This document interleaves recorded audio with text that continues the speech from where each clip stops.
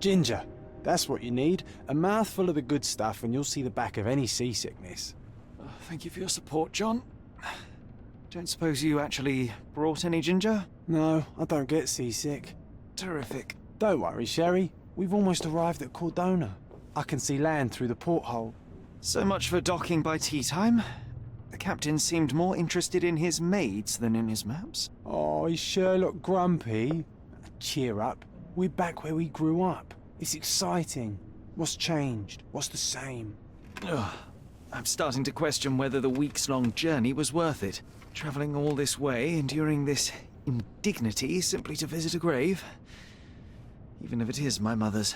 Ah, that's just Mycroft's nonsense, still rattling around in your head. Try to forget what he said. I have. I believe it was that this is a performative farce, a feeble excuse to avoid responsibilities, and that there was nothing to be gained from it. You needed to do this. Enough of the self-pity and doubt. So we're a little late. What of it? We'll retire to the hotel and visit her in the morning. It'll be worth it. Thank you, John. And if you want to notify the captain's wife of his indiscretions, I will not stand in your way. Oh, at last. I'm quite ready to get off this cursed boat. Come on. We'll go together.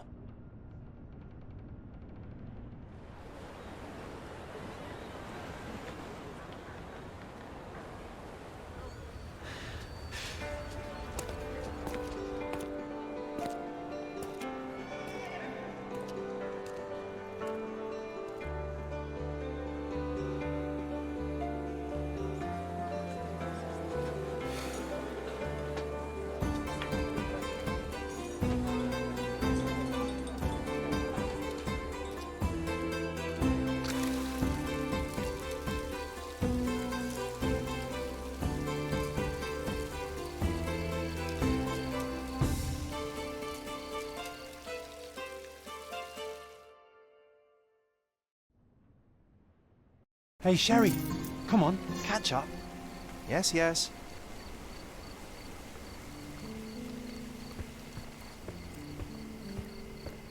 Sherlock, don't get lost in this huge garden. Follow the sound of my voice.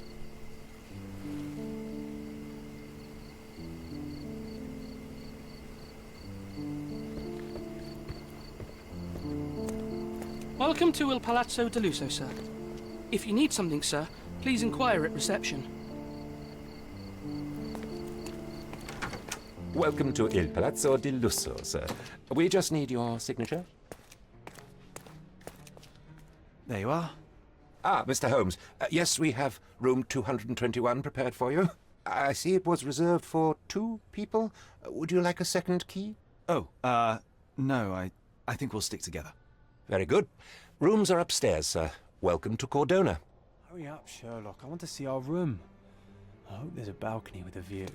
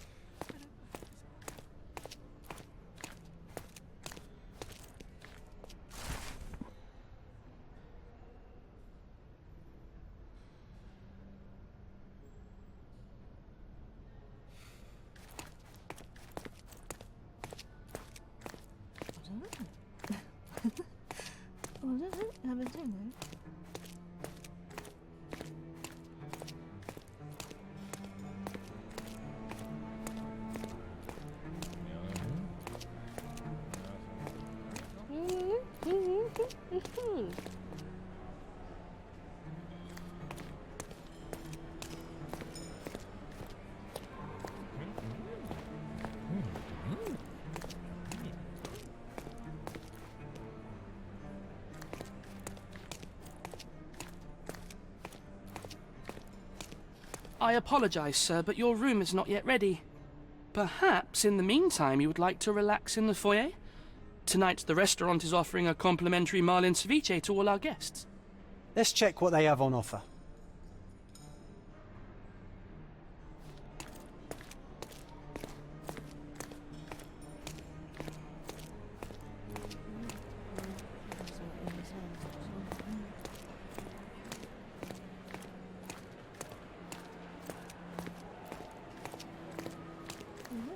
If seafood's not to your taste, everyone loves Benedict's batch. Our poached eggs with hollandaise sauce.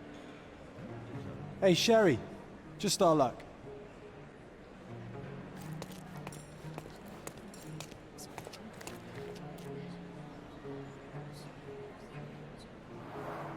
A medium, John. Haven't we been through this already? Come on, it's not like we've got anything better to do.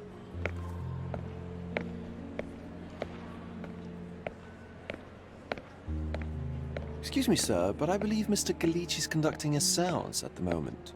Perhaps you'd care to have your portrait drawn while you wait? Why? Pardon me? Why should I sit for a portrait? Sir, it's art. It doesn't need a why. It is its own justification. All things require justification, be they objects, systems, or beliefs. How about art as the lens through which we see the truth of the world? That's backward. Truth is not subjective and not complicated. It's just the truth. It either is or it isn't. You do not need a lens to see it, just an open mind. Ha! That seems rather close-minded. Truth, like beauty, is in the eye of the beholder. So tell me, what do you see? Mediocrity.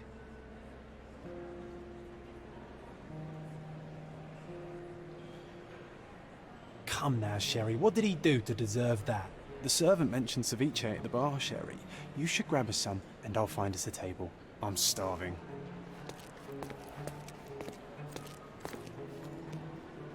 Okay, time to check if John found us a nice table for the evening. If seafood's not to your taste, everyone loves Benedict's batch. Our poached eggs with hollandaise sauce.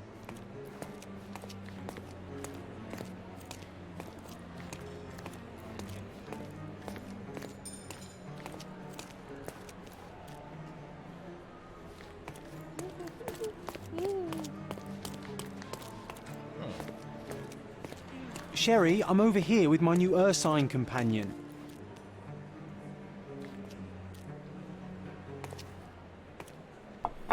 Cordona's even quieter than I remembered. It's going to be a long evening. Ah, come now, Sherry. What say we amuse ourselves with a little game? What were you thinking? Oh, promise me it isn't nonsense. After being cooped up on that boat, I am itching for activity. No. As you can see, someone left a cane on our table. I simply thought you could identify its owner. Ah, so it is nonsense. It'll take me a minute, John, at most. Well then, you can deliver it to him as well. Deliver it to him? Then what are the staff here for? Aesthetics? Stubborn, Sherry, too stubborn. You wanted something to do. Slapping oneself in the face is also something to do. That doesn't make it worthwhile. But all right, let me take a look.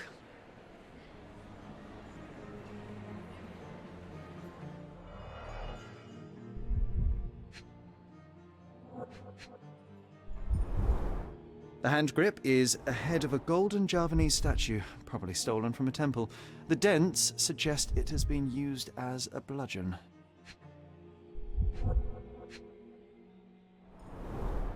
A crest depicting a bulb of garlic in a meadow, perhaps the Fielding family or Meadows, or Craven, from the Old English name meaning garlic place.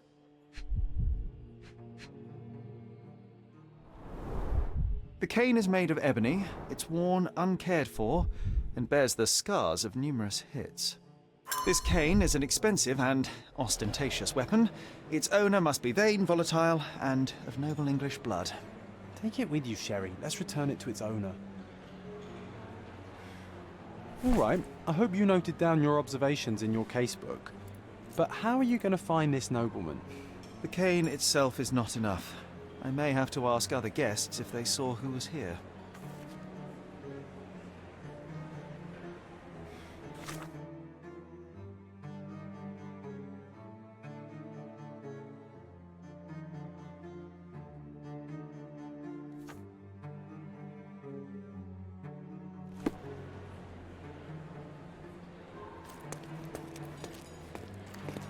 Pardon, monsieur, but I am not in the mood to talk.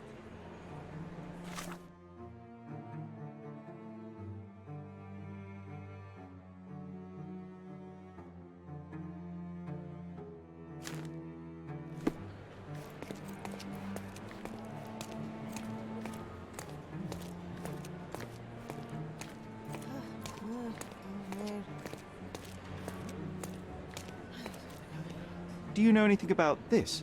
Apologies, sir, but I've never heard of it.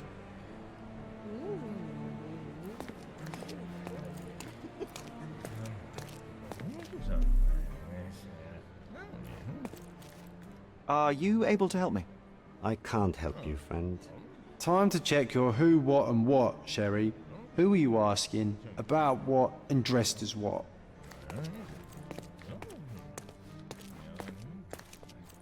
May I ask you something? I can't help you with that, sir.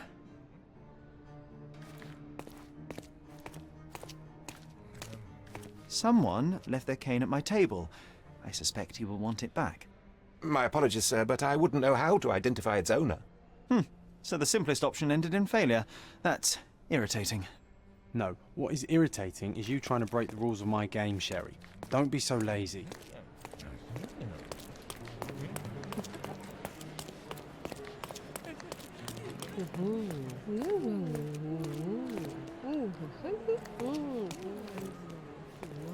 Do you know anything about this?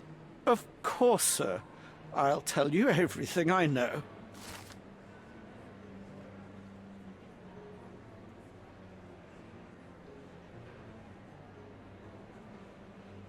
Well, even with your keen senses, Sherry, I doubt you'll find the cane's owner on your first try. And would you be confident enough to bet on it, my friend? Why not? Let's see how good you really are.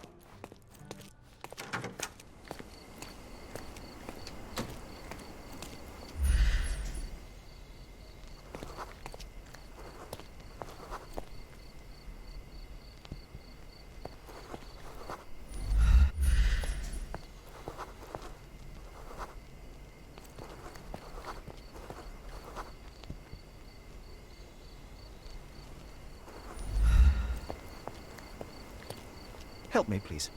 My dear fellow, you're talking to the right man.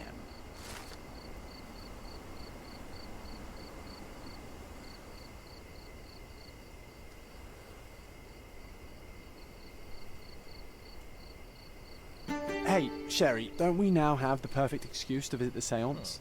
I'm just going to give the cane to its owner. You will not persuade me to take part in this show.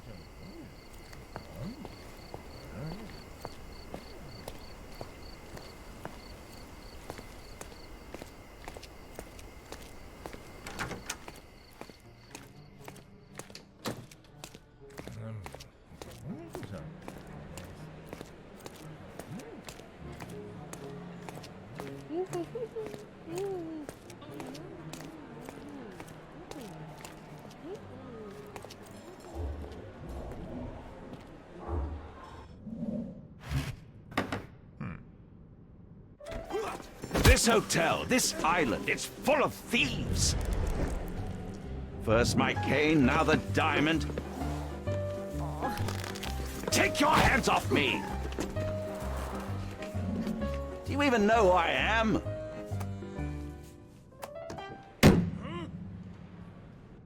Hey, boy! That's my cane! I get that a lot. It's a very common design. What? No, that's a custom-made. A joke. A joke. It was left at my table in the restaurant. I thought it deserved to be returned. Well, I'll be... It is rare to encounter a straight-fingered true penny these days. What a gentleman. But I must ask, how did you know I was the rightful owner?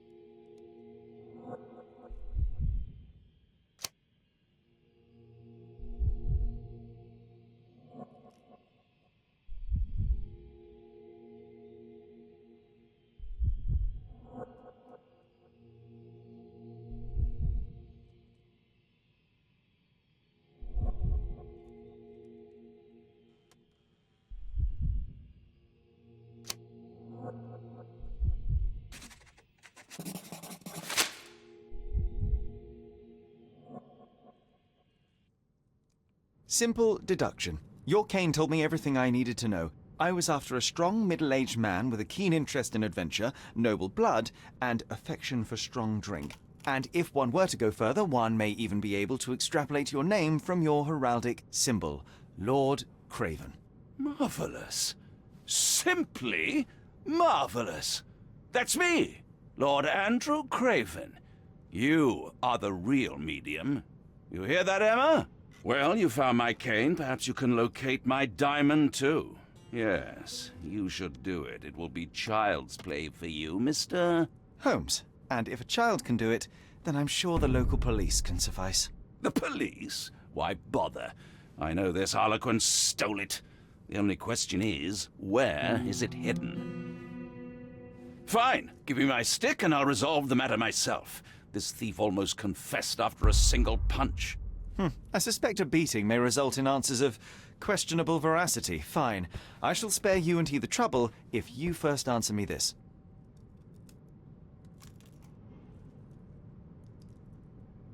How does a priceless diamond become the subject of a séance?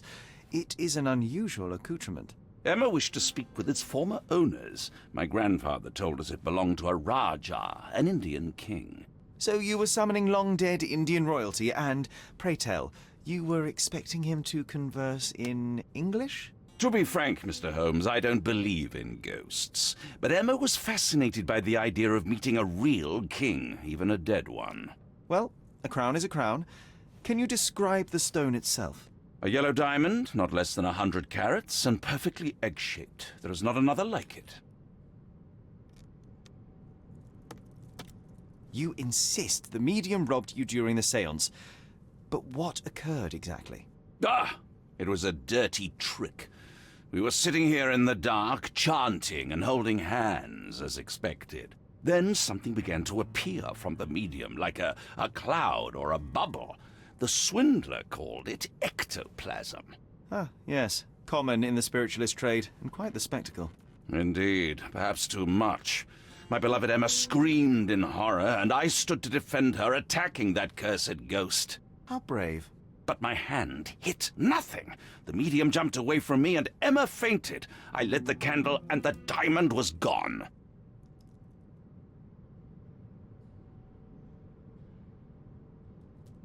Stay here, and don't touch anything.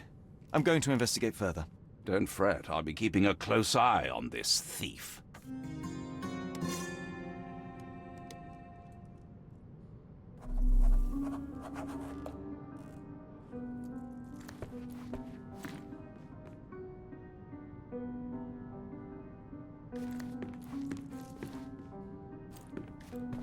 Pale skin, quickened pulse, unsteady breathing. She's barely conscious. The feebleness of women. Really, Sherry? Poor thing. Quite a display for the tremulous visitor. How can you not love this stuff, Sherry? It adds so much atmosphere to the room. Was this covered on purpose? Of course. It is very dangerous to leave a mirror exposed during a séance. The spirits may become enraged. Or someone may notice the trick they should not see.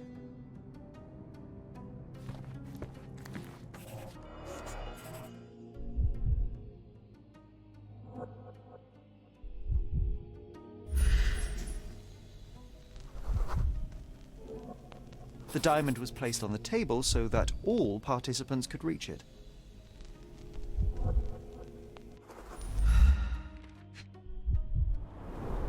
There are light traces of rouge on the edge of this wine glass.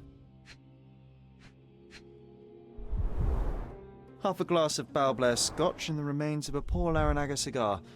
What else does a gentleman need? This must be the ectoplasm. Too bad there's not enough for a proper chemical analysis. Ectoplasm? The ghost was here, Sherry.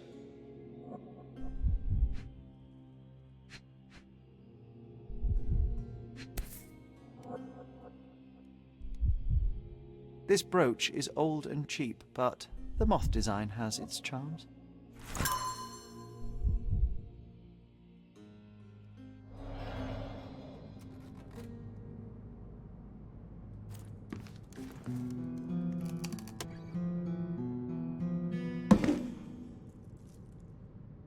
What happened here? I don't know. The ghost. I summoned it as usual, but then it all went wrong. The lady screamed and pointed at Lord Craven. And there was a shadow. Such a mystical force. It terrified the lady. And it must have taken the diamond. Who else could have? Do you feel the presence of any supernatural entities at the moment? Are you joking, sir? My nose is broken, this maniac wants to kill me, and you're asking about the spirits? I suppose this can wait. I will investigate, and the culprit will be identified. But the stubborn brute Lord Craven blames me right now. As if I could do something like that. Perhaps you can reason with him? Please? Seems like you're ready to delve into your mind palace, Sherry. I'm sure you'll make some good deductions. Thank you for helping us resolve the situation, sir. This hefty chair has nearly broken after hitting the wall. Could one man even lift it? At Cambridge, I was captain of the rugby team. It was no place for weaklings.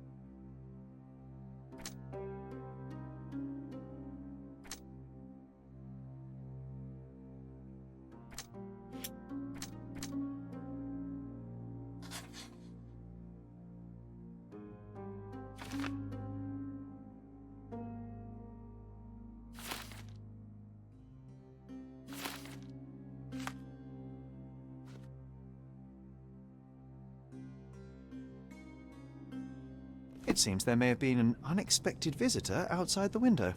I hope it was the ghost of the Raja.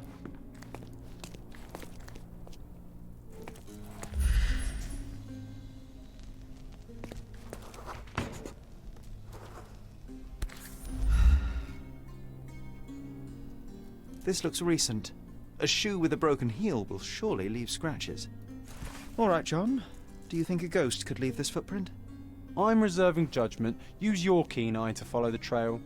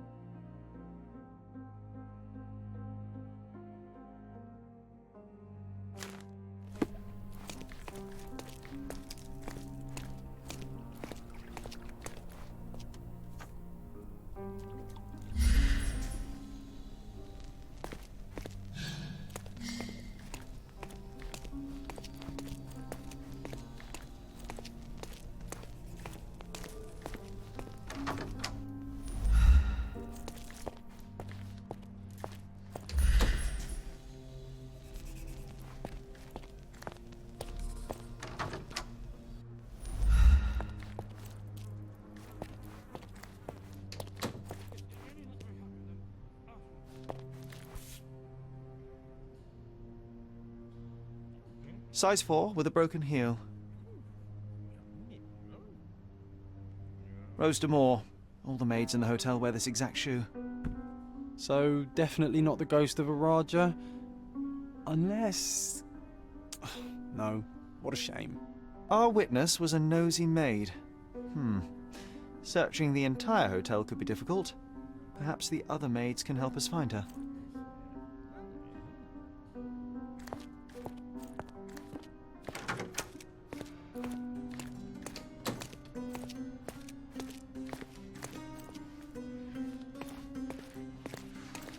Can I ask you a question? Oh, yes. I can tell you everything, sir.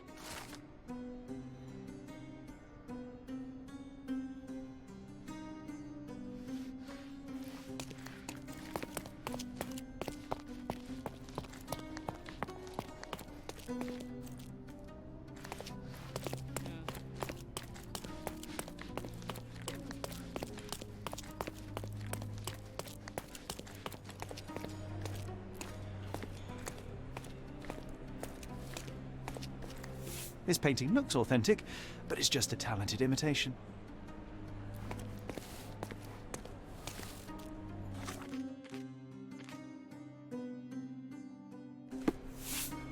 Finally, there you are. One would think a maid would be easy to find in this place. I'm sorry, sir. Do you need more towels? No, no. You are the maid who saw the ghost in the seance room, yes? How did you know? Simple. You changed shoes after breaking a heel while fleeing the scene.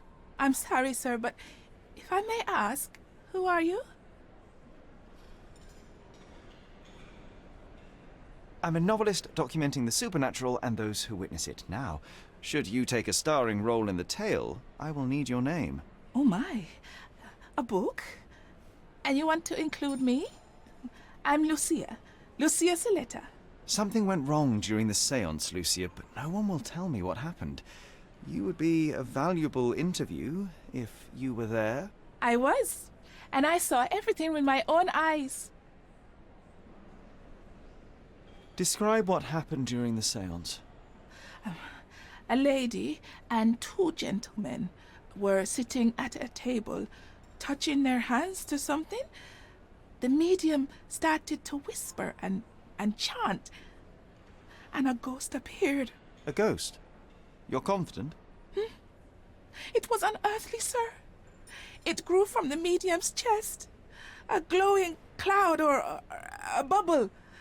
I pressed closer against the window to see better. And the lady saw you? How did you... Yes! She screamed and pointed, so I hurried to escape, and I broke my heel. But I did see the ghost. A sickly, evil thing. And that's all you can tell me? Did you see any of what happened next? The medium, Mr. Galici, he was doing something with the ghost. He grabbed at it like he was trying to catch it. And then I ran. I suppose I should be grateful you endured these horrors for such a long time. All right, I have your account memorized. Good day. You lied to the poor girl, Sherry. What a tease. She'll dream about being a character of that book. Surely a pleasant dream is better than no dream at all, John. Oh, let's get back to the crime scene. I always love seeing you explain simple things to simpletons. With skills like that, this biblical lady could get a job in Scotland Yard. To my best student, may your music always resonate on the deepest strings of our souls. Master Anthony.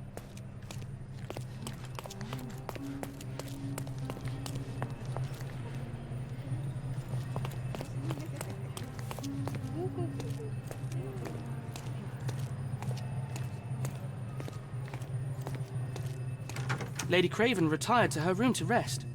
Lord Craven remained here until the staff reported that the medium was locked in his room.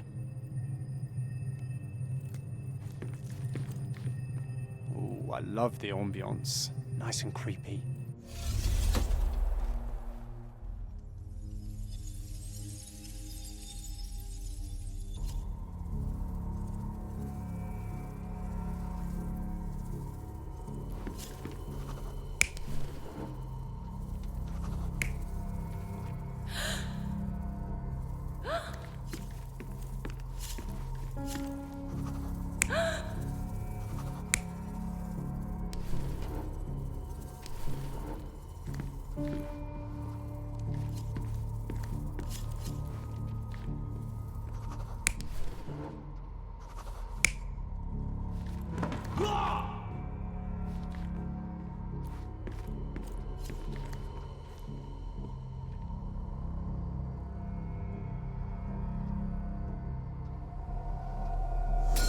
It all began when the lady screamed and pointed at the window. Lord Craven jumped up, ready to face anything, ghost or human. The medium shrank back in dismay. He was not expecting such a reaction and had to quickly hide the ghost. The lady was the only one left touching the diamond, at least until she fainted. Amazing. It's like you saw it with your own eyes, sir. Oh, I forgot that you were here. I guess I should discuss all of this with Lady Craven.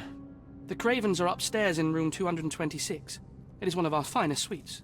If the lady was touching a diamond, then she would have felt the ghost take it. What do you think it felt like, Sherry? A jellyfish?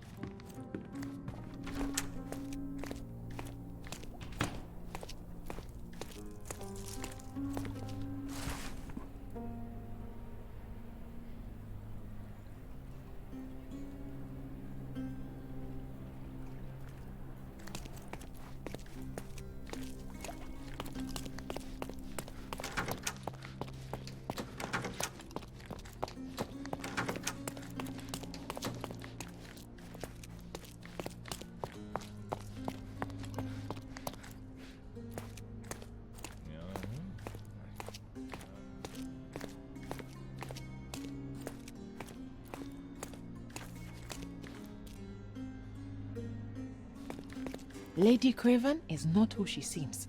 Remember her behavior in the hall?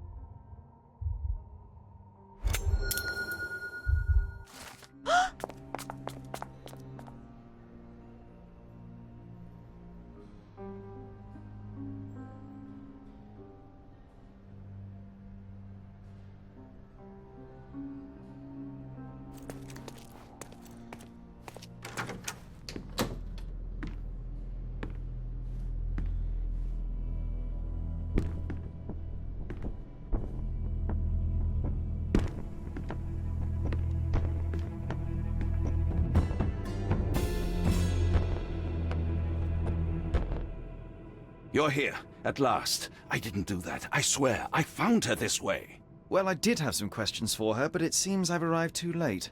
Now it's a matter for the police. Mr. Holmes, you said it yourself. They're children. They'll only make things worse. You promised me you would investigate. Investigate a theft, not a murder. Fear not. I will tell them all I've uncovered. Please, help me. The police will surely accuse me of Emma's death. You are the only one who can find the truth. Fine, but only because it's slightly more interesting than the walls of my room. Tell me what happened. Look, after you left, I waited in the seance room until the servants locked up Mr. Galici, the medium. And was your mistress there too? Oh, so you know? I suppose I shouldn't be surprised. Regardless, the staff took Emma to her room. She was still feeling dizzy. So you didn't follow her. Interesting.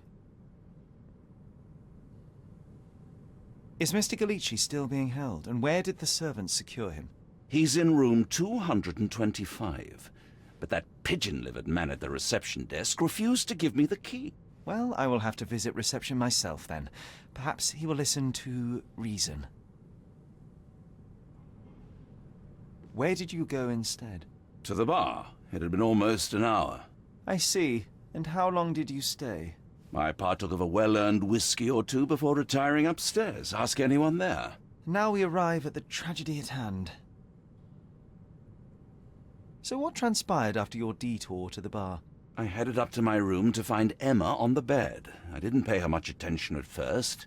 I was still preoccupied with that damned medium.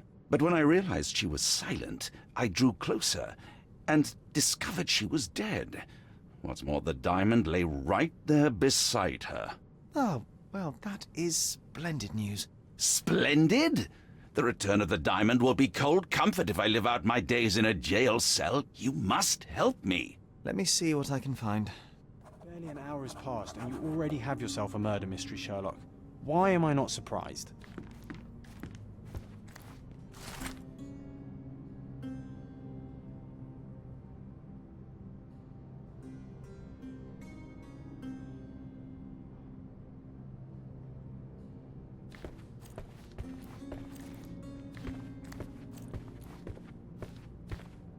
Someone was not happy with his post.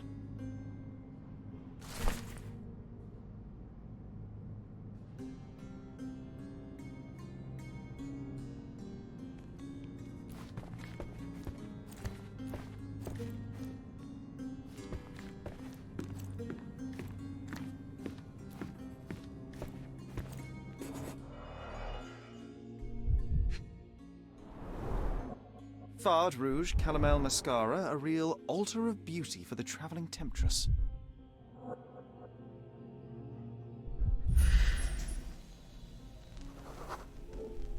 Aha, a neat hiding place. Why would she conceal all of this? Several £1,000s, that's quite a fortune.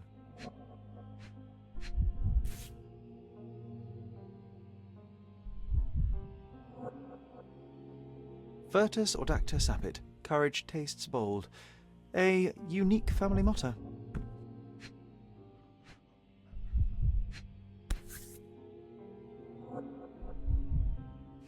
This ring looks out of place among the others, and the design is familiar.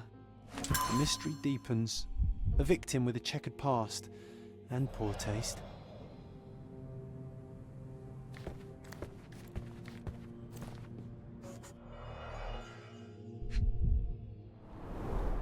Strangled with bare hands, judging by the bruises.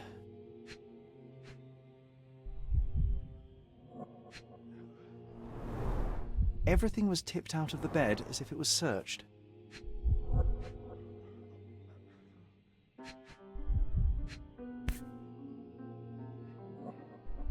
This must be the missing diamond. A tremendous specimen, now forever tainted. Do you think she stole the stone? It's certainly possible, but we won't get her confession now. Well, there is a professional medium right next door.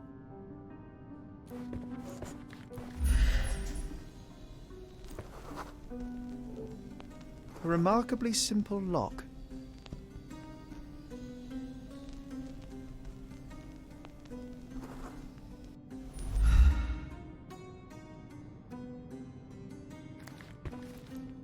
So young and so dead. Another mystery to investigate, my friend.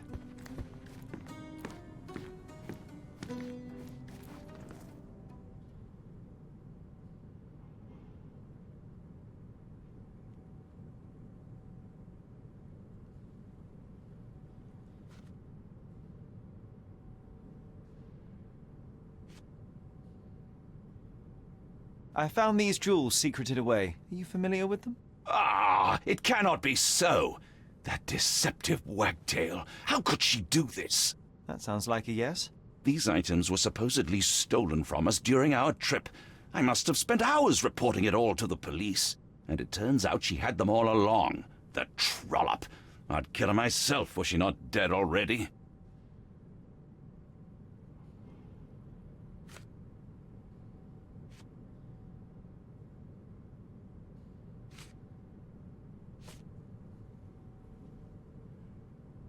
Do you recognize this ring? Should I?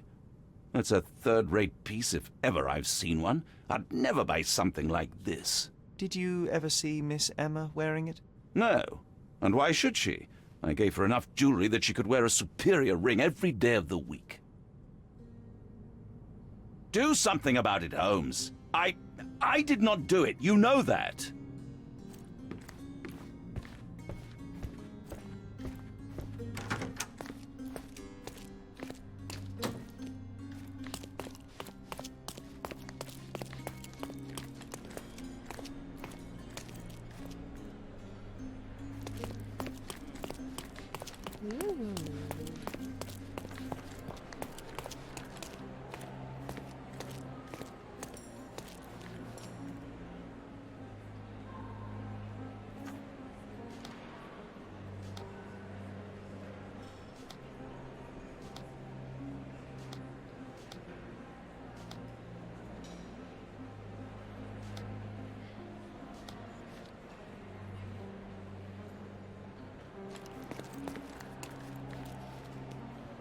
Sorry.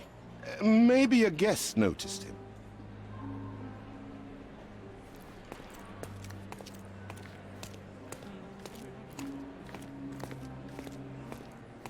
Pardon, monsieur, but I am not in the mood to talk.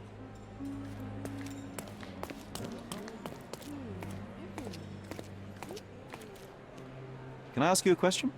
I'll help you, sir. You have my full attention.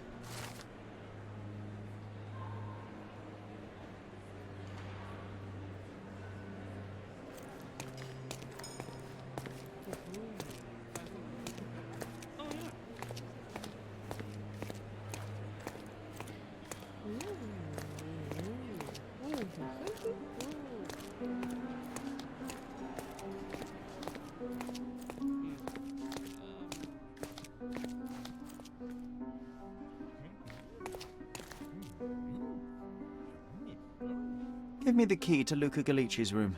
I need to talk to him about the events of the séance. I suppose you are an impartial outsider. All right, but please do not give it to Lord Craven. We do not want to see our reputation damaged further. Awkward.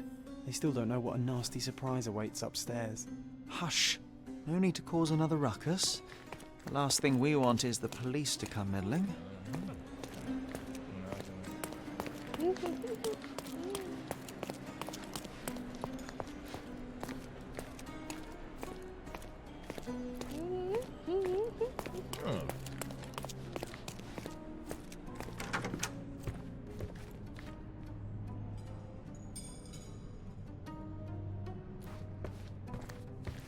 Do you always travel with your books, Mr. Galici? I do. In my line of work, one needs resources available to help deal with the unpredictable and unworldly.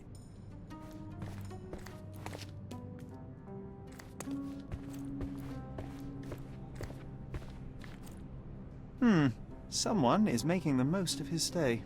Can you blame the man? I'd say he's not ordering enough.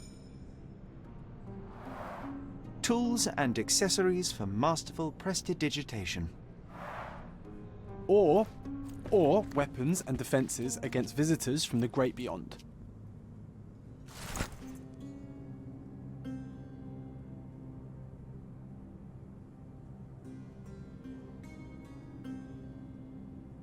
A familiar substance. It's the ectoplasm that stained the seance table, but this time there's enough for analysis.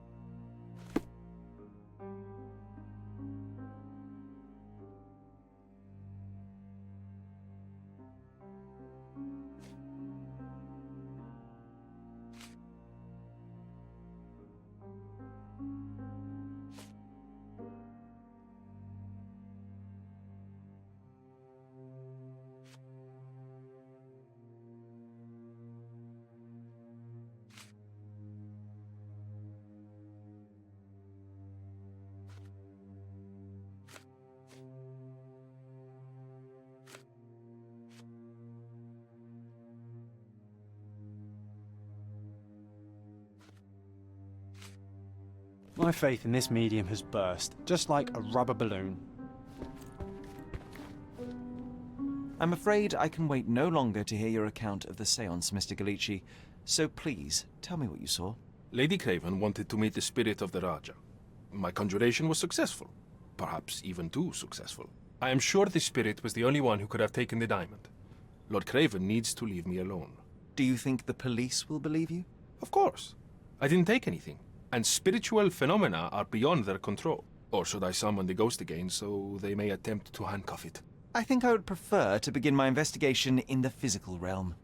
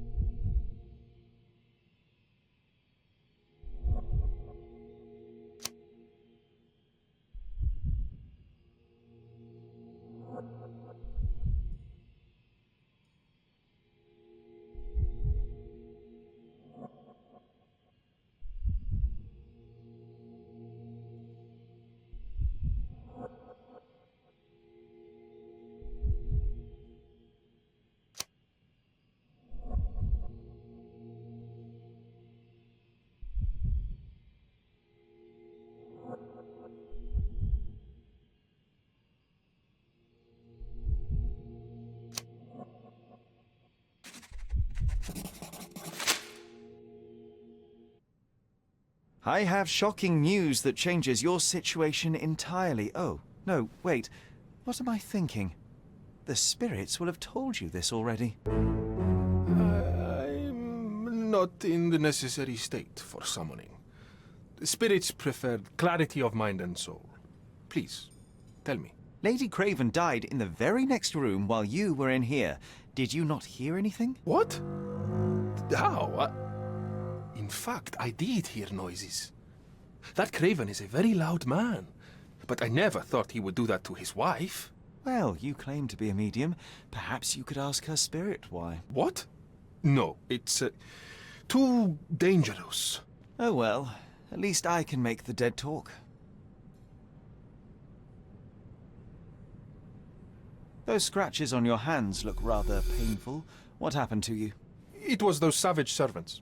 They were so rough bringing me here as if I was trying to escape. When I'm free, I'll demand compensation.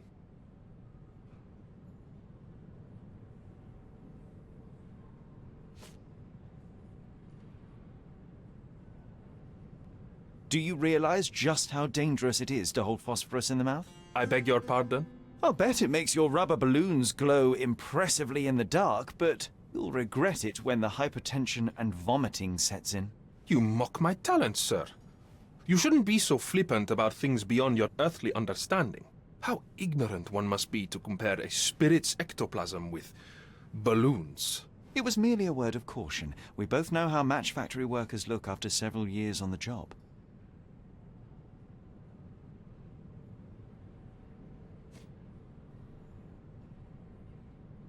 That's a remarkable pin of yours, Mr. Galici. Does it have any meaning? The butterfly? It's a reminder of a time in which I was truly happy. What a coincidence. Lady Craven had a ring with the same design. A coincidence indeed. I suspect it is a common theme in jewelry.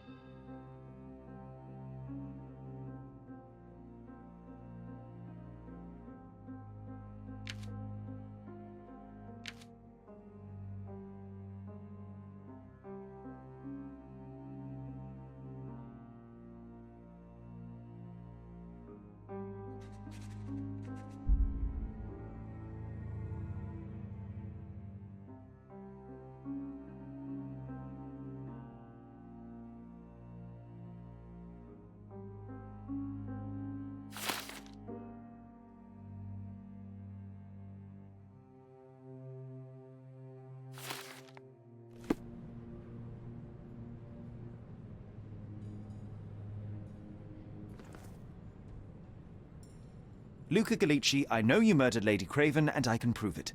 That would be a grand story for the newspapers. But where's your proof? I was locked in here and could not hurt a fly.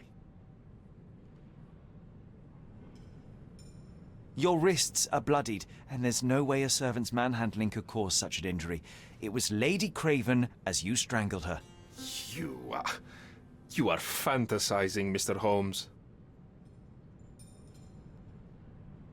As for the motive, it's obvious that you deduced that Lady Craven was the real thief. Of course, it helped that this was not your first encounter with Miss Emma. I don't know what you're talking about. How on earth can you believe this? I think the police will easily find the proof when they browse their archives. Yes, the locked room. Good of you to mention it. I inspected the door between the rooms, and the lock on it is piteous. You could open it with a penknife. So I am now a burglar, as well as a thief and a murderer? It is done, Luca. You will be arrested. Your best strategy now is to confess and hope your reasons were justified. I don't know how you figured it out. But yes, I killed her. I had to. This woman could not get away with ruining my life twice. Twice? I knew Emma before she was a lady.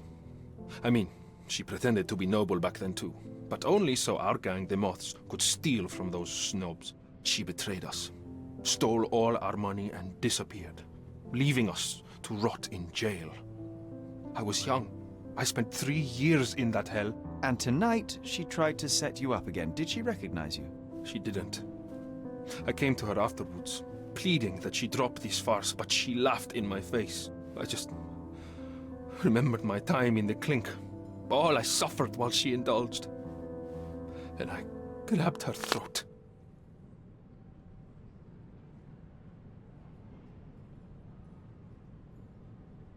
Murder is murder, Luca.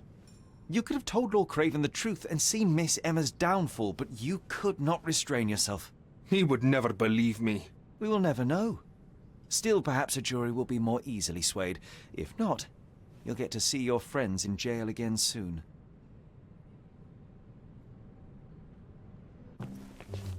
We'll meet again, Holmes. I will get you, in this life or the next. Get your hands off me. He murdered the woman who put him in jail. Should we be worried? Fear not, John. Unlike Miss Emma, I will see him coming.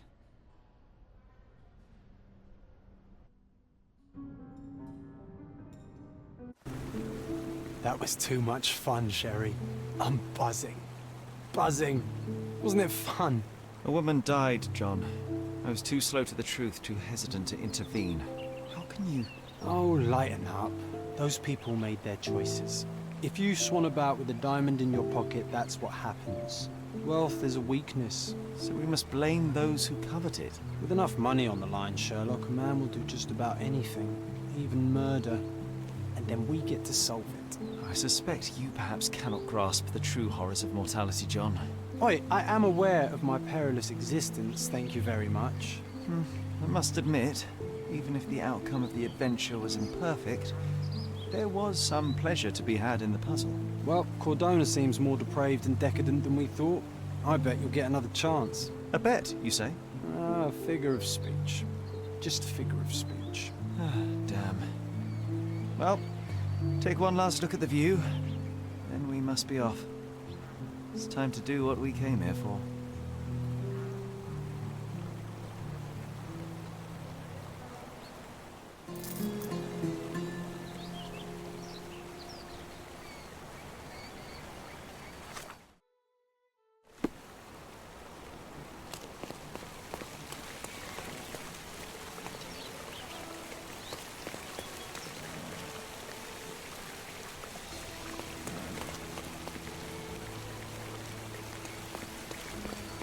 A free ride for every hotel visitor. Just tell me where to go.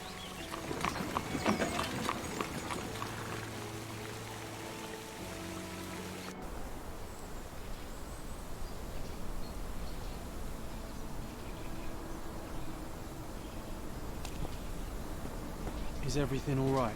If you don't feel up to it, I won't tell anyone. It's just a goodbye, John. It won't be difficult. I've already come to terms with my mother's passing. So you really don't remember? To what do you refer? The funeral. Sherlock, you were distraught. At first, I thought this visit would dredge up those feelings, but you've been remarkably level. John, I think I was too young to understand. I couldn't fathom why she would leave me. Perhaps that pain is best left forgotten. On the contrary, it's why I'm visiting her grave. To remember her.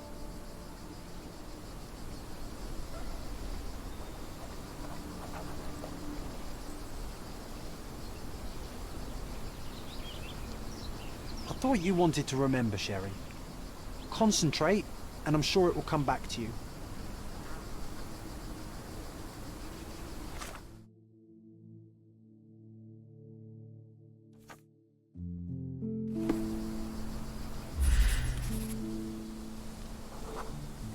Mycroft was adamant that we leave for London immediately after the funeral.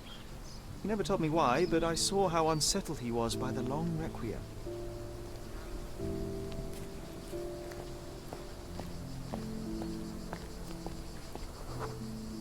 The service was sparsely attended. Though my parents were buried separately, the pastor said they're united in heaven. I didn't believe him even then.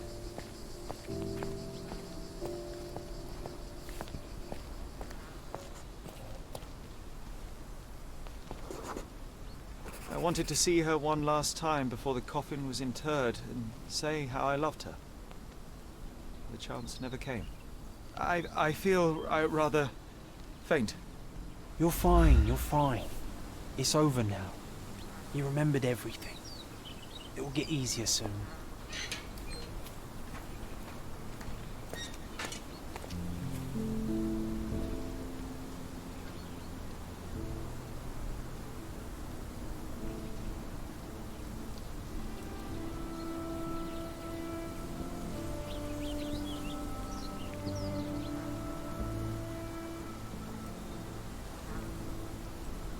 A pocket watch?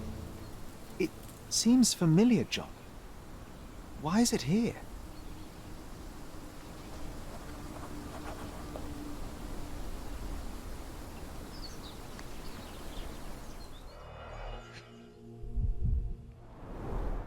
Rest in peace, Violet Holmes. Goodbye, Mother.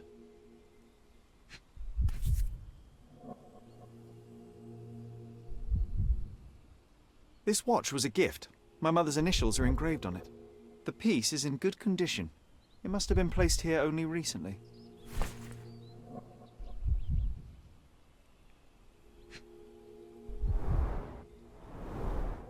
A candle in a small puddle of wax. It cannot have been lit for more than half an hour.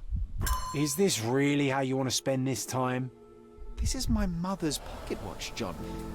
Who put it here and why? Are you not in the slightest bit interested?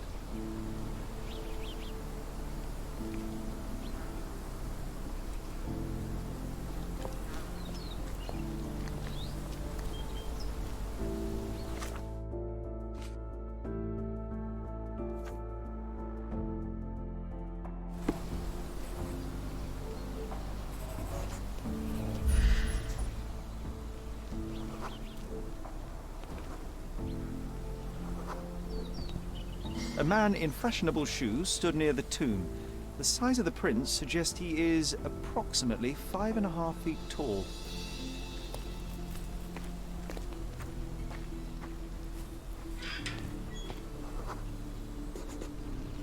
You were about to tell me the make and model of tyre, but let me assure you, I do not care. Well, it was going to be very impressive. Come on then, the trail continues ahead.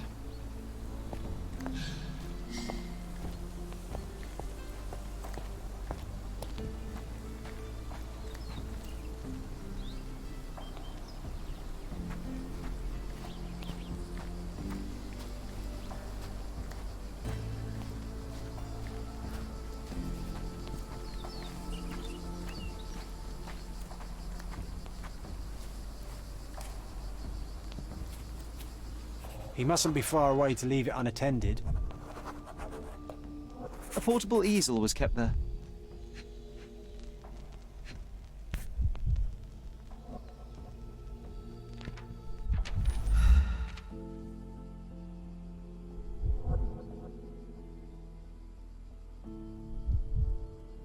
The Hospitaller crypts. If memory serves, they're located at the far end of the cemetery around an old tree. I hope that inspiration strikes upon visiting these beautiful vaults.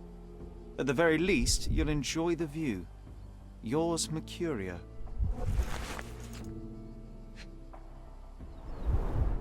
It's stained with oil paint. An artist working in a cemetery? Do you think he'd paint my portrait?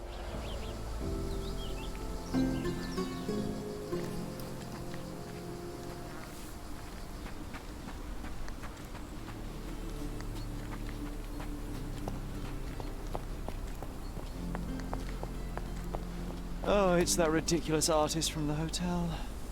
Be nice, Sherry. Make friends. Mr. Holmes, did you come for another portrait? No, I jest. You gave quite the performance last night. The hotel was abuzz with your name. I must say I was rather absorbed in it all. The fallibility of men. Such scandal. It was a welcome distraction. Oh, my manners. I am Werner Vogel, art enthusiast and gallery proprietor. Mr. Vogel, I was perhaps too curt when last we spoke. Speak no more of it. Travel takes it out of any man, never mind when this is your destination. Once I learned who you were, the pieces fell into place. Your mother was well liked on Cordona in her time here. I was sorry to hear of her passing.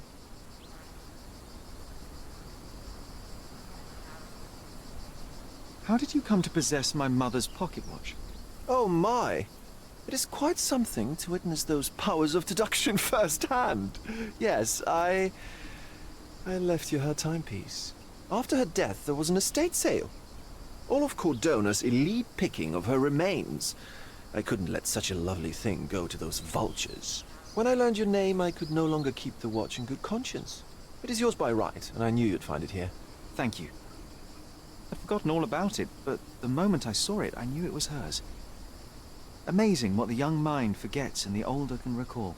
Rather odd, loitering in a cemetery. I suspect you'll win, but I'm here for my art. There's beauty everywhere if you look, even in decay. A little darkness brings out the light. Now, a diligent observer might note that you too are loitering in a cemetery. What brings you here? Closure answers penance? Closure, I suppose. And what is closure? Mere proximity? Understanding. Acceptance. You didn't understand from afar. You had to come here to accept the truth of her death? Of course I understand. She died of consumption, drowning in her own blood. Your mother? Yes, my mother. I must have been misinformed. I'd heard otherwise.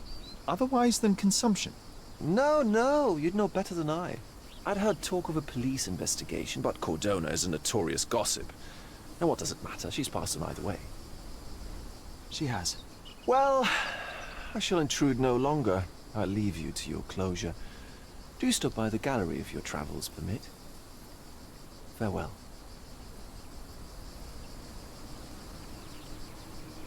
Are you all right, Sherry? Take as long as you need. Whatever I need, it isn't here. We should explore Cordona. Perhaps there are archives that may shed further light.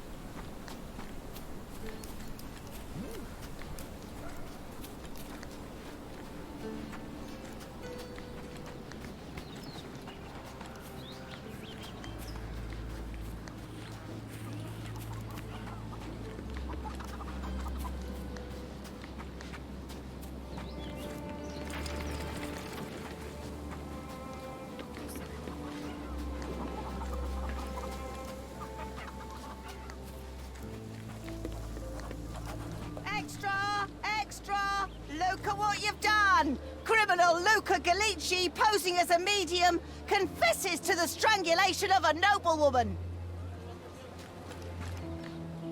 The cheapest news on the island. Thank you.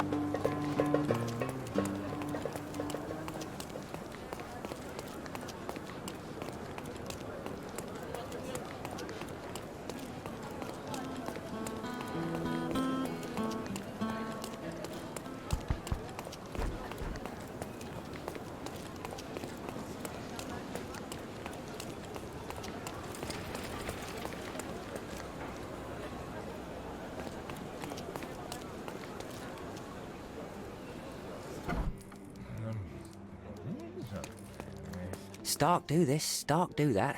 I'm not a clerk, damn it. How am I supposed to get those records now? Yes? What is it? Would you like to report a crime? No, I wouldn't. My name is Sherlock Holmes. I want to use the police archives. Wouldn't we all? I'm serious. So am I. Officer Logan locked himself inside and he's not letting anyone in.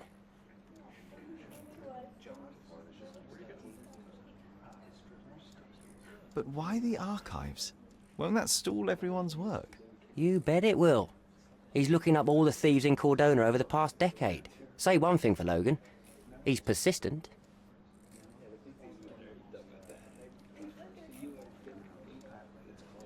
What happened exactly? A tailoress from Scaladio's been robbed. Logan spent 2 whole days at the shop sketching the thief, and she still insists that it's all wrong. That shrew drove him up the wall, she did. Would you mind if I talk to this tailoress? I could get you the sketch in no time. Get off your high horse, mister. You think you're better than our sketch artist? Actually, I'm quite certain I am. Let me prove it. Well, I see no harm in it, as long as it gets Logan out of there. In fact, I need to look up some records too. Here's the address. Good luck.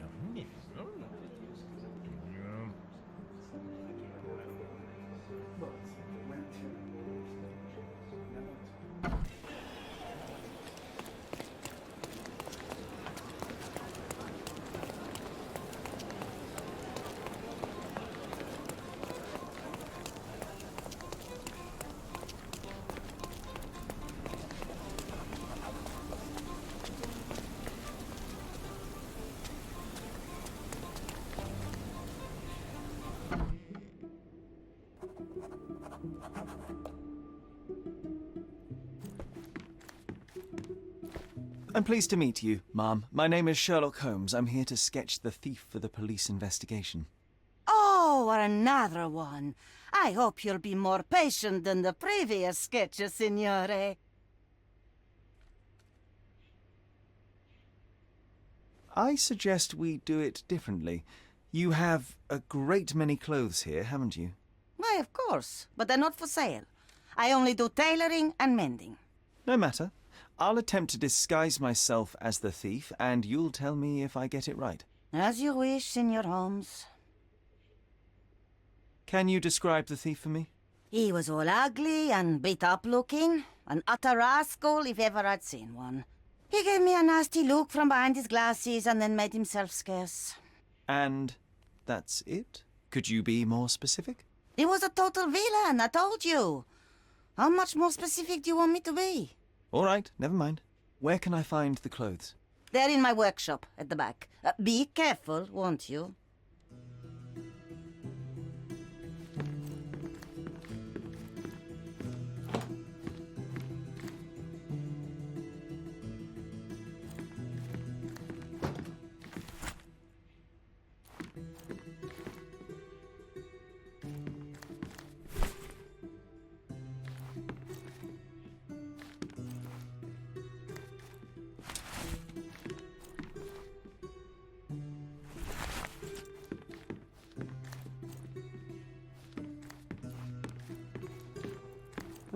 Look at this old chap putting on airs like some Italian doge. Why don't you disguise yourself as him instead? We have a job to do, John. Oh, come on, at least do him first.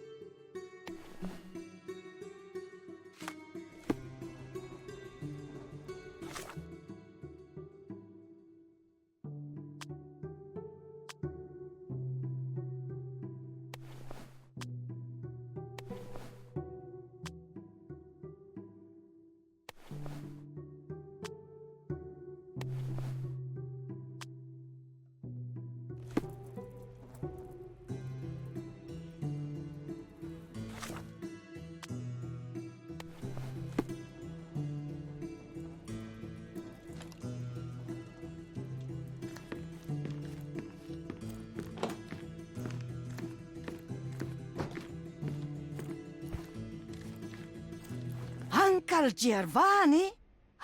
Oh, signore, you look exactly like my uncle. He's the grandson of the Doge of Venice, you know. I knew you reminded me of someone. You are as alike as two peas. Perhaps you have some royal blood in you, too. That is flattering, I suppose, but I sincerely doubt it, Mum. I told you he's a doge. Now that's a deduction. He's not an actual doge. If you say so, my lord, the doge.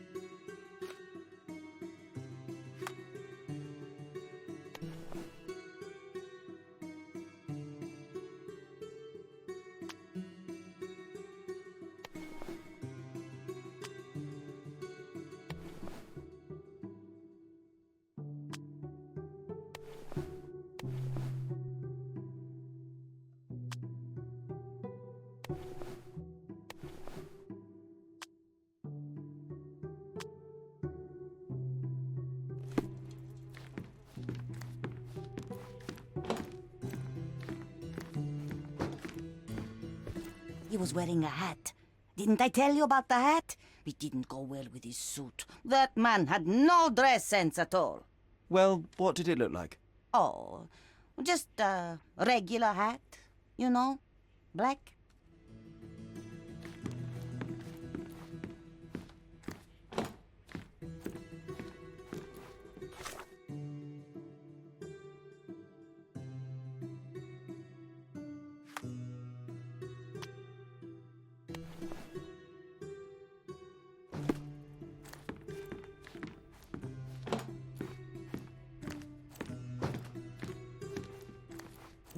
Ah, it's you. I mean, it's him. It's him. Excellent. Now I can make a sketch and take it to the police. Yes, please do. That rascal is still on the loose. I hope they are better at catching than sketching. Before I go, Mum, are you quite certain that you don't have any clothes to sell? Well, I suppose you can take the police uniform. An officer forgot it here years ago, and I don't have any use for it. If you want to buy clothes, visit the outfitters. You can find them all over Codorna. I hear they even do free rentals now. Let me show you where the nearest one is. Thank you very much.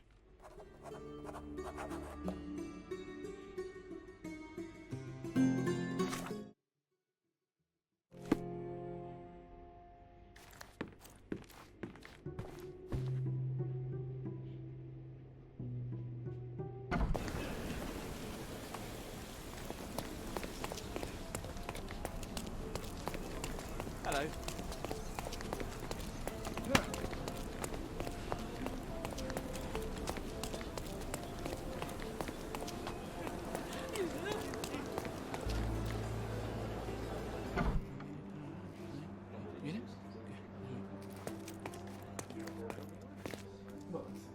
Hello again, officer. I've spoken to the tailoress and made a sketch of the thief. It was child's play. No, really? And she didn't give you any trouble? No, no trouble at all. She was quite tolerable. Huh. Who would have thought? Hey, Logan, we've got the sketch. Come on out. Can I use the archives now? Well, they're generally not accessible to the public. But you really helped us out, so I'll just turn a blind eye. I appreciate it, officer. What did you say your name was? Holmes? Come and see me after you're done. I may have a proposition for you, Mr. Holmes.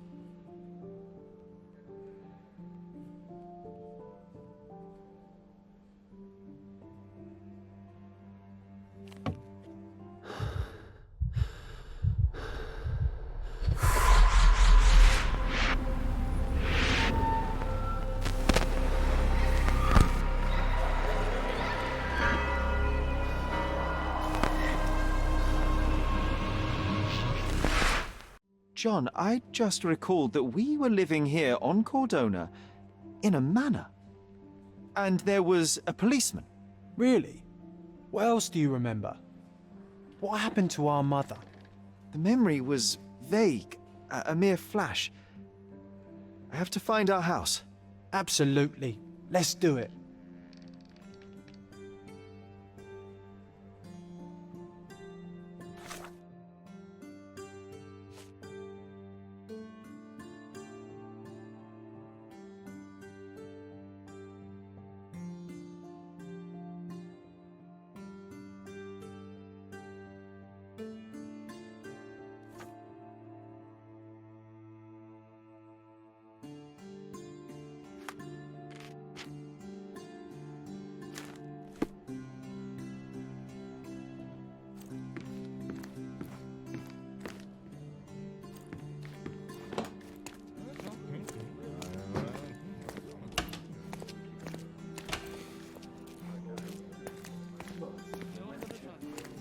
Can you satisfy my curiosity?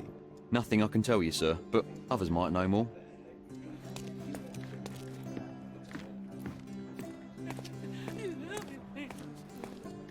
I'm done with the archives for now. Can I help you with anything else?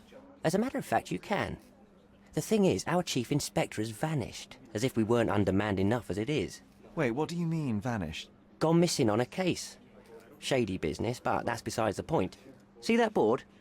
Pending cases are posted there for any available officers to investigate. I would take them myself, except that I've been told to work the reception desk, like some clerk. Yes, we're that short-handed. I understand your predicament, but what does any of it have to do with me? I may be available, but I'm certainly not an officer.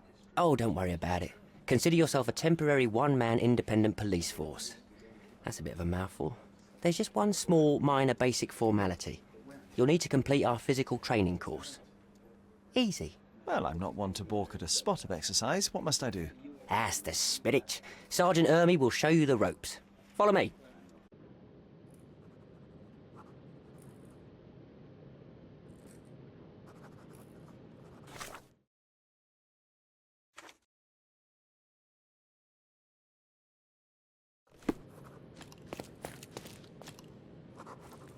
So, you're a newcomer. We must be desperate to ask untrained civilians for help. You're lucky to have a well-trained civilian with a brand new auto pistol in his arsenal. An automatic? A bit of a braggart, aren't you? Are you trying to test me already? That is why you're here, boy. I need to verify your skills before I can allow you to catch criminals. The first targets are in the next room. You know what to do with them. I'll join you in a while to see the results.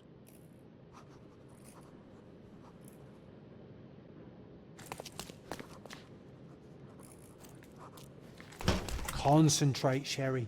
You need to hit every target to show the sergeant how we do it.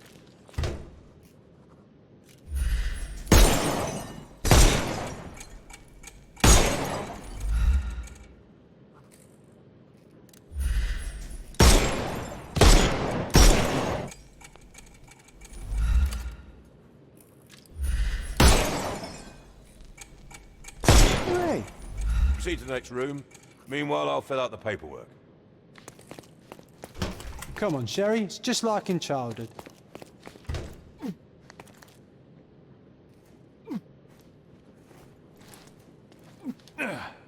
Steady, Sherry. Steady. And go. My favourite mannequins for attack. Let's strike them ninja style. Aim for where you might take advantage and don't forget the environment.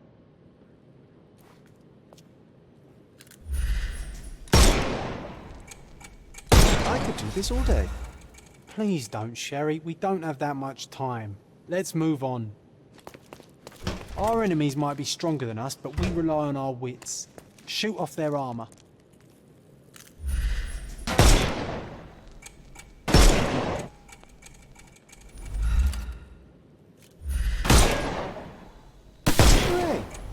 All right, let's move on, Sherry. If you stand here and use your snuff box on them, you can definitely overcome them, Sherry. It's all calculated.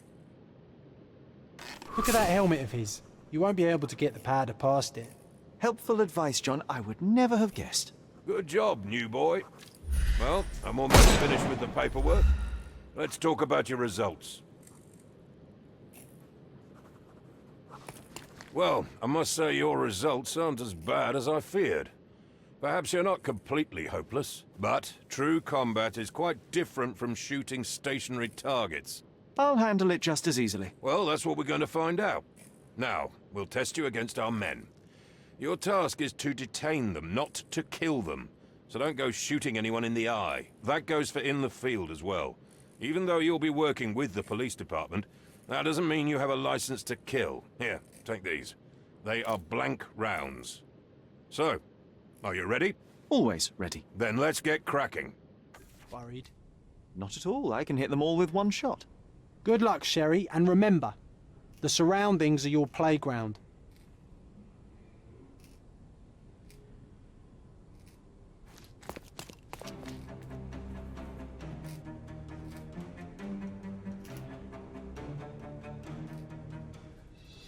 I'm coming.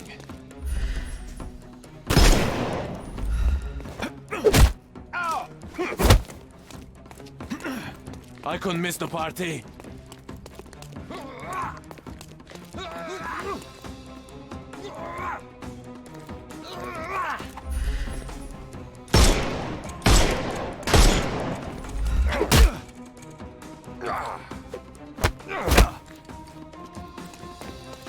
I'm coming for you.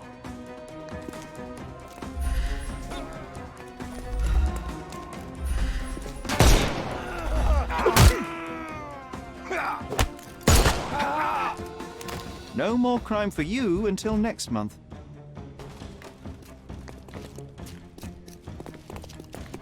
The snuff's ready.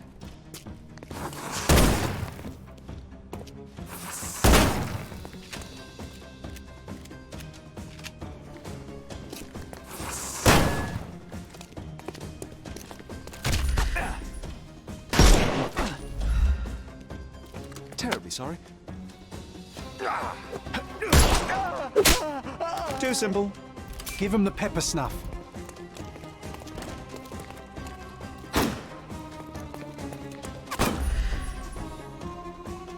Time to knock this guy out.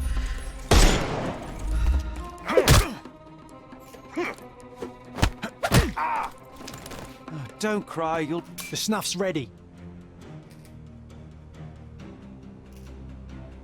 That's enough. You've proved yourself. Congratulations on the arrests.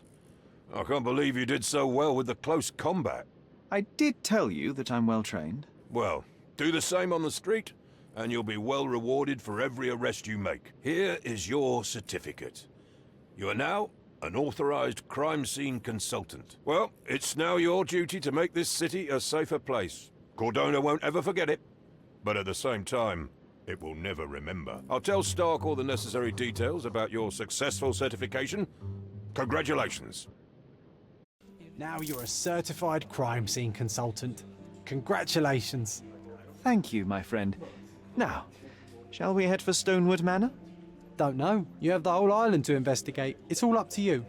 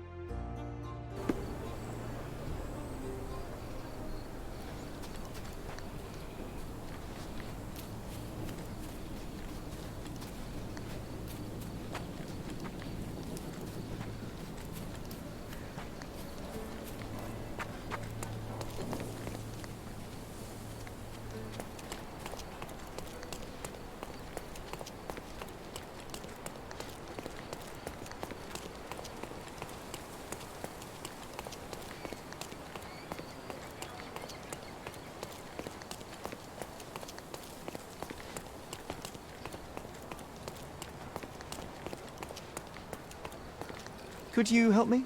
Of course, sir. I'll tell you everything I know.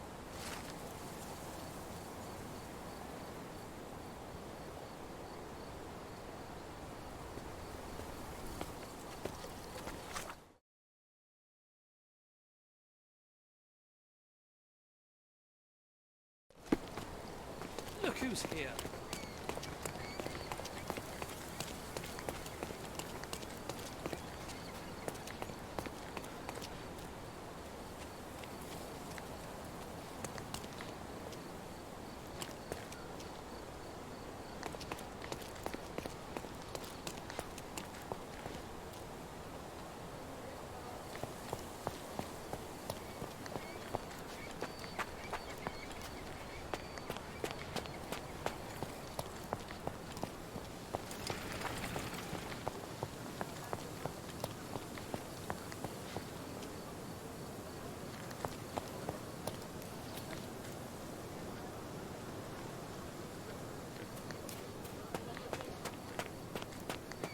Hey, Sherry, there's post here, and it seems as if the letter was delivered recently.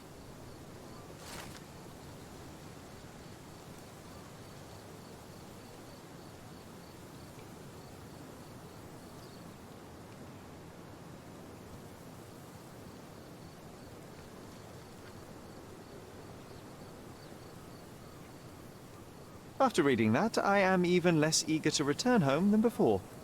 Let's investigate our manor. That's the Mycroft I know. Predictable.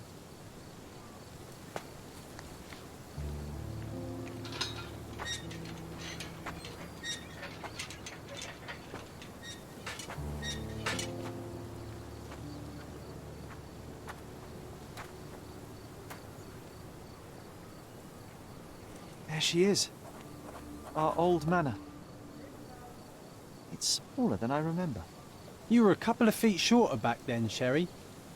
Or maybe it's bigger on the inside.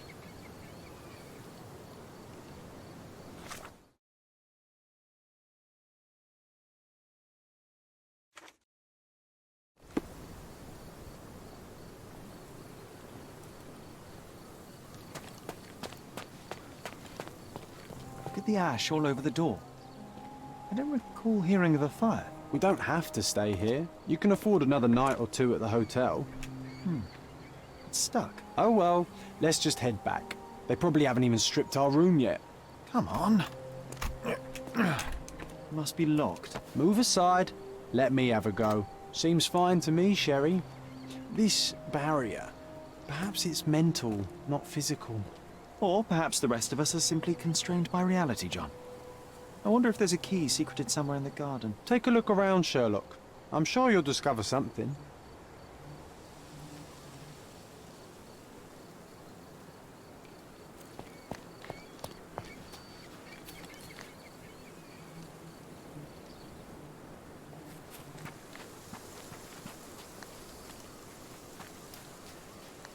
Why does this barn give me such an unpleasant feeling? Oh, I know. It's because Mycroft used an axe to shoo you out of here. It scarred you for life, but I enjoyed it.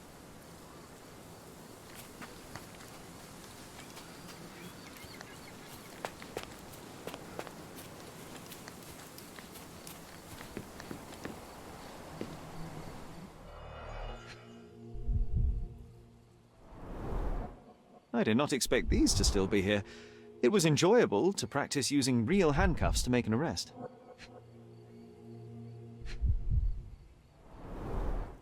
Hey, that's Wooden Joe.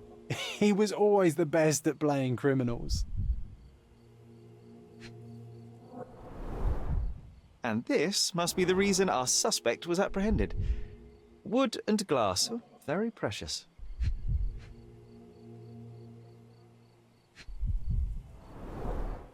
An irreplaceable tool for catching a thief.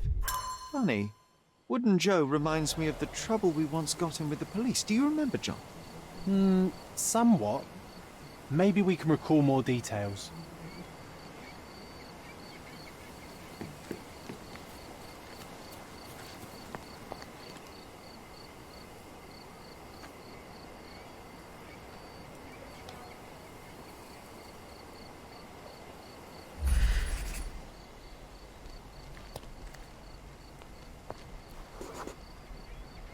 The policeman brought us both home, John. That's why he was here. I'm pretty sure he brought something else with him too. Do you remember what it was?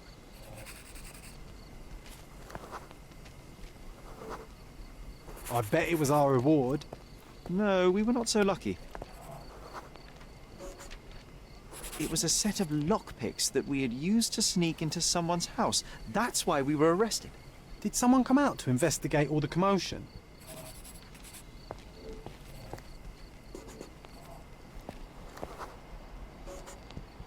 It was Mycroft. He smoothed things over and convinced the policeman not to press charges. The officer left and never returned. But we had to endure a serious talking to from my brother.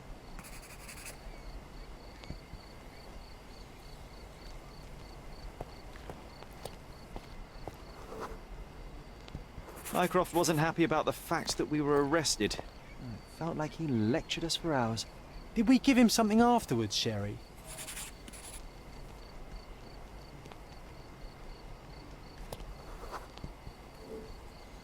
Oh, yes. Yes, now I remember. It was a letter. That's why we snuck into the house. Mycroft asked us to. He wasn't angry we stole, but that we got caught. Oh, that's right. It must have been only a couple of months after we moved to Cordona. Ugh, the good old days. Whoa. How very odd. It appears that memory stood between me and the manor. It's as if my mind palace had seeped into the real world. This deserves further investigation. Perhaps there's more to discover inside. As long as there is a comfortable place to put my feet up, I'll be happy. Maybe a chaise longue. Aha! In we go.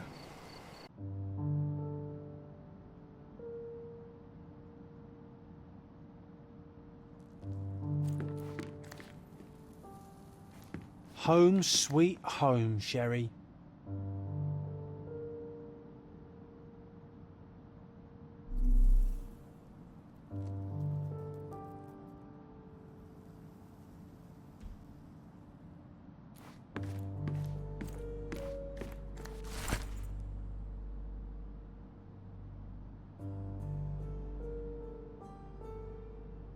And I was wondering why it's so empty in here. There may be a small chance that some of our property could be found among local traders' wares.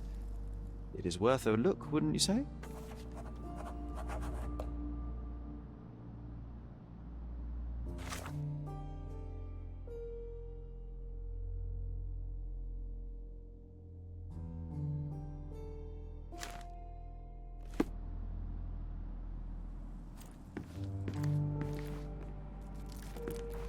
Another one. There must be something important behind it. I can feel it. One of the first things I saw when entering this house as a child. It's like déjà vu. Mycroft's umbrella. The only outgoing thing in his wardrobe.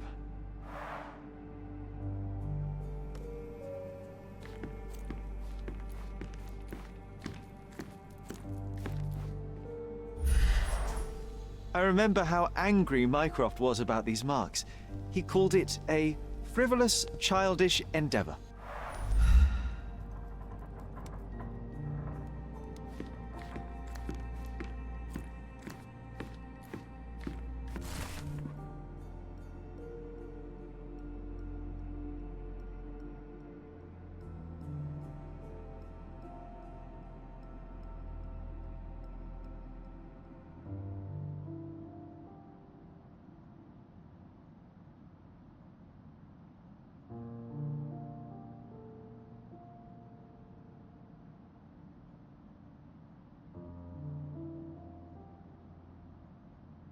Something did happen that day, but no one can tell us the details. How can that be? Agreed. It's rather suspicious. Hey, this is the luggage we brought from London, isn't it? Another memory incoming, Sherry. Strange. I struggle to recall anything about the day we moved in. The only detail I'm sure of is that it was raining early that morning.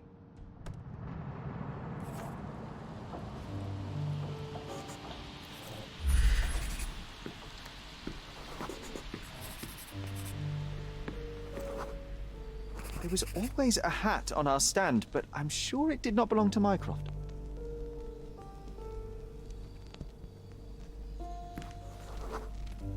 Our mother brought a slew of belongings with her. She refused to leave a single thing in London. Mycroft had to spend the whole day dealing with it.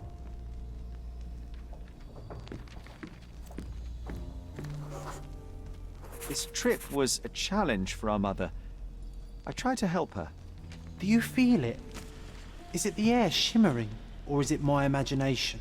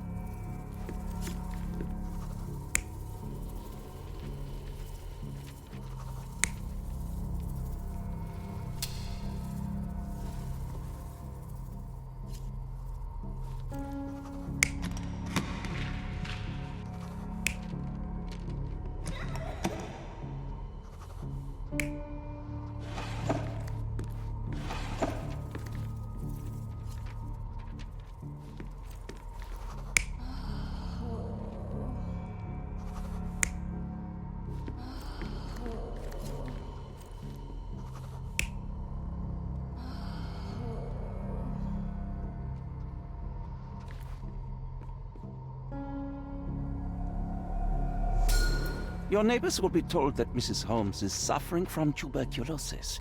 It is common to move closer to the sea in such cases. Thank you, Dr. Richter.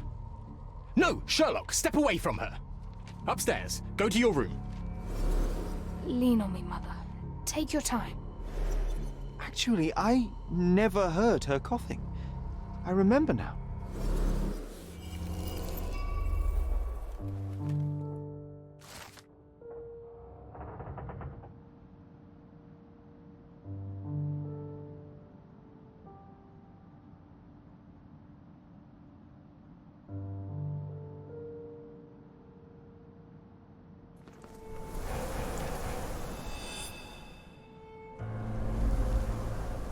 Oh, I feel dizzy. It's stuffy in here, isn't it? John, are you all right? I'll be okay in a minute. How about we find our room in the meantime?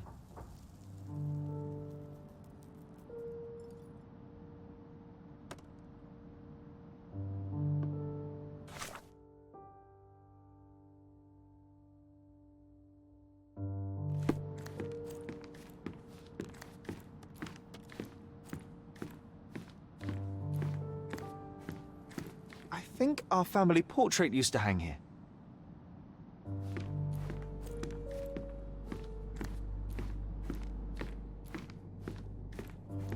Another one.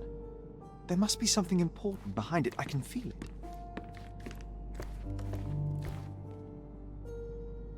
I heard footsteps upstairs a second ago. Wait, do we have an attic here?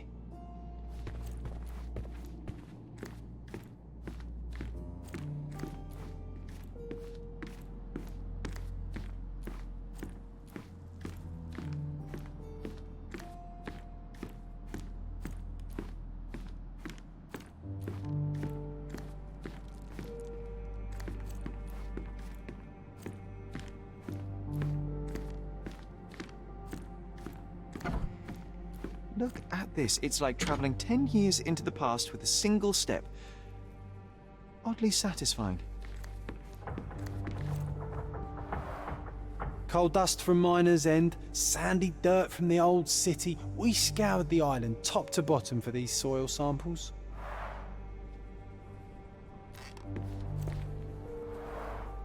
The first chemical laboratory I ever made. I almost miss its elegant simplicity.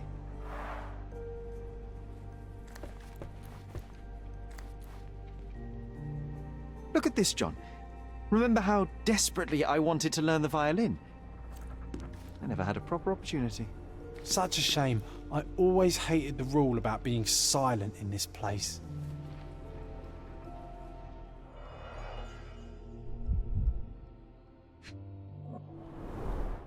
The only fiction book on my table. I can still hear my mother reading it to me. So many pleasant evenings were spent here with the Encyclopedia Americana.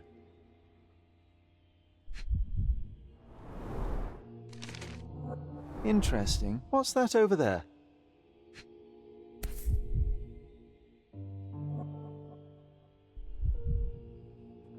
This doorknob has a cross-shaped end. Too intricate to be merely a handle. You know what? That definitely looks like a key. Let's poke around and see if we can find any secrets.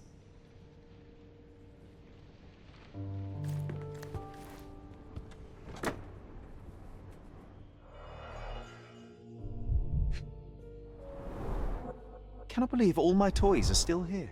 Hey, they were not just yours, they were half mine too. An artifact from Palau carved out of bone and claimed to be 300 years old. My mother proved it was a fake. My very favorite plaything. It was the perfect pirate treasure.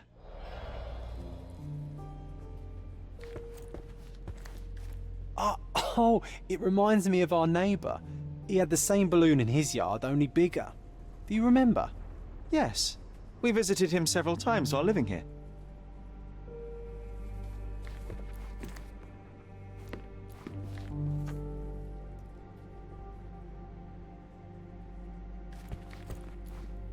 I'll never forget how challenging it was to obtain this simple sketch.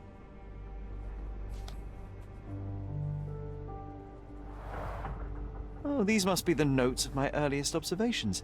We wanted to locate a particular dog we'd spotted, and we met it, didn't we?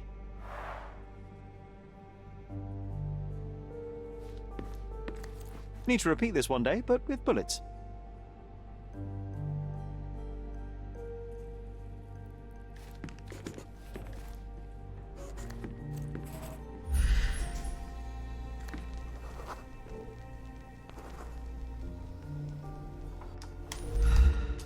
Perfect match.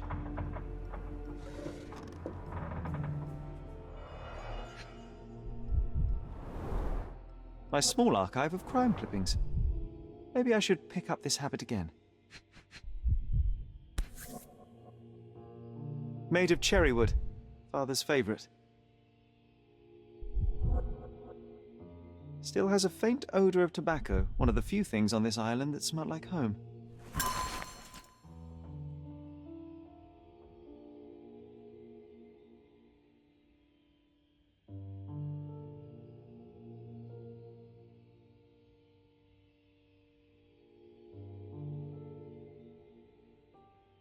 I knew you'd find it in no time.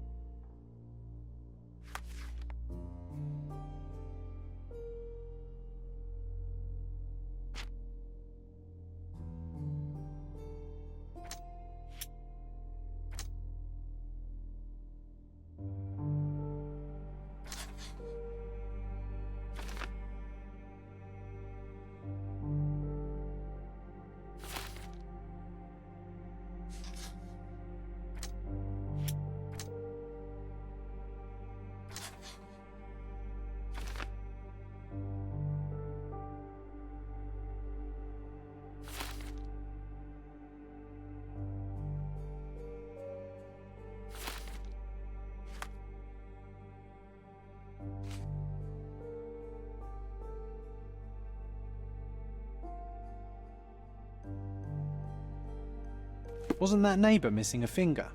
That does sound vaguely familiar. Wasn't his name, Theodore? Theodore Gilden, perhaps? It's the perfect time to investigate.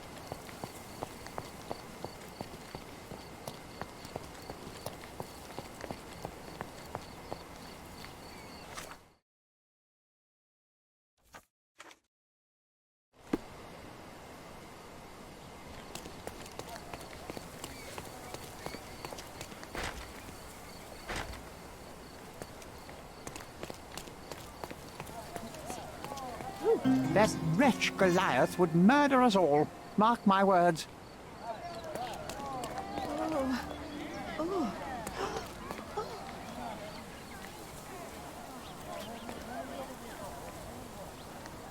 As if they were struck by a battering ram. I wonder how we managed not to hear any of this.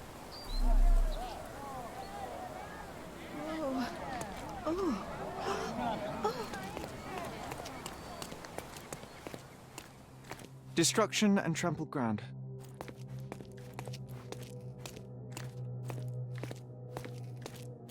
Destruction and trampled ground.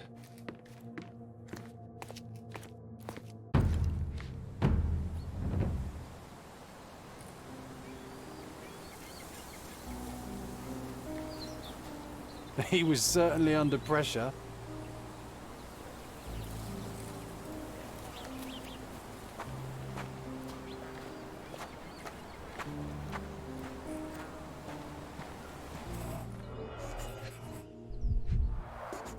A strong pull broke this leash.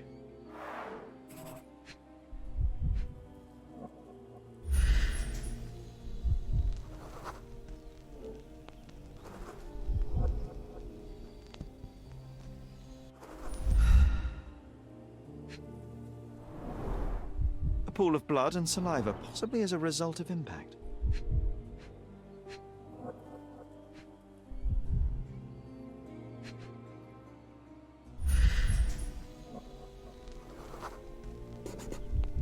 Poke the elephant with this? Really? People are hopeless. Sherlock, take a picture of the footprint. It's valuable evidence.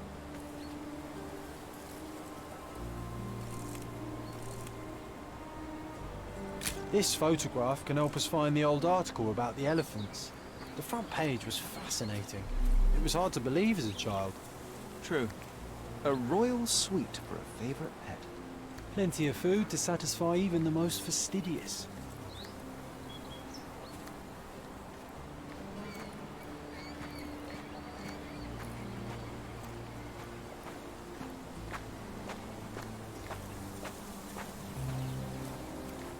Oof, a contortionist you were not.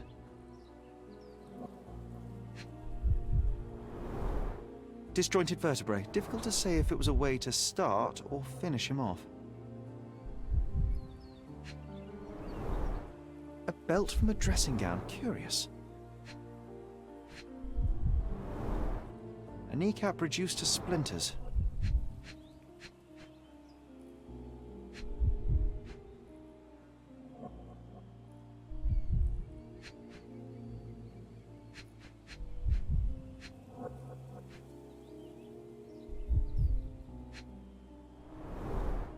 A missing pinky. Middle-aged. It's none other than Theodore Gilded. Oh boy, Sherlock. Another death means another question. And we shall answer the question. It's far too interesting to give it up to the police.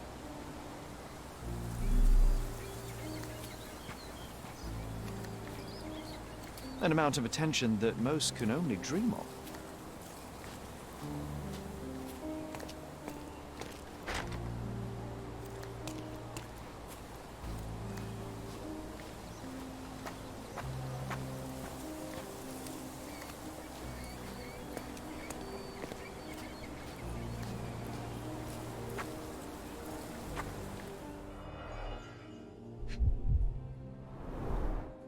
Coal gas tank, enough to pump up an airship.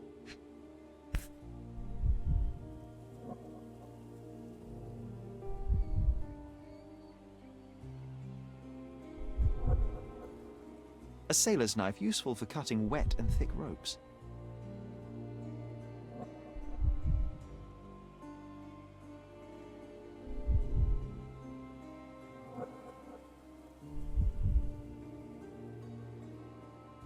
A sailor's knife, useful for cutting wet and thick ropes.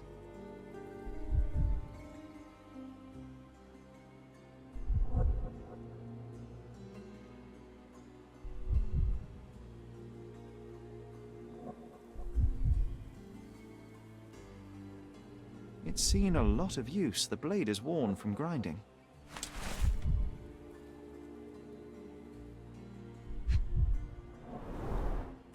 fresh signs of impact. A rough landing led to an altercation with this shed.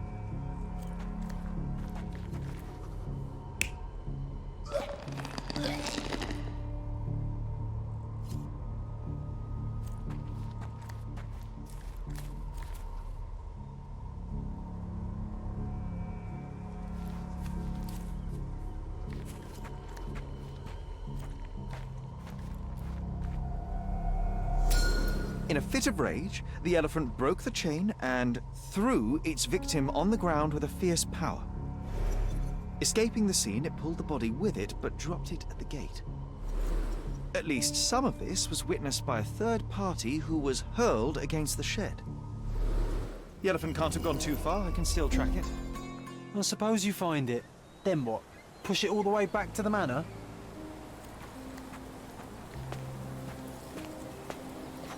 He was certainly under pressure.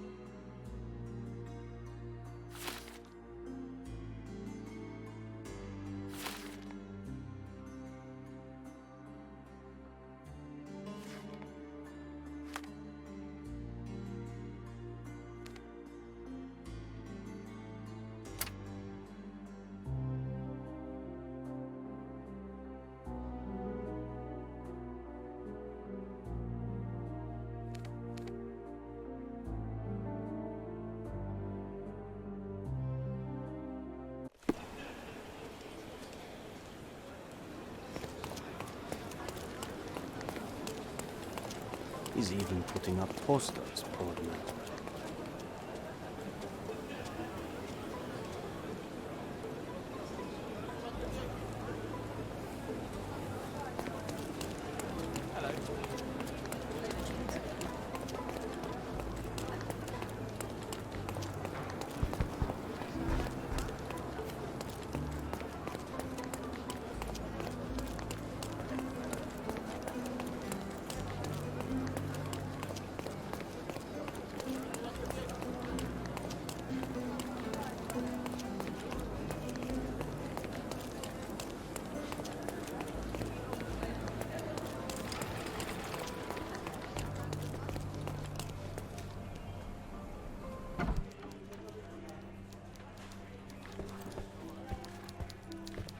Stop the presses. Who is Cordona's handsome stranger? Or Nosebaggerspun's local life? Wait, no. Foppish foreigner hides dark past. Oh, you've made quite the impression already, Mr. Holmes. You care to tell your side of the story? I'm quite certain I have no idea as to what you refer, and I am further certain I have no interest in indulging your gossip. Gossip? The truth will come out, but will only be heard if told well. Scandal, daring-do, romance. These are the tools of every good journalist. Nothing travels faster or lasts longer than a great story.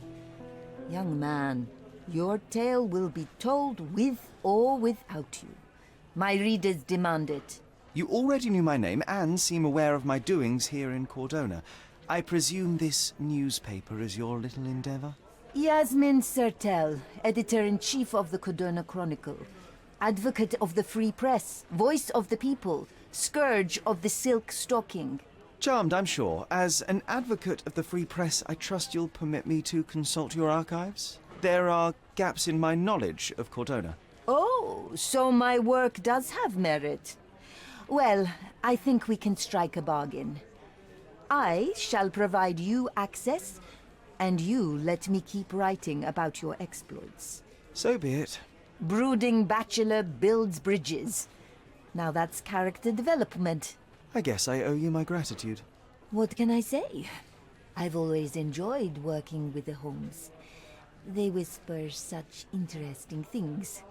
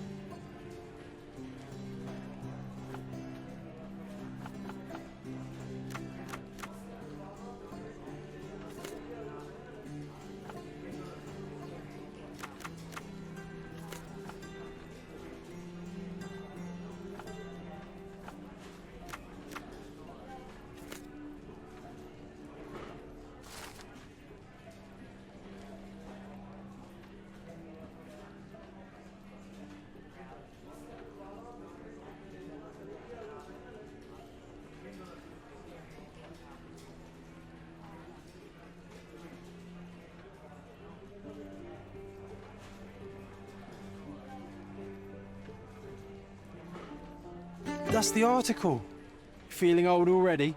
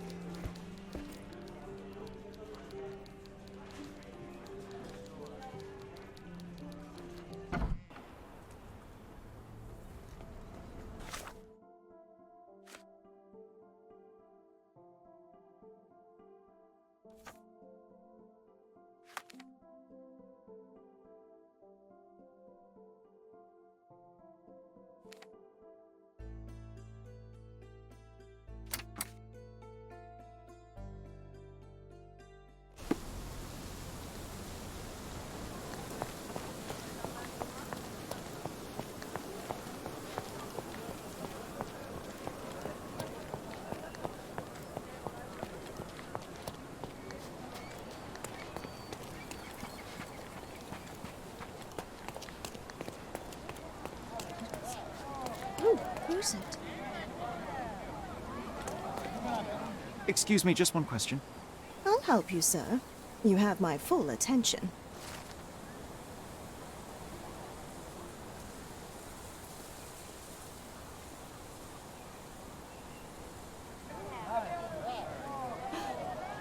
What's happened? What? Oh, what is it?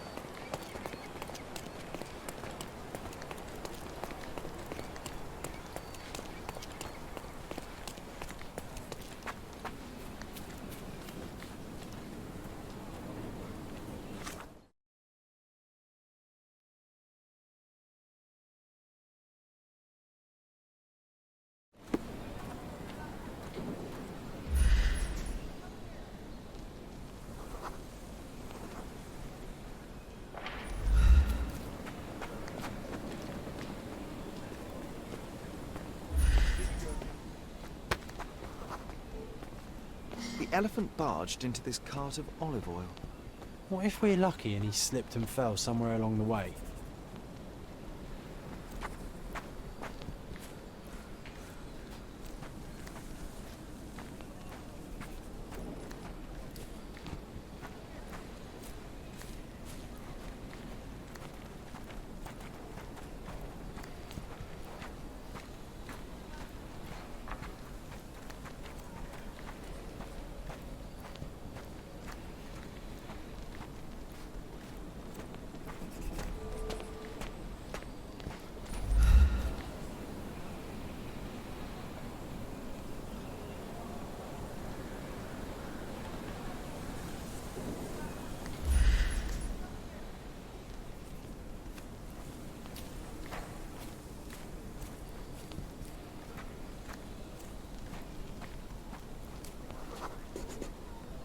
Okay, hear me out. If an elephant falls in the forest and there's no one around to... John, no. Oh, you're such a killjoy.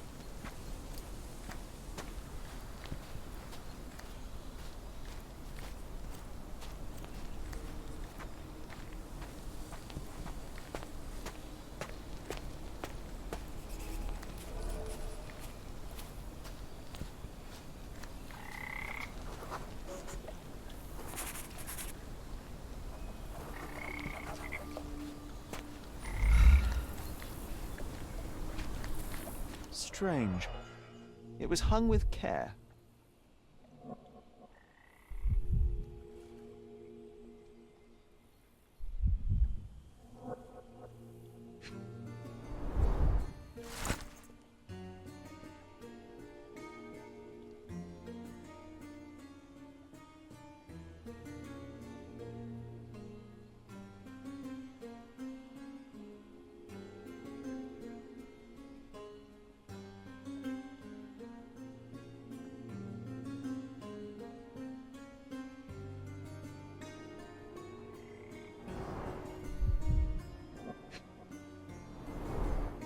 The game has escaped us, for now. We'll find a solution to the elephant problem later.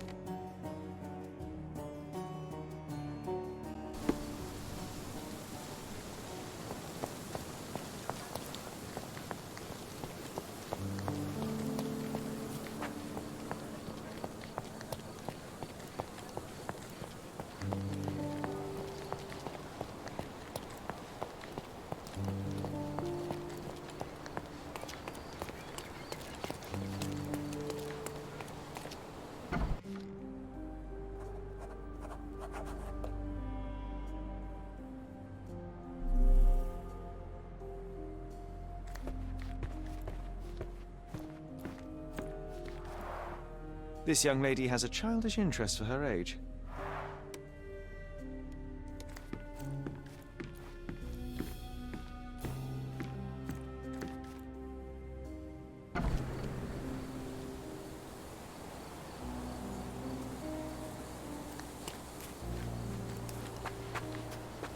Oh, why do I get the worst jobs?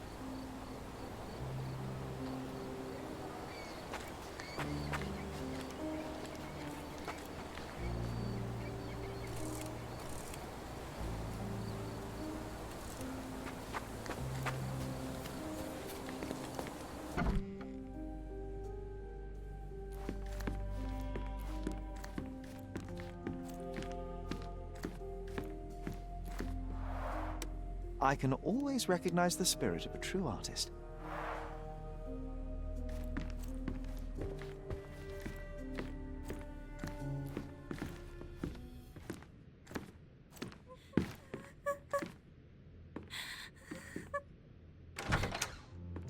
You.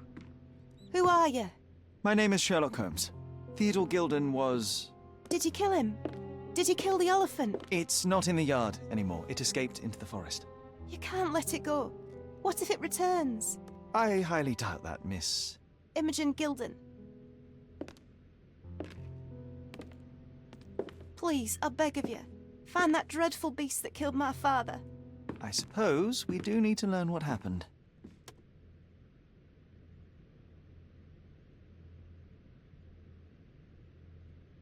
Can you tell me what happened? From the very start. I was here, so I didn't see how it began. My father visits the enclosure every morning to wake up Goliath. Today, I heard the elephant scream. I've never heard such a horrifying sound. My heart stopped. I knew something was wrong. I looked through my window and saw how it lifted my father up by his neck. I rushed downstairs. I saw it dragging my father as if he were a doll. I threw stones at it. It dropped my father's body and charged outside, screaming. Its roar was almost human. I was frightened, so I ran inside and hid here. That is a terrifying experience, Miss Gilden. I'm sorry you had to go through it. Thank you. Goliath must be caught, Mr. Holmes. Well, thank you for the information, Miss Gilden. I did have some questions for your father. Perhaps you might help me with them? I wasn't privy to much of my father's life, and it's very hard to think of anything at all with Goliath still loose. Please, Mr. Holmes. Very well. Do you mind if I ask you more questions if I find anything that might help? Anything to catch that monster. Miss Gilden, I was on this island 10 years ago, and your father knew my mother. I believe I even had the opportunity to ride that balloon outside, but I do not recall seeing you. I lived at my late mother's in Sheffield at the time. I'm in no spirit to reminisce right now. The elephant is out there. You've never heard the name Violet Holmes before? Perhaps your father... Please, Mr. Holmes. With that beast roaming free, I can't think of anything. Very well.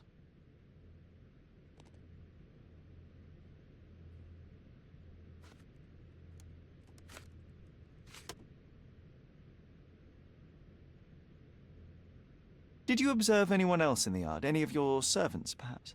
Servants? Do you imagine that we would have any with Goliath? No one wishes to work in this house, even for double pay. I didn't see anyone else. Only my father and that diabolical beast.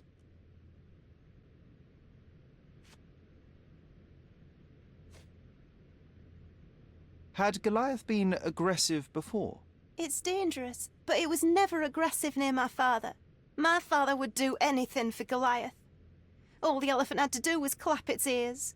You envied him, the elephant, I mean? Our house is called the House of Ivory. I've heard some people refer to me as the Ivory Girl, and my room stinks of the animal, as if it's me who lives in a pen and not Goliath. It's not envy, Mr. Holmes. It's just incredibly difficult to live like this.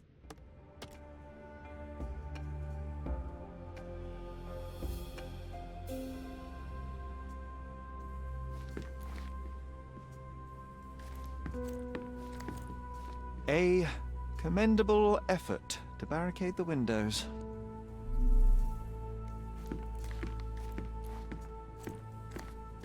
Who's a cute bird?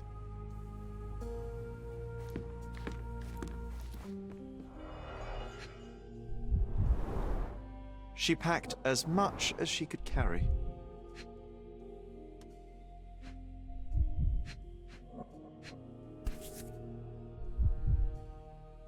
The same dull poses on all romantic photographs.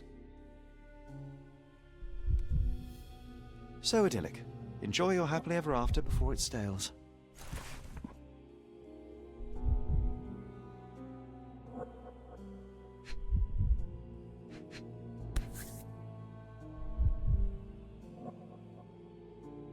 False idols? Oh, sounds utterly dreary. Hey, Sherry, we need to talk. You found false idols. We need to find the remaining two. What does bazooka even mean? Would this paper be good for anything but blowing one's nose on? They're not rubbish, Sherry. There's something more. I'm serious. Very well. I doubt it'll be worth it, but I will find them for you, John. You'll thank me later. They're some of the most imaginative books I've ever read. What did you say? Speaking aloud helps me think.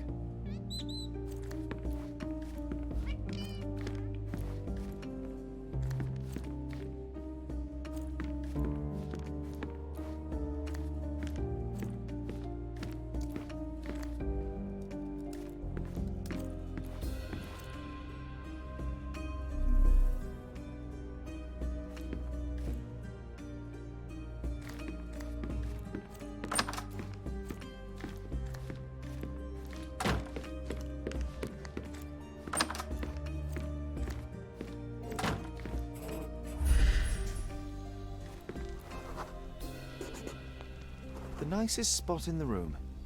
Mr. Gilden spent hours of his life right here. Staring at an elephant's backside. What a wonderful life.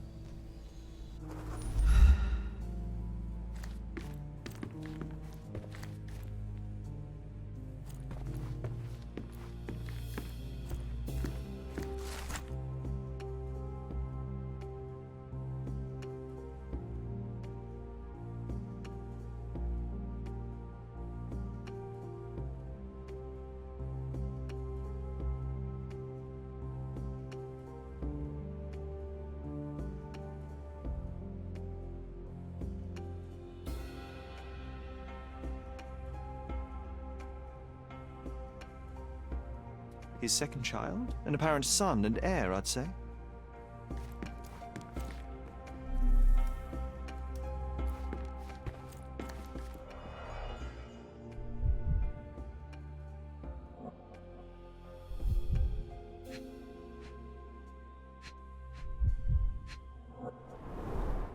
A partnership annulled with a single stroke of a pen.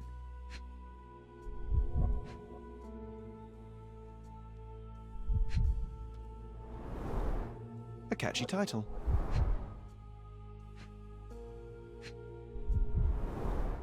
What's so special about this place? Another elephant?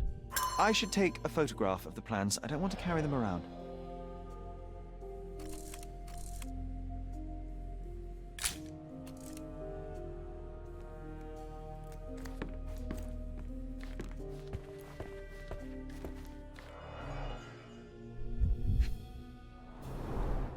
A relatively functional choice to replace the finger.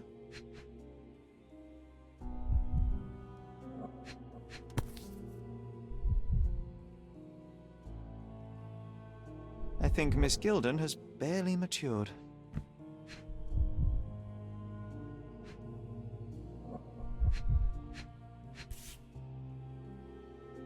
Oh, the pungent stench of an animal. Did Theodore seek some pink elephants with this?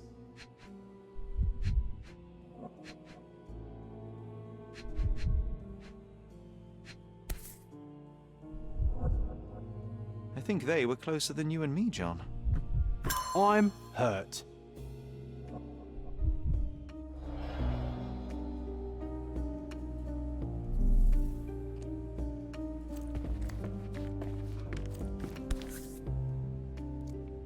Mother. It's nice to see her young and smiling. From before Mycroft was born, our family loves to prod at the past. Holmes's desire to rake up the past is hereditary. Quite the spectrum, from the history of the Roman Empire to conspiracy theories of the French Revolution.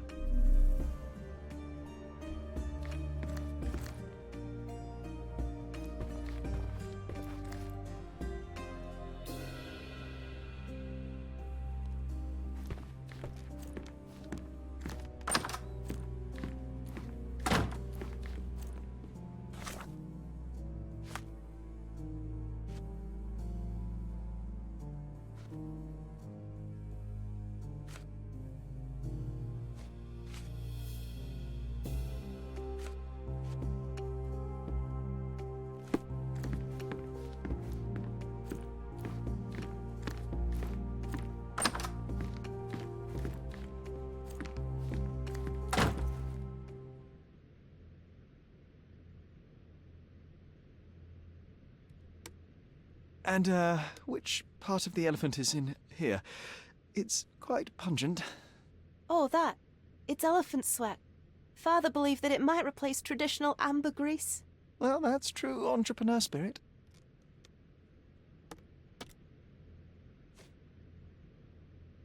A. Swift, is this name familiar to you? Your father had it removed from this plan. Oh, that's Arthur Swift. I've seen him a couple of times here. He works with my father in the old city, digging up something ancient. He is an archaeologist? That's the word, yes. But to be truthful, I really don't think Mr. Swift is fit to be one. I've just learnt a lot about archaeology from my favourite book series. Oh, they are page-turners. Inspirational, I'm sure, but would you happen to know where this Mr. Swift might be found? I don't, but perhaps you can find out somewhere. My father's work with him is all official. Lots of boring legal papers with signatures and stuff.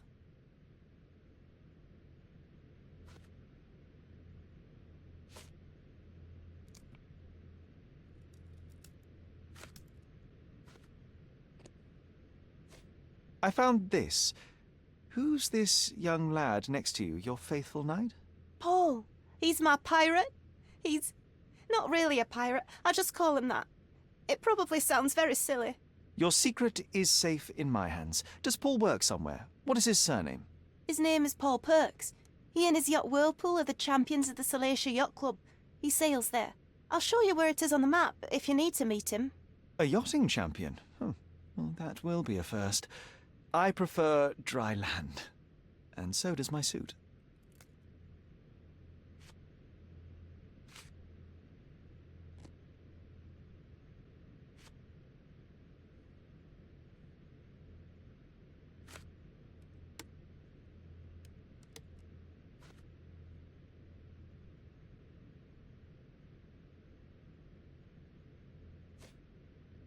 These bags of yours, it looks as if you've packed your entire room. Were you planning on going somewhere? My partner and I, we wanted a change. a fresh start abroad. But now I have to stay here. Here, an orphan.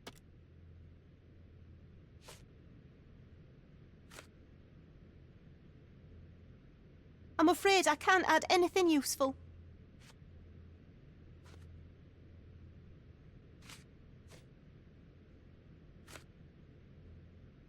I'm afraid I can't add anything useful.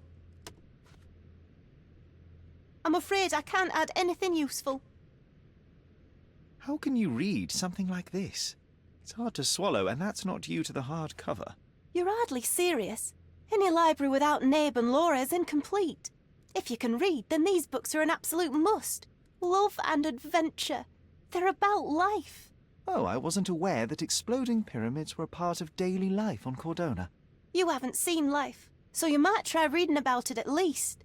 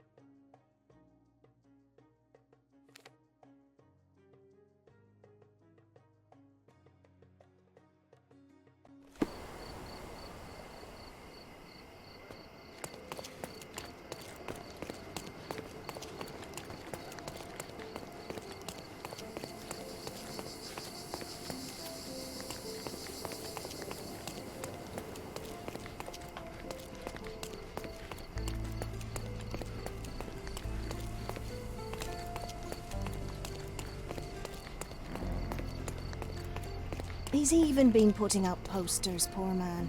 Losing it may be the death of him.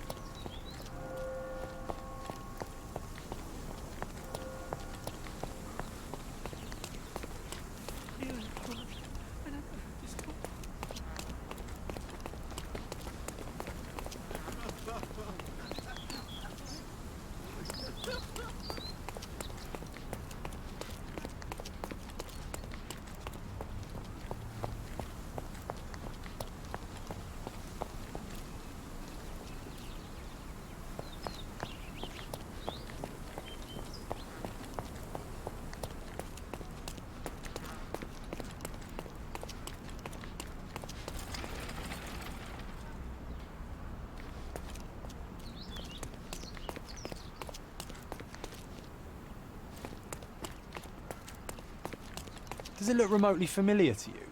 Should it? Concentrate, Sherry.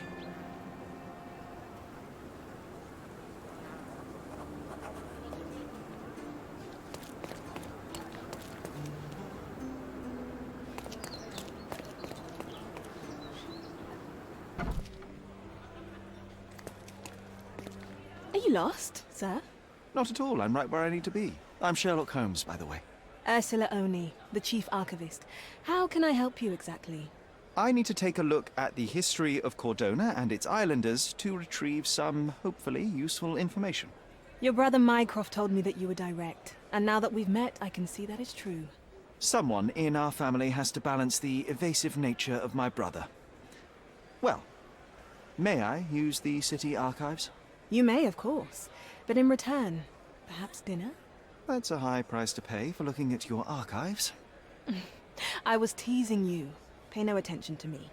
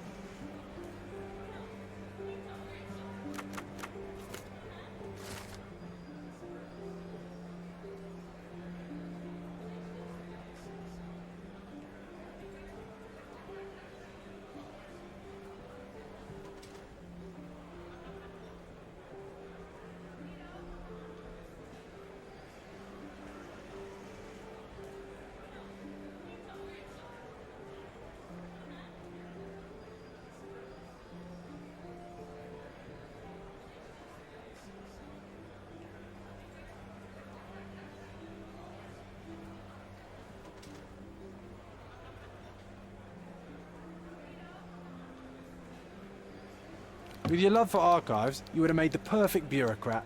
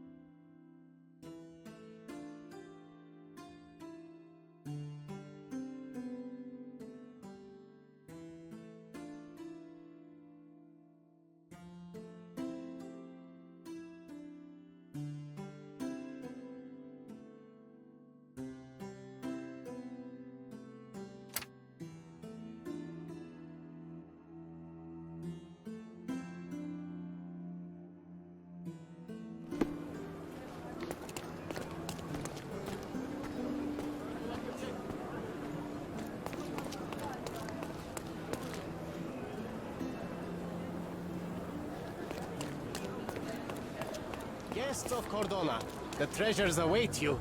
Collect them all and return for more.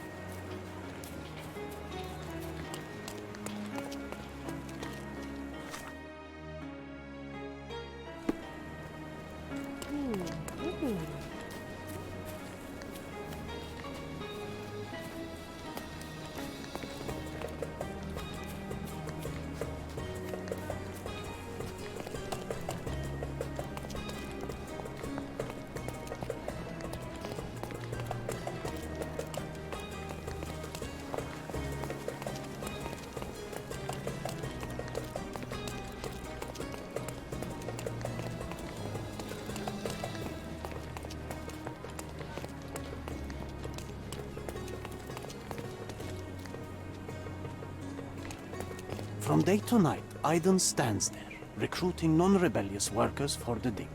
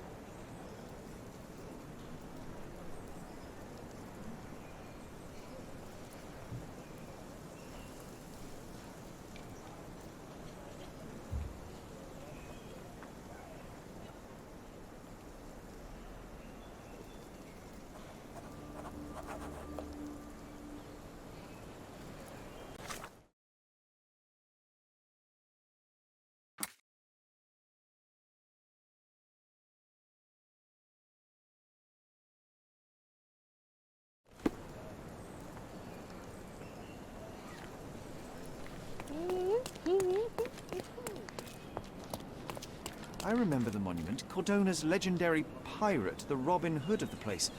Do you recall it, John? I do. I wonder if... What is that?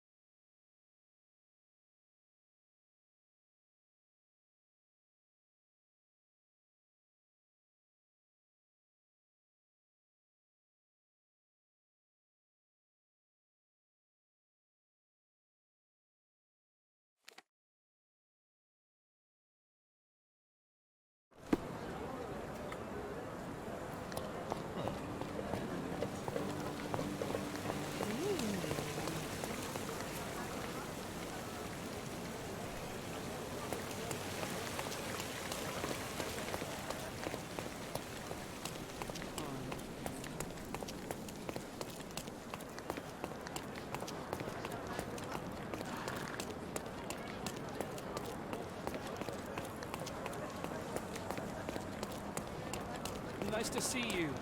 Oh, how lucky.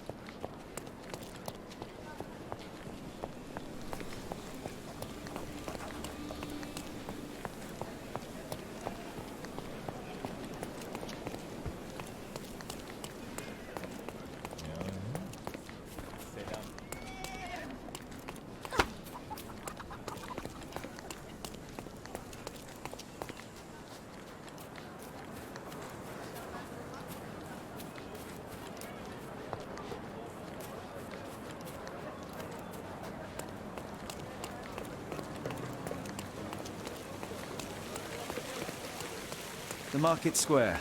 Beating heart of the old city. I wonder if they still sell that heavenly Turkish delight round the corner. Come, come! Decorate your house in Oriental style.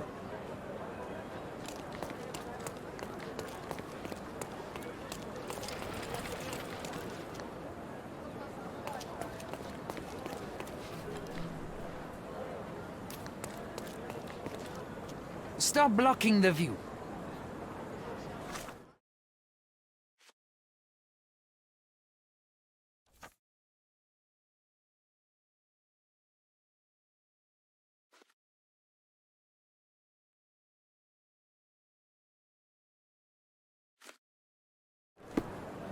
Stop blocking the view.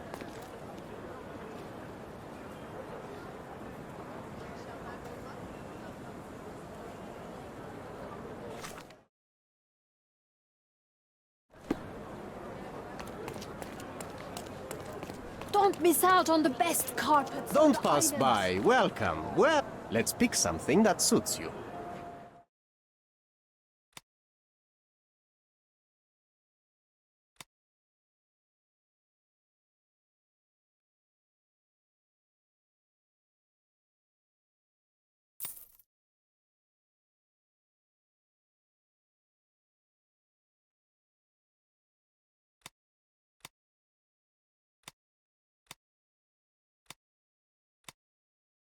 A good choice. A good choice indeed. Oriental rugs at a good price. Sir, kind sir, might I steal your attention? I'm not buying. Ah, that is the thing. You won't waste a single mangir. I am a digger, you see, and I have heard of a dig site so deep it clogs your ears. I want to be there. Why are you telling me this? I have heard of a man recruiting for such a dig. A man with a scar, such as the one that you're hiding. And your boots are dirty with the deep clay I am so familiar with. Oh, I hope it wasn't too rude of me to point that out. You have a good eye. And you just want to dig? Dig deep and that's it? What's the catch? Are you in desperate need of money? Oh, there is no catch, sir. I won't even ask for advance pay. Just give me a shovel and I'll dig a hole like you've never seen. Huh. Is that so? Well, I have to ask you an important question first. Would you be fine working for Brits? I am all for them. Well, you say that, but can you prove it? I'll sing you a very special song. God save our gracious queen. Cut it!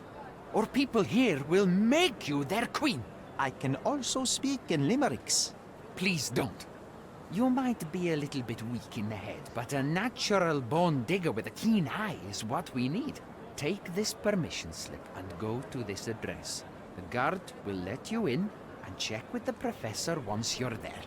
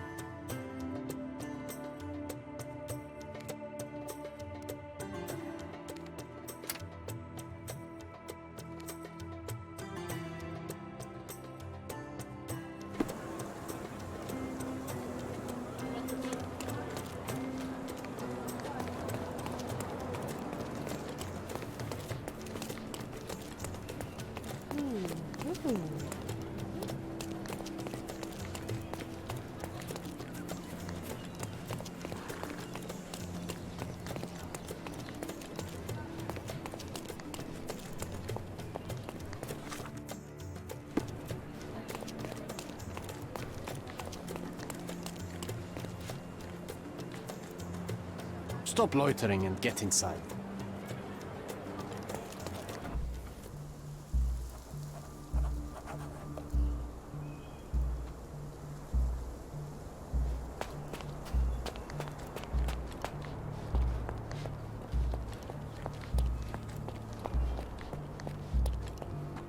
Newcomer, talk to the professor first. He's the old fellow with the glasses and the plans.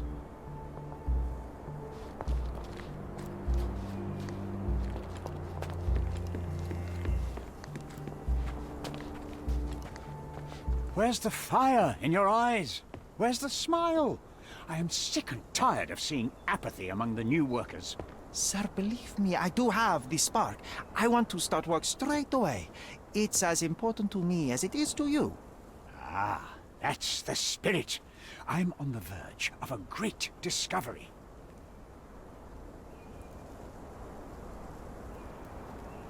When was the last time you saw... Young man, you're disappointing me.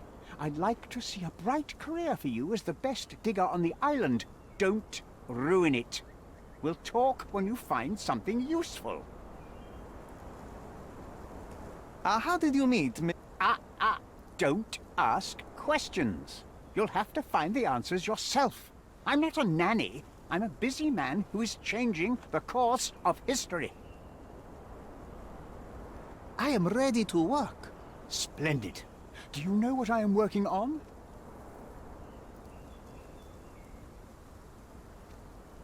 Archaeological treasure. You're hoping to find something priceless, something that will change our history. Bravo, young man. I couldn't have said it better myself. It's true. We're looking for Vitus Lemonius's tomb. I'll help you. That is my goal as a worker. Good. Listen to me carefully, then. I hate repeating myself. I am Professor Swift. We have 3 rules here. Don't touch anything, always return the tools, and don't distract me unless you find something. Sounds simple enough. Are you the only one in charge here, Mr. Swift? Yes, I am the only one, and no one else. You hear anything other than that, it's a lie. People of your kind can have difficulty understanding who's in charge. Take a minute, memorize my face, and then get to work. Oh, I will definitely take a closer look to memorize my superior.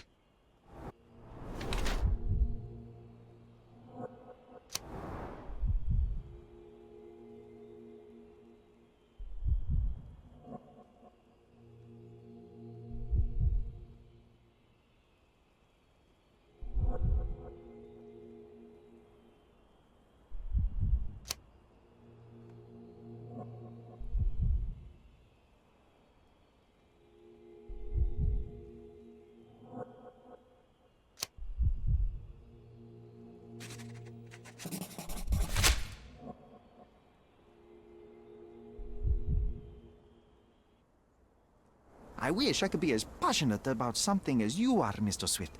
You value knowledge and dedication over everything else. It's a long road, young man.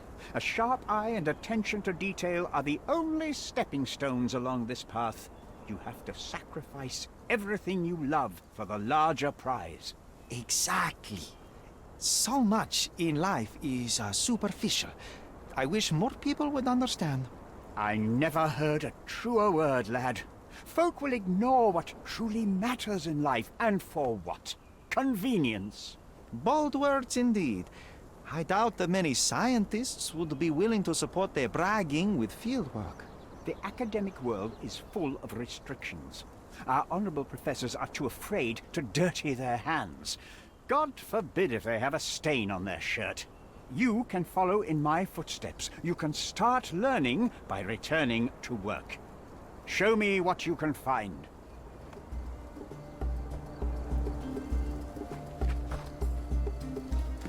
Don't touch anything here. Get back to work.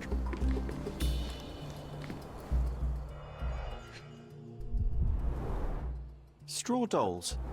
Eerie, but effective for a scene recreation. Oh, I want one of these. Or two.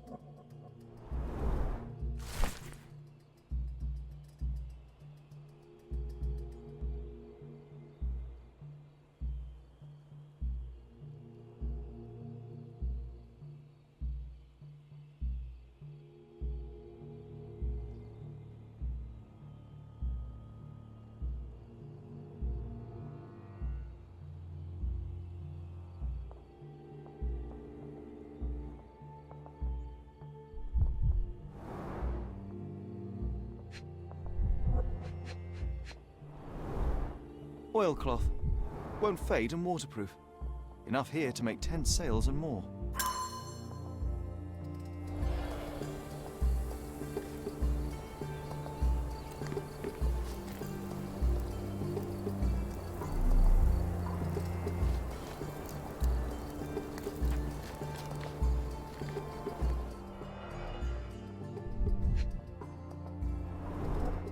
This reminds me of my father's room. A plan for this whole operation.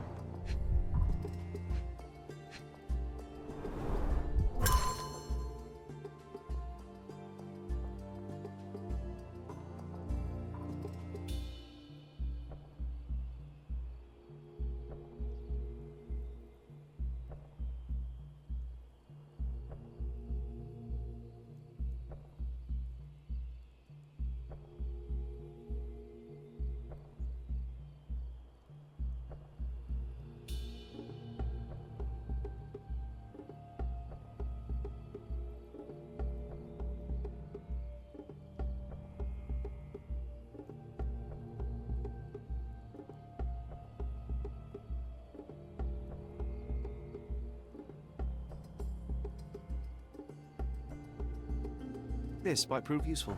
I'll note it down.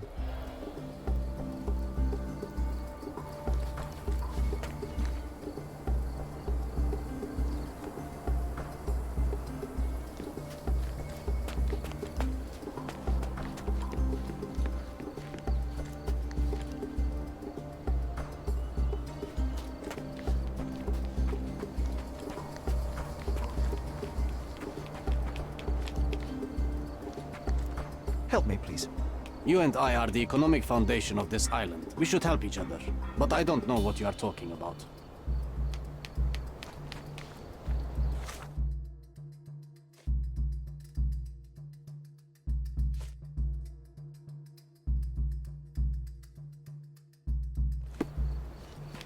Swift lost his temper when he learned what happened to the statue.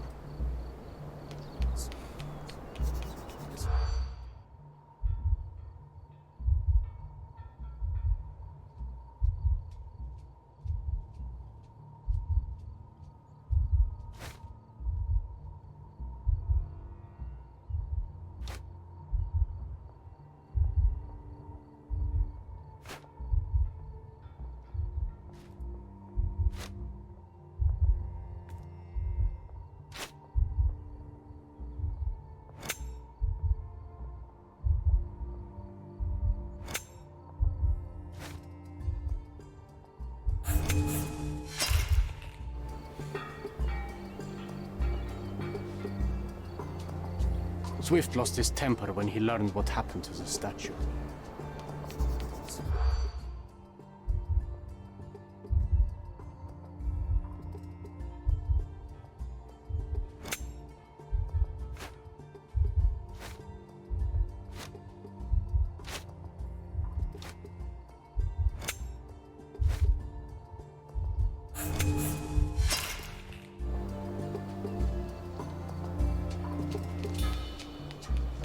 Swift lost his temper when he learned what happened to us.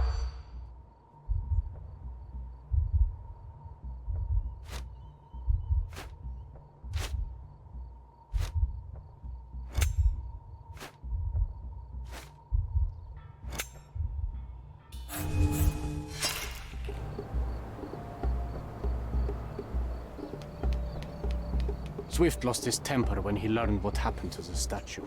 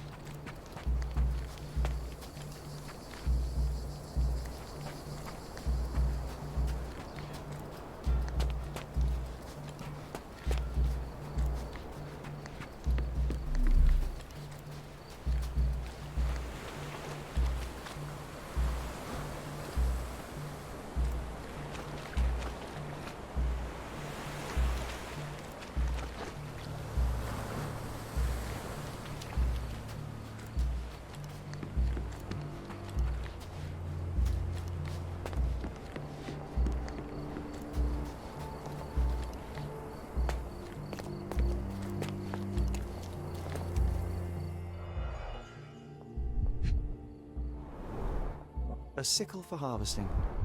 The ancient Romans honored the seasons. A goddess? A mother? Someone's wife?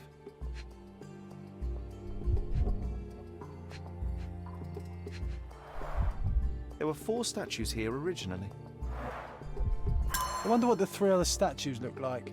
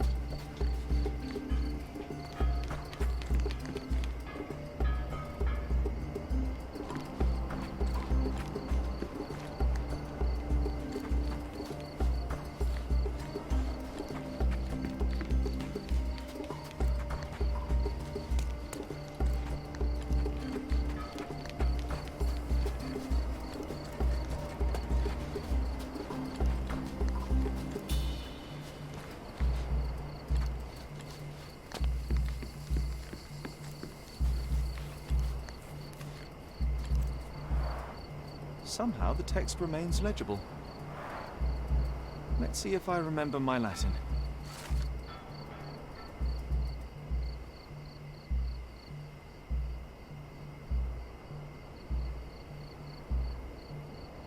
I see now. Mr. Swift didn't realize the significance of the statues.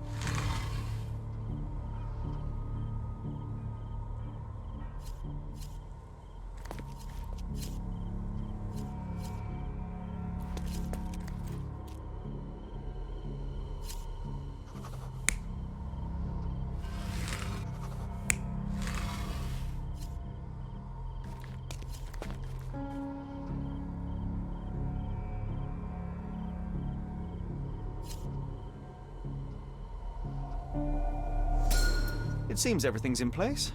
Now, let's see what this has to tell us.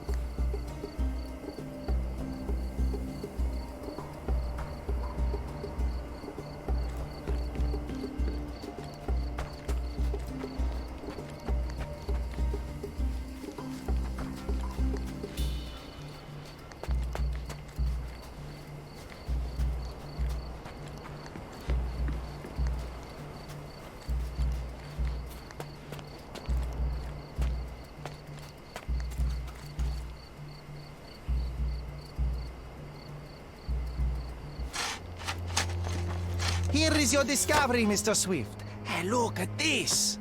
What have you found? Don't let anyone touch anything there. Eureka! I found you, my friend.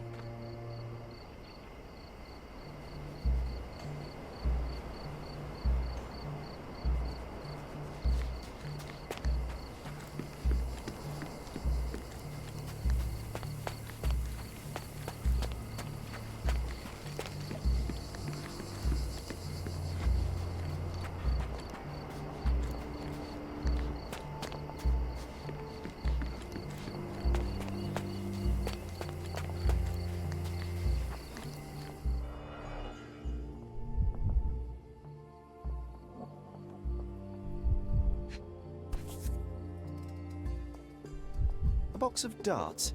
Handy against rodents of all kinds.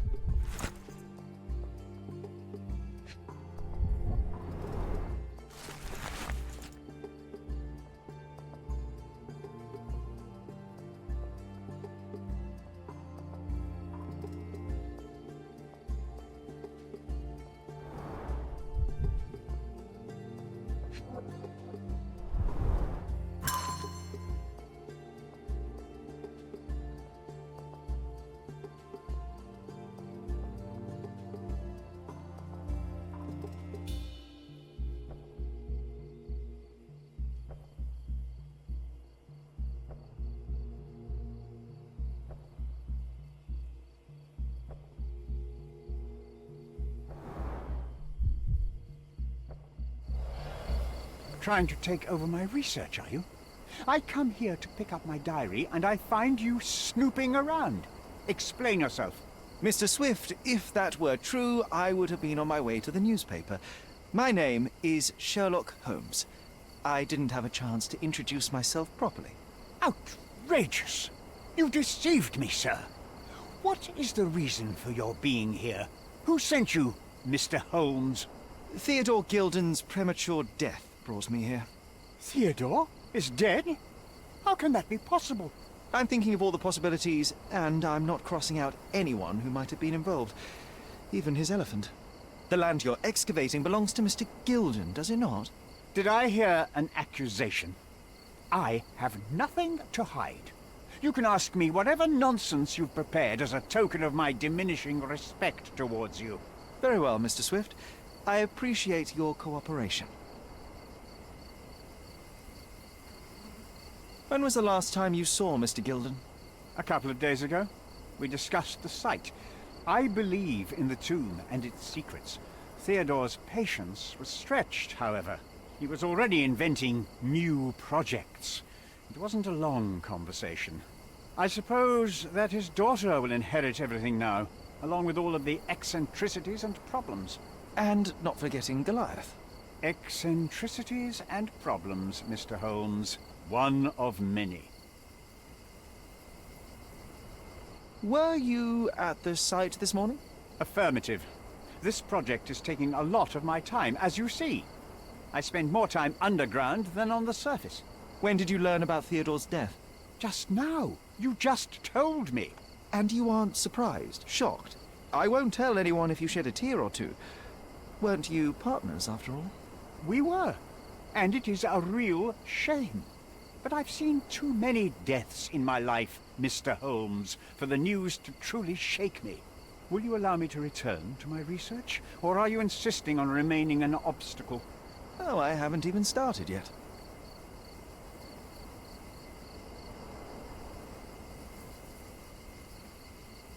You have a weakness for nostalgia? Or, rather, do you use it to record a list of enemies? Young man, you need to check your moral compass. Reading another person's diary is a sin in every culture that I can think of. But you aren't answering the question. You've already read it. Why bother? I simply record my life to keep my memory clean from misinterpretation. Letters and pages don't lie. But the writer of the text can.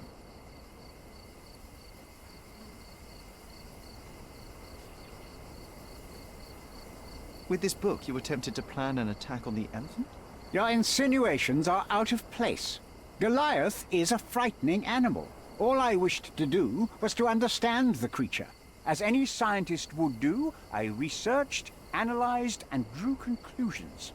And what conclusion did you draw? That Theodore Gilden made the animal miserable. He couldn't provide the proper environment for the beast. My interest in the subject ended there.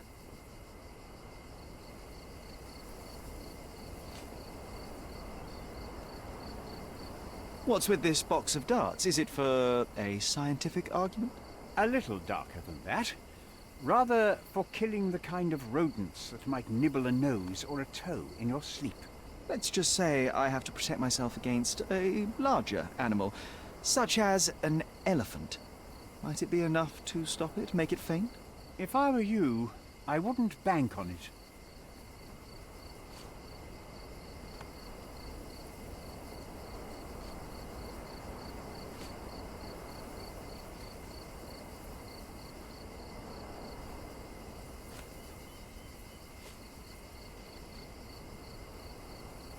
Did this plan cause a rift in your business relationship with Theodore Gilden? Nothing like that. Admittedly, we didn't share a common vision of what is more important, the past or the future. In my opinion, we can't build a future without knowing the past. So you wanted to save the tomb of Vitus here, or perhaps your control over the research? Only the knowledge that rightly belongs to humankind, nothing less and nothing more.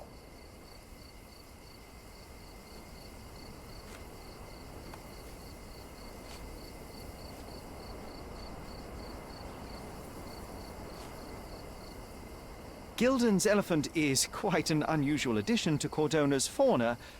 What is your scientific opinion on that? No matter how much Theodore loved it, it still remained a wild animal trapped inside a stone pen. Goliath needs savannas, fields, lakes. I'm sure that Goliath did not have a plan to kill his owner to head to the savannas. What do you think? No, animals don't kill in a typical sense. I can only presume that it tried to protect itself from captivity, from Theodore. It was a gilded cage that was predestined to break.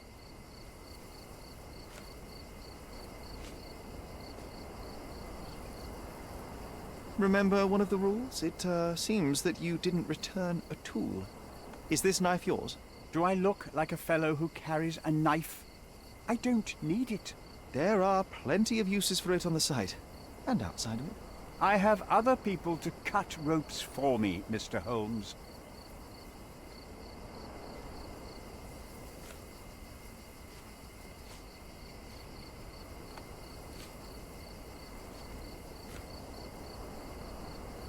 What's with this intricate recruitment process? Pro-British workers charge less? As a head of this organization, I need to secure a productive environment. It's impossible to do so if there are political differences, especially here, where the native population doesn't support our efforts to find the ancient artifacts. Decent pay can also stimulate productivity and shut down any political discord. Hadn't you thought of that? You're young. You have time to fritter and fight with everyone you meet. I don't have such a luxury. Our workers receive enough pay for what they do. So don't start a discussion you know nothing about.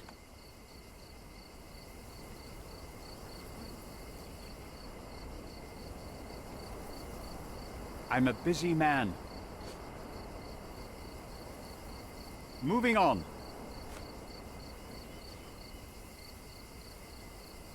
Moving on.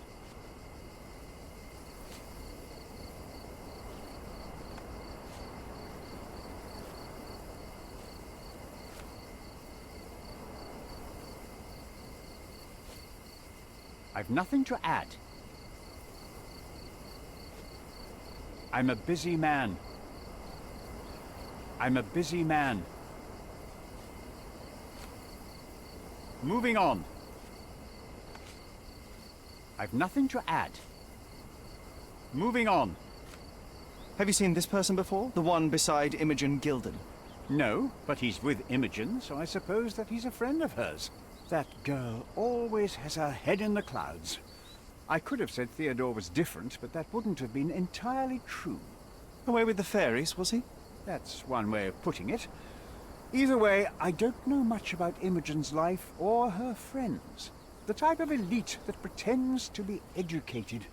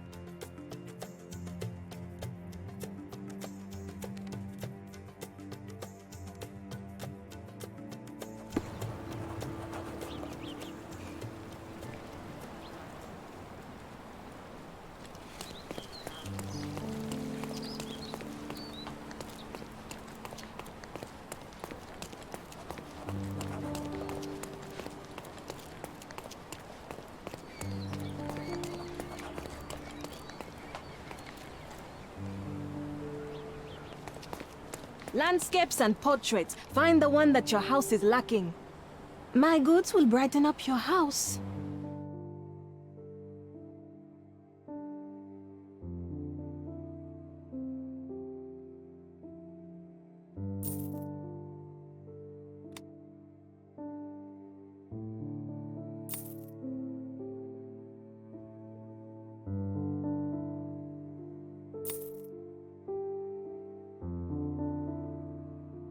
Enjoy your purchase.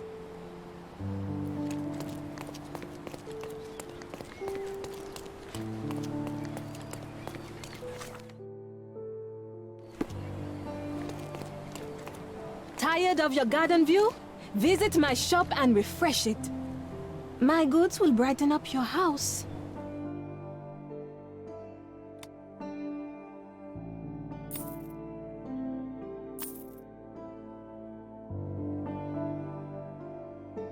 Enjoy your purchase. How are you?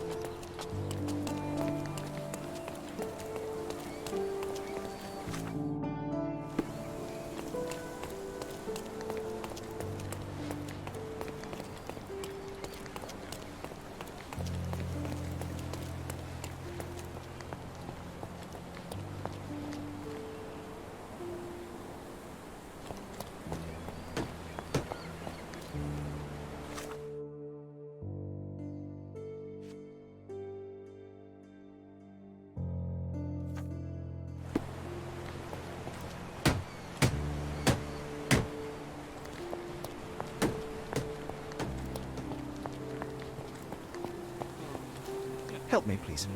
It's none of your business, worker.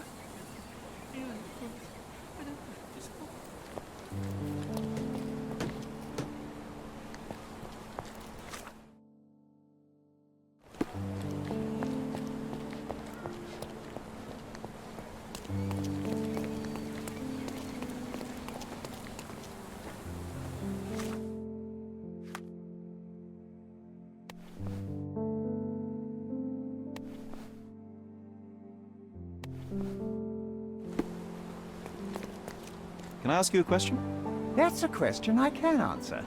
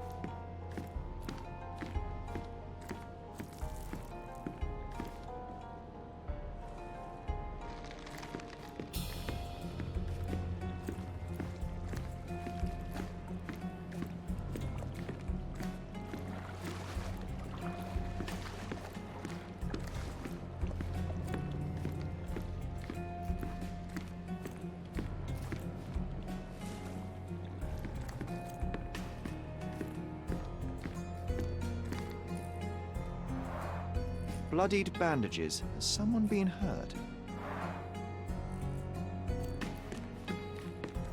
Where would a champion hide a key?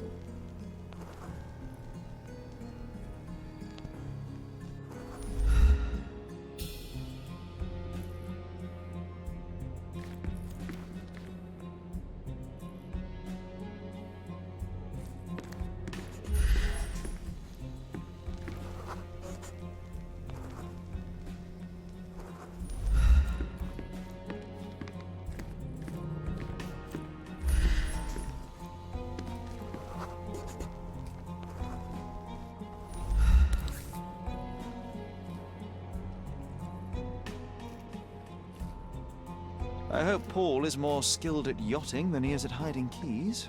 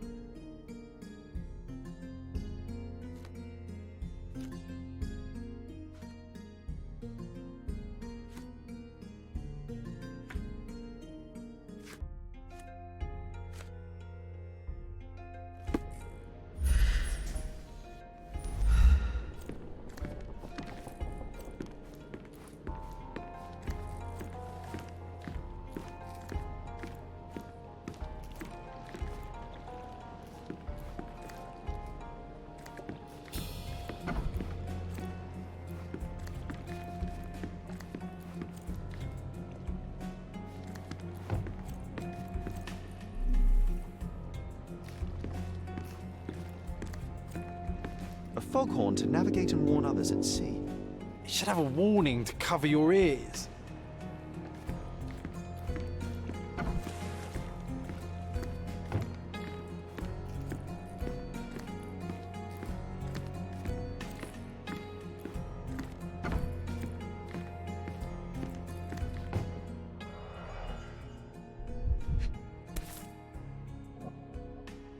A box full of darts. Each has a needle and can be loaded with drugs. Shipbuilding, shipwrights tricks, sail weaving. An expensive set of tools for woodwork. An amateur wouldn't know how to use these.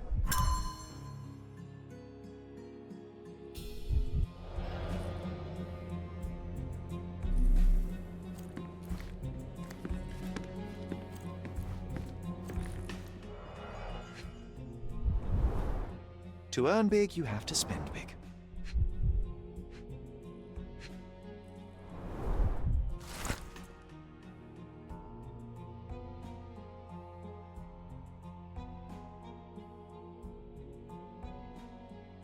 Mr. Gilden wasn't afraid to get his hands dirty.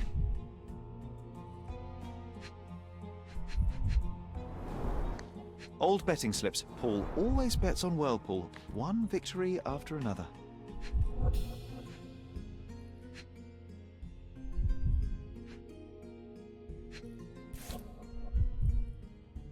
Additional earnings to sweeten the victory.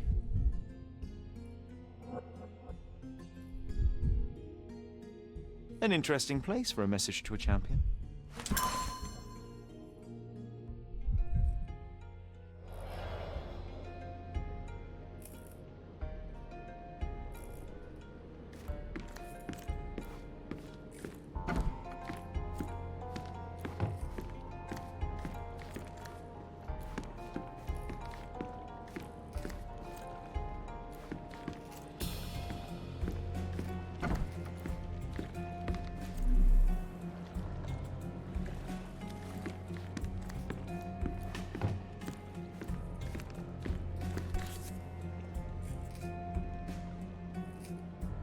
Sails of hatred. I suppose there is something for everyone, including champions.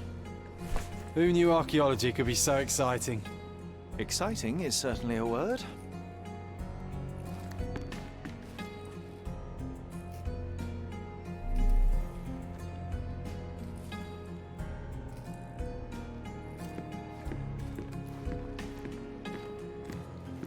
A foghorn to navigate and warn others at sea.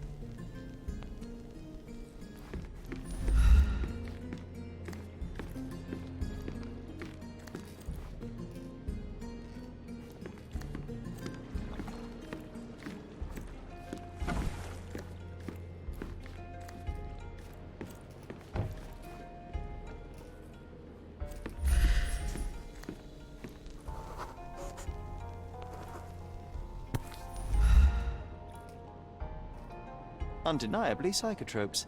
Not for toothache, I think.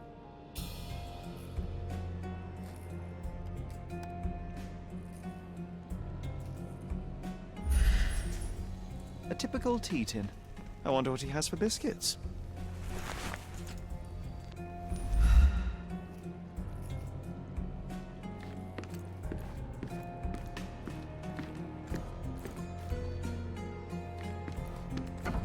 Oi, hands off my possessions before you lose your fingers.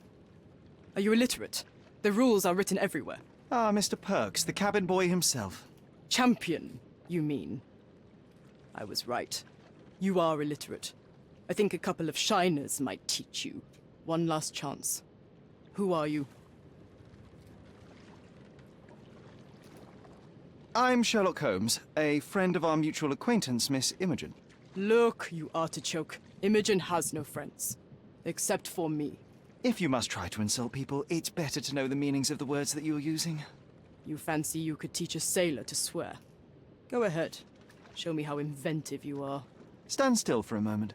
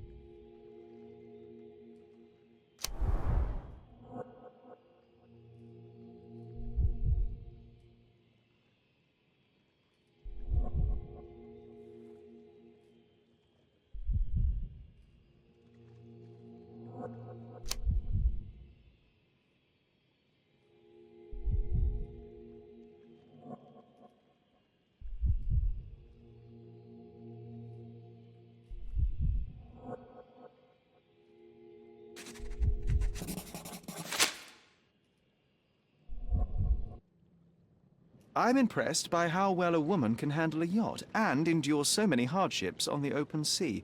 The revelation of your nature could well humiliate so many rich men here, not to mention how you have broken the rules. But I understand. You've done this to forge a real career in the sport. But tell me something.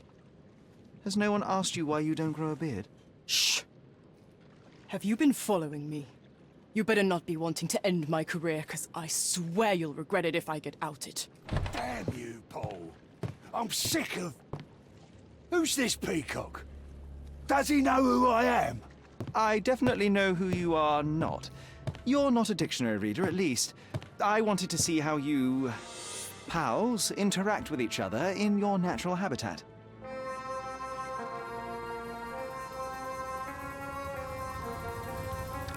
But I'm afraid I have to interfere.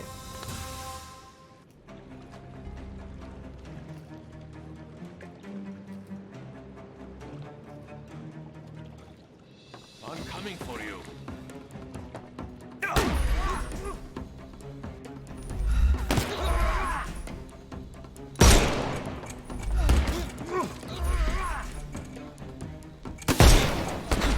I couldn't miss the party. I'll put you 6 feet under.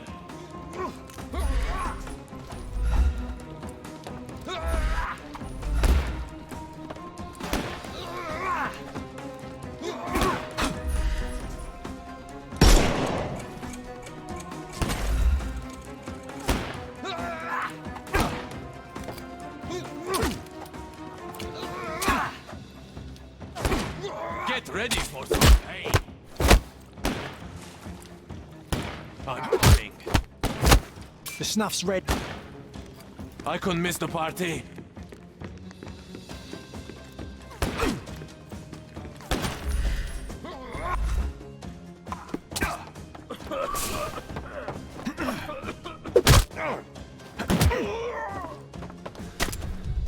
Don't cry, you'll live. Dodge this!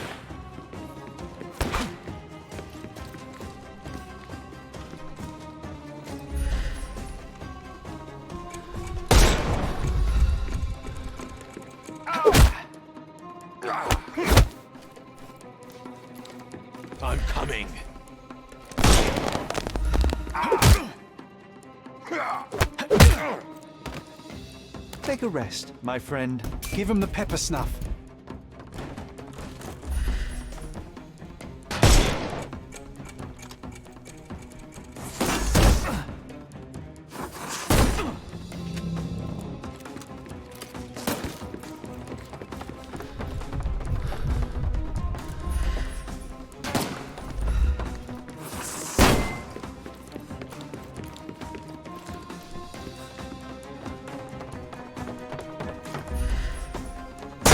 Overcome the brute now.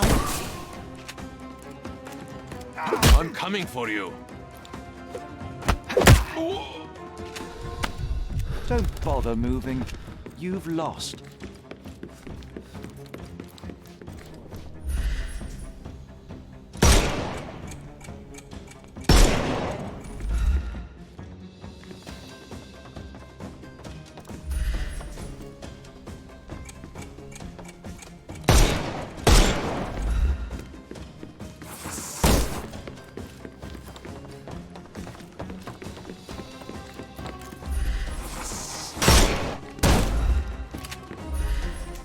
He's all yours now. Go for it. Overcome him, don't... I couldn't miss the party. I'm coming.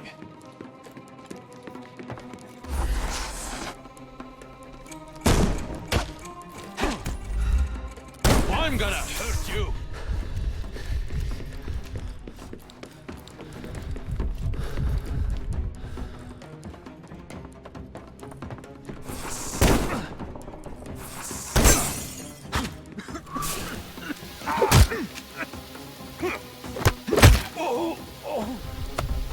No more crime for you until next month.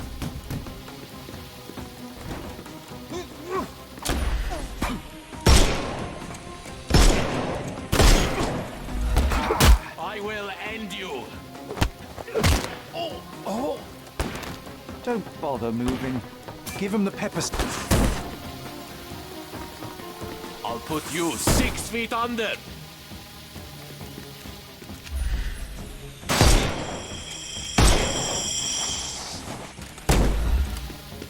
I am invincible. You can overcome the...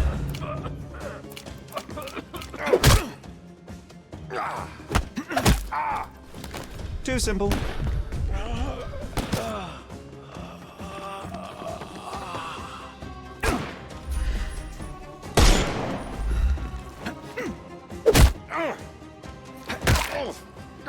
Don't bother moving. The snuff's ready. And there's no reward for risking our lives. Paul's explanation will suffice.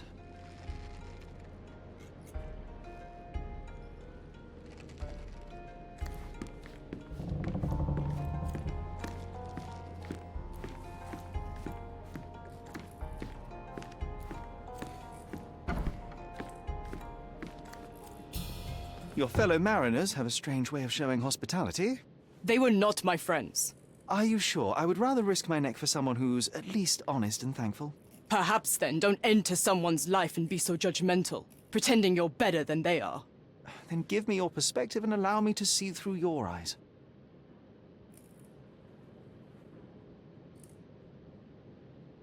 What were you doing this morning, Miss Perks? Don't call me that. I'm a champion. I was sailing. The other club members told me that you missed the race this morning. Do champions not need to practice? Ugh, you've talked with them already. No, I wasn't racing. I visited the doctor after that attack on me. And then I had to honor the deal with the bandits you just took care of. I tried to tell you before, but your partners interrupted. Have you heard the news? Theodore Gilden is dead. Do you have anything to say? Well, what a shock. To me, he was an angry old ogre. Good riddance. Was it Goliath that killed him? Did it crush him? Break his bones? Come on, tell me. I want all the details. You have an unusual way of showing grief. Imogen wouldn't appreciate that. But yes, the animal could have been involved. It's poetic in a way, isn't it? It takes a beast to kill a monster. I wish I could have been that elephant. You're asking for trouble with this smuggling business. You'd better leave it before they smuggle you out in a barrel. Don't patronize me. I've only ever had trouble with law-abiding citizens like Gilden and you, never bandits. So ask me anything you want, and then get out of my sight.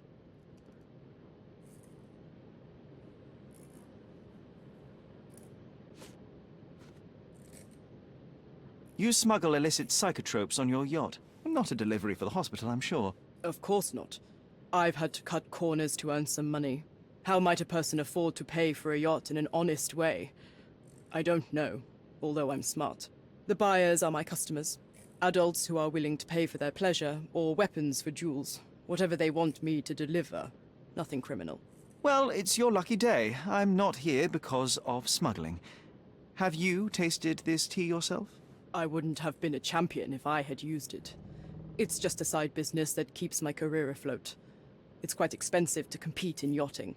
Sometimes I cut corners. Such as fixing whirlpool yourself? Exactly. And sometimes I just have to pay. That's how I earn money. I don't sell slaves or take the last mangear from a poor family.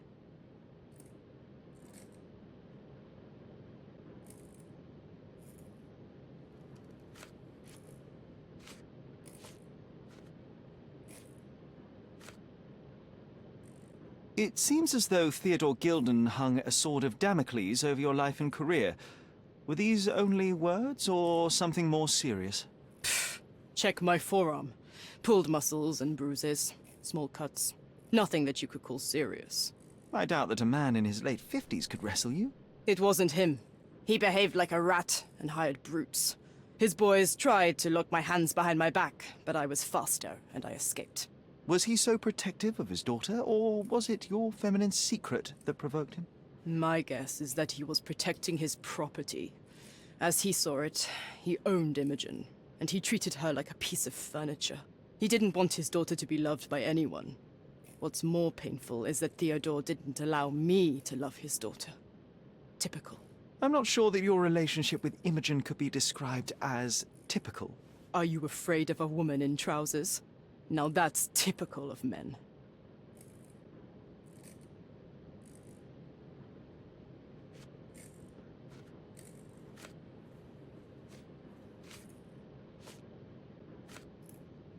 Between yachts, darts, and notes from bandits, I've discovered many fascinating facts about you. But this, an installment of Nabe and Laura's adventures. Why did you sully your library with this?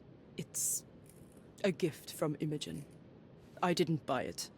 I might have turned a couple of pages, but nothing more. I swear. I will give you the benefit of the doubt, but your literary taste has put you on my blacklist.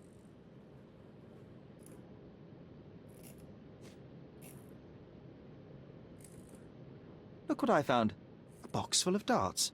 Hey, that's mine. I confiscated it. These darts appear to be filled with something. Poison? How powerful is it? It's strychnine. Enough to instantly kill a small rodent. I haven't tried it on a human. Yet. I hope you know what you're doing. Could it immobilize a larger animal? Say, an elephant? I've never tried, but I have wondered.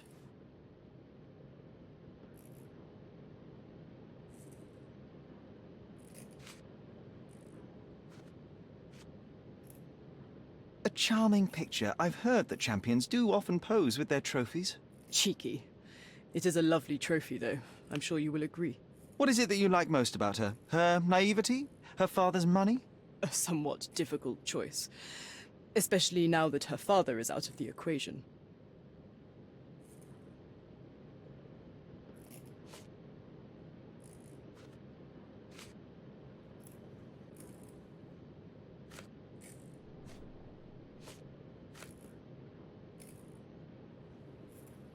Imogen doesn't strike me as an industrious young lady, so I find it strange that she was busy packing up all her belongings when Mr. Gilden died.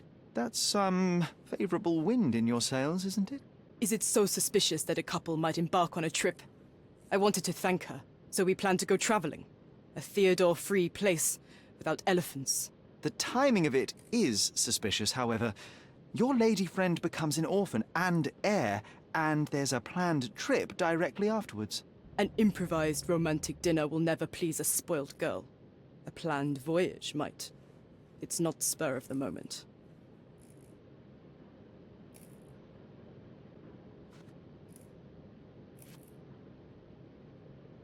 Does this knife seem familiar? I didn't find it in your competitor's back, to be clear. This knife is as blunt as your humor. It's a bosun's knife, but it's not mine. I wouldn't be so careless as to mislay my tools.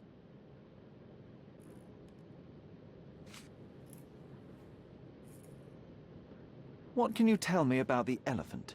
He's smarter than some people here, including his owner. Although I feel he could be dangerous, no matter how much he's fed. Why is that? Have you ever seen Goliath attack anyone? Well, not exactly. But I saw it, abusing some poor tree during one of its walks with Theodore. The expression on that old ninny's face was priceless. But it wasn't funny to look at. Believe me, it was frightening.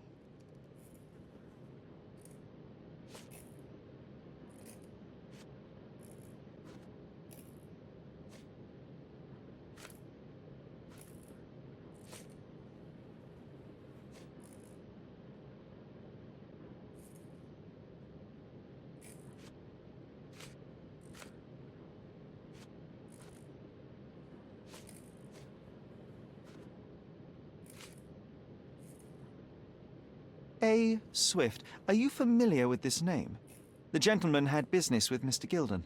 Likely just another strange and wrinkled fellow like old Gilden was. Perhaps this Swift person has a rhino, and they wanted to see which pet was stronger. In other words, I don't know who he is, but I bet he's crazy like Theodore. I doubt that court owner has ever boasted a battle arena for that size of mammal. You have an interesting imagination.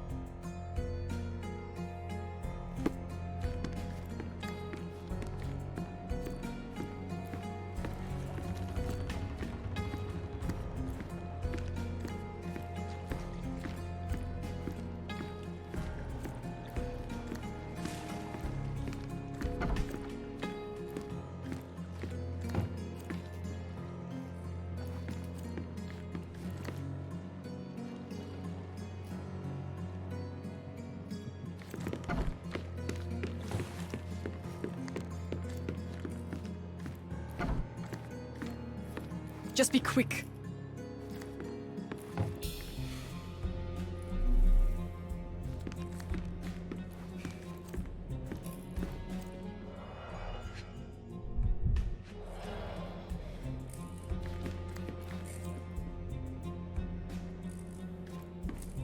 Bloodied bandages.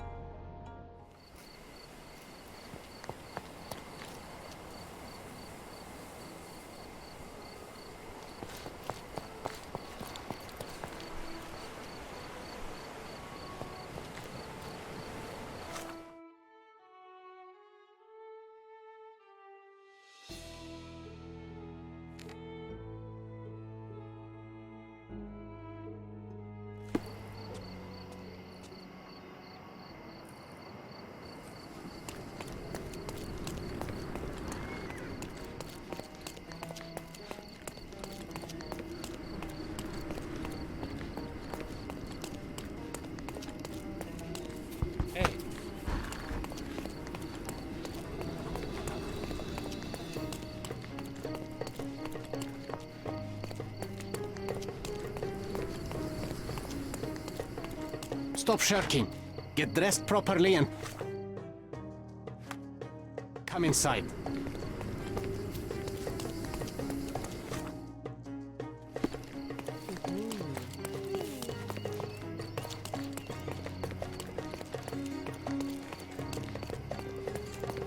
Don't pass by. Welcome, welcome.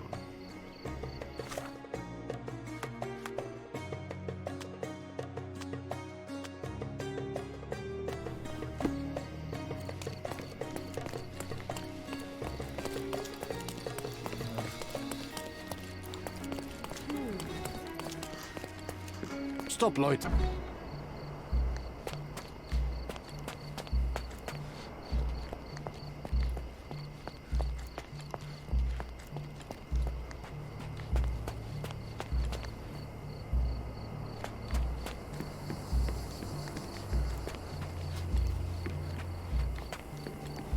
This fabric will work.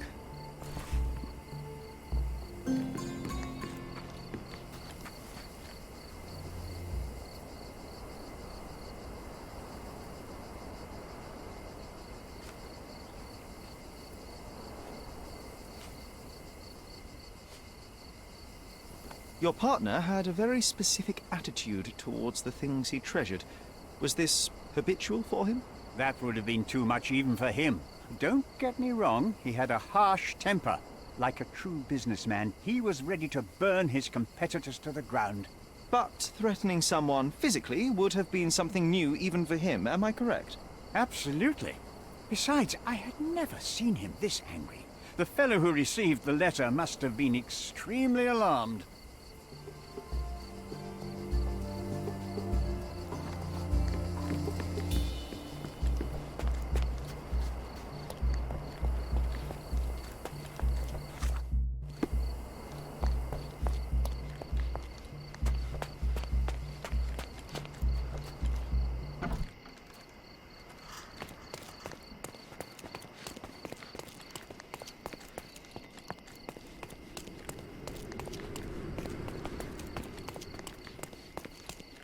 Nice affordable clothes. Step right up.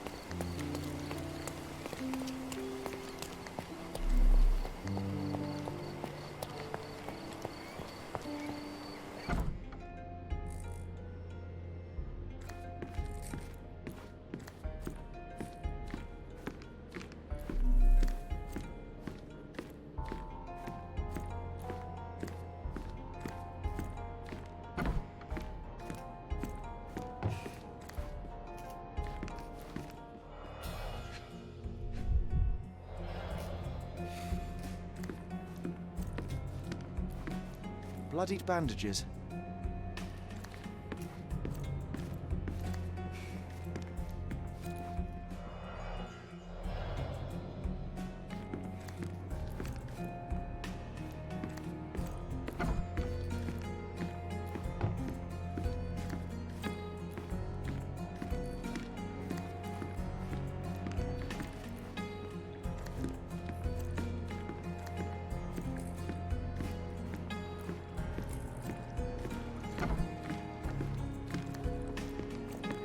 It might fool an elephant. Mrs. Nini seemed to know her sewing inside out. I bet she missed us. I hope Miss Nini won't misunderstand me.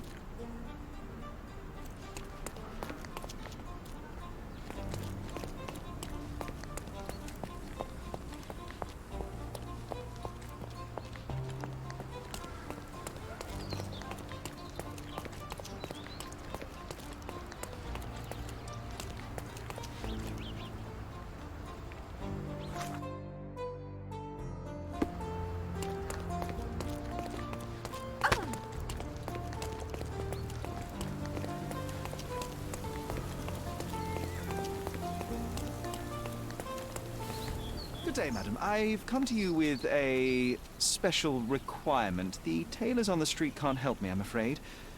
Could you make a doll for me? Oh, Signor Holmes.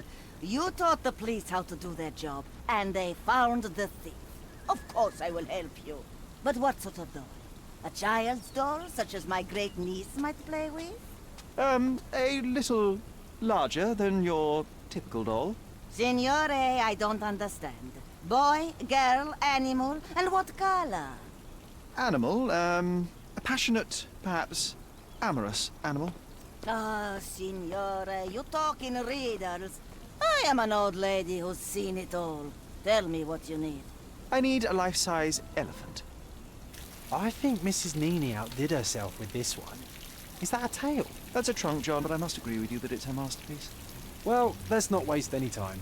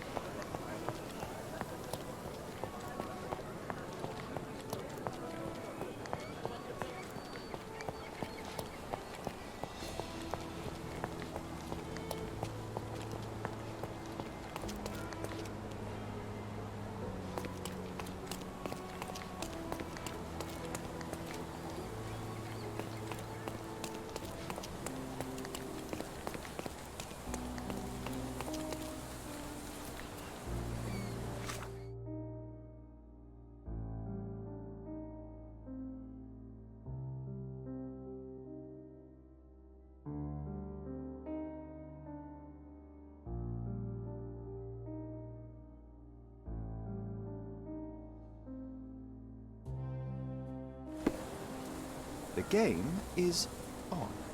So, what's the plan? I hope it all doesn't go horribly wrong. We know that the elephant is seeking a female. We can arrange that. A doll with the appropriate scent might do miracles. So you're a marriage broker? Well, I suppose that makes me a groomsman. You forgot about your new friends, Sherlock. Nabe and Laura. You won't reunite the trilogy. Oh, are you enjoying torturing me? Those are your friends, John. I have a case to solve. Well, it's up to you. but I think you'll regret it. Oh, she is a bit breezy, I must say. Well, Goliath is eager for a single female elephant in his area. It should be just enough for his taste. You'll need to trust me. Are we ready? I can't stand the tension. We're ready. Let's call the elephant.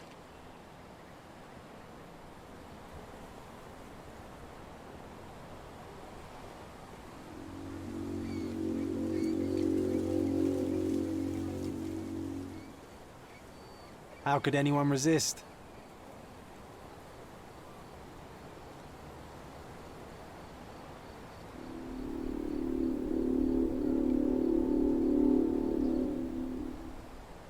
I knew a lady once who said just that.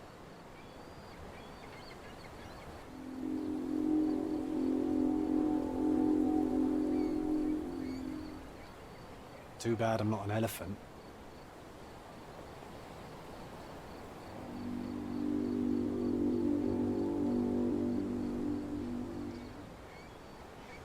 Take your time, Sherry.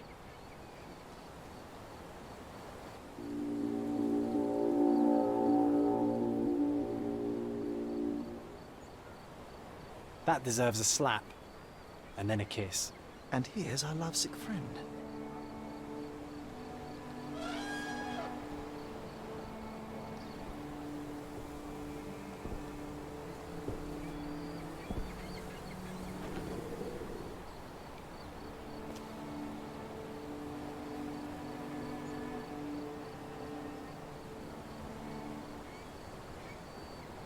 What is the meaning of this?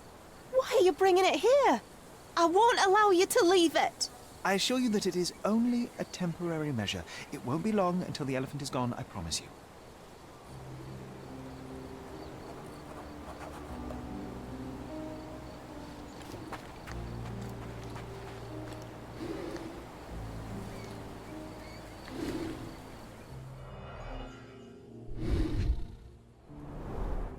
It injured itself while running through the forest.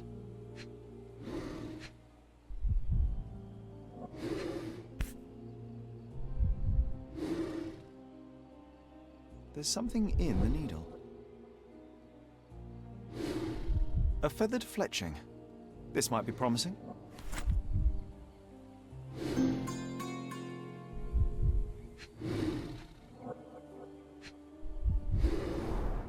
The left tusk is larger and more worn. You're a left-tusked elephant. Peaceful and compliant, almost a gentleman.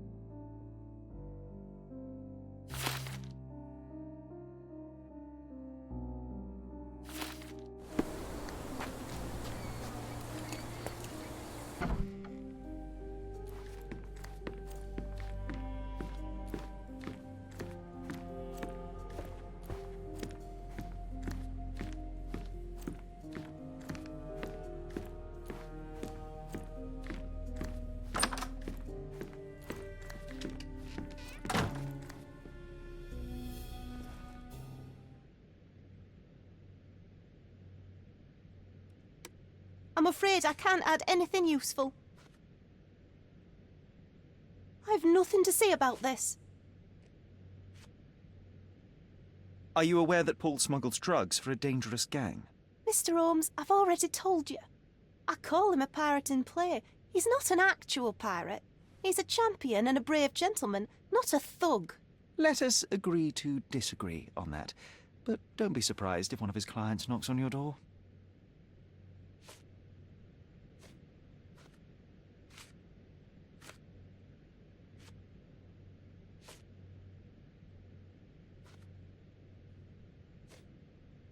I've nothing to say about this. Have you seen what your father sent to Paul? This is despicable. My father was never a gentleman, but this crosses the line. I knew that father wasn't fond of Paul, but this is just awful. If only he could have seen how good Paulie is to me.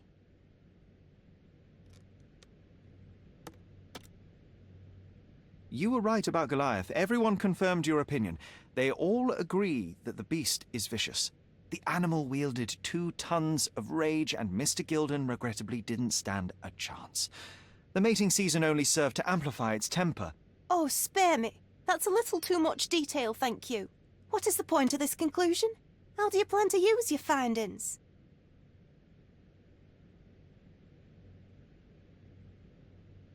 Well, I see no other option but to get rid of the elephant. So you can, without any doubt... Execute it? Oh, what a relief! No more stench, no more fear. But you seem hesitant. Well, I was just thinking, do you really want to punish an animal that doesn't understand its guilt? It didn't kill your father as an act of revenge. That cursed elephant tore my family apart.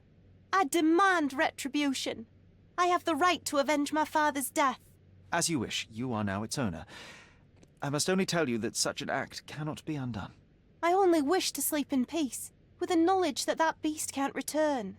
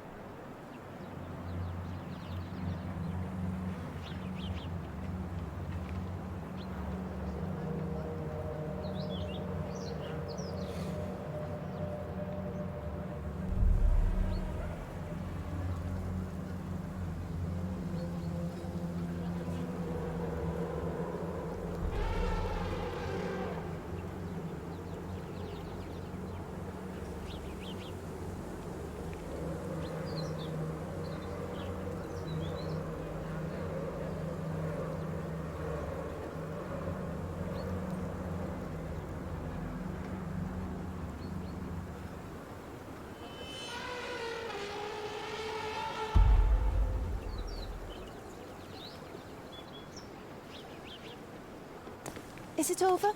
Is it finally dead? Goliath has been executed, yes. A barbaric and crude event that your ears shouldn't hear about. Rather a remarkable achievement of justice. Just what I was expecting. Punitive and inevitable. It can't be undone, so why talk about it? Well, you can't undo the past either. But you yourself keep holding on to that.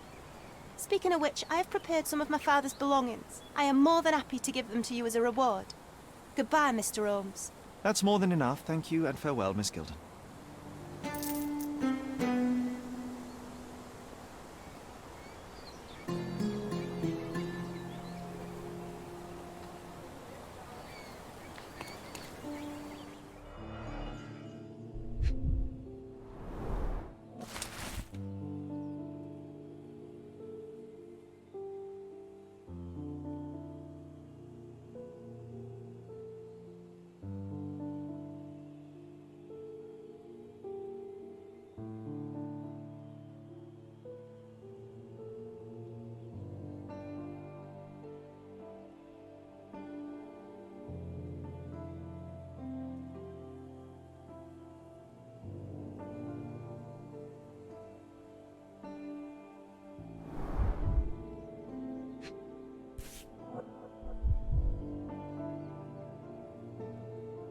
My mother always wore this around her neck until one day it disappeared. I was wondering where it went. She said it was a birthday present from a good friend.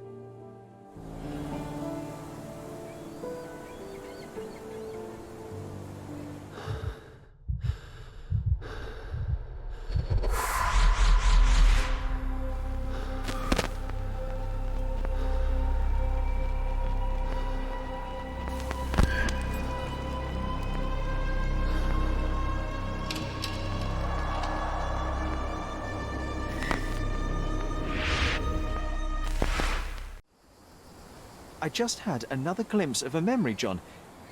It's fuzzy, but I'm sure it happens somewhere in the manor.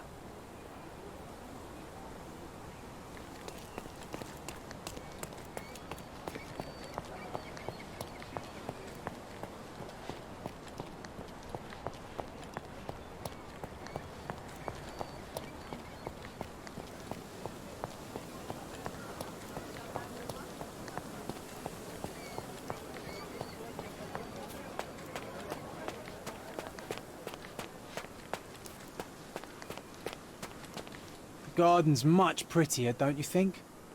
I bet the memories are all flooding back now. Ah, the best place for reading.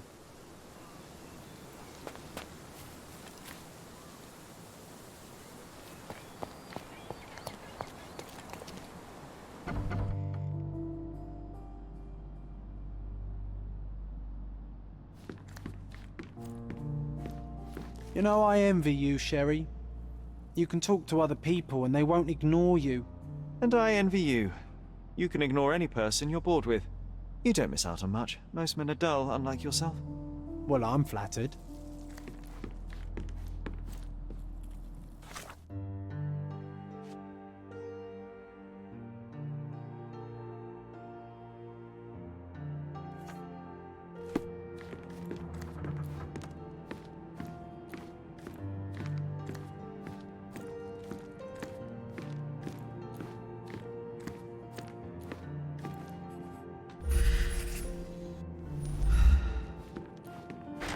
Another one. There must be something important behind it. I can feel it.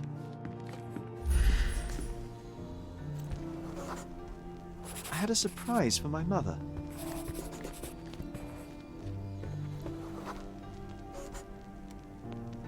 You had a shovel with you, John. I was holding an ancient Greek vase, or rather, quite a big piece of it. I remember now, we dug up the vase from Greek ruins here on Cordona, and were eager to show my mother right away.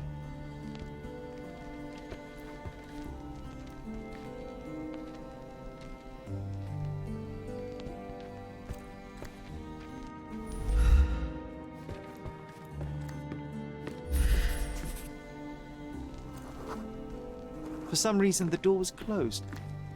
We knocked. But nobody answered. We thought that she was busy. So we left the vase and ran downstairs.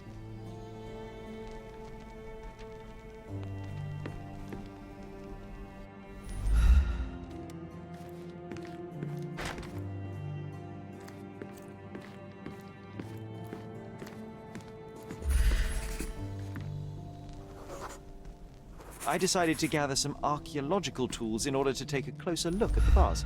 But then we heard something, didn't we? Yes. It came from upstairs.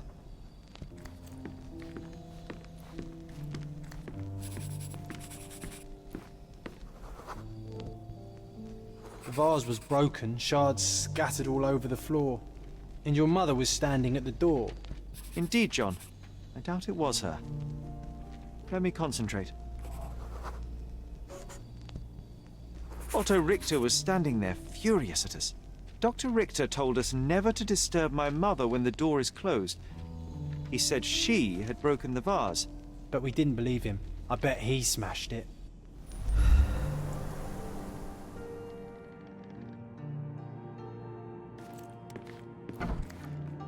Her things are still here. Presumably Mycroft never felt the need to sort through it all. Or couldn't bring himself to. No. He would have put it behind him and moved on. My brother is not one for sentimentality.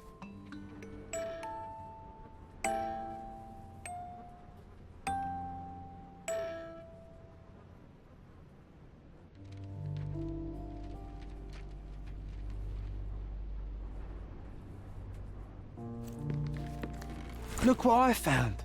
The White King is under attack. Sherry, can you save him and checkmate the opponent in one move?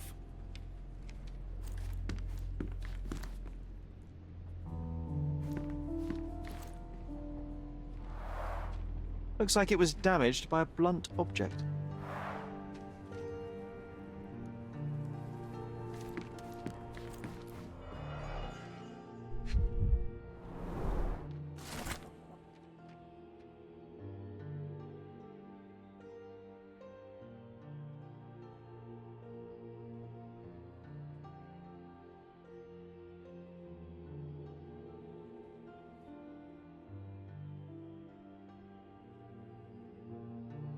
It's a strange feeling to read about my father's death in the newspaper. I can't recall anything except the deep feeling of loss. You were too young. It happened before we even met. It's so sad. I'm sorry.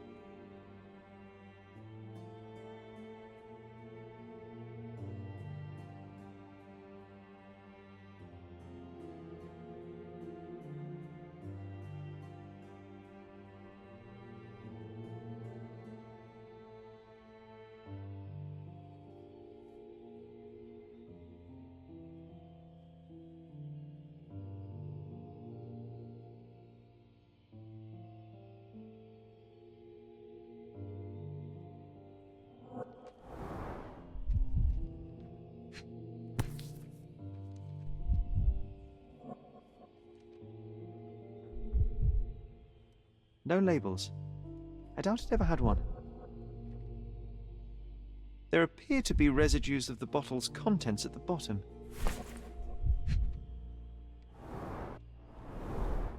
Do you think the doctor could have used these tools here? I hope not.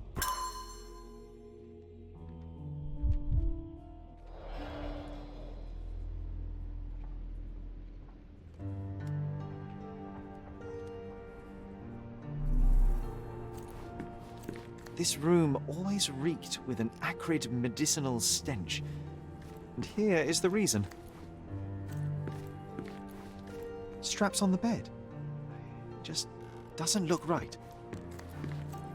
Oh, I would love to take a bath right now. Not this one. Surface corrosion suggests it was prone to extreme temperature fluctuations. For medical purposes, I suppose.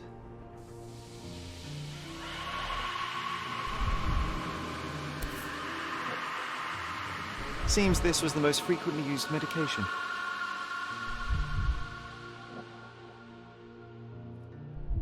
One dram dissolved in a glass of water administered daily, not to exceed 1 dose in 24 hours, not to be given to children.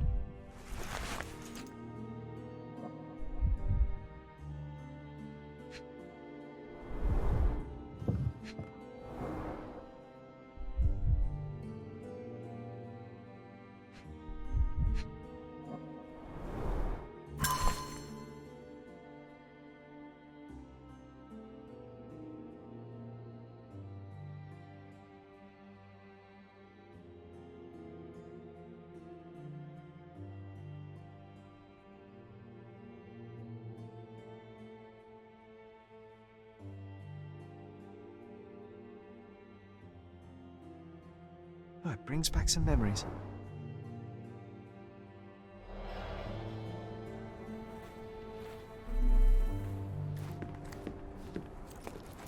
Bars covering the windows from the inside.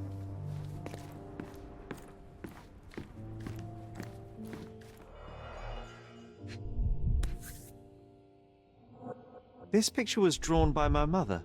I recognize her hand. There's a date on it, 8th of December, 1868.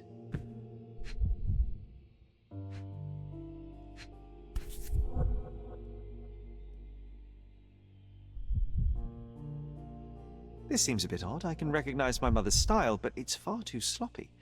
Dated 12th of February, 1869.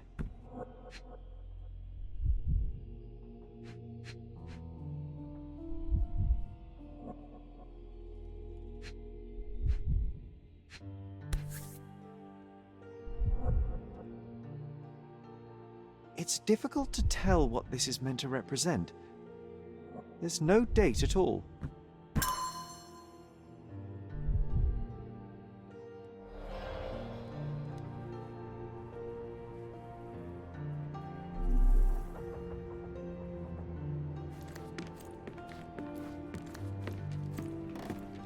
My mother loved flowers. They made her smile. I remember we would bring a new bouquet every week to make her a bit happier. That's why we collected all the violet flowers we could find on the island.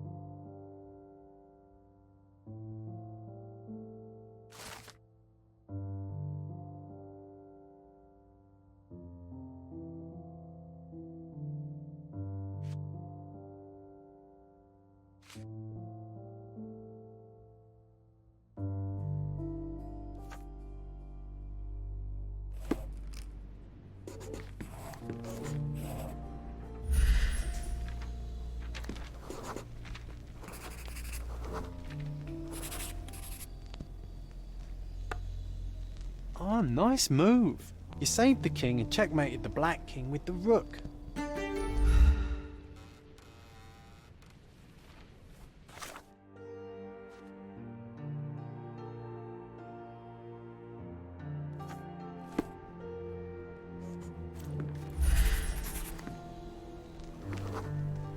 The broken plate shards were all over the floor.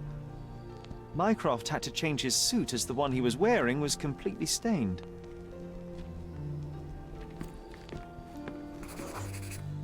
Mother was troubled that morning. Something we did upset her. Dr. Richter tried to calm her down.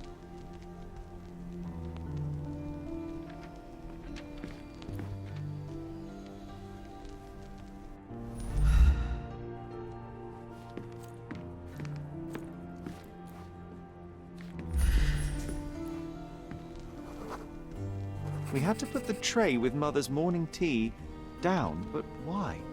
It's starting to ring a bell. I think it happened in the morning.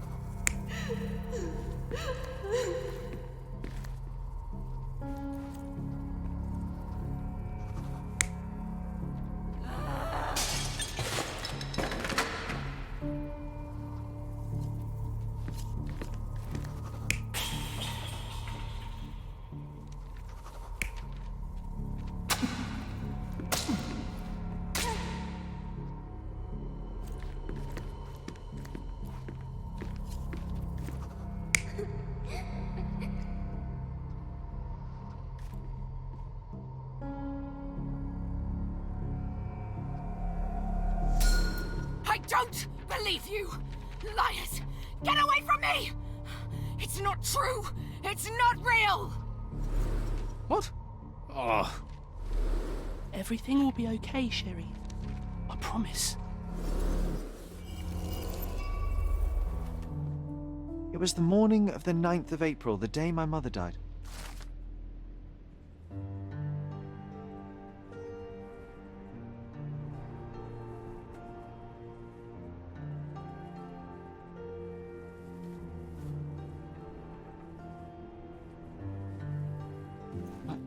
My mother, she was not just ill, but mad. God have mercy. I'm sorry. That explains why you locked the memory away. There must be more, John. That was the morning of her death. I need to know what happened. John! Every time you... I just don't... Please, Sherry, leave it be. Just breathe, John. You know that I cannot leave the last stone unturned. We are so close.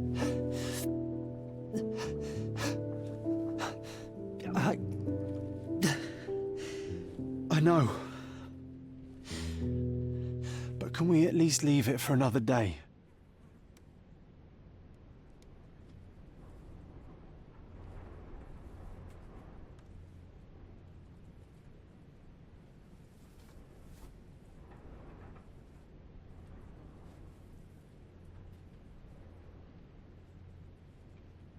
It cannot wait. Let us find another door and finally learn the truth. That's pointless, Sherry. To date, you have had no control over the return of these memories. It is all triggered by your work elsewhere on Cordona. You must accept that this will have to wait. Are you all right?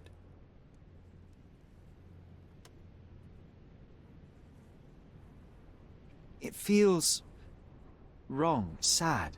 Like they're the memories of another man. I'm struggling to reconcile my love for my mother with the reality of who she was. And worse, what possessed Mycroft to lie about it? There are precious few pieces of this puzzle remaining, John. Let us dawdle here no longer. Indeed. Wait, did you hear that? Yes. Metallic souls. What is this sailor doing here?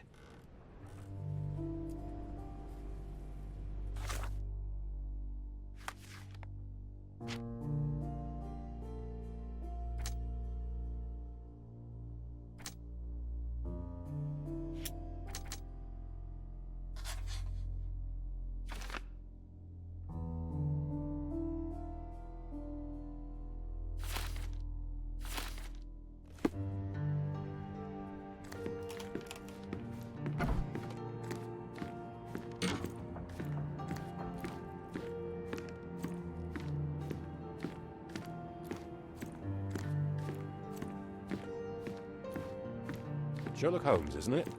I was looking for you. With whom do I have the pleasure of speaking? You can call me your new game. The rules are simple. I have something for you, but you alone must work out what that is. And that something is my prize, I suppose? You're a fast learner, sir.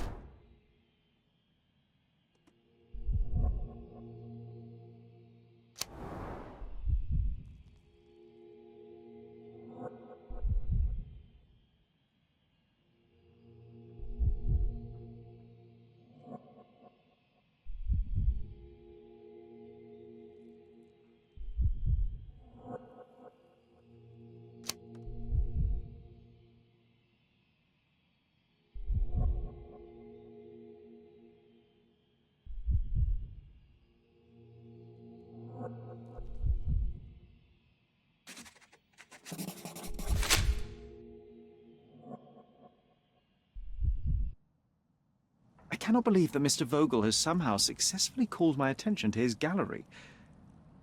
You're here with an invitation to visit it, obviously. My word, you are fast, Mr. Holmes. Could you explain how you came to that conclusion?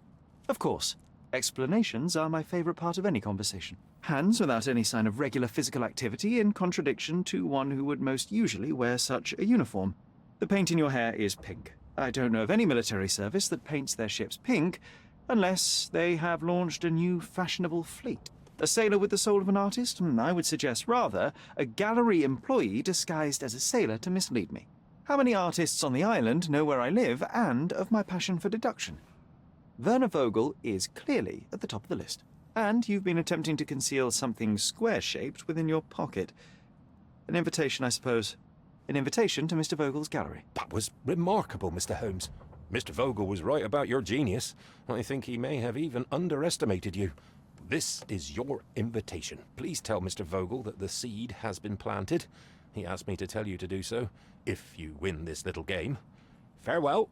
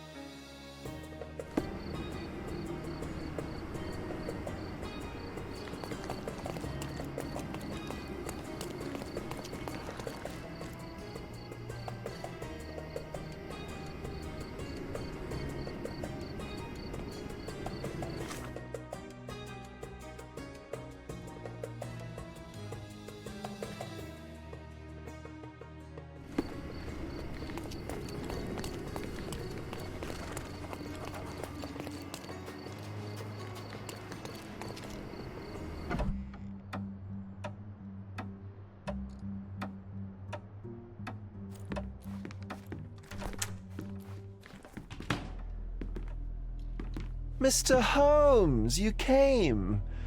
Oh, how kind. Though now, of course, I realize it is because of my game, not the works on display. It needn't be one or the other.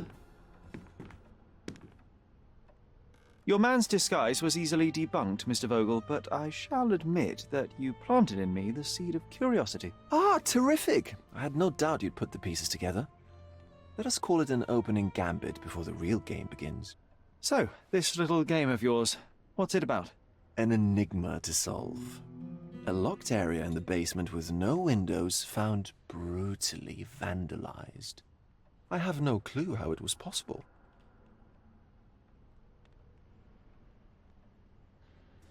What about this intrusion? What happened? Last night, I was about to leave the gallery when I heard a noise downstairs. I went to the basement, but I didn't see anything out of the ordinary. It was admittedly a rudimentary inspection. It is not uncommon to get rats down there, so seeing nothing of note, I left and locked up the building. When I returned this morning, alas, I discovered that part of the exhibition had been torched, and there was no sign of the intruder. The mystery being, of course, that all the doors to the gallery were locked exactly as I left them. And the door to the basement is the only entrance? Correct. Tell me you're not intrigued.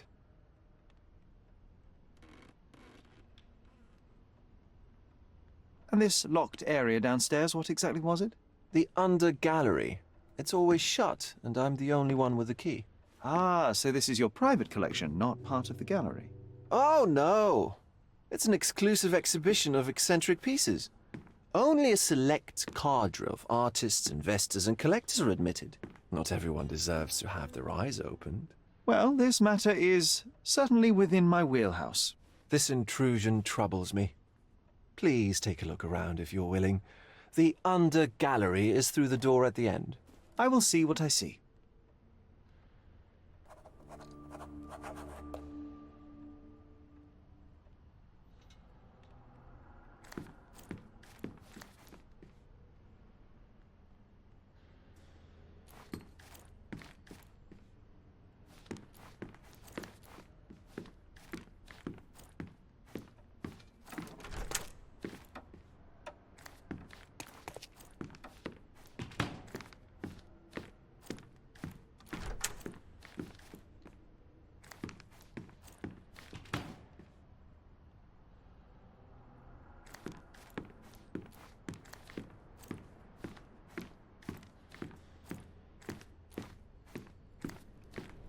Back home, we've got a taxidermist. He's gonna have a heart attack when he sees what I bring him.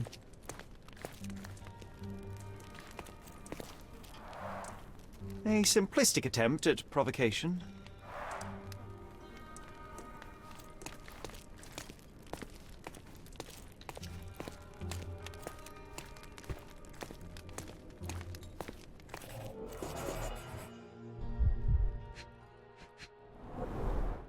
Old, and hasn't been used for a long time.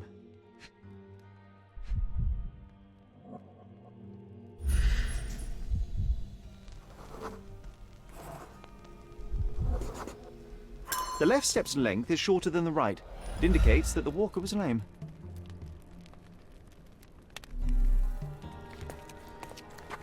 Closed with a metal bolt.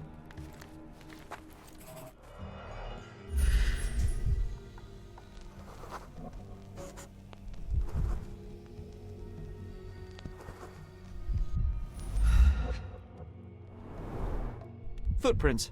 Size 9.5.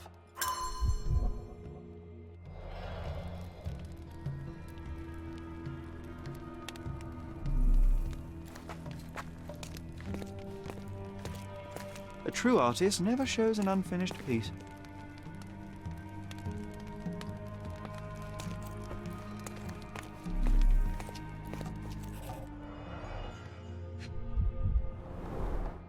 Sherry, how about some company in that dreary chamber of yours?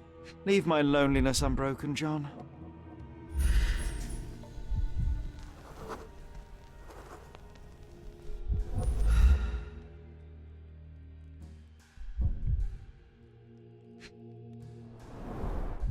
A handprint of the thing from another world. But it looks fresh, and its coal origin ruins the effect of the extra mundane.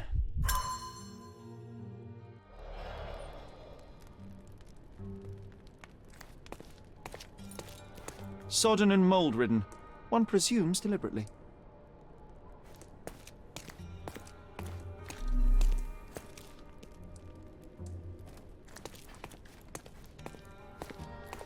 The parasites of creativity. Or just a reflection of the artist's recreational interests. Saturn devouring his sun. Oh, grim composition. Unflinching in its ferocity, yet somehow beautiful.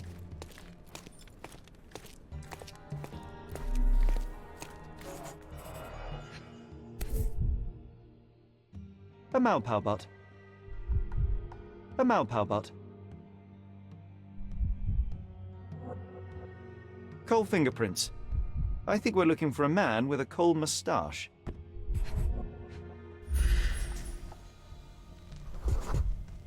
Ugh, sheer vandalism. Only an ignorant person could do such a thing.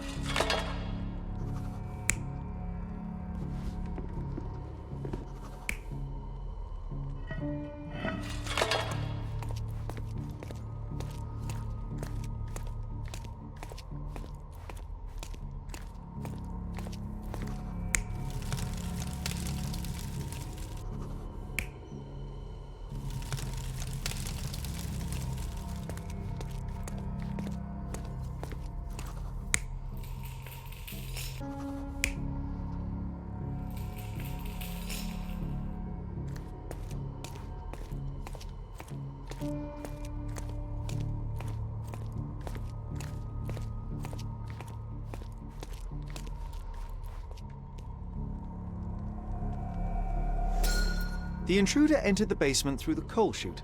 He used a magnet to open the hatch bolt. He accidentally pushed a shovel to the floor. Vogel heard the noise. At the sound of his approaching footsteps, the intruder hid inside the coffin. When Vogel entered the basement, he failed to notice anything strange and left without properly checking.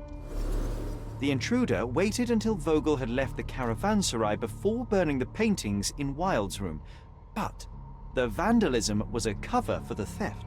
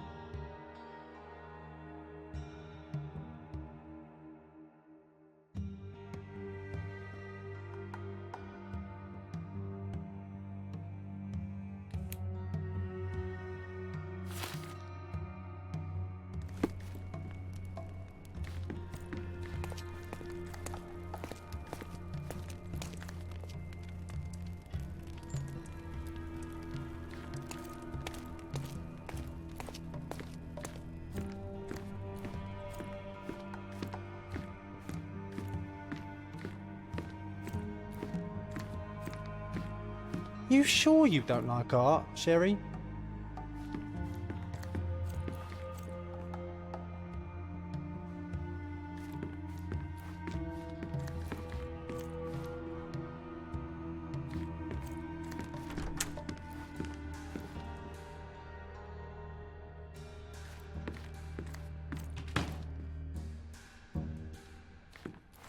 The pieces are not what I expected.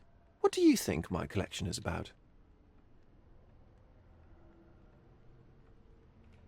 Dozens of priceless works amassed simply for the sake of it and presented without care.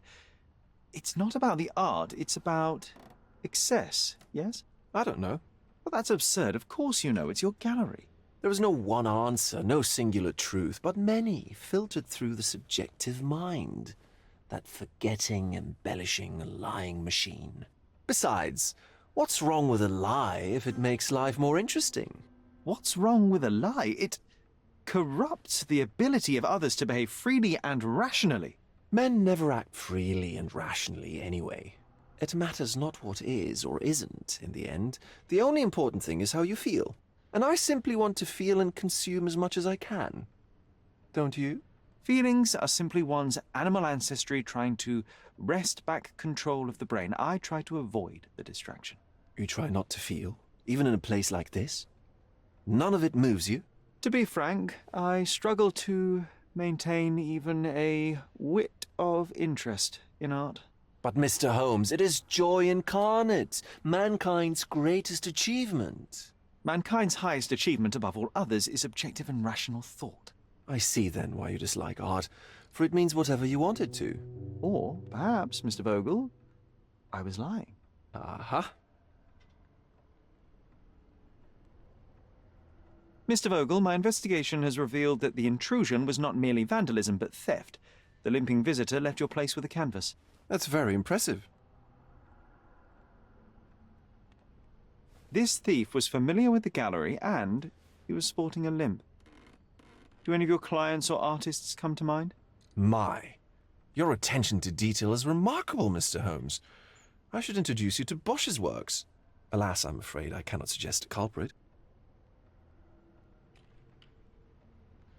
The fire was a clever attempt to hide a stolen painting, even if it didn't fool me. I found the remnants of an empty frame in the pile of ashes. The canvas had been removed. Do you know which paintings in the Wild Room may have interested a thief? Were any particularly expensive? Those pieces belong to a well-known artist named Boniface Mercurio. They're controversial, but not of a notably high value. The intruder entered the basement through the coal chute. He used a magnet to open the latch and dislodged the shovel while doing so. That's the noise you heard yesterday. When you went downstairs to investigate, he hid in the coffin. It seems I should have checked the space more thoroughly. There's something more, is there not? I can see it in your eyes. Indeed. There is another intriguing angle. I recently received an anonymous offer for one of Mercurio's works. The sum was more than fair, and indeed could have saved Mercurio from his artistic poverty. But he declined it. Was it a performative whim? Some artists lionize pain and hardship as if their work would be worse after a meal and a hot bath. I cannot tell. But not only did he refuse the deal, he insisted on displaying the painting in the public space. I was hoping to change his mind, but artists are a special breed of stubborn. What was depicted in the piece? A bound woman, wrapped in robes, being penetrated by a red devil that stared at us, the viewer. The beast had numerous tails growing from his back, and a large crowd gathered around the pair, silently watching the orgiastic scene. Okay, well, given the nature of the other works on display, it's hard to see why that one stood out. What could possibly be its value? The evaluation of art is very subjective, Mr. Holmes. After all, art is everything. A poem, a bruise, the beads of sweat on your beloved skin. Even a masterfully solved crime. I'm not sure I see the connection. Regardless, the painting was one of a series called The Sabbath Night in Cordona. The works depict sex, violence, and other controversial acts that life, for better or worse, contains. Ah, I see. I'm not sure that you do, but that can wait for another time. So where can I find Boniface Mercurio? I know he lives somewhere in Old City, but couldn't be more specific. He's a prominent figure, so finding him shouldn't be a problem. Well, I believe I have enough to begin. Thank you, Mr. Vogel. Your gallery certainly has unexpected depths. I'm delighted to have been able to please a friend. In return, I expect you to come back with good news. Or at least with a good story.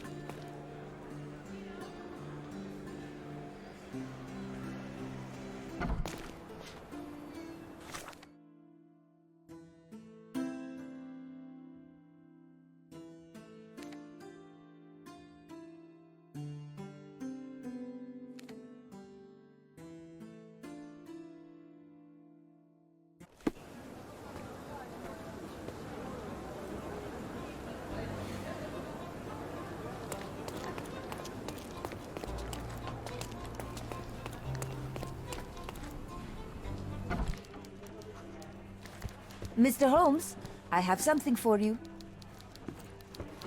Mr. Holmes, I see what you're up to. Mysterious stranger pursues betrothed woman. But please, let us keep things professional. I have in my possession an envelope containing details of a special assignment for you. Tell me, are you interested? Miss Sertle, I am not pursuing you, and I am not pursuing further work at the minute. Well, it shall wait for you here. Do come back. It's quite something.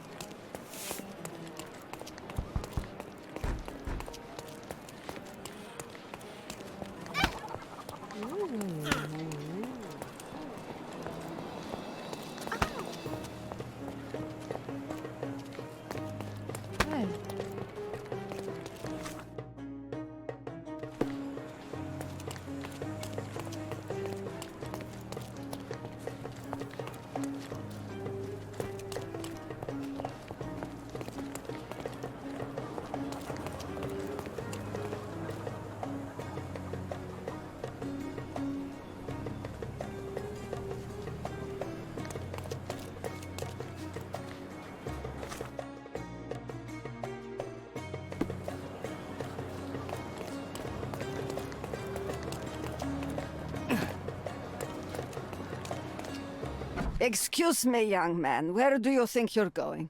Greetings, ma'am. I'm looking for the... I don't care who you're looking for. You shall not pass. No visitors allowed. I wish to buy a painting from Mr. Boniface Mercurio. Is he at home?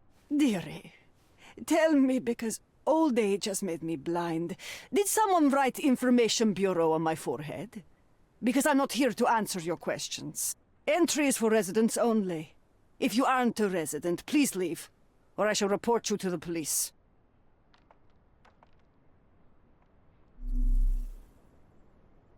No visitors allowed.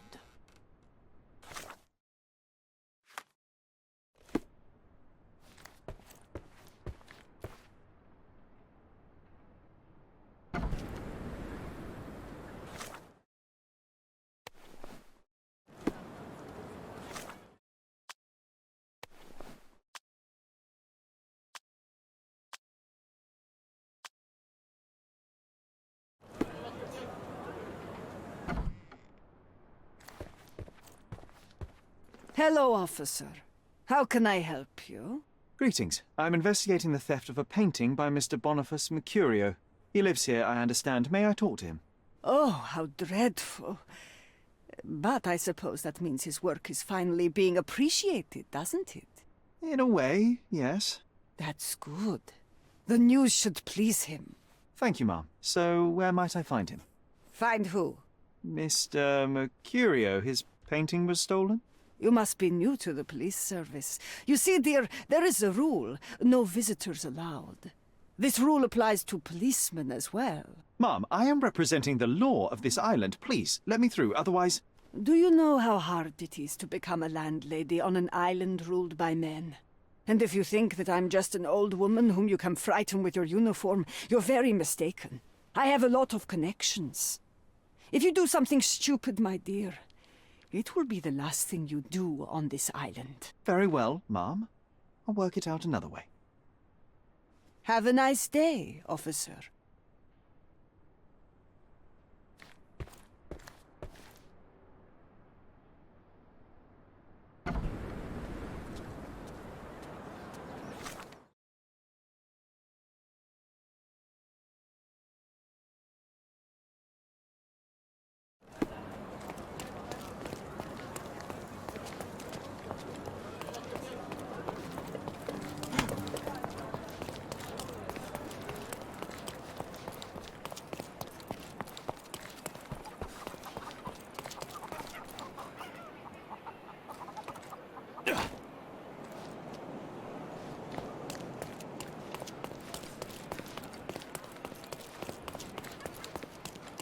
Don't pass by. Welcome, welcome.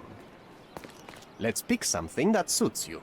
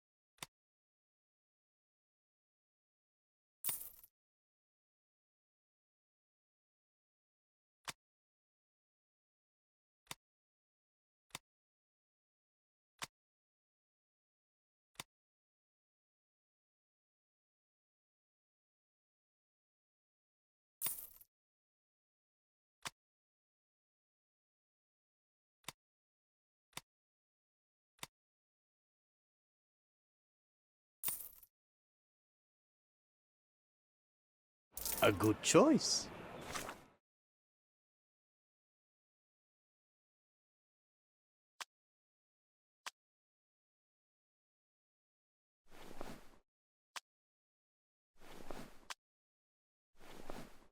A good choice indeed.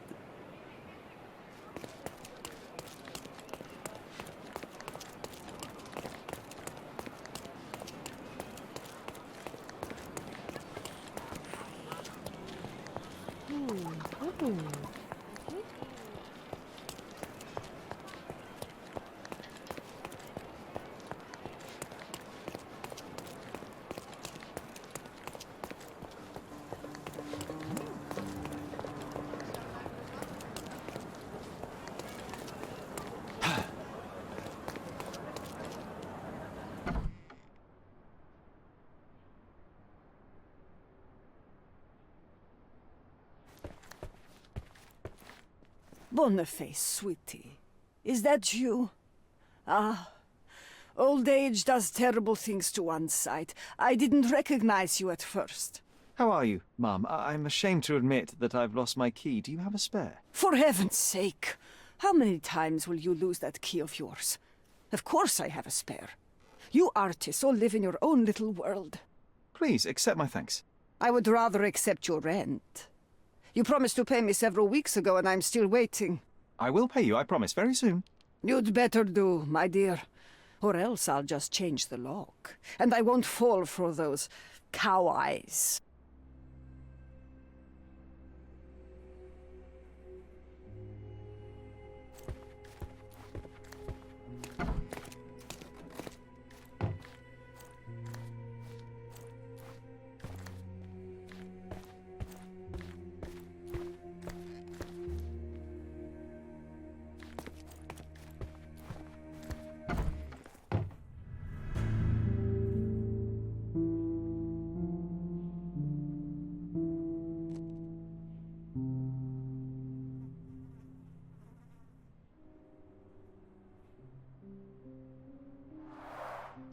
The blood has dried.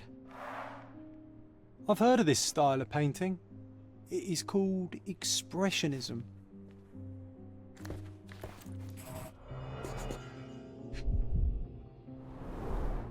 The wound is precise. It was inflicted by a razor or a knife. Soaked in blood.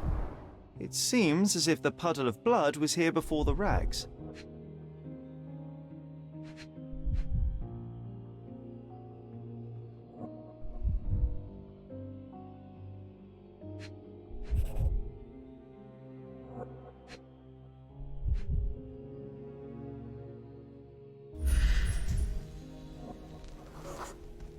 Judging by post-mortem rigidity, the body lay here for 1 or 2 days.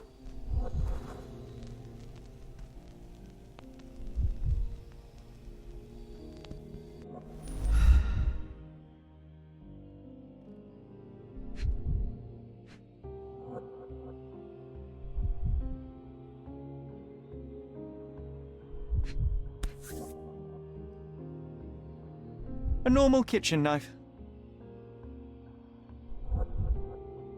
Could be the murder weapon.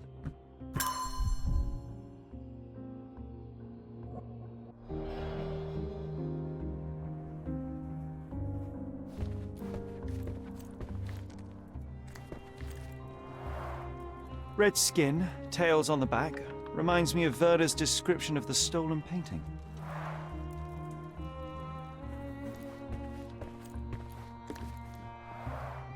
Aunt May whiskey, brandy bucks. Quite a collection he had here.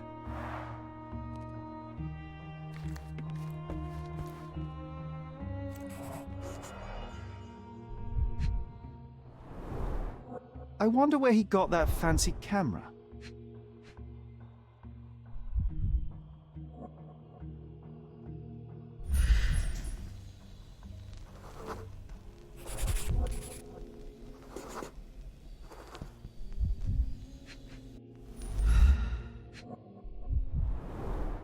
It appears the wine was truly awful.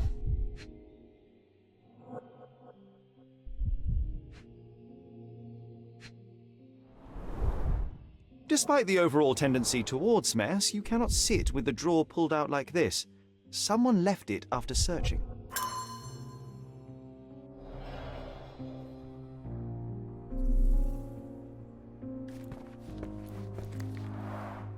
The chest has been searched.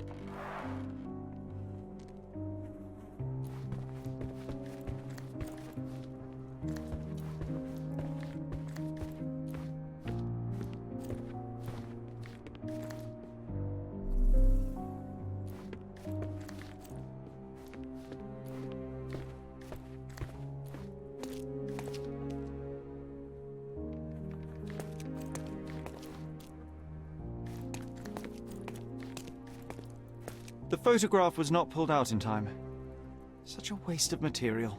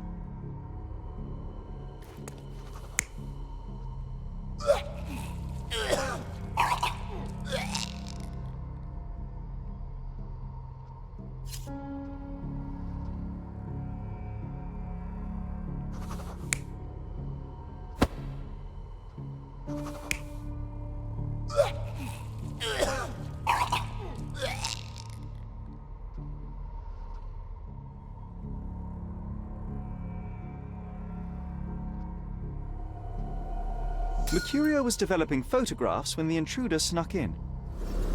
Mercurio heard him coming. While the thief was searching the chest, the painter ran towards him with a bottle in his hand. He smashed it across the thief's head. The intruder had no choice but to defend himself, and the weapon of opportunity happened to be a kitchen knife. Mercurio stepped aside to grab the painting, but the wine-blinded thief attacked Mercurio's throat. When the thief came to his senses, he saw Mercurio bleeding on the floor. He grabbed the rags and tried to bandage him, but it was too late. Why did Mercurio attempt to snatch the painting in the middle of a fight? To strike the intruder? Not with his painting, it was too important to him.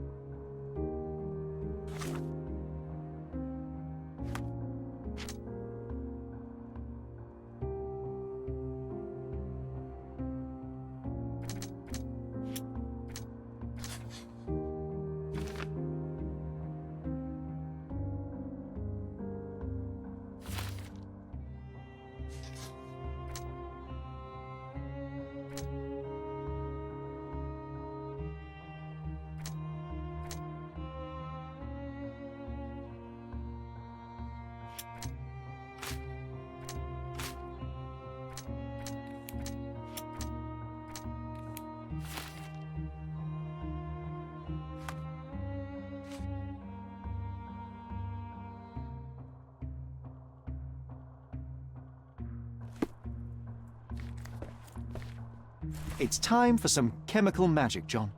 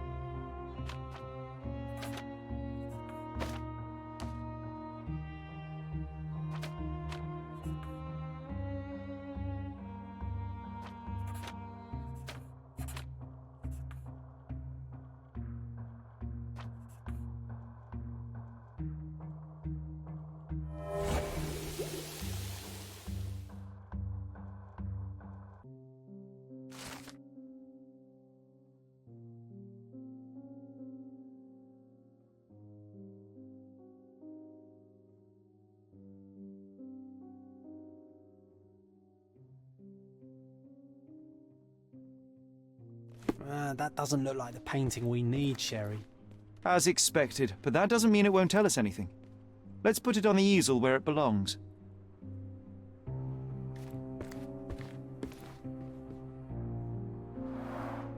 I guess this is his most ordinary painting. Spot the two differences, John?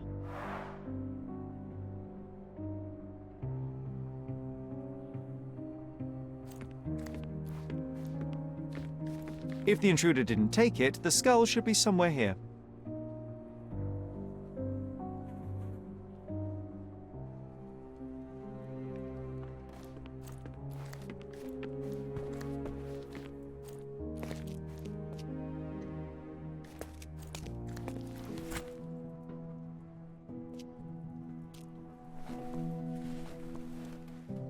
Monster was actually a man.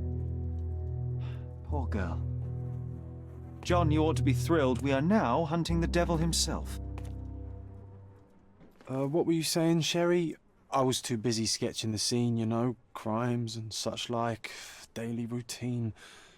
Did you find something? A photograph. It depicts a man in a red suit with tails sprouting from his back and multiple people in masks watching the scene. It all adds up. But the act of love, it wasn't given willingly, John. It was a violation. And the girl, she was with child. Give that to me now. Did you recognize someone? No. Although the victim is not from Cordona, she is African. Look at the ritual scars on her face. Get that image out of your brain. You have to continue the investigation. I must speak to the landlady. Perhaps she saw or heard something. Sherry, you cannot tell her the truth about Mercurio. It will hurt her. John, that's illogical. Sooner or later, she will come here and discover a corpse, and I still need to talk to her. Just avoid mentioning corpse, all right? Stick to the character, tell her to call the police. I'll take that into account. And wait here. I've redrawn the people in the photograph. Now you can proceed with your investigation without those horrific details.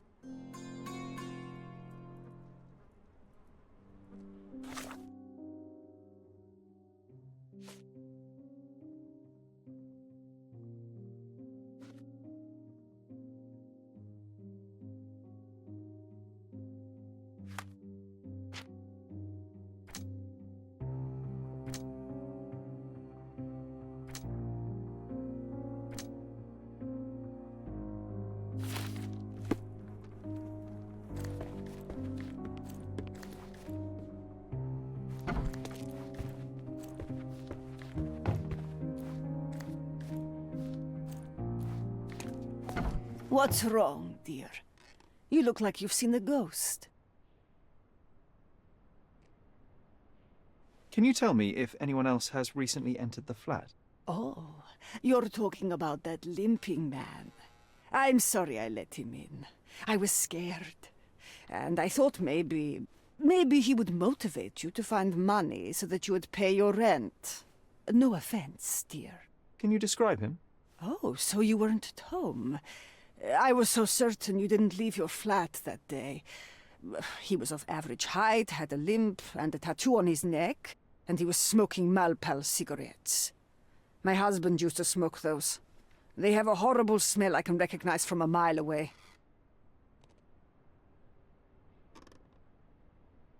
Can I ask a favor? Of course, dearie. Please call the police and ask them to enter the flat, and don't look inside until they come up. What? What trouble have you stepped in this time? It really doesn't matter. Thank you, Mum.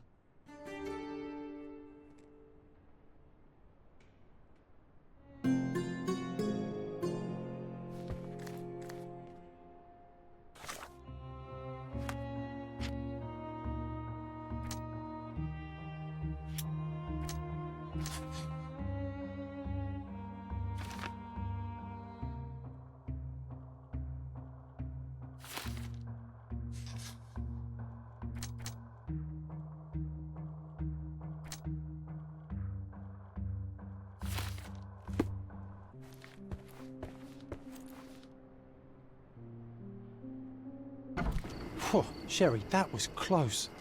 But you did everything correctly. Now, take off your outfit. I can't let you walk around in a dead man's clothes.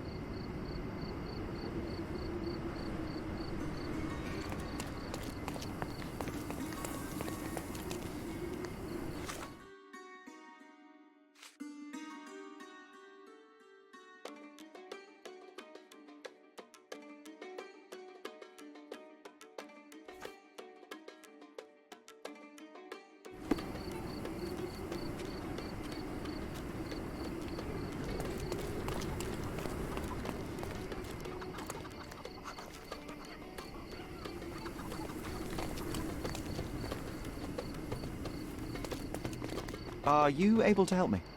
A man like you should not speak to a man like me.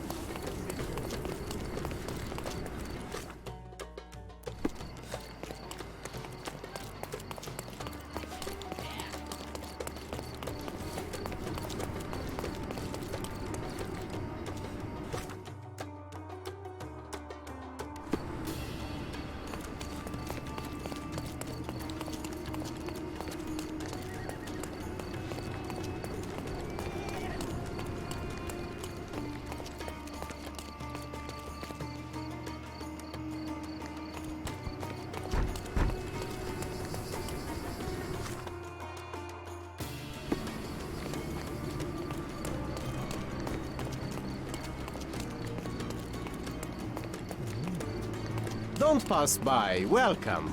Let's pick something that suits you.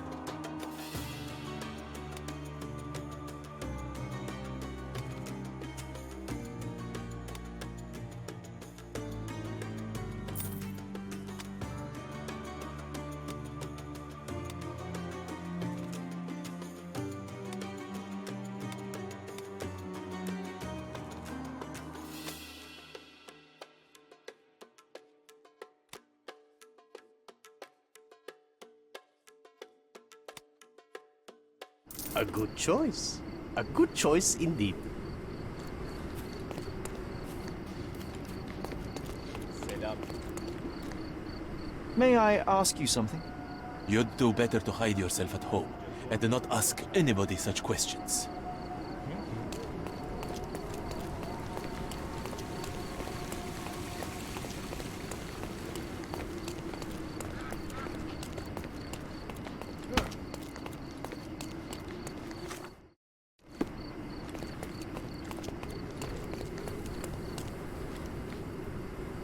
May I ask for your assistance? Are you talking to me? Get lost. Merhaba.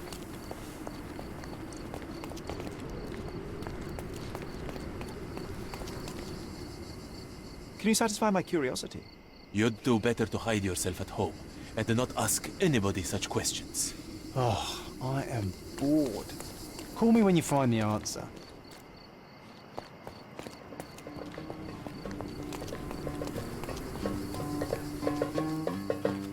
Could you help me? I'm sorry, my brother. I know nothing about it. May I ask for your assistance? I'm sorry, that's not something I know. This isn't working. You might need a different tack. May I ask you something? We should stick together, especially in times like this. I'll tell you everything I know.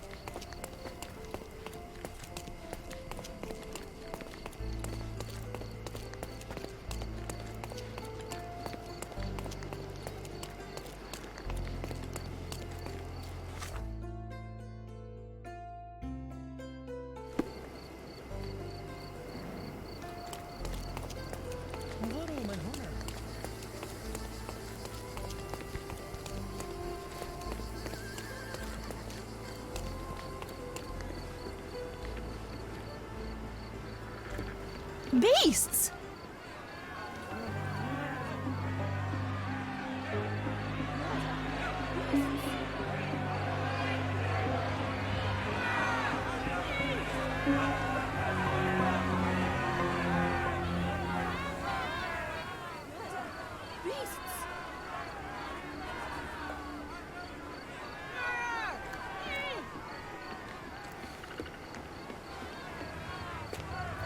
Murderers! They're completely livid. First they come to our land, then they murder our people. Drop them all into the... Sir, this place is off limits to the public. Please state your business or leave, or I shall request that the police escort you out.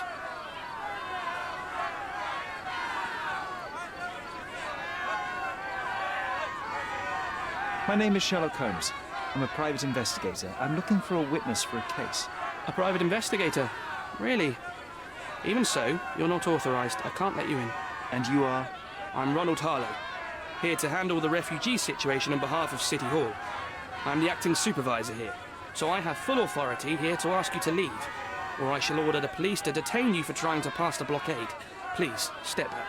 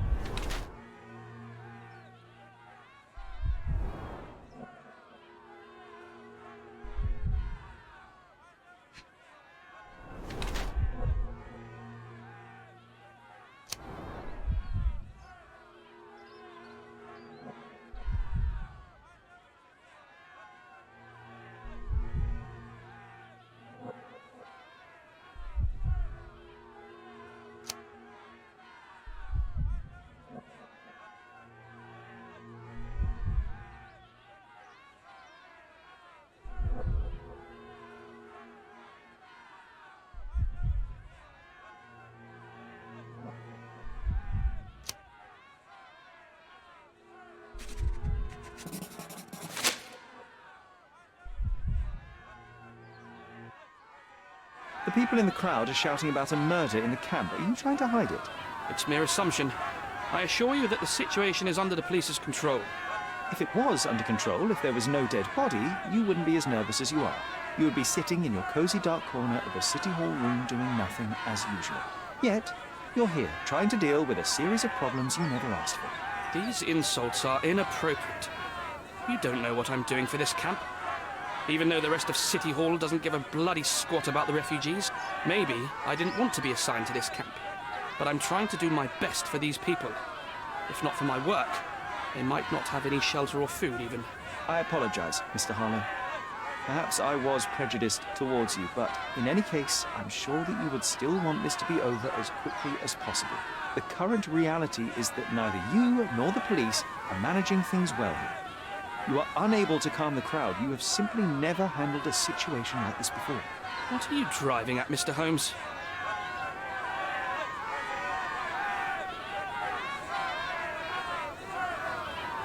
I can help you to handle the situation if you're truly interested in solving things quickly and quietly. And how exactly would you manage that? Simply tell the police that I'm with City Hall and I'm permitted to investigate the scene. I'll work out the rest. But in return, I need your help finding my witness. She's a young refugee. She's with child or was with child recently. Look, there is indeed a dead body inside the camp. So even if the girl you are looking for is there, all the refugees are now being detained and interrogated by the police. They won't allow you to speak with her, and I can't do anything about that until the situation settles down. So it's in our mutual interest to settle it. Oh. I suppose that things are bad enough that I ought not shy away from help. All right, Mr. Holmes. I'll tell the police to allow you to come inside. Just tell me when you're ready. Mr. Harlow, how did the refugees end up here exactly? Oh, so you're not from around here yourself? I've been away for some time, but I read the papers. Yes, This whole story has been in the papers for almost a year now. They were smuggled to Cordona on a ship from Africa. Smuggled? Then why didn't you deport them? The smugglers managed to sneak them to shore and hide them inside an abandoned warehouse. When the police raided the warehouse and found the refugees there, the ship was already gone. We aren't even certain as to which ship it was. We have busy shipping routes with other colonies these days, you see. So you decided to lock them up under a bridge? There was no other option. We're still trying to work out what to do with them. I only hope we'll find a humane solution and not put them on a raft and float them out to sea.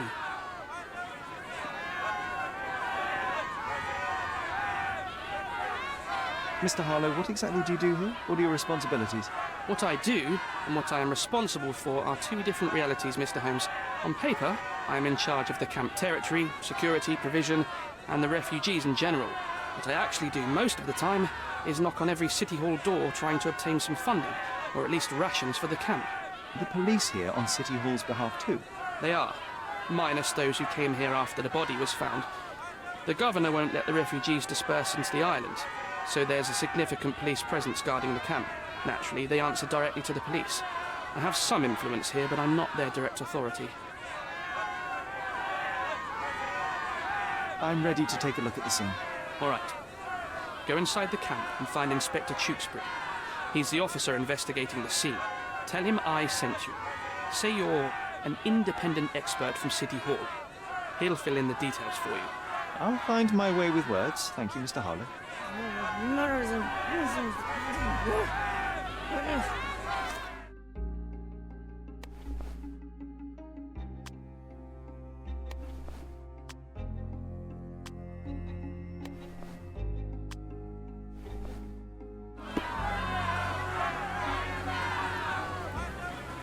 Who isn't allowed to visit the crime scene these days?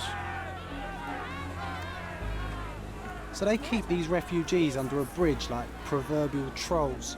No wonder the people outside are so disturbed.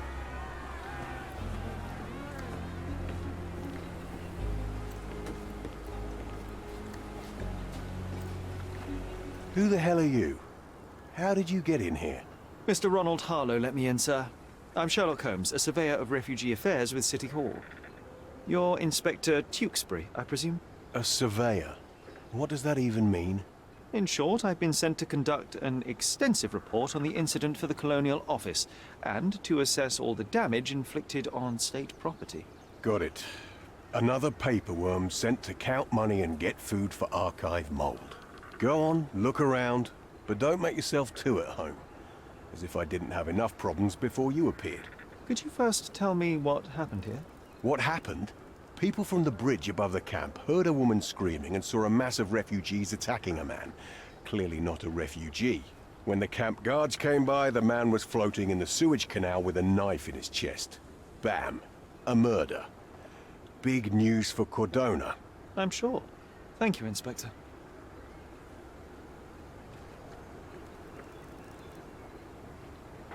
And none of the refugees were harmed? One fellow was cut. He's lying over there near their kitchen. He's in a bad way. You mentioned a woman screaming who attracted the bypassers on the bridge. Was she harmed?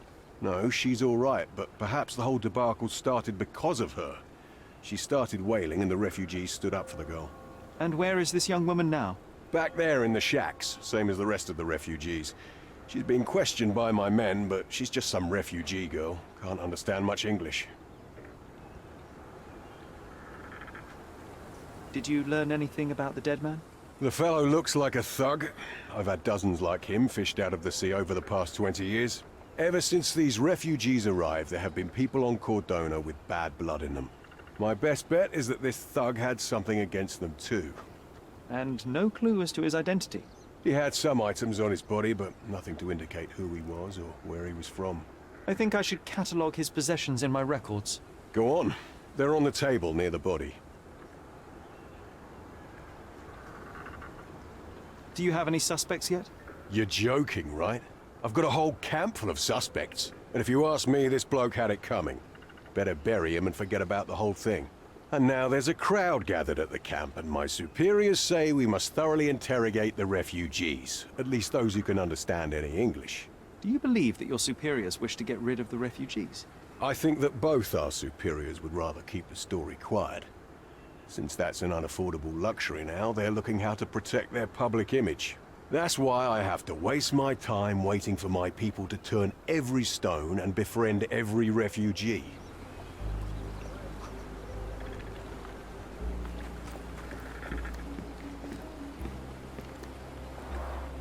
Clearly a left handprint here.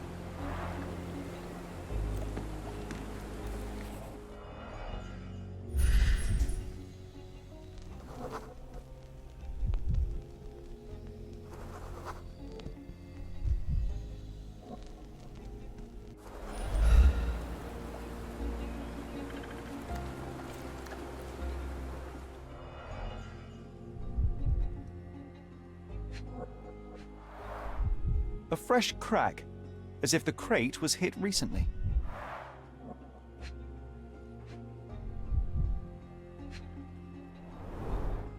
Someone bled profusely here.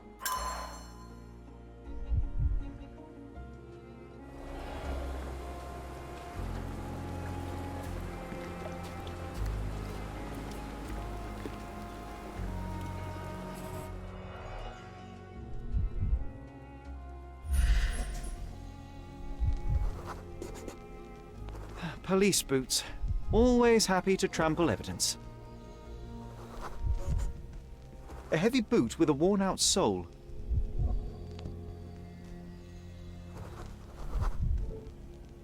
A man's footprint.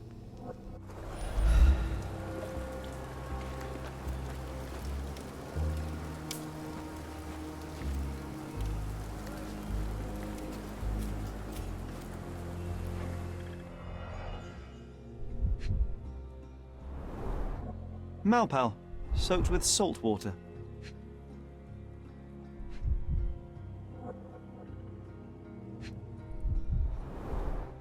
£1,000. A fair sum, especially considering British currency isn't very common in Cordona.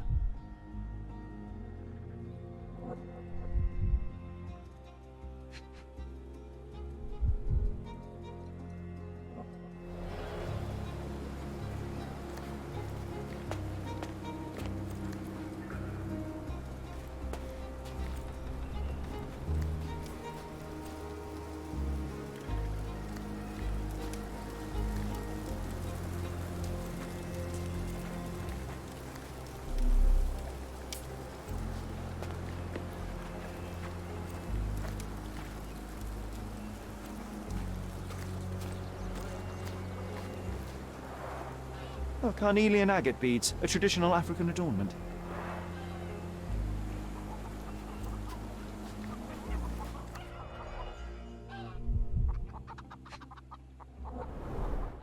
The blood sprayed off the blade after the strike.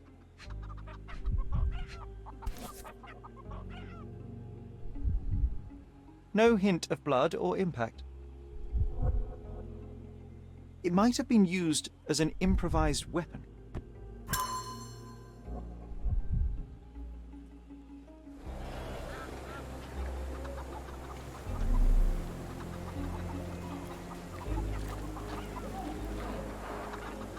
Someone was dragged against their will.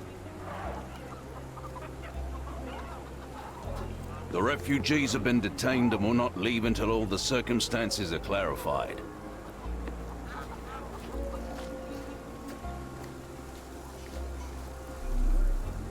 Can you satisfy my curiosity? A solid question, sir, but I don't have the answer.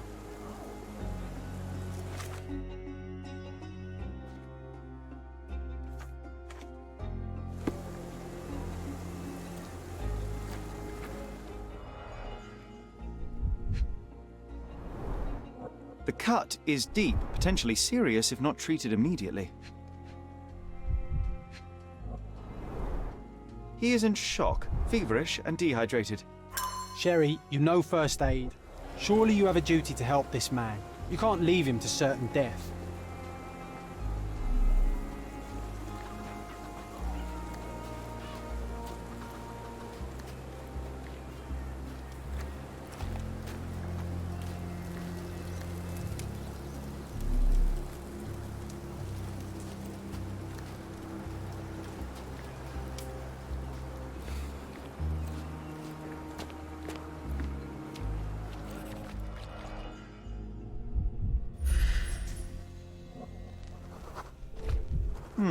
Coal dust under the nails. I don't see much coal around here.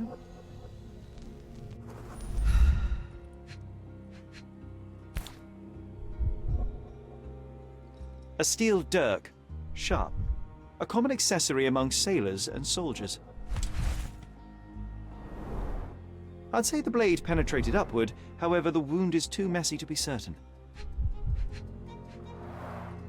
An interesting tattoo. Does it mean something?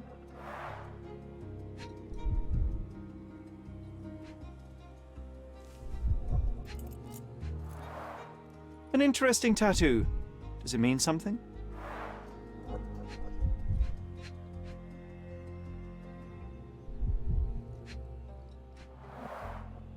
Heavy boots, with one sole far more worn than the other. This man was limping John. A violent death. But this man, limping. Coal dust. I think we're onto something here, John.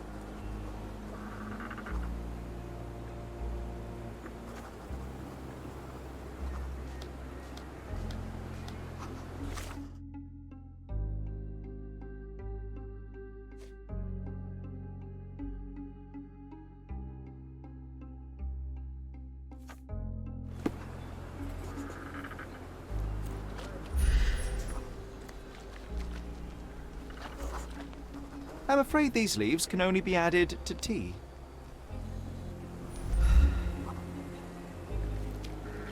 Are you able to help me?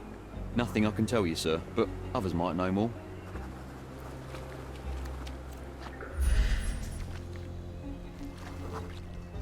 I can use this to stop the infection from spreading.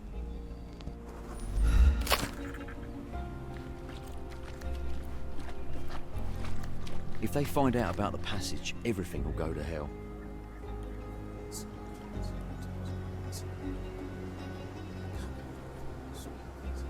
If they find out...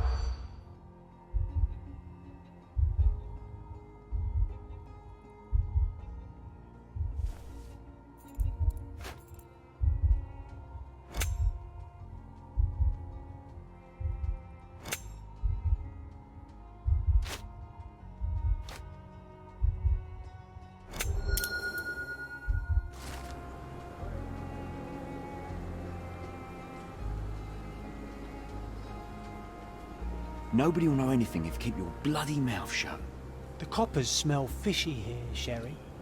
Perhaps we should sniff around in the camp a little more thoroughly.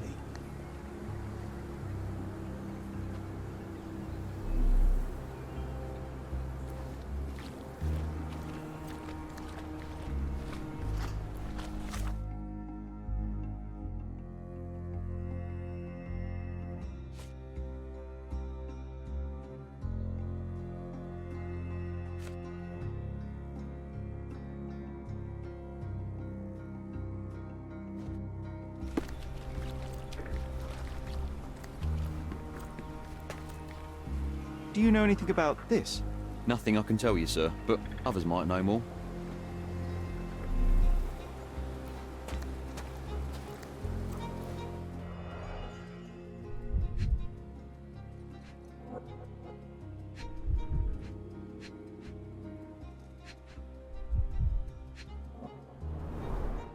A simple leather sheath. Perfect for a dirk. You know what? I'd like to understand. What? How did our dead man end up inside the camp in the first place?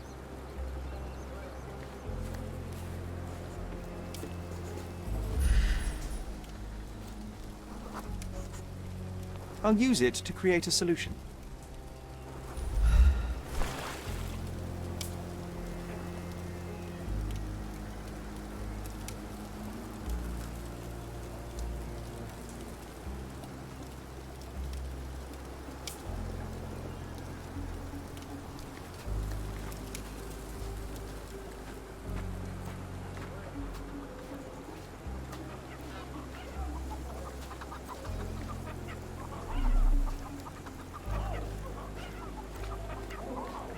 Back off.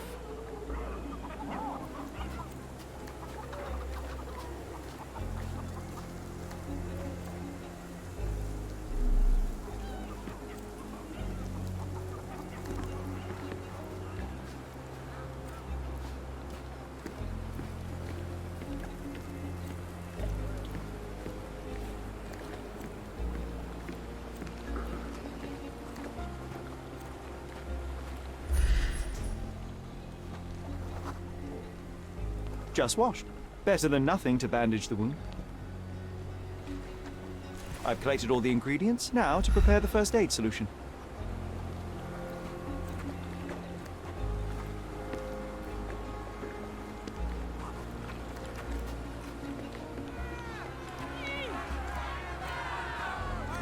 I hope I'm not making a grave mistake in trusting you, Mr. Holmes.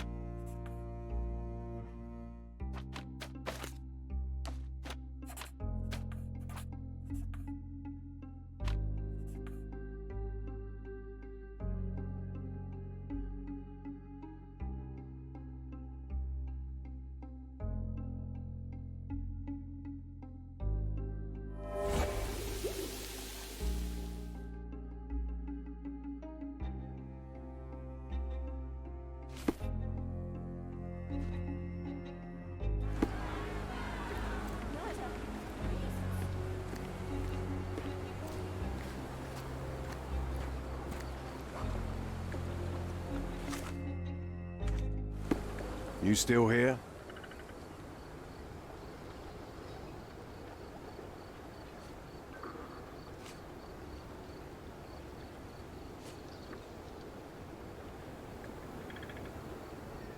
The guards at the sewers were speaking about taking refugees out of the camp. Do you know anything about this, Inspector? Less than you do, obviously. And this doesn't bother you as an officer of the law? I can neither punish them nor put them on the right track, if that's what you're asking. Maybe your friends at City Hall could do something about it, but I seriously doubt that. To be honest, I'm sick and tired of being frowned on for my uniform. If those fine gentlemen you've eavesdropped on are in some shady business, that's on their heads.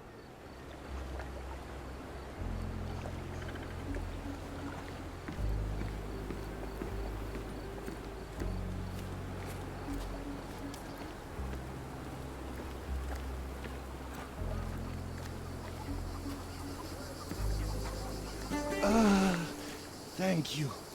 This should make you feel better, my friend. Now remain lying down and drink as much water as you can. Well done, Sherry. At least he won't die from the infection.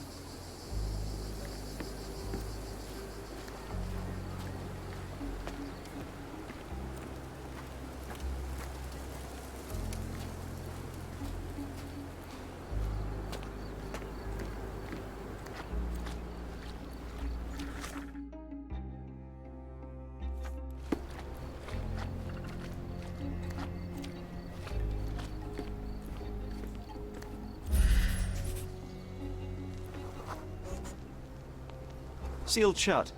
I doubt our man could get through these grates. Sherry, just look at this. Living quarters in a sewer. What kind of a genius bureaucrat came up with this idea?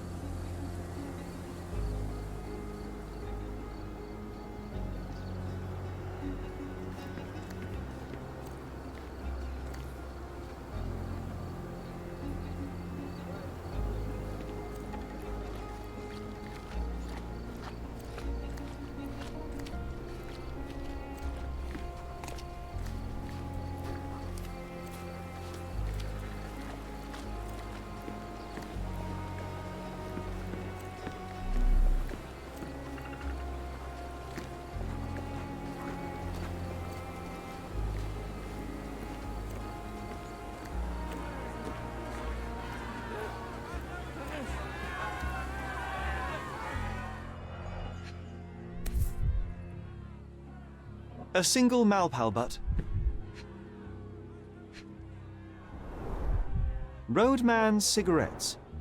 A brand highly regarded by law enforcement officers. So there wasn't any sophisticated infiltration plan. The good old police just let the man into the camp. Now we have everything we need to get the full picture of what happened at the camp.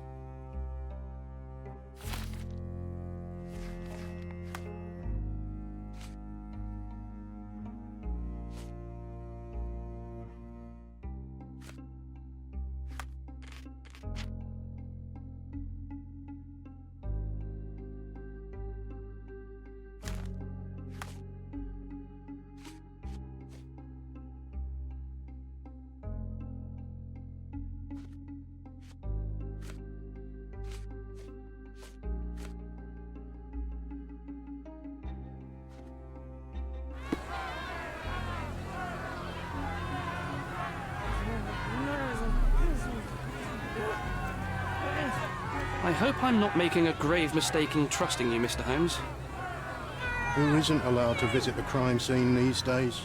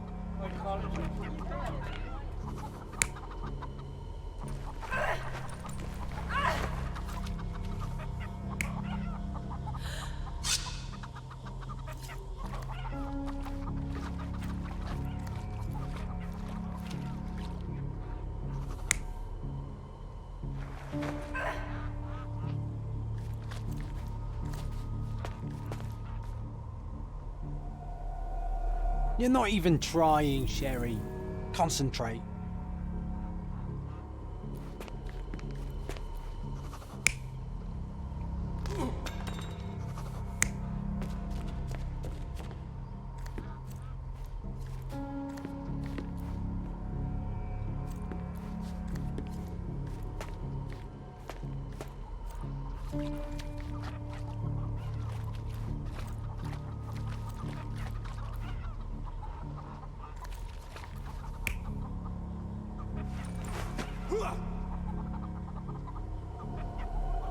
You're not even trying, Sherry.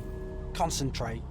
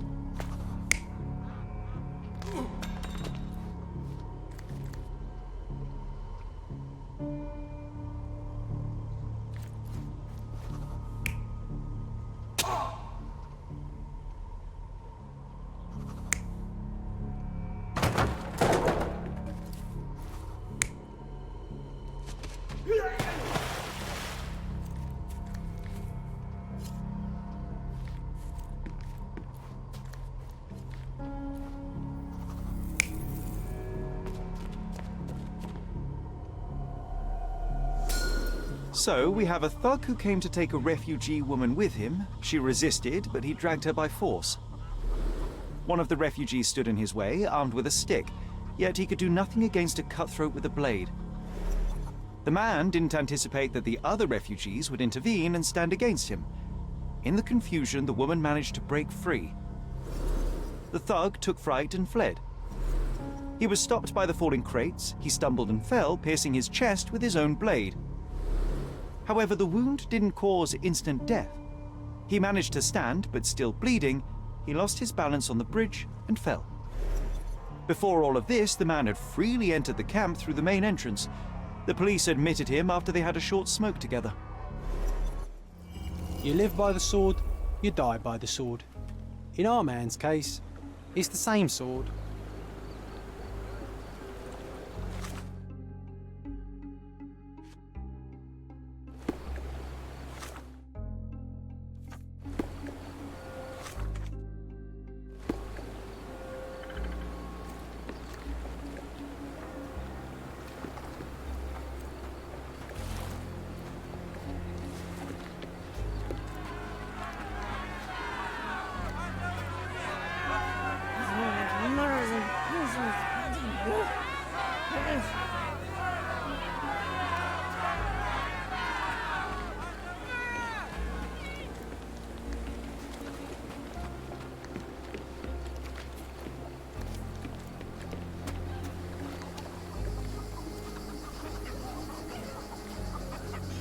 Back off.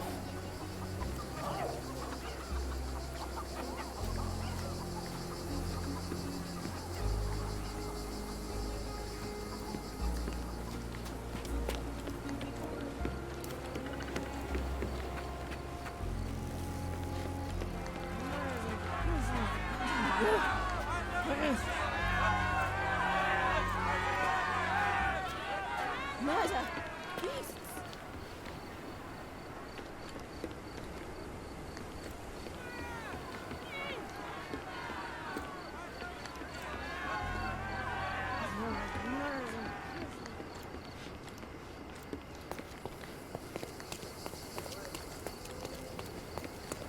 Selam.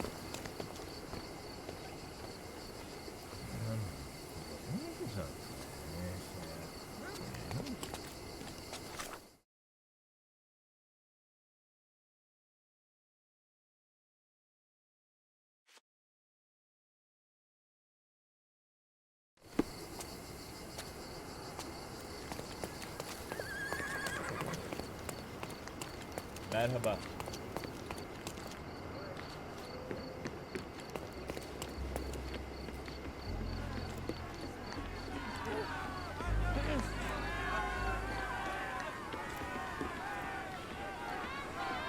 Murder!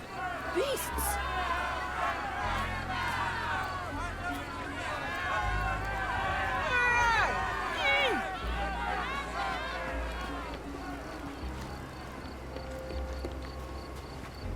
Mr. Harlow, your refugees didn't murder anyone. What? Pray tell me what you've learned. All right, listen carefully. This might solve one problem for you, but will create a few more. Oh, well, that's a great start. The man came to the camp intending to kidnap one of your refugees, a woman. What he didn't expect was that the refugees would stand up to protect the woman. A brawl had broken out. In the chaos of it, the man stumbled over those crates and fell on his own blade. How do you know he fell on his own blade? The wound in his chest was inflicted from an unusual angle. It was not an offensive stab, shall we say. The refugees didn't touch him.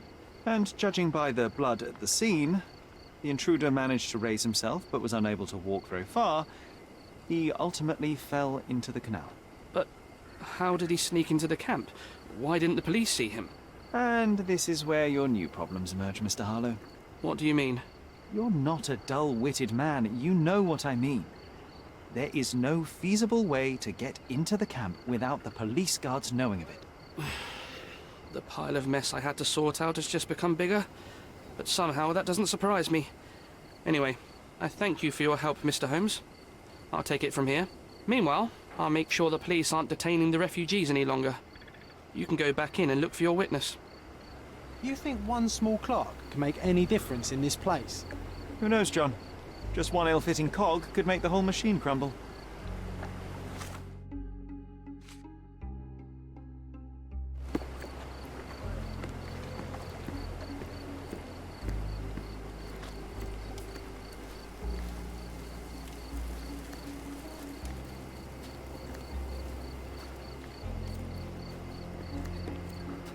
Are these the rations the refugees get from the authorities?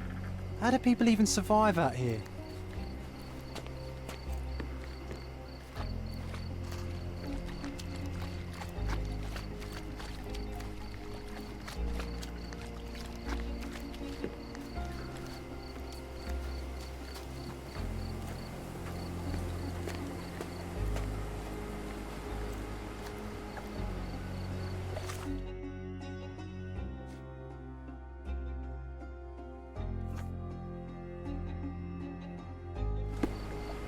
Could you help me? Sorry, we don't see much here.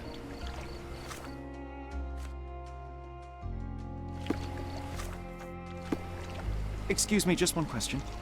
They often take us from the camps to work. Most don't mind, though. It's the only way we get a glimpse of freedom.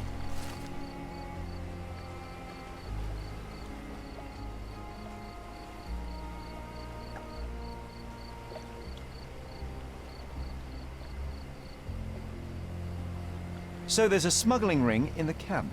This wasn't the first time that someone freely entered the camp to take a refugee out. At least it was certainly his last time. My gut tells me that we'll learn more about this ring when we find out where the thug came from.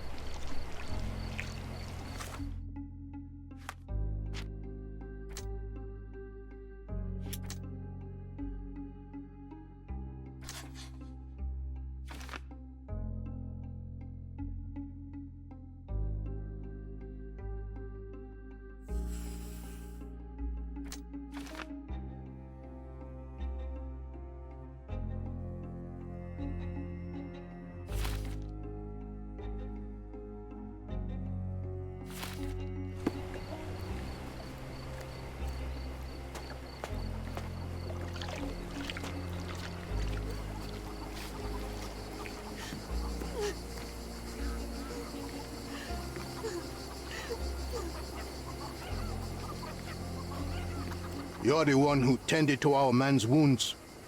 I thank you greatly. The police didn't allow us to help him. The police will leave you alone now. I've proven to them that the man who came into the camp died due to his own foolishness. Thank you for standing up for us. But nobody would help us without a reason. You're here because you want something. Yes, I do. I need to speak with the girl drawn here. The dead man came for her too. He wanted to take the girl away, but we won't allow her to be hurt again. What do you want from Nayla? Nayla. She was hurt some time ago. I'm here to find the people who did this and bring them to justice. And to find them, I need Nayla's help. Will you let me speak to her? Justice. There's no justice on this land. But you helped us, so maybe your words are not empty. You can speak to Nayla, if she wants it. But I will be watching you. Hello, Nayla?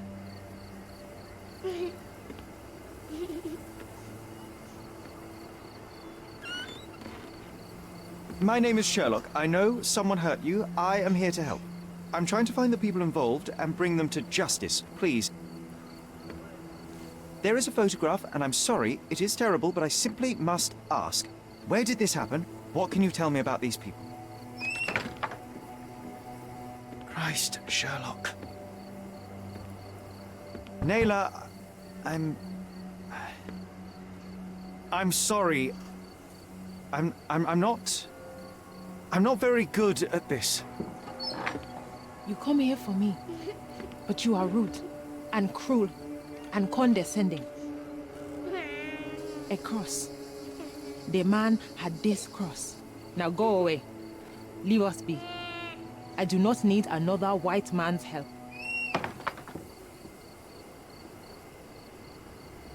Oh, glad that wasn't me. Not my best work, John. By a long shot. Nayla doesn't want us meddling. I'm starting to wonder what this all achieves. But she helped you anyway. Now we know that maniac's face and the cross he wore, we can still catch him.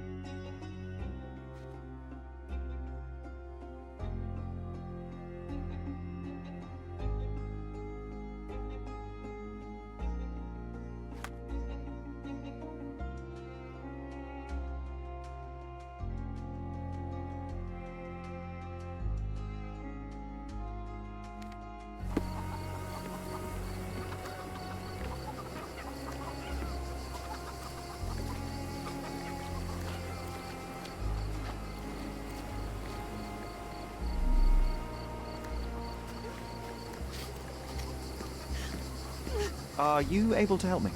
Sorry, we don't see much here.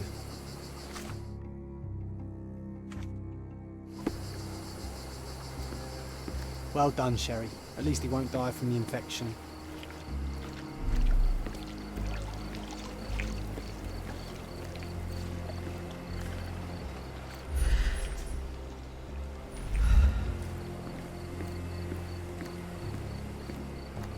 I owe you a lot, Mr. Holmes.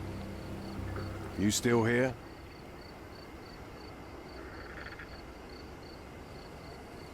Go and bother someone else with this, son. The intruder has a most peculiar tattoo on his neck, 2 lines and a point. Do you know anything about it? You really want to know, kid? Why? You want to play a policeman or something? I'm sure you have it in your records, so it won't hurt if I have it in mine. In my records, it's just a tattoo, as it should be in yours. Ah, to hell with you. Suit yourself as to what you're going to do with it. Off the record, though, such tattoos are often connected to a man named Mr. Niccolo Bernadotti. Bernadotti, you say? A respectable businessman in Scaladio. His company imports goods and wines, and smuggles everything that can be smuggled between the colonies and the mainland. His people can be identified by an obscure tattoo, just like the one over there our friend has. But these are all merely rumours, you see. If Mr. Bernadotte was a criminal, he'd be in prison now. Or hanged, right? You're disturbing a hornet's nest here, son. I owe you a lot, Mr. Holmes.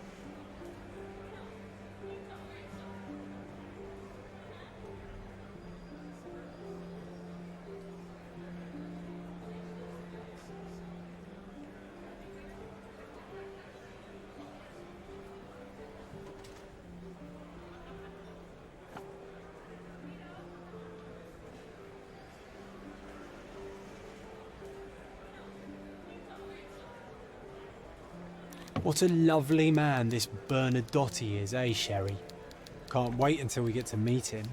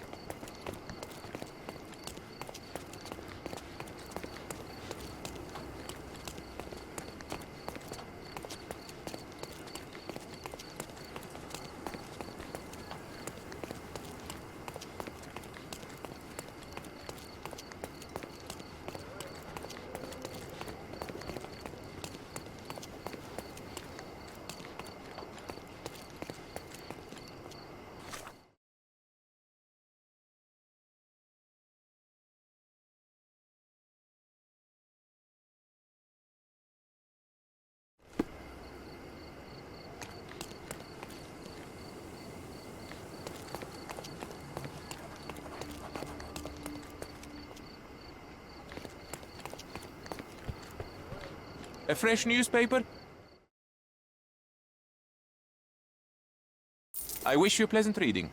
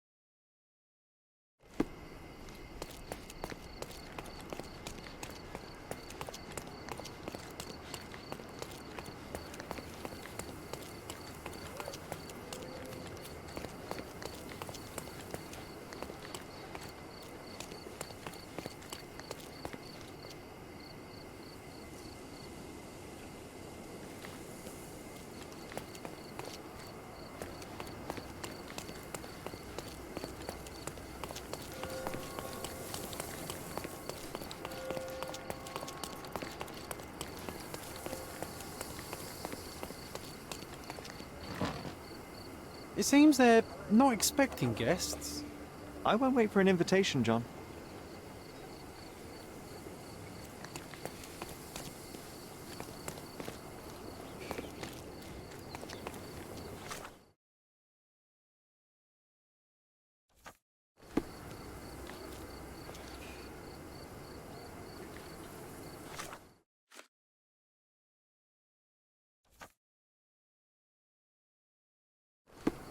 Help me, please.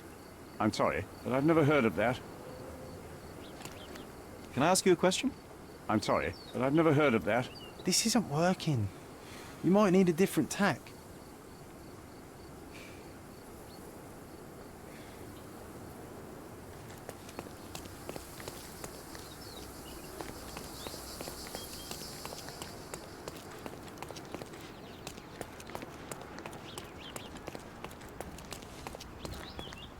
Do you know anything about this? Sorry, we don't see much here.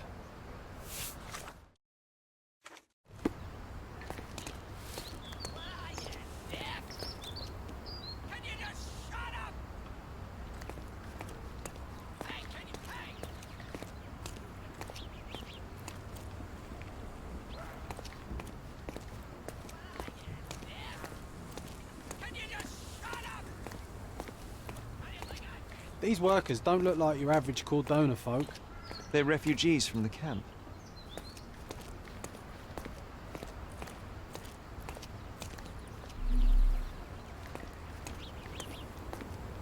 Shipped from Cape Town. The wine route from colony to colonies.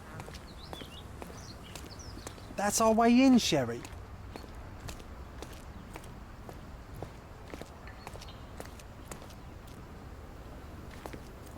Hey, yo. This is private property. You lost something.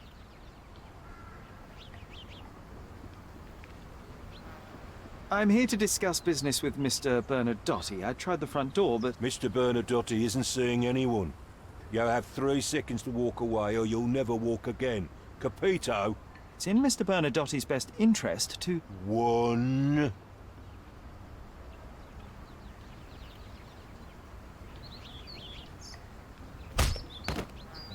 I did try to resolve this peacefully.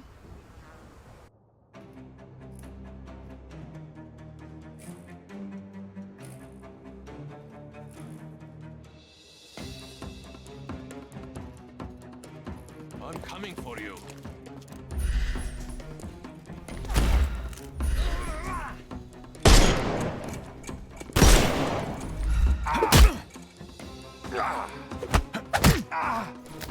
Don't bother moving. You've lost.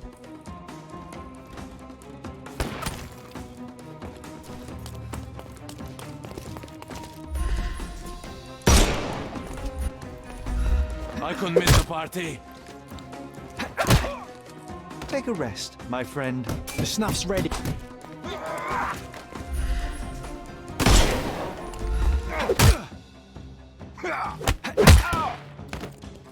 No more crime for you, and give him the pepper snuff.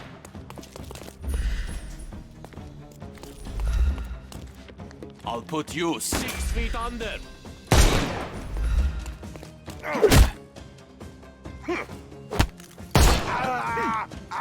Don't bother. Give him the pepper snuff.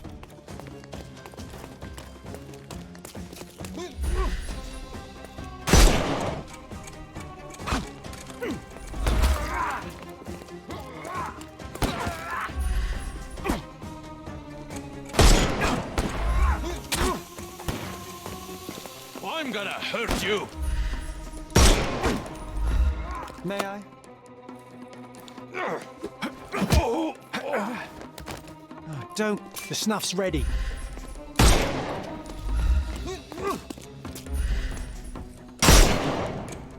Time to knock. Overcome him. Don't rush. I couldn't miss the party. I'm coming for you.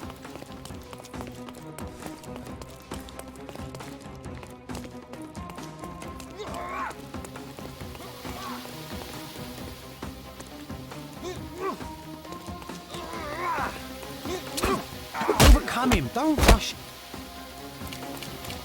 I'm coming. I couldn't miss the party.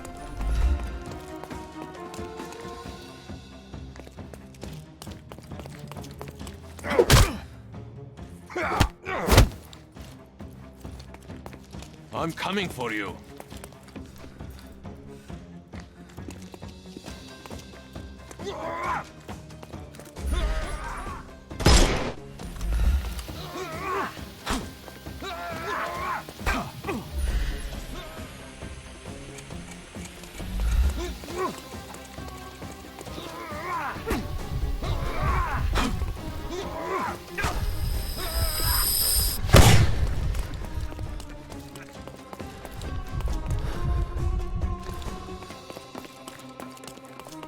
Terribly sorry.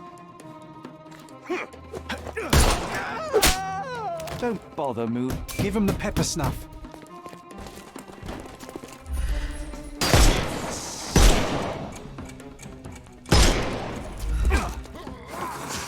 I couldn't miss the party. I'm coming for you. We can overcome.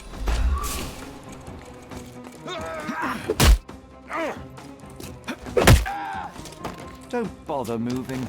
You've lost.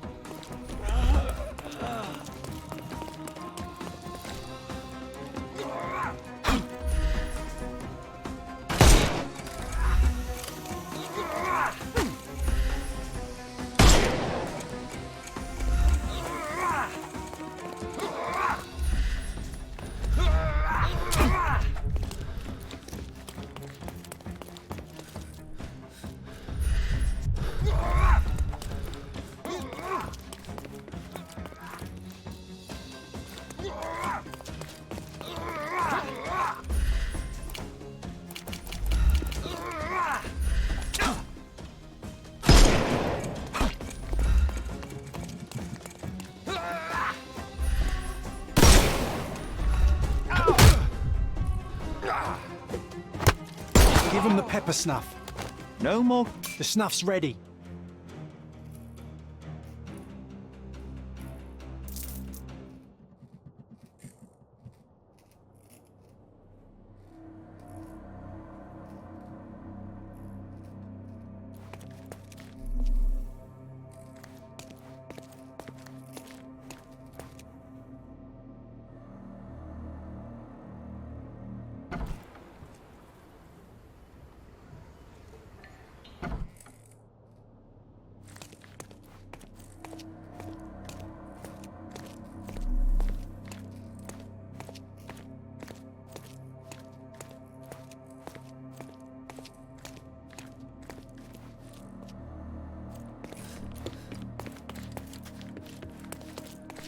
Sherry, look.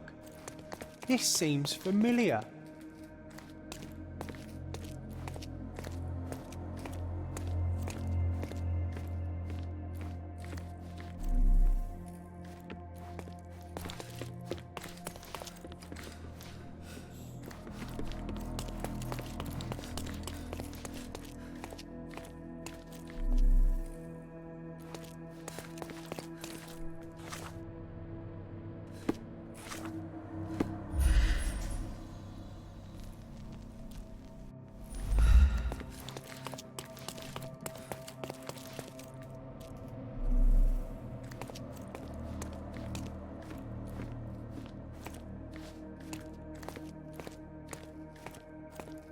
You've disappointed me so much, Sherlock.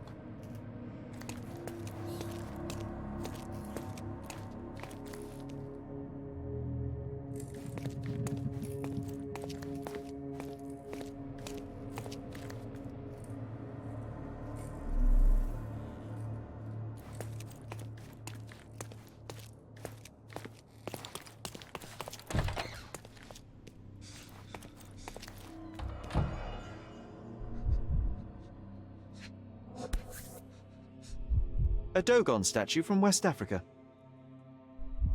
A century old at least. Masks, traditional for the Chokwe people of Central Africa.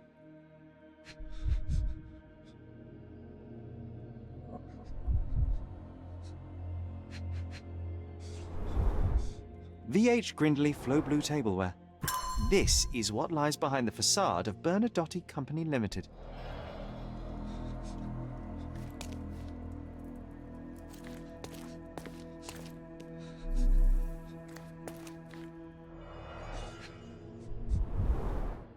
Let's see what's hidden there.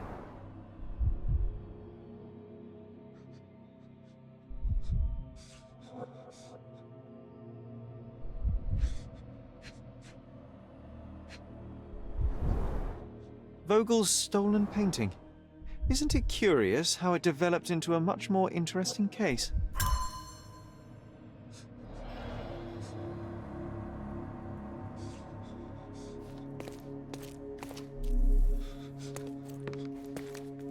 No, sir. Don't hurt me. It's all right. I won't harm you. Like you didn't harm the folks on the way here?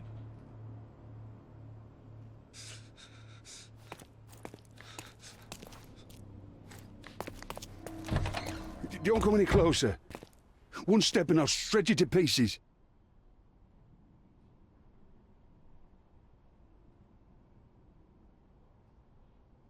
Keep standing in my way and no one will ever see you again. Righto. Yes. Yep. Well, excuse me, sir. I think I hear... I've got to... It's better I leave. Whoa. Oh, wow. That was as if somebody put my words in your mouth.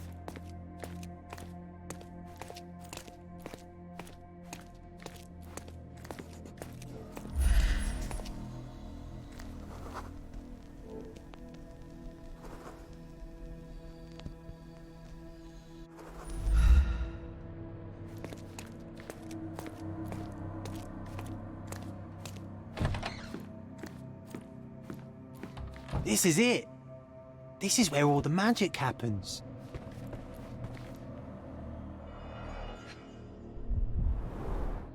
I suppose it's Mr. Bernadotte with our fine governor.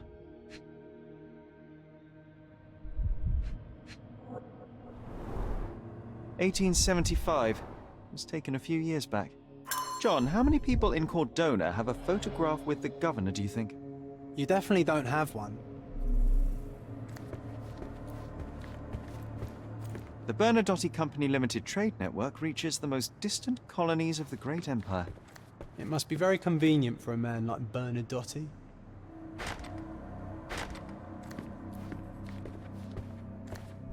Please don't shoot me. I have a family.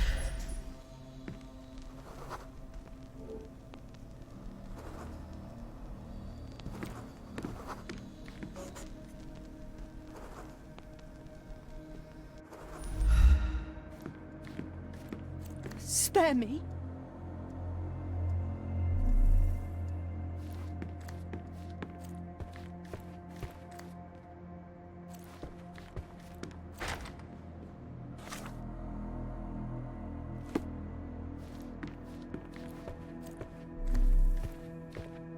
This is it. This is where all the magic happens. So, you've cut through all the guards just to talk to me. And come here, and we shall talk.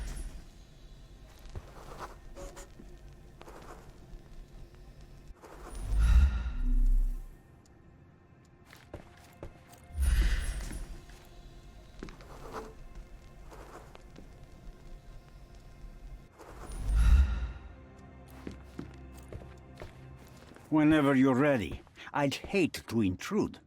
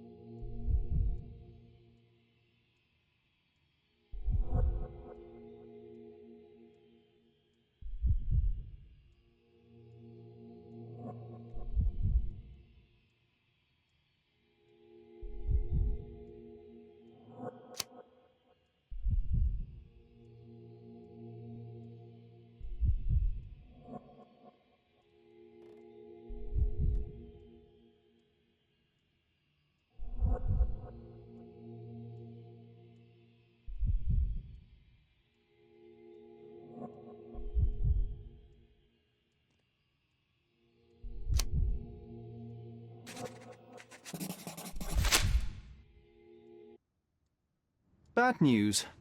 The thug you sent to the refugee camp only succeeded in stabbing himself. His next and final journey will be to the morgue. Hold your horses. Who the hell are you? Sherlock Holmes. And you are Niccolo Bernadotti, a smuggler, kidnapper, and notorious cutthroat, among other things. Few men would dare waltz into my office and address me like that. You are either overconfident or unintelligent. This is private property.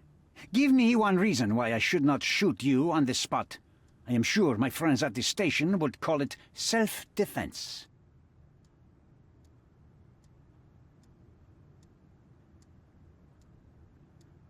Mr. Bernadotti, do you know the name Boniface Mercurio? I do not.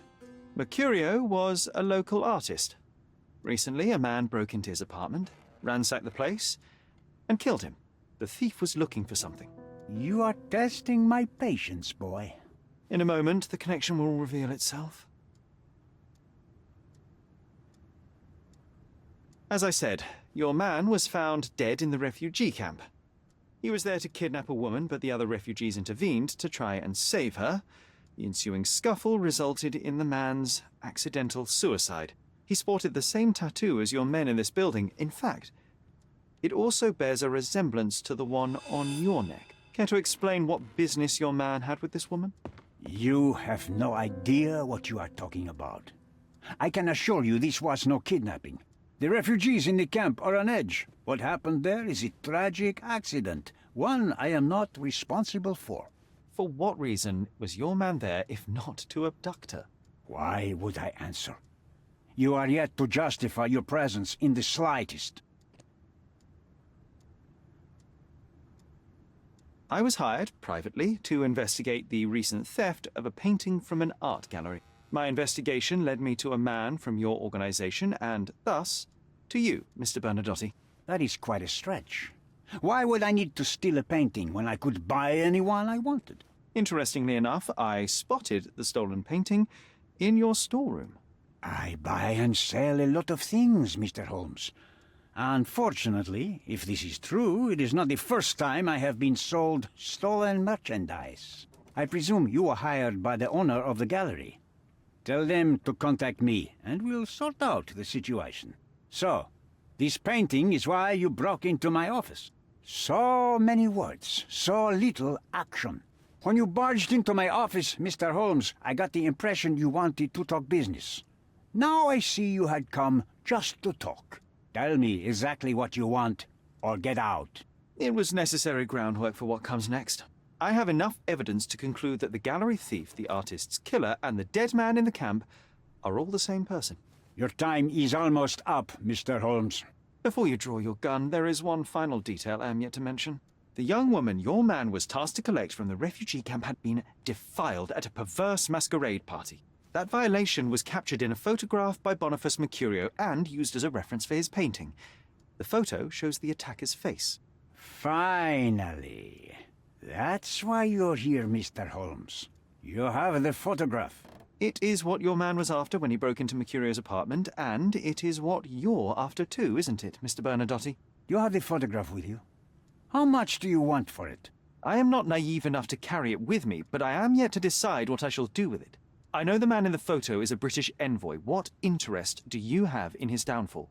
I must admit, I am rather impressed by how comprehensively you have pursued this matter.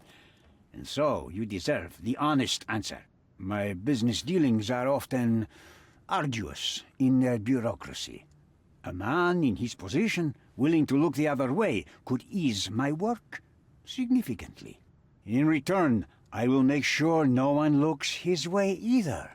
A favor for a favor. Also known as blackmail, the modus operandi of any true professional.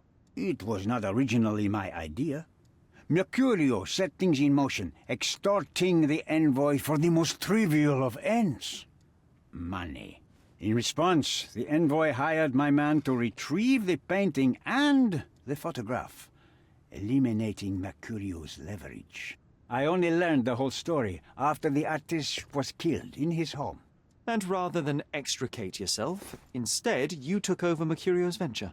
It fell into my lap. As a businessman, I simply seized the opportunity. Now, How much do you want for the image?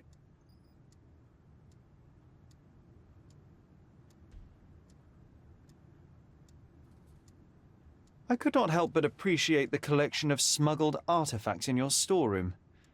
You have rather diversified your business. Oh, high and mighty of you, Mr. Holmes. Not all smuggling is immoral. I pay generous rates to developing cultures and spread their culture to eager buyers. And furthermore, I supply many immigrants with a taste of home. A very convenient way of thinking. I have traveled widely, Mr. Holmes. I've seen people in far-flung lands for whom my services are a lifeline. Without them, they would starve. The tax on cargo is often so absurd that it would be more profitable to simply sink your ship than dock it in the harbor. And trust me, I am speaking from experience. Why did you send your man to remove the woman from the camp? Without a photograph, her testimony was the next best thing. Securing her was in everyone's interest. Victims and witnesses all too often disappear. I thought the girl was safer with us. I did not anticipate what would happen at the camp. I saw refugees from the camp at your warehouse. They work for you. I have made certain arrangements with City Hall and the police. Thanks to me, refugees can work and be paid. It's a pathway to freedom. And how much do you save by capitalizing on their cheap labor? I have heard no complaints. They seem happy just to get out of that slum. Why should I give you the photograph? Just name your price. What if my price were not money? You claim to have connections, Mr. Bernadotte. Perhaps you could improve conditions for the refugees. Give them a chance for a better life. Ha! I do have connections, Mr. Holmes, but help the whole camp? You are asking too much. I could, however, make arrangements for one person. The woman who was violated will have her own home outside the camp, solely for her and her child. She will no longer be a refugee, but a princess. That I can guarantee. Is that really possible?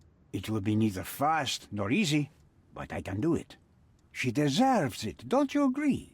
And as for her abuser, he will serve me as much as he deserves. So in your plan, everybody will be given their due. Especially you, Mr. Bernadotte. Seems like a fair deal, no? I doubt anyone could offer you better. Simply give me the photograph, and the world becomes a better place. I give you my word. What makes you think you can decide what's best for these people? Such is the arrogance of British imperialism. I take your point.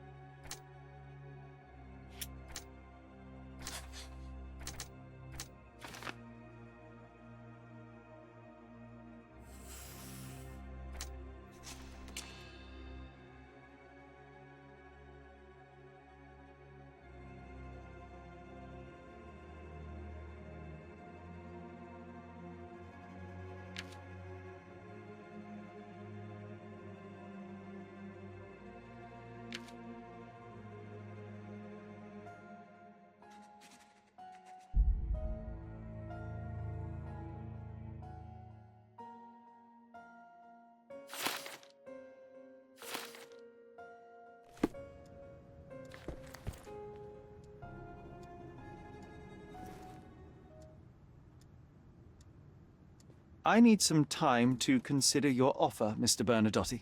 If you insist, Mr. Holmes. Come back when you're ready to give me the photograph. The front door's now open, sir. You can leave through it. If you want, of course.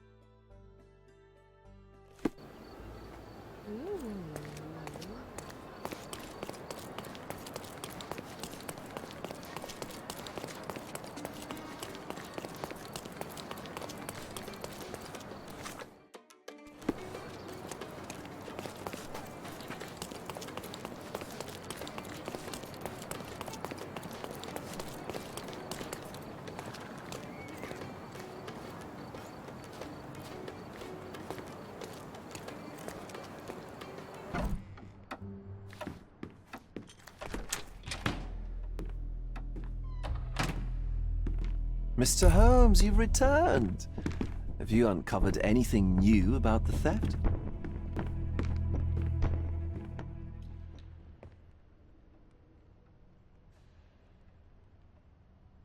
I've brought news, but not all of it will please you. Fill me in, Mr. Holmes. I won't shoot the messenger.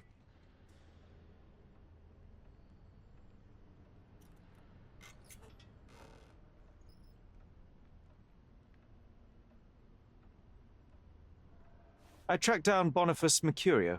I presume he wasn't delighted about the situation? He was not having a good day on account of his murder. Killed in his own flat by the same person that stole his painting. Oh, sweet Mercurio. Perishing in the pursuit of his art. How apt. I will miss his exceptional sense of humor. I located the thief, but found him rather cold. He was tight-lipped about the painting, too. Huh, he's dead. How very droll, Mr. Holmes. One presumes you were not responsible? It was an accident at the refugee camp. He impaled himself on his own knife. Life is nothing if not cruel and capricious. What about the stolen painting? Have you located it?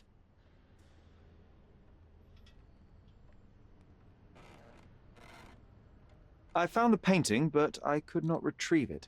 Well then, where is it? In Bernadotti's office. Bernadotti? That shady businessman? Why would he steal it from me? I'm afraid you'll have to ask him yourself. I take it you found something more then. I found the source of Mercurio's artistic inspiration. A photograph.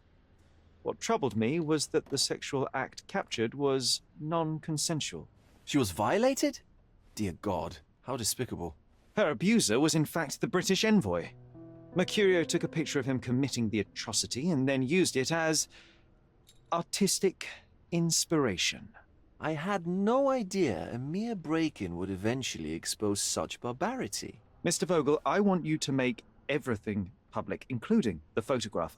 I'm sure you have a connection at the Cordona Chronicle. Ah, Mr. Holmes. Loyal to your own truth till the end. Yes, I'm acquainted with the staff of the Chronicle. The story is sensational, and will surely draw attention to the gallery. But you must be aware that exposing the scandal will further hurt the victim. Does that not bother you?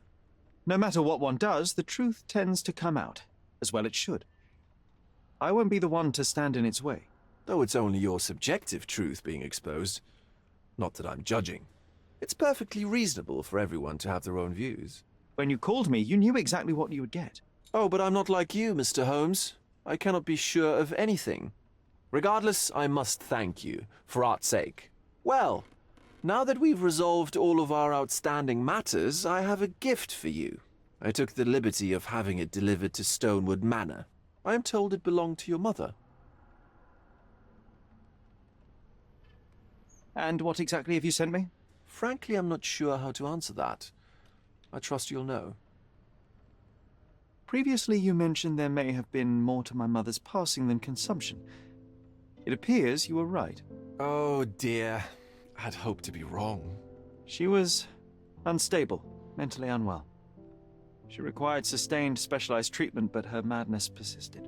I knew that Violet had disappeared from the public eye, but had no idea of her suffering. I cannot imagine what you're feeling. I'm fine. Thank you, Mr. Vogel.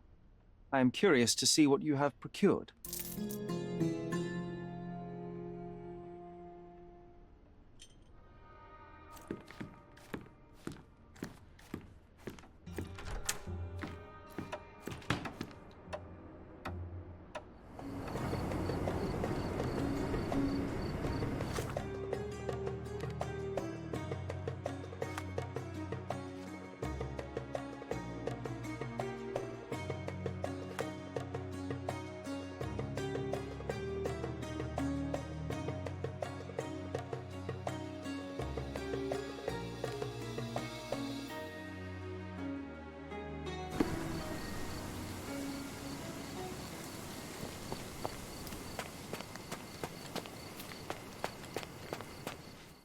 Mr. Sherlock Holmes, I presume? Correct. With whom do I have the pleasure? Emilio Esteva. Happy to make your acquaintance. I am here on behalf of Mycroft, your brother. He's on his way to Cordona. In the meantime, he requests your assistance with a sensitive matter. My orders are to provide you with the details.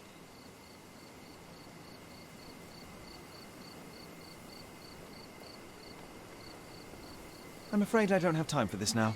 I hope that you will reconsider. If you do, I'll be here.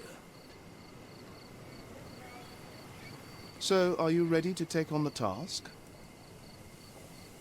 You have my attention, Mr. Estevo.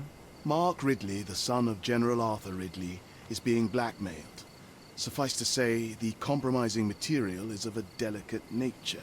The matter is of no small importance to the Crown, especially given the status quo on Cordona.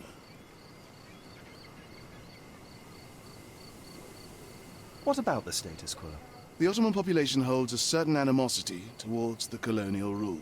It's been this way since we took over the island. General Ridley made concessions with their leaders, but I'm afraid we are still teetering on the edge of open hostility. What does Mycroft want me to do? Retrieve the blackmail material? No, sir, nothing of the sort. Mark Ridley is meeting the blackmailer atop the old city bridge tower. You shall observe from a distance, then establish the blackmailer's identity. Do not attempt to arrest him. We'll handle it from there. Saving the best for yourself? Fine. There's a cafe just over the bridge that provides a good vantage point. Please report to me when you are done. I'll be waiting for you here, and remember, discretion is of the essence.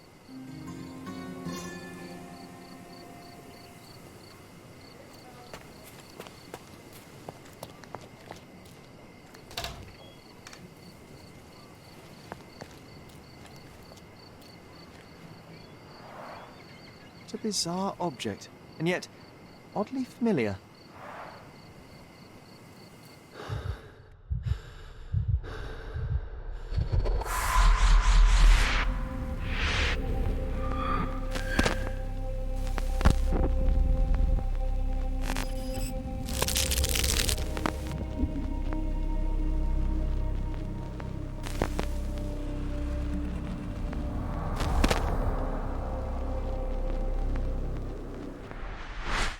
Did you just remember something?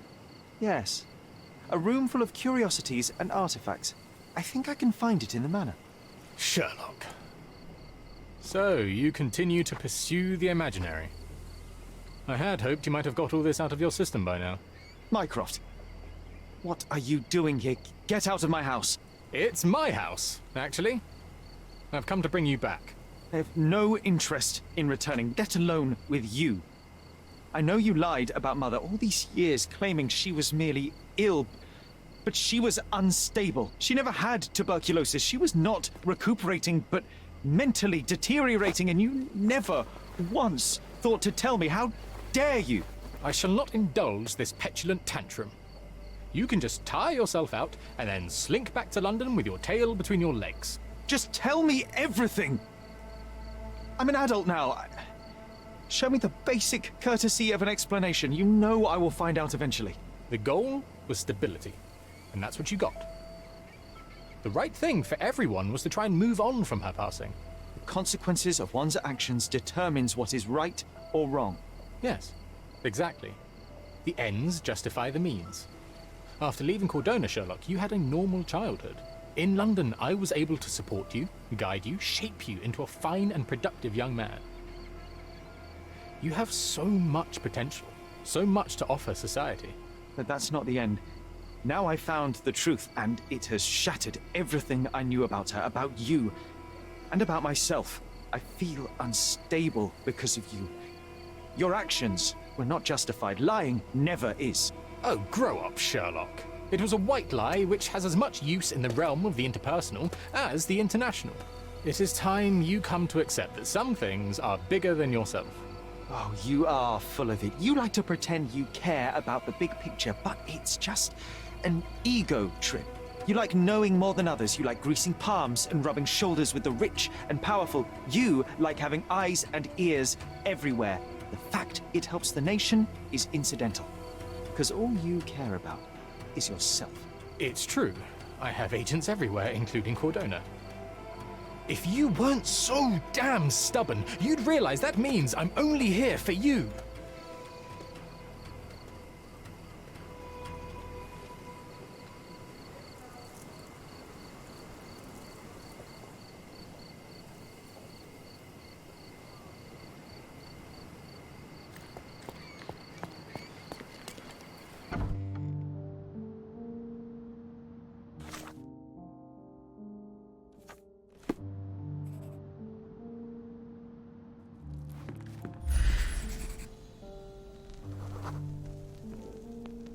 I remember returning home with a pair of perfect sticks.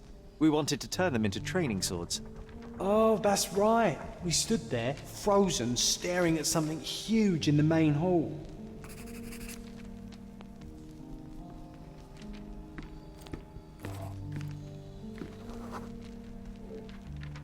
It was a giant aquarium with a living mermaid in it. Impossible, it must have been something else.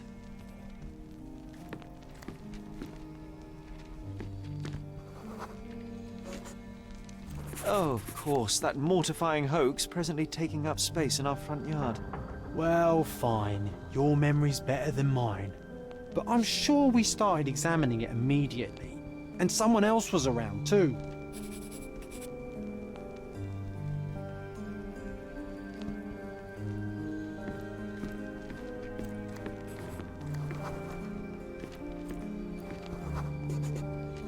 It was my mother.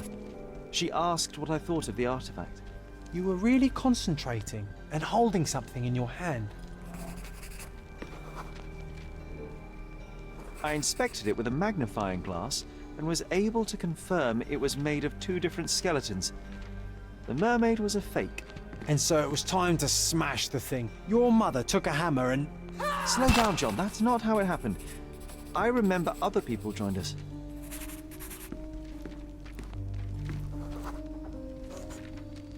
The workers took the artifact and placed it into the Cabinet of Curiosities. It became part of Mother's collection of fakes. She always said that the truth lies in the details. This mermaid helped me to learn that.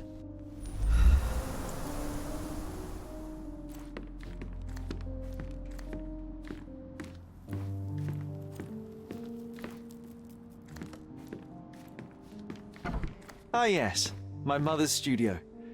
She was an authenticator, and this was her Cabinet of Curiosities. I never saw the point. What does it matter if some artifact is real or not? It still exists.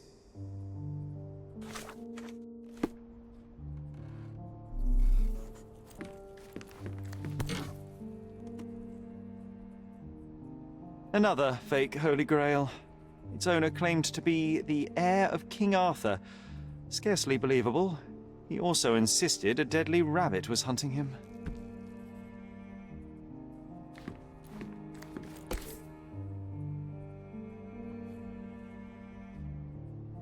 Watkinson and Holman, Chapter 1, by Wallace D. Oram. Oh, Mycroft. He always acts so serious, but then reads tripe like this. John, if I remember correctly, you couldn't put this book down. One of the most ridiculous fakes I ever saw. Its owner insisted it was a polar bear. He thought the white paint on the brown fur wasn't noticeable.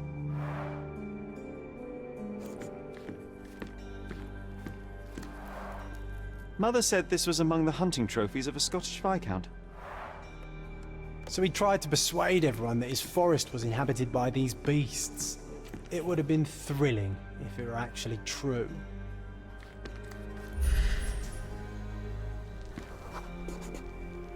I remember this cozy blanket. It was perfect for... Wigwam! Oh, that was a joy to build them. Imagining ourselves as wayfarers on the other side of the world.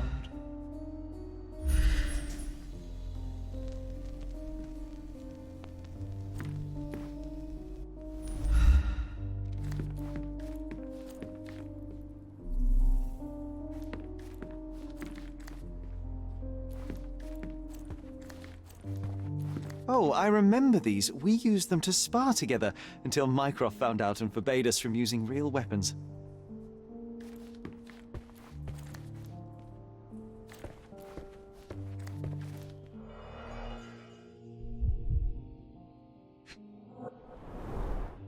So many calling cards. Mycroft liked to keep useful people at hand.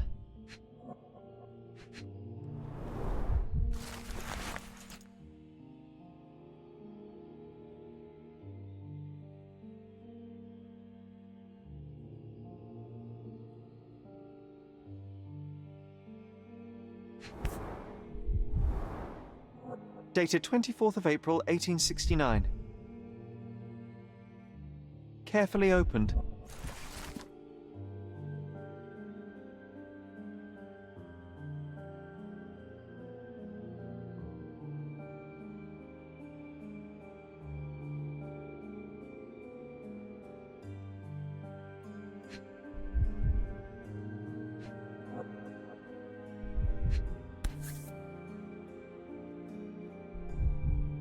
Officer Luciano J. Placido. Reliable and driven. I recognize Mycroft's handwriting.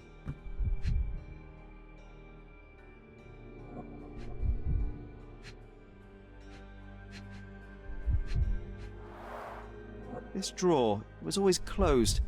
Only Mycroft knew how to open it. I remember we tried to break it open and spy on him, but alas, had no success. Maybe today's the day. Oh, Sherry.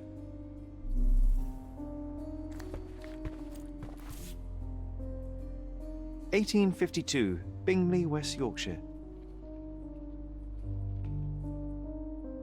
This photo caused a lot of fuss. My mother spent some time to prove it was a fake.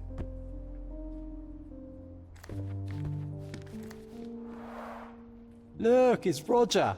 This jolly old man's well preserved. Even looks refreshed. I doubt he drew much interest at the auction. That's for the best. I'd be upset if he fell into the wrong hands.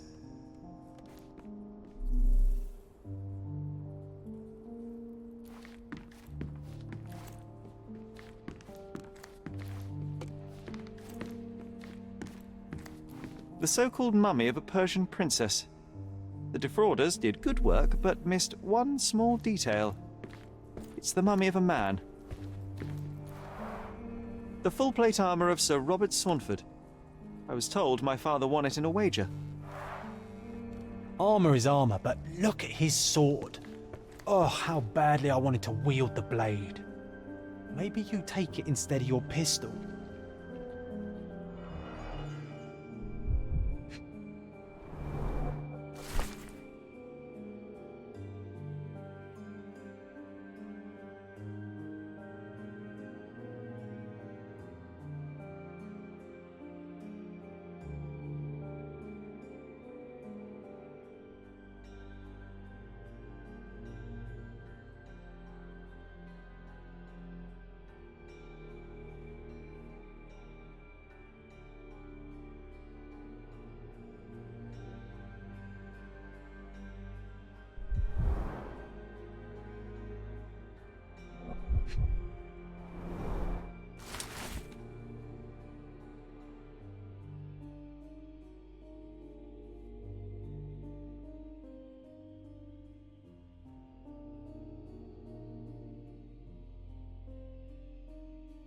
Clearly, it was deliberately torn. I wonder why someone would do that.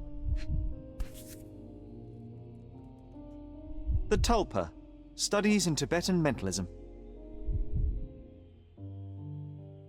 An impressive number of bookmarks. Someone was rather obsessed with this subject.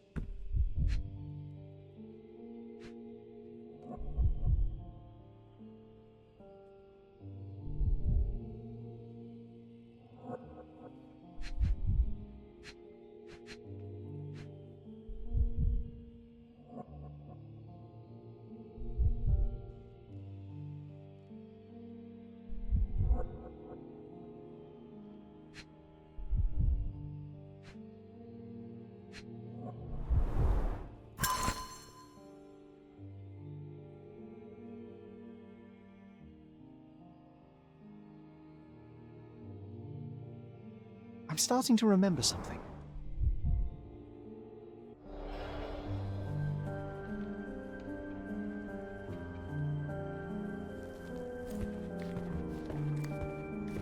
And this one was brought from a German museum. They claimed it belonged to Vikings.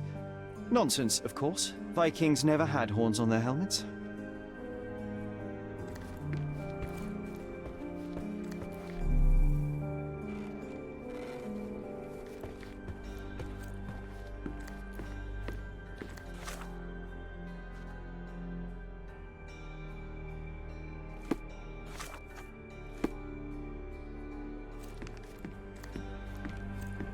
When you're finished here, can we build a wigwam from the blankets? Like in the good old days?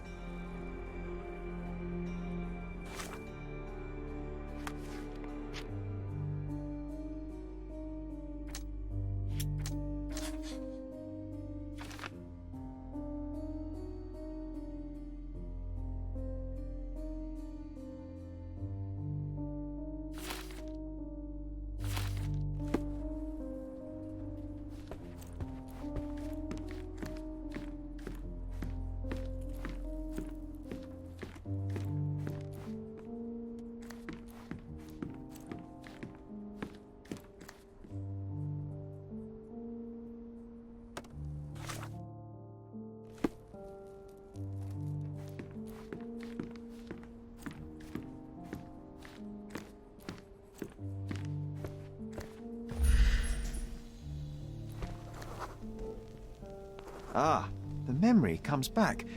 We snuck about watching him.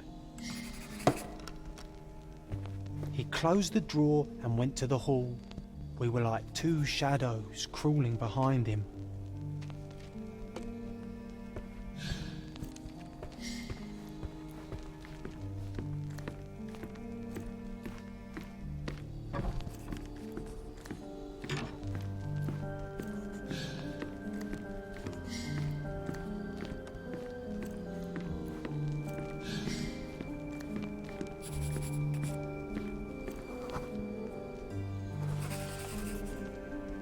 The painting on the wall was slightly atilt.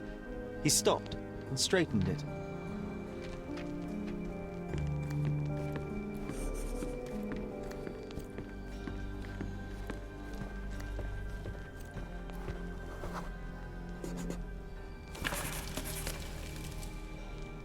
Then he threw some logs into the fire and sat in his armchair to read.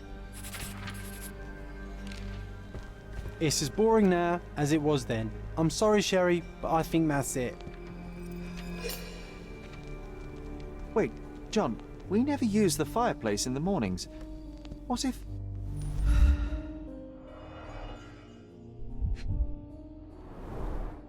A bit of juniper in the fireplace created a soothing atmosphere.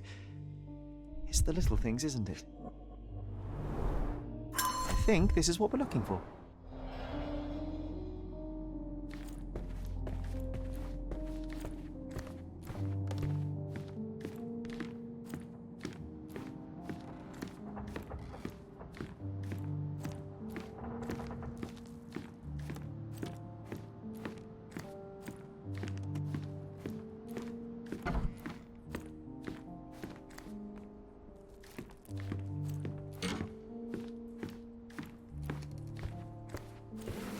We made it.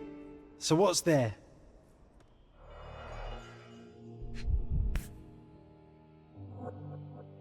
Single malt whiskey, Mycroft's favourite. Gifted by Queen Victoria herself.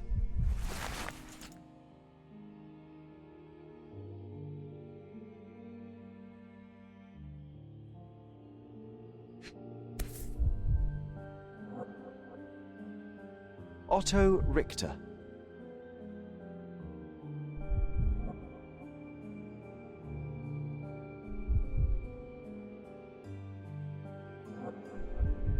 This one is rather thick. Mycroft can be truly dogged in his research.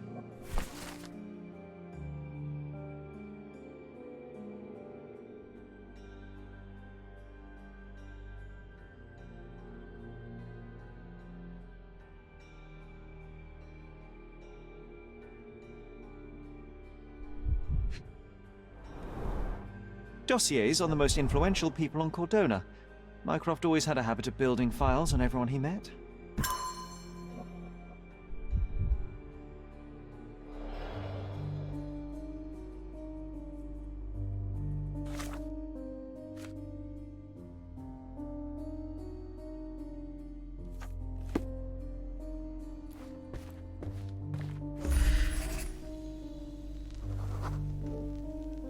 I used this ladder to look at the top shelf, right?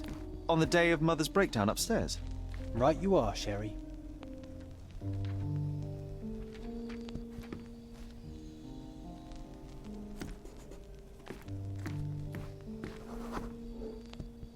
We heard a noise. I can't recall of exactly what, and we didn't have a great view from behind the statue.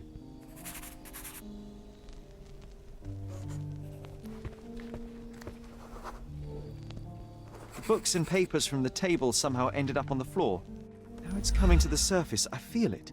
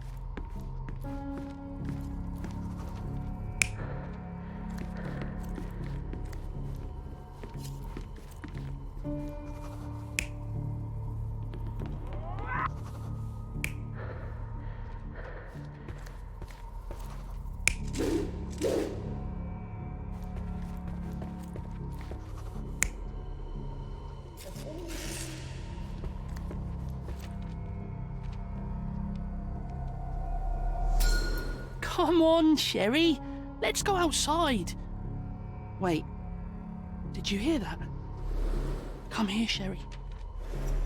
You call this progress? Charlatan, amateur. I'm not letting you anywhere near my mother again. So there was a quarrel between them.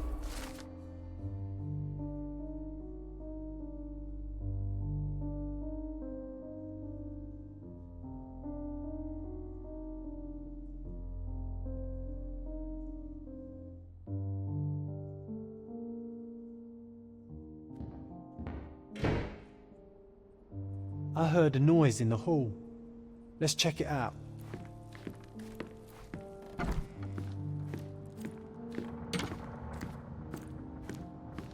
Sherry, look!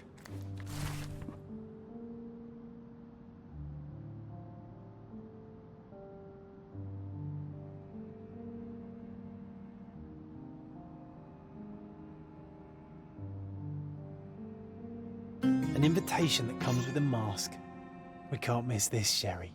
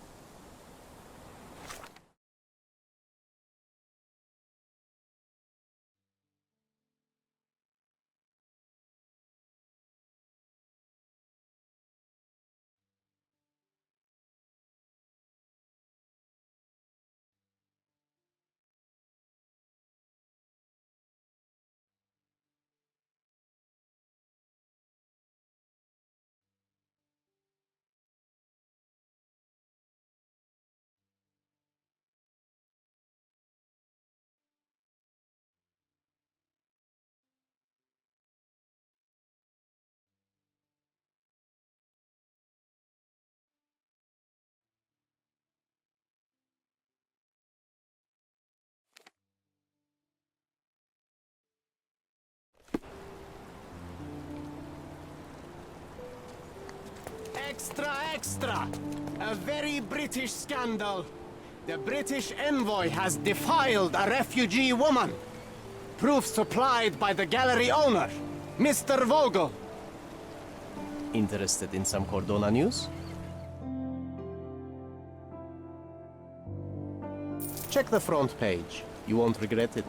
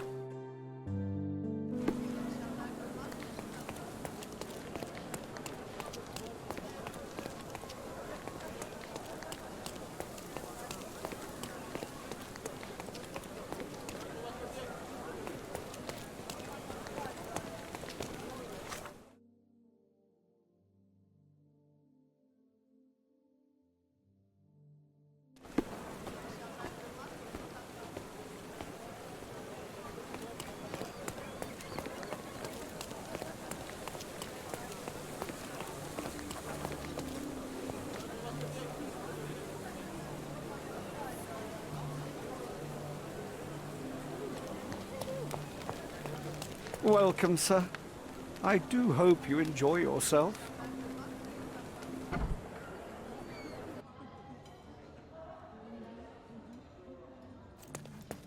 Enjoy the evening, sir. There is still plenty of time before the grand finale. All right.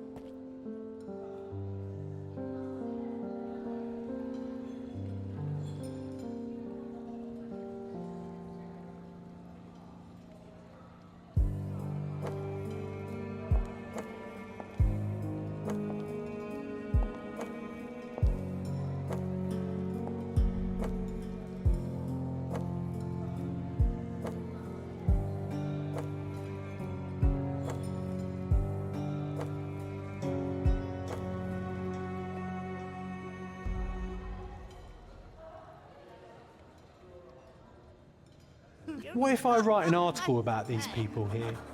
Can you help me gather information about Cordona's elite?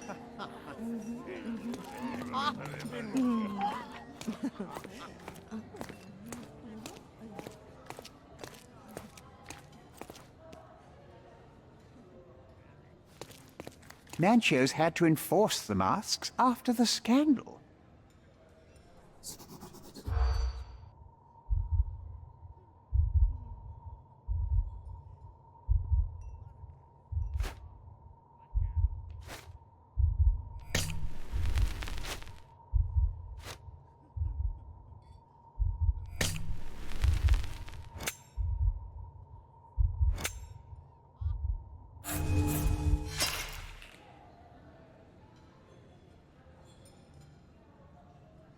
Manchos had to enforce the masks after the scandal.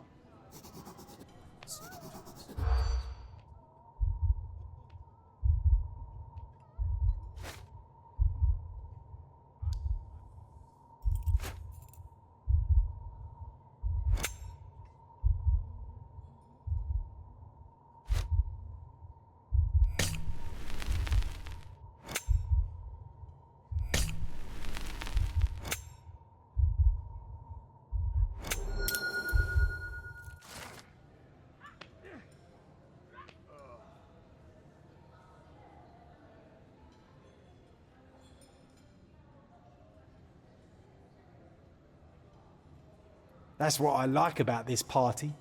Bring me more dirt, Sherry. One more piece, and I can expose these base hedonists.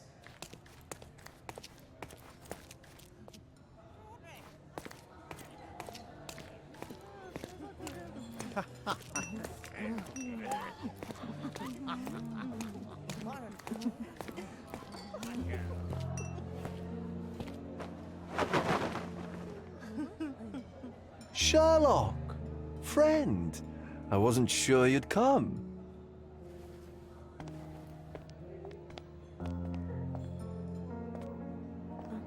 Werner, I see you are not yourself.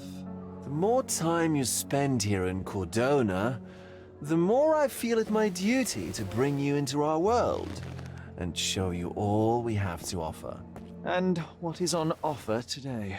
Pleasure, indulgence, relief, and relaxation.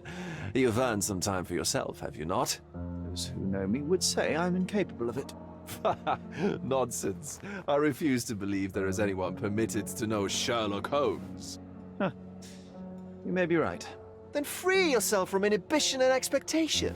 The night is young, and so are the guests. You should try to enjoy both. It's not healthy for handsome men to spend every night alone, and certainly not in a house filled with such melancholic memories. I must admit, my travels have proven more taxing than expected. I'm less confident in my life and myself. Time of relaxation seems a distant dream.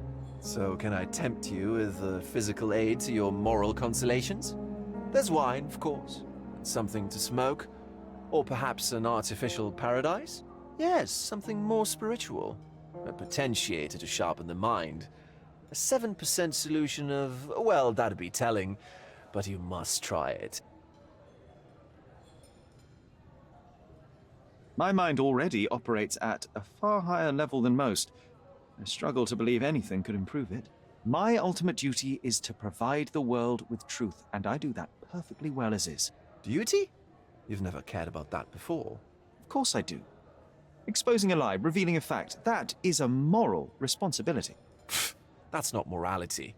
Morals are what happens afterwards when truth collides with consequence. Do you ever follow up on cases you solved? Do you ever see what happened next, visit the victims, ensure justice is served in the courts? And how do you choose where to direct your attention? Are there not deserving causes to which your brilliance could be applied but isn't? You ascribe me more power than I possess. I have a narrow skill set and work within that mandate. What occurs afterward is irrelevant. With every action or inaction, you place a finger on the scales of morality. Many in the city would see you as abdicating your responsibility. I haven't. Not me, of course. Morality is subjective, just like truth. There is little to be gained from indulging in it, and far better things to indulge in. Now I must insist on easing any burdens I've placed upon your shoulders. Show yourself a kindness, and try this rather delectable concoction. If this solution truly does assist with thinking, then perhaps it would be puerile to overlook an opportunity to study it. I'll take it with me. Yes, Sherlock. Very good. And now, our evening begins in earnest. I just remembered. I'm sorry, Sherlock. My mind's delightfully impaired. Please take this key. It opens the altar room, past the library. Pardon? Altar room? What now, Werner? Go quickly and find our Fabio. Only you can make him talk. I'll join you in a minute.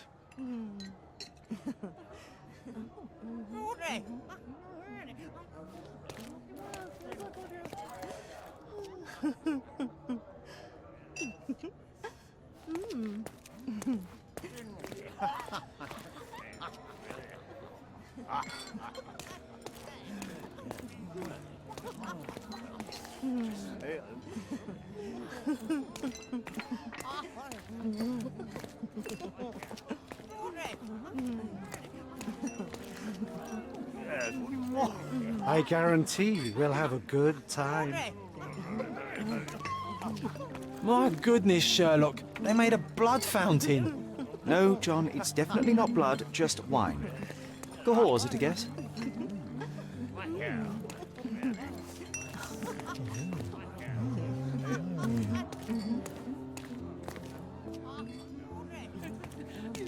Curtains do not guarantee privacy.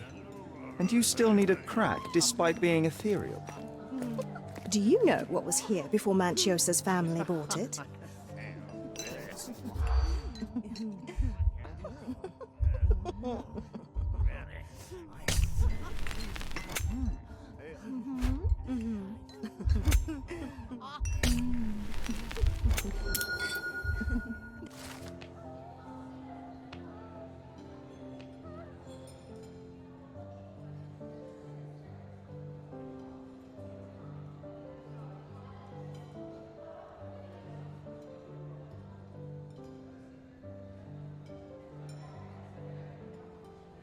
I'll pin them down, this scoop.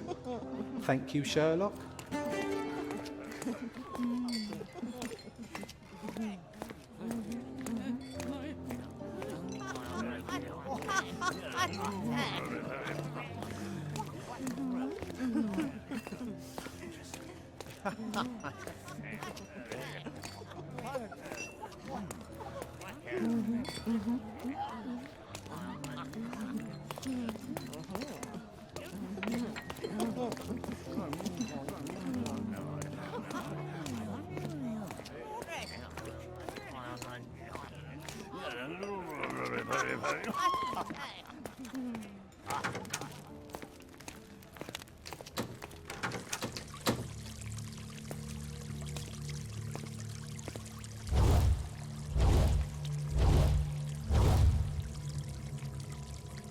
My God. Was he here this whole time?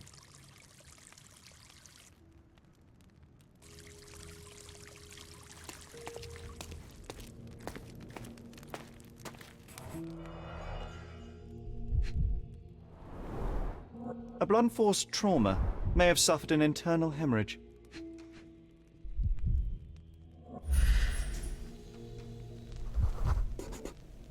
This crude tattoo partially covers a slave branding.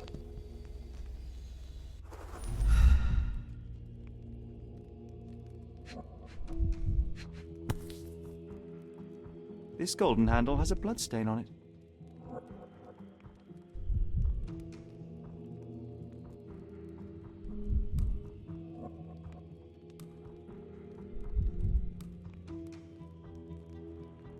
The dagger is heavy and sharp, but lacks balance. This worm-like sigil has been drawn with his own blood. The wound is deep. A precise strike reached the heart.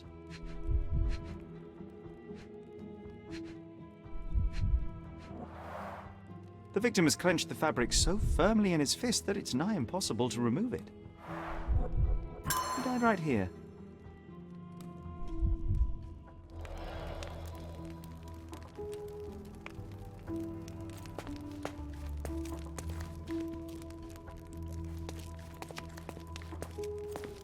The herbs here are Salvia divinorum. They have a slight hallucinogenic effect to emphasize the ceremony. This elaborate box must be for the ritual dagger. The ointment smells mouse-like. I presume it is an aphrodisiac prepared from a Spanish fly. This oil has a slight aroma of flowers and olive.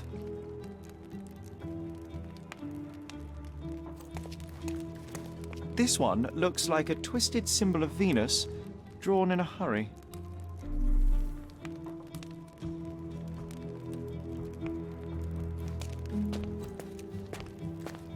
The sign reminds me of the astrological symbol for Mars.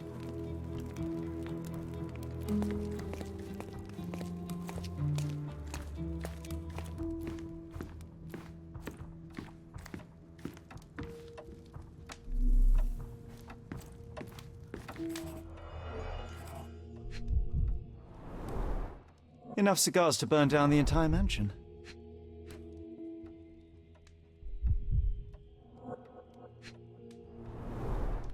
Why don't people tidy up after themselves?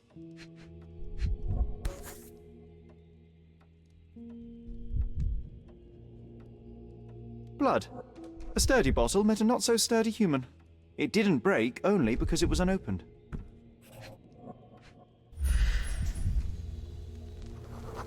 An open wound spoiled the carpet.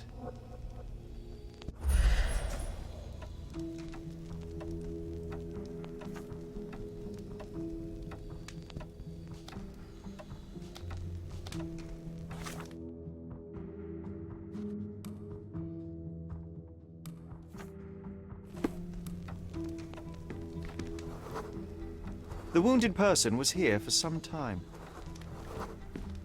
A bloody handprint on an armchair.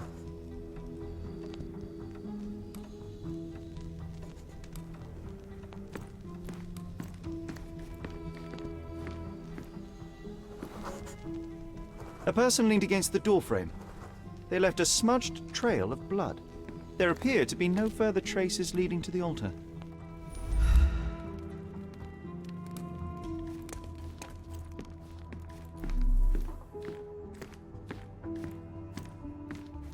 What about a quick pillow fight?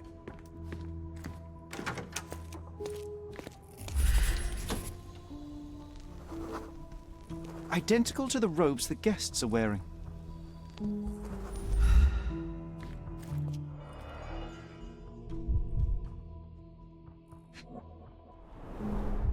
The pitcher is empty, but with puddles around it. Blood clots are adhered to the sides of the drain.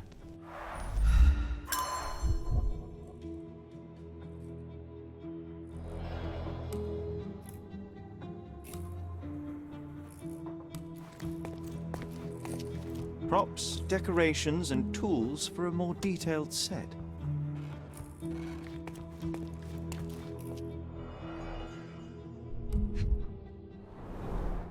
This is a different ritual.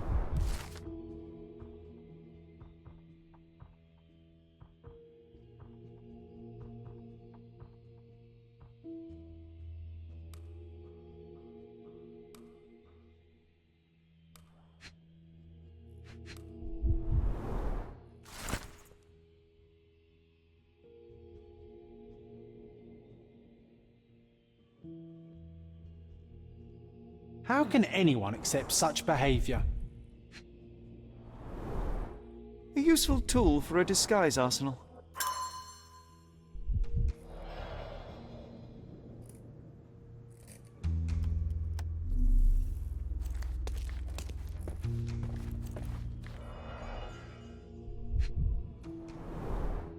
Handcrafted and luxurious cufflinks. There's also a note. For my Fabio, Manchos.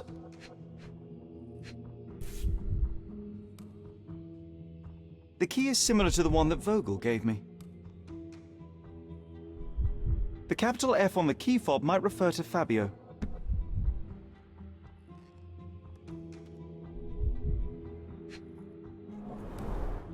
Would you recognise me in one of these? I suppose not.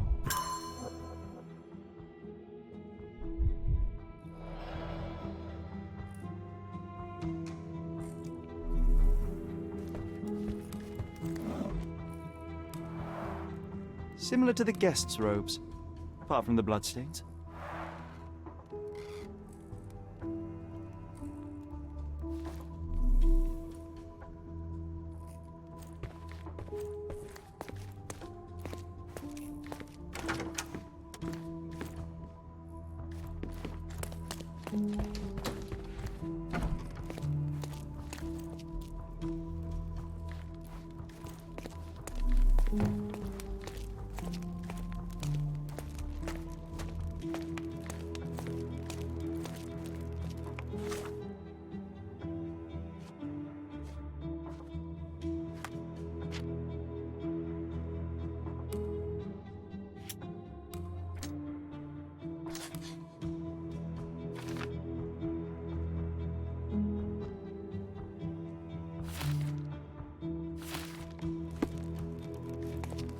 Werner, care to explain what is going on here?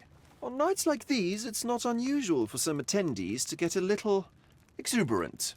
It's part of the appeal. Unfortunately, it appears things have gotten out of hand. Yes, some are more prone to bend the rules of morality. That's murder. I doubt there's anything left to bend. Why did you not tell me immediately? We were chatting about trivial matters for some time. If I'm completely honest, Sherlock, I've consumed a rather potent cocktail of substances. My attention slips and drifts. But I'm glad I thought to call for you. You sent me a disguise. Oh dear, did I? Well, since I found the body, Mr. Manchios has agreed that you can investigate the matter. I promise my mind will behave itself going forward. All right. Pull yourself together, Werner. What is it about these nights that you are so eager to share with me? Well, they're not always in the evenings, but they are in the shadows. People gather to test their boundaries in a safe and consensual atmosphere. Often with more stains than your typical crime scene. But that is the point. Who are we to judge? I suppose that's fair. What about today, then? Was anything different? Well, I was invited as a special guest. It was supposed to be a time of both divine and carnal pleasures. A scratch for every unconventional itch. I imagine you're reeling from your shattered expectations. On the contrary, there is still spectacle, stimulation, and release, merely in a different form. I like to let life entertain me. Or death. Mr. Manchios is the owner of the manor, yes? And the host of Cordona's most memorable parties. He promises even the ugliest guest a partner for the night. And for the ones with more unconventional tastes, Mr. Manchios provides other services. What a caring person. You cannot begin to imagine.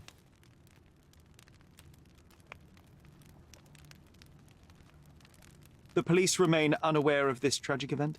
Some of them may be hiding behind their masks. They conceal many things. But we didn't want the authorities to create more problems. Besides, after a few cocktails, their incompetence will have soared to new heights. How do you know I even want the case? I promised you relaxation. If there's one thing I know about you, Sherlock, it's that nothing soothes you more than a good mystery. How did you discover the body? In between guzzles of alcohol? I was set to perform in a fecundity rite with Fabio and came to inquire further. It was a staged ritual where he was to play the principle of life. And the rehearsal was unsuccessful? Huh. Who knows? I found him alone on the altar, his blood dripping to the floor. And then? Then I called Mr. Manchios. He was panicking, so I told him about you. We left the room and locked the door. Then we were... Filling time? Waiting for you was stressful. We indulged in some simple comforts. Overindulged, perhaps. Were you well acquainted with Fabio, the victim? Everyone knew Fabio, or wanted to. His beauty was the talk of the island. Too handsome to go unnoticed. He was magnetic. Fat wallets fought for the privilege of having him. He offered the pleasures of performance, and more.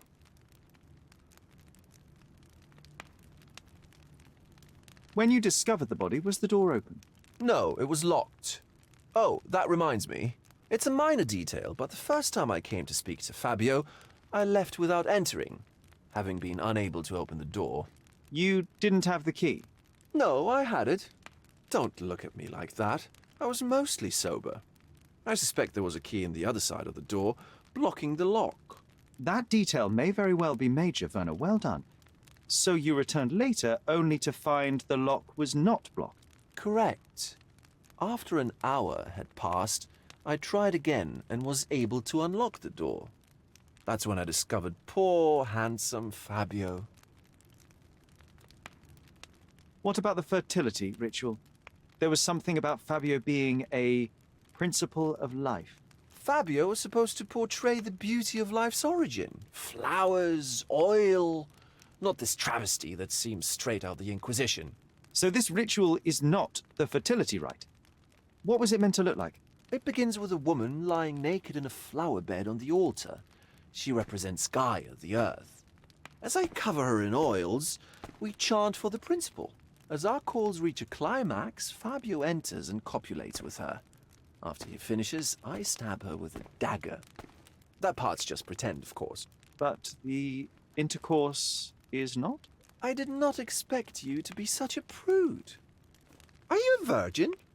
It is nothing to be ashamed of, but it would explain the color of your cheeks. The fertility rite marks the start of our festivities. The principle of life is beautiful, intimate, essential. It must not be stopped. Yet it appears that someone did stop it. What about the naked woman? Can you tell me anything about her? Oh yes, Matista. She's one of Fabio's compatriots and a performer too. I haven't seen her today, actually. So, Sherry, do you have any ideas about the case? Perhaps. I think I can deduce what happened here.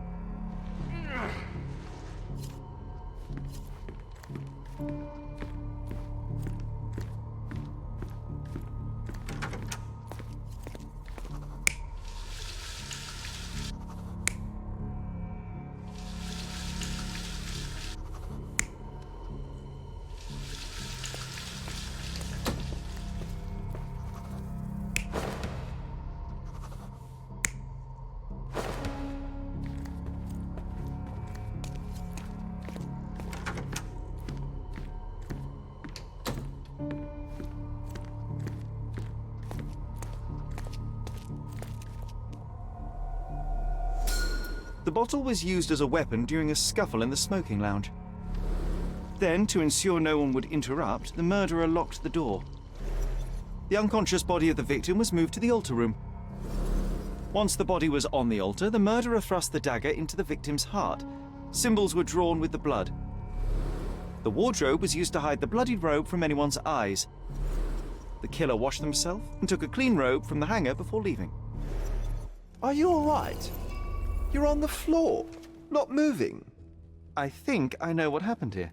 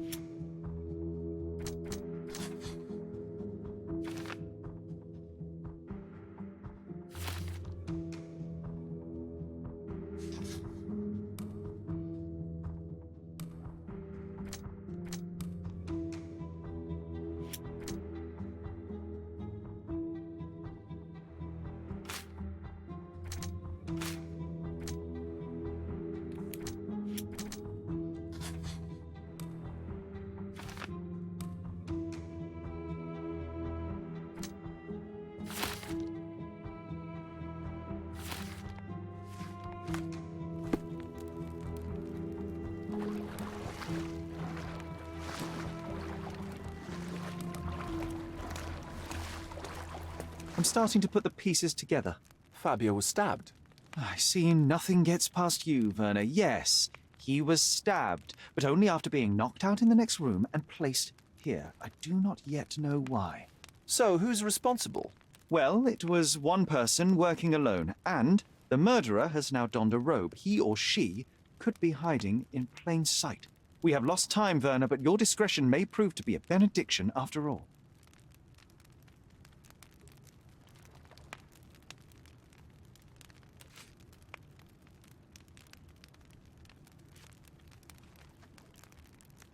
I'm not supposed to know anything about this.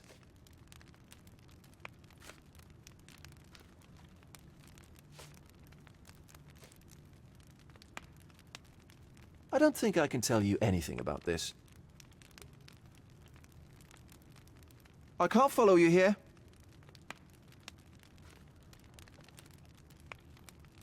I can't follow you here.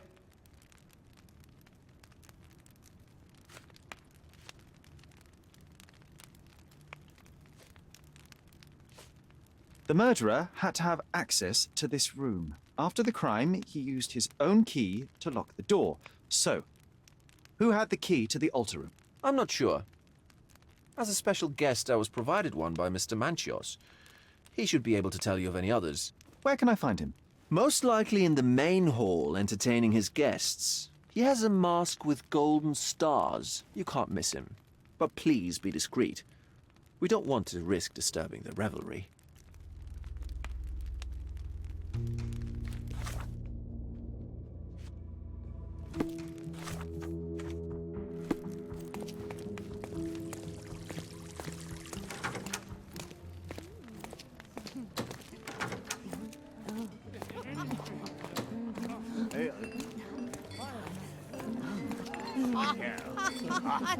Kurt Manchios, I presume. I'm Sherlock Holmes. Oh, you must be the one Werner told me about. What a sweet voice you have. It must belong to a handsome young man. Can I call you Sherlock? As you wish, Mr. Manchios. Mr. Vogel asked me to help you. The body in the altar room requires answers, and quickly. I suspect the murderer to still be here. What? Lower your voice. I don't want anyone to hear us. Did you know Fabio well? People are starting to look at us, Sherlock. Change the subject. I can't believe what happened to him. To me. Such an atrocity. Think what it means for me. A wonderful evening for so many good, influential, and rich people has been ruined. I have betrayed all my promises of exotic delights. I don't understand. Surely a murder would affect your reputation to a greater extent. Please, isn't this why you are here? I thought you were a silent magician. Do your tricks and make it go away. I need to find all those who had the key to the altar room. As far as I know, Mr. Vogel, Fabio, and you had access to it. Is that correct? That is correct, yes. Also, Matista and Santos. Santos? Who is that? Santos Pinchetti, my major domo. In his opinion, at least.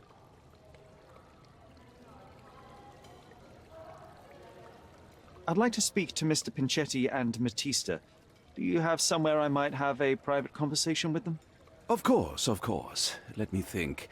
Matista is entertaining the guests somewhere, and Santos... Oh, yes. He will be busy with the servants. Or the cook. What's that noise? What's going on?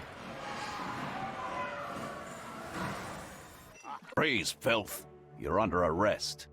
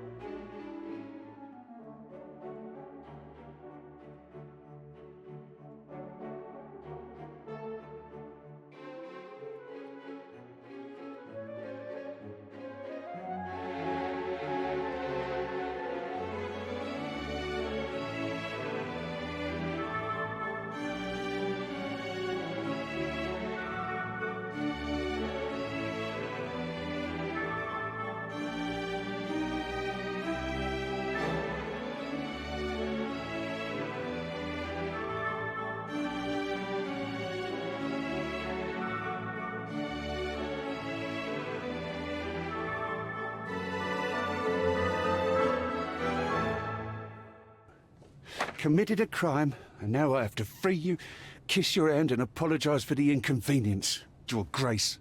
I did tell you that Mr. Vogel and I were innocent. I emphasized it in my statement. Your statement? Thanks to some bigwigs who work for the so-called good of the country by releasing fleas like you. Thank God we had Vogel in his letter. Once I get to that goldfish, I'll... Bigwig? Oh, my wretched brother Mycroft and his long nose. Wait, did you say Mycroft? Mycroft Holmes? Are you the youngest son of Violet Holmes, rest her soul? You knew my mother? Not personally, no. Not exactly. I was working on the paperwork for that case. Would you happen to remember anything of the events? Well, I didn't make the inquiry, but I remember seeing some notes. Why? Perhaps we can negotiate. I could be quite useful. Huh. Got you hooked, right? You know what?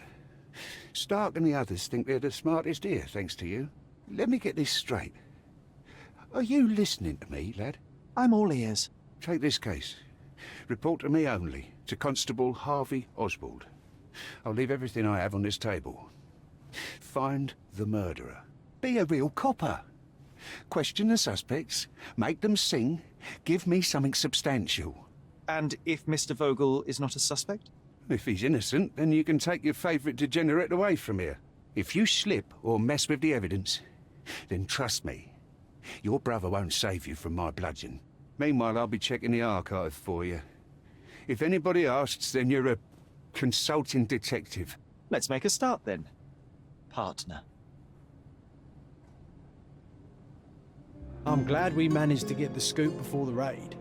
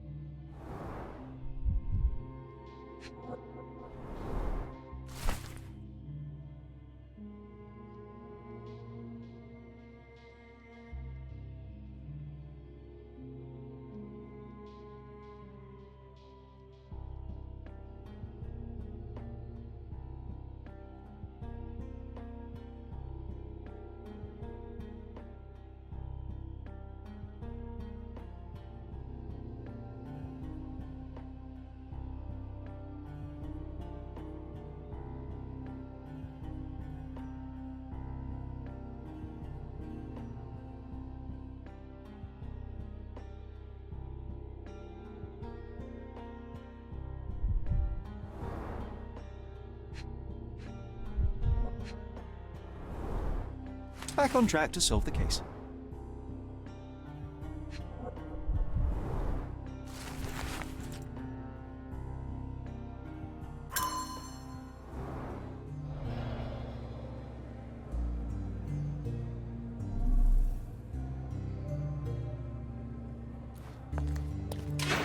Look, I found Werner.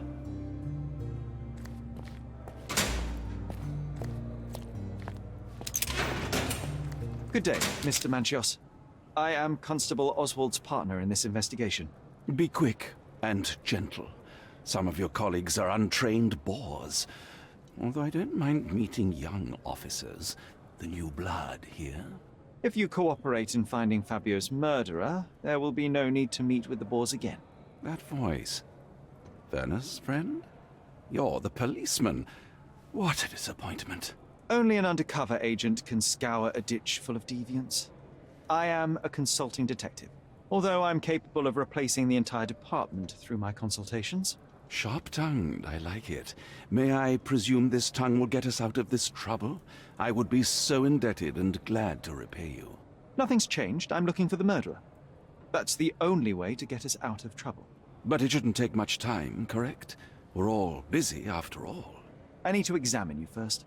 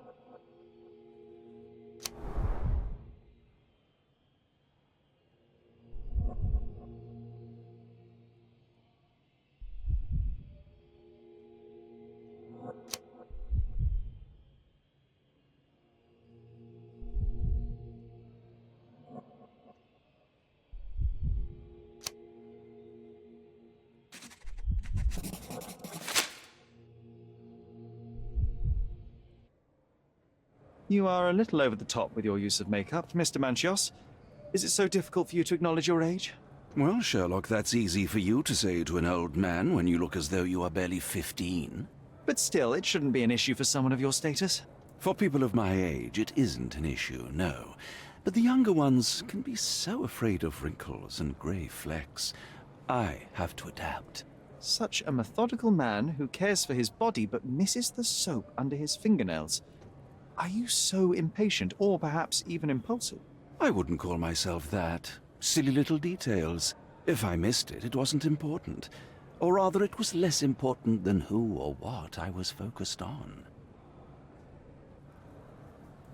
Mr. Vogel told me a little about your parties, but I would like to know more directly from you. I'm all yours, Sherlock. You have me arrested and locked here with you alone. Why did you invite Mr. Vogel as your special guest? He's a pretty fellow. He's capable of surprising the public. He has a talent for saying words that no one else would wish to either say or hear. I suppose I can't argue with that. He is a free addition to the eccentricity of the party, which is fine by me, as long as it enhances my party.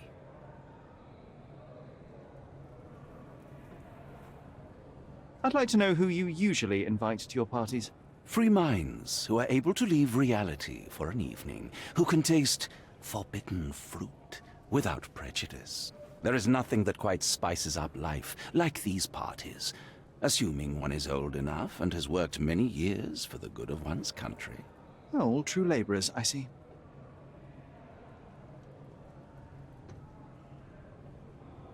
What was Fabio like? His personality, his habits? Anything you can tell me?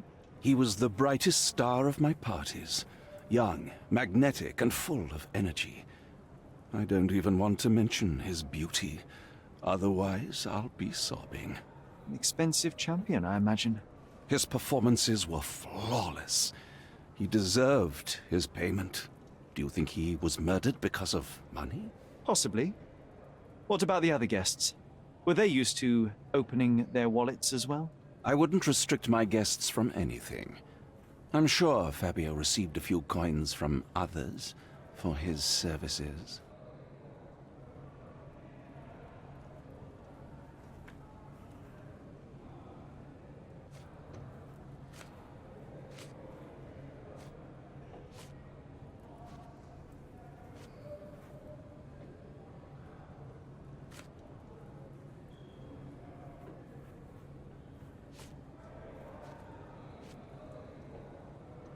You bought an expensive pair of cufflinks for Fabio.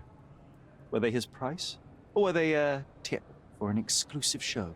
It was pure business. Fabio escorted me a few times. I was merely showing my gratitude. This pair cost a small fortune. You must be extremely grateful then.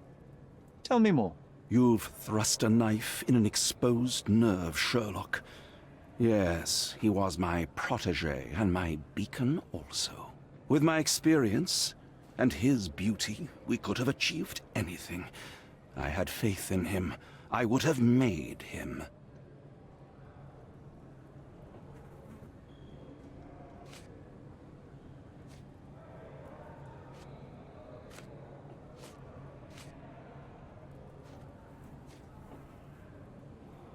Do you have any idea who tipped off the police to raid your mansion, Mr. Manchios?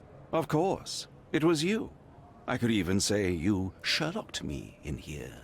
A good guess, but the wrong one. The fellow who did that was Mr. Pinchetti, your major domo. What? Santos? But how could he even know? If he's not the murderer himself. The ungrateful swine. He has dared to besmirch my reputation. Not a very eloquent choice of words. What should I call him then, since he's a snitch? Make him talk, Sherlock. I'm quite certain he knows more about the murder than he has told the police.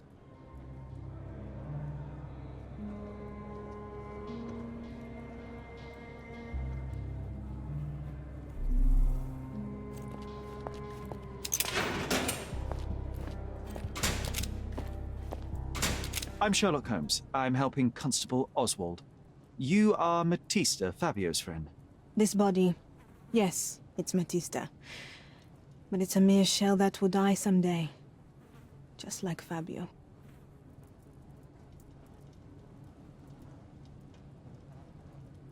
Please accept my condolences for your friend.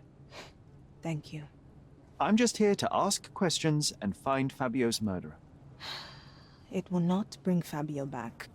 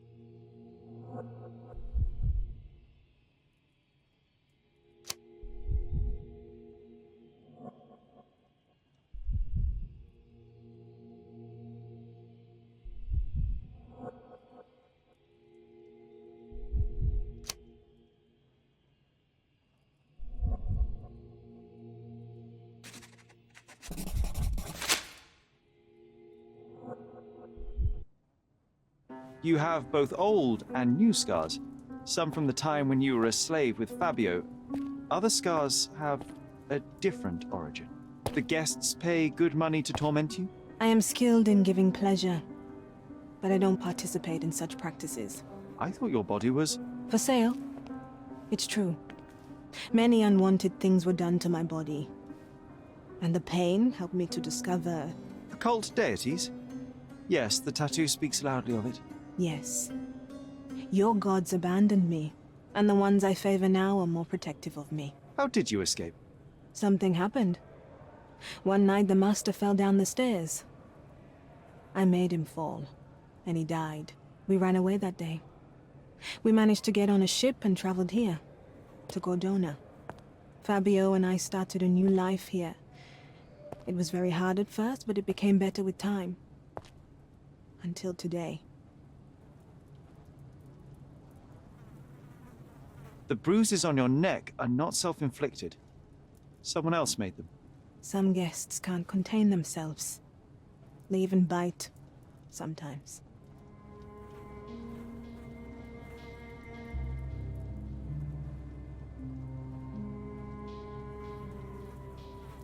I know I can handle the news.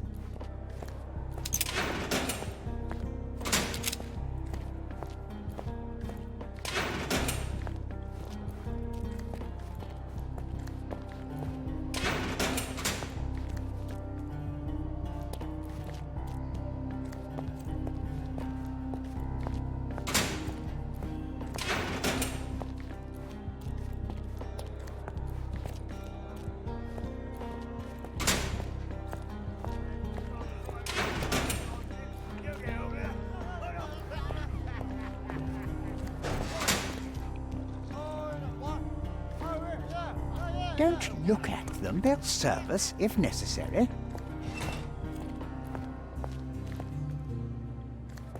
This area is restricted.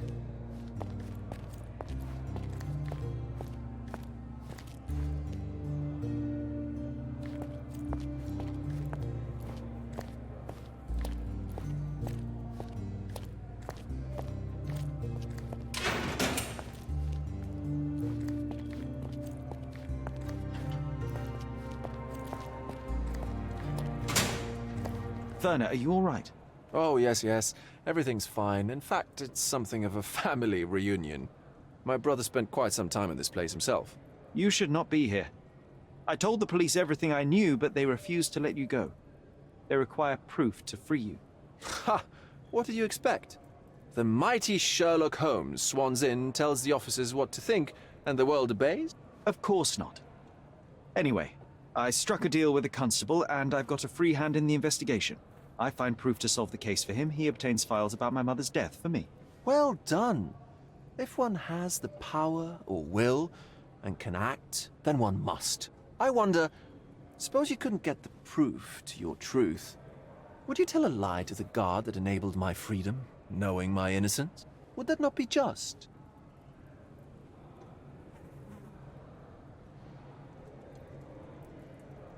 There are lines I will not cross, Werner. I will do my best to secure your release, but with proof, not deception. Really? How many white lies have you told on this island?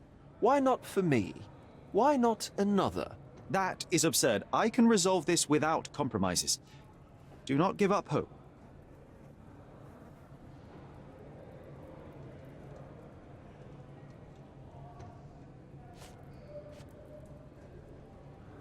I don't think I can tell you anything about this. I can't follow you here.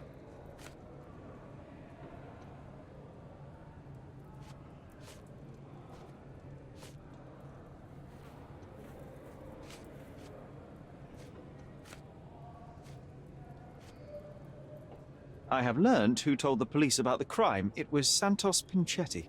Do I know him? The major domo of the manor. He cleans up after you? Well, then he does his job perfectly. All but invisible. I couldn't tell you the first thing about him.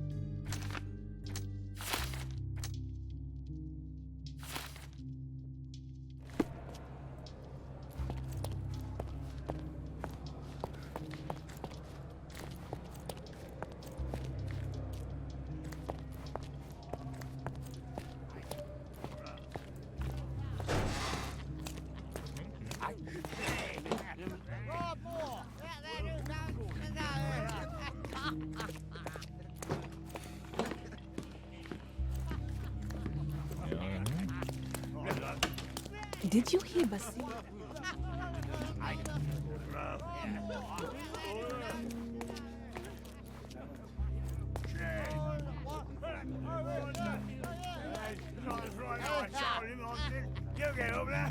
Did you hear Basilio Capello is in jail? A dead body was found in his showroom.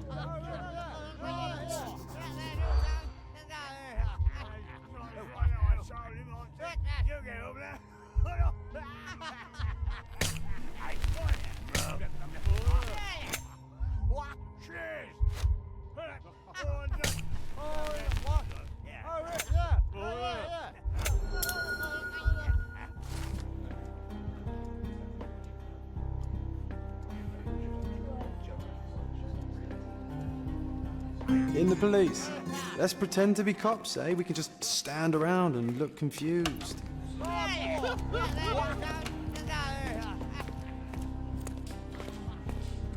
Good day. Your ticket, please, if you want me to help you.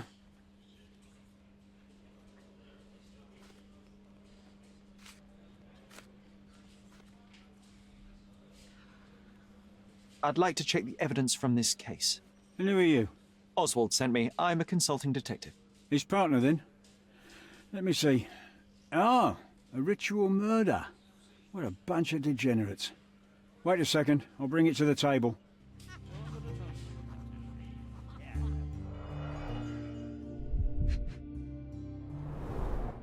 A handcrafted charm that contains hair and nail clippings. Her key to the altar room.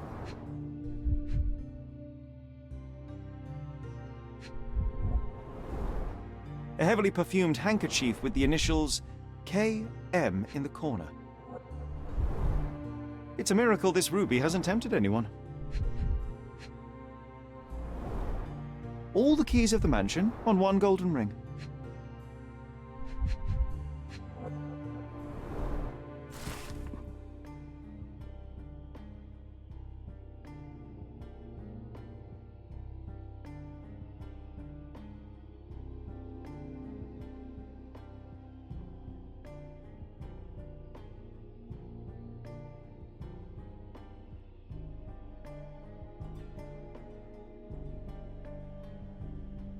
Not the time for privacy.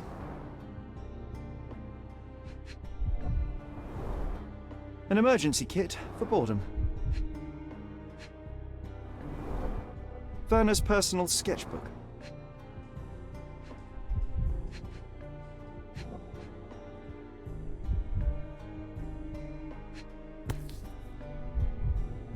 That's not for bedtime reading.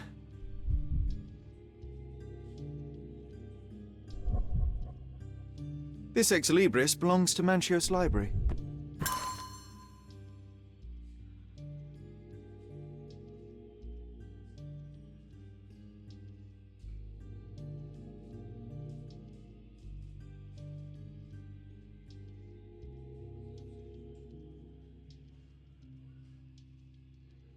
The book describes a ritual similar to the one performed in the altar room. Thank you, officer.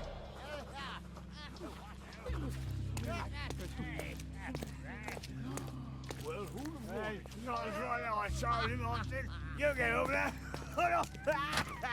Oh, what? Right. Oh, yeah. Oh, yeah.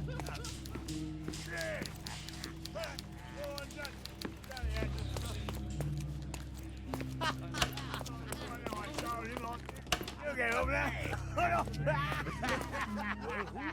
Right.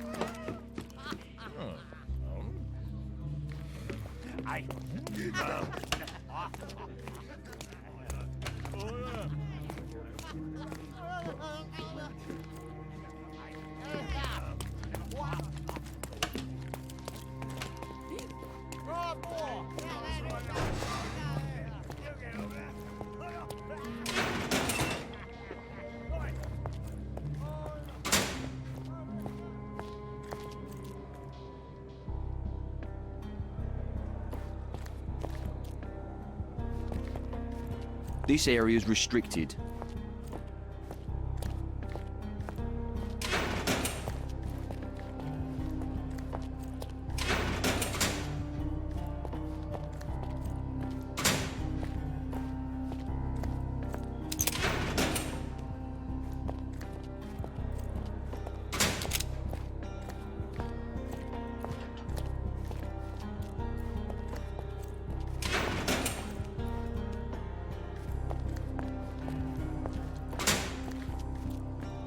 What a bunch of losers.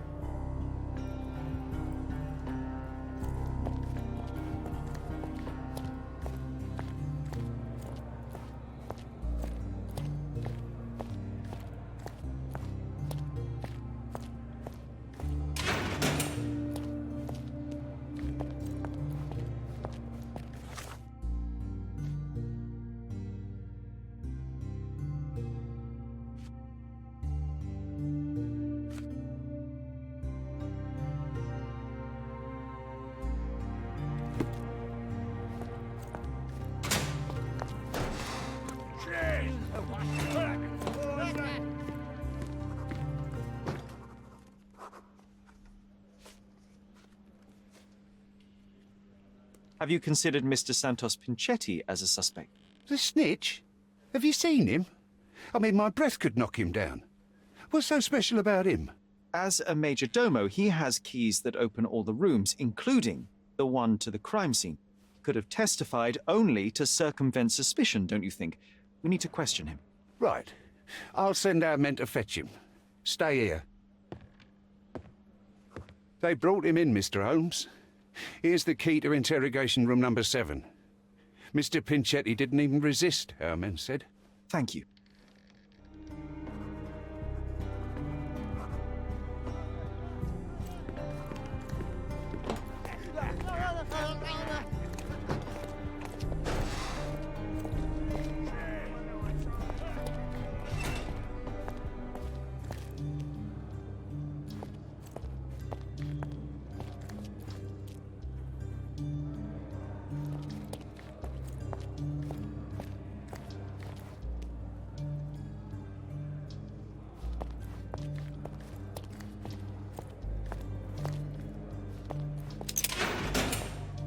Mr. Pinchetti, a pleasure to meet you. I'm Sherlock Holmes. I'm helping Constable Oswald.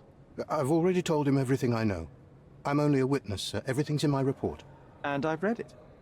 You forgot to mention that you hold the keys to the room where Fabio was found. I need only to find if the crime was intentional. But I need to return to my duties. I doubt the house will fall without you, Mr. Pinchetti. Just be still for a few seconds.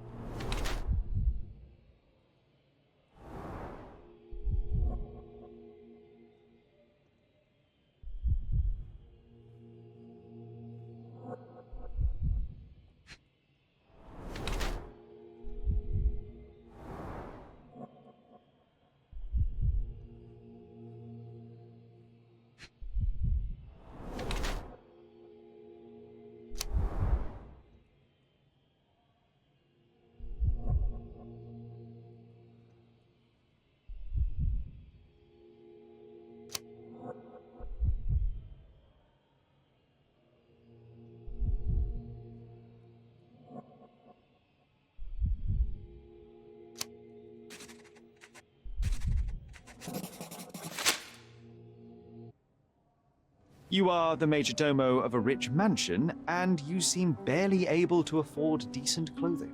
You hide, under heavy makeup, a skin disease that might be treated with more onerous but less harmful means. Do you have money troubles? Do not have a lot of means. The pay is below what you might expect. But you could easily change your job if your employer does not meet your elementary needs. One can change his employer, that is true. And the blood on your shoe, where does that come from? I don't actually know. Perhaps from a guest? Did you know Fabio? Not personally. He was a frequent guest, and cleaning the mess after his performances was tedious. Mr. Manchios always had a role for him, and mainly the leading one. The parties were always, Fabio-centric? And Batista? Was she as popular as her partner? Don't tell her I said this, but I do not think so. Mr. Manchios hired her only because Fabio refused to work without her. Mr. Manchios used to see her as a worker. She was tasked with entertaining the guests, unlike Fabio, who could pick and choose.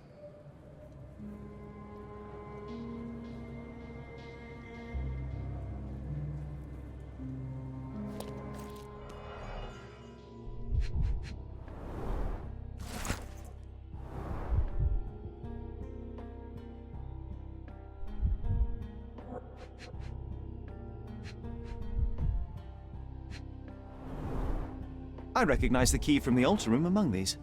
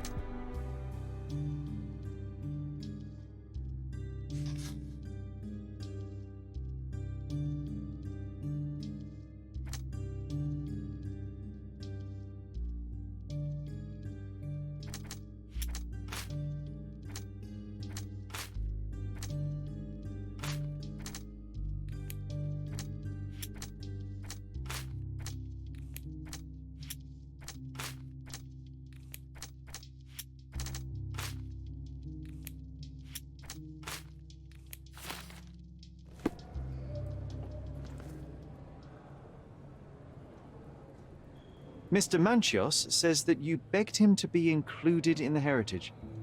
Isn't that a little extreme, even for a major domo? He's not only my employer, he's my uncle. And I'm his next of kin. The only one.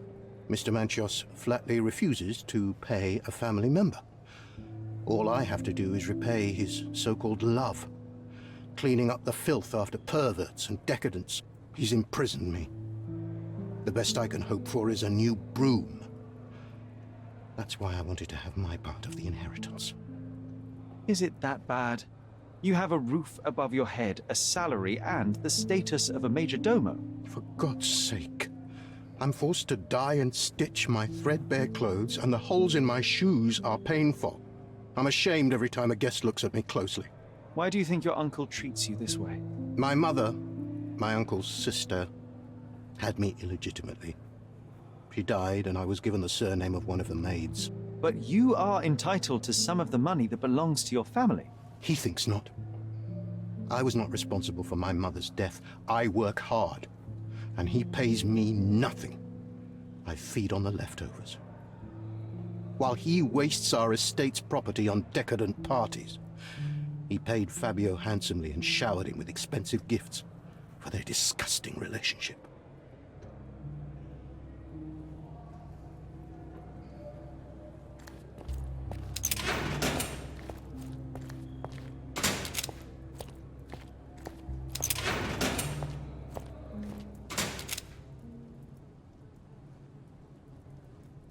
I don't know what to say.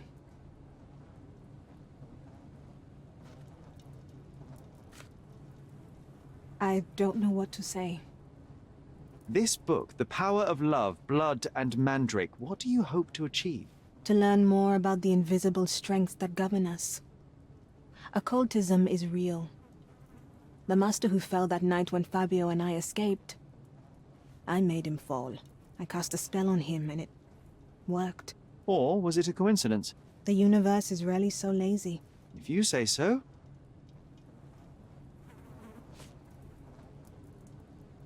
This is the letter the police found in Mr. Vogel's pocket. Fabio wrote it. Do you know anything about it? I don't. Although I can feel Fabio's energy.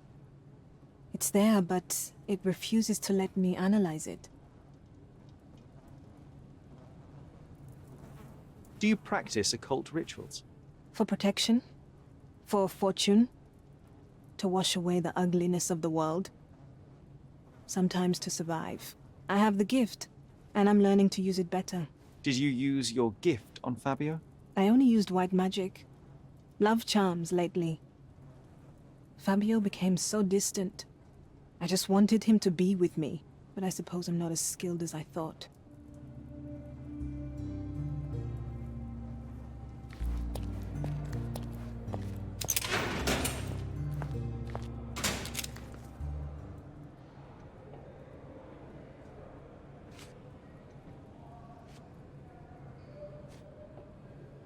I've read the letter about your will. A harsh method of ridiculing Santos. I doubt he will use mustache wax when he wears no mustache to begin with. Where did you get it? Is the slug here? Tell him I shouldn't have to provide for him. He's a grown man who shouldn't sit on his uncle's neck. He conceives himself as my only heir. And who is he to you? He's a leech on my aging body. He has only added problems to my life since the death of his mother. I fail to see why you made him your major domo. He needed to know his place, so I taught him.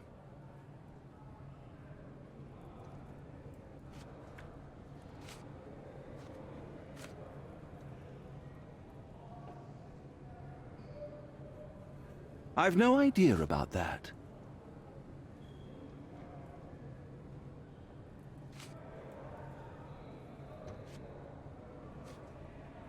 I've read this letter from Fabio. It had no addressee, but it was found in Mr. Vogel's pocket. Werner? Strange. I didn't think the two of them corresponded. I'm sure there is some explanation. Would you care to read it? Call me superstitious, but I don't care to read a letter from a dead man.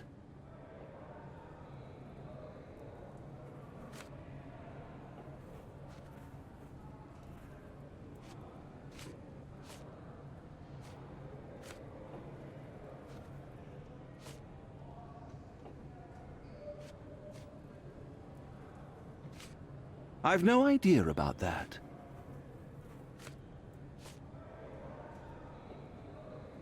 I've no idea about that. Do you recognize this book? Could Matista have borrowed it from your library? She didn't ask me. How ungrateful. The things described in the book were inspiration for the rituals you performed? Do you really believe that blood, symbols, and incantations can resurrect the dead? They are just eerie tales with a mix of occultism and voodoo. My rituals are a stage to show some of the forbidden pleasures.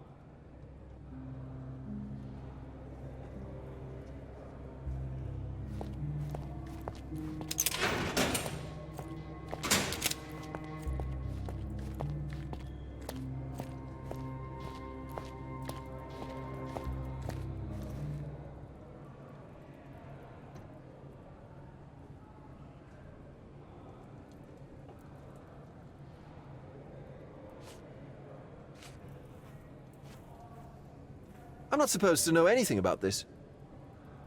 I'm not supposed to know anything about this. So, the police found a letter from Fabio in your pocket? I cannot tell if it was truly in my pocket at all. Perhaps it was placed there later. Well, that is one hypothesis. If it were true, then how did it get there? No clue. But this night has been rather eccentric. Such a detail could have easily eluded me. Indeed. Do you recall reading it? I can't remember that either. But I tend to respect privacy. Reading others' personal notes is not one of my perversities.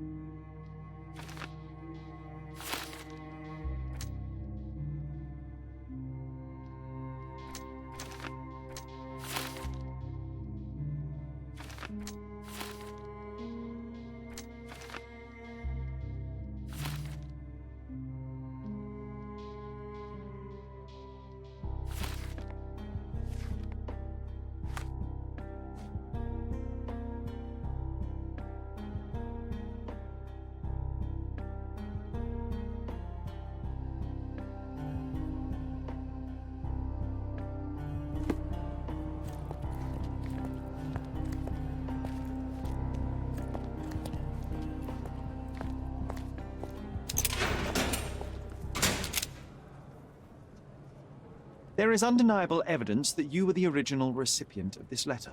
What are you talking about? Is it addressed to me? Your protege wanted a fresh start, it seems. This is sufficient to charge you. Me? Hurt my star? Are you insane that you would accuse me of such a thing? He did not consider himself as yours. Since you deny everything, let's move on. Do you have any idea as to how the letter could have ended up in Mr. Vogel's pocket? You were the detective. Perhaps he took it from Fabio. Werner was a little high.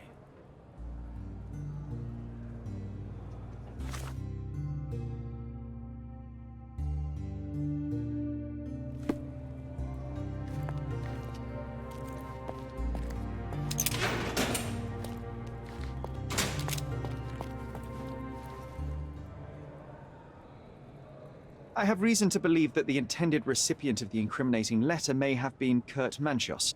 Well, that makes sense. Too bad I can't remember how I came to possess it. Though I did spend quite some time with Mr. Manchos during the party. Unfortunately, even with an answer, that may still not be enough to clear you with the police. But fear not, I will persevere. I hope your attempt to put things straight will make up for... you being on a bender? Touché.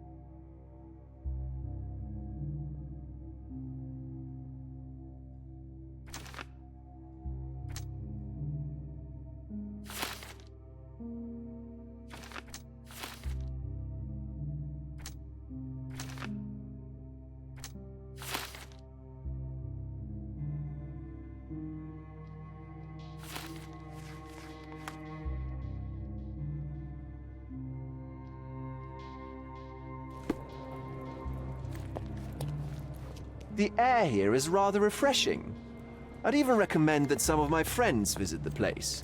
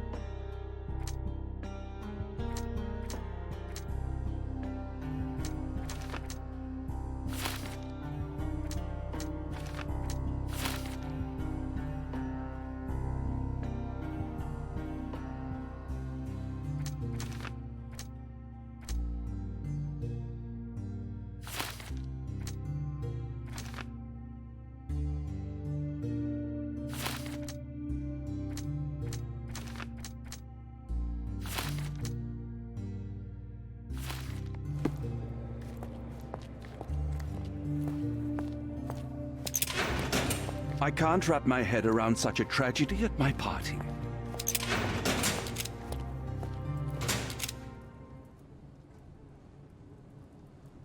I've nothing to add. Could Fabio have written this letter to Kurt Manchos? Oh, That could be. I never thought Mr. Manchios could make Fabio that angry, though. What do you mean? Well, Fabio wanted to disassociate from Mr. Manchios. Clients who are in love are both a blessing and a curse. But Fabio was here tonight. Money. In our line of work, we can't afford to turn down clients who pay as well as Kurt Manchios. Was Fabio afraid of Mr. Manchios? Not at all. The old toad wouldn't dare to do more than sweet talk and touching. Talk can be forgotten, and touching washed away.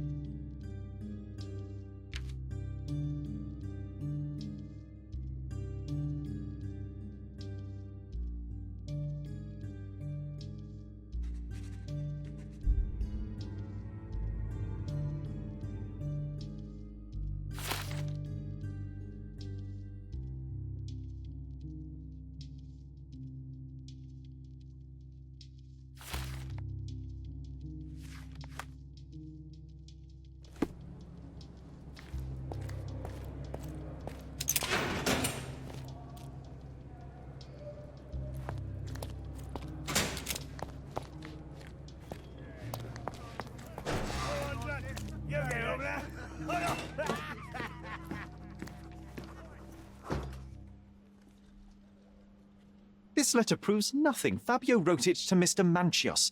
It's time to free Mr. Vogel. Do you really think I'm that naive? I need proof, not words from his friend. Very well. Mr. Pinchetti told me that Mr. Manchios was lavishing Fabio with expensive and eccentric gifts. The letter mentions rich rewards and attempts to buy Fabio with them. It was written to Mr. Manchios. Who else was showering Fabio with luxuries to buy him? It doesn't fit Mr. Vogel's character. Look here. We had a deal. Give me the murderer and then take your friend with you. I won't budge otherwise. Well, fine, but you're just wasting time.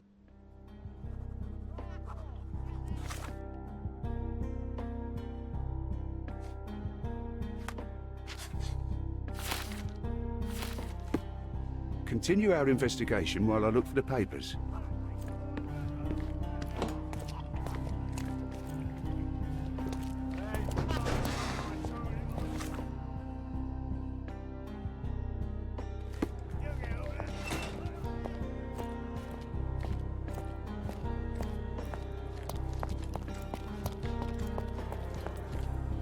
Are you done yet? Can I leave?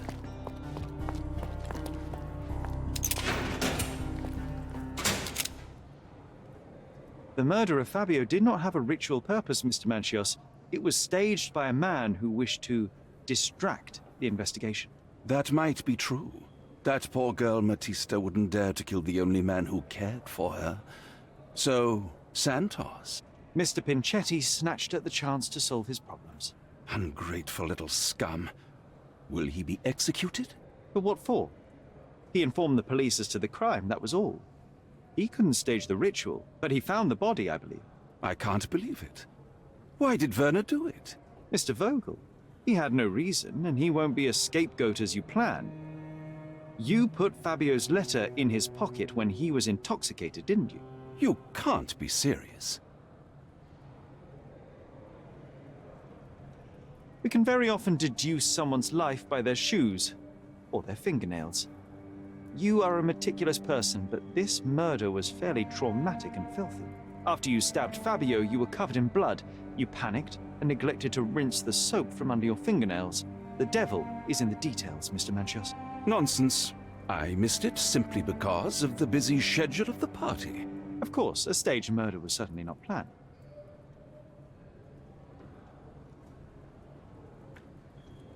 You're at the twilight of your life. You have no partner, you have no children. You had feelings, however, for one man. That was Fabio. You loved him. That is, you wished to own him with money and gifts. But he was also a free mind, was he not? He turned his back on you. Quite unjust. Love So cruel and painful, and Fabio, with his words and deeds, made you feel the more wretched. So you killed him. You must surely perceive that my sensitive nature wouldn't allow me to hurt anyone. You staged the murder as a satanic ritual. It was easy for you, since you were the one who wrote the scenarios for the parties. It was your way of avoiding suspicion. A respectable man in his 60s, Early 60s. who hosts the cream of Cordona's society, cannot possibly be a murderer. But the guests who behave like animals in his mansion, of course, one of them could have killed Fabio. I did oversee a few of the rituals, but I did not stage Fabio's death.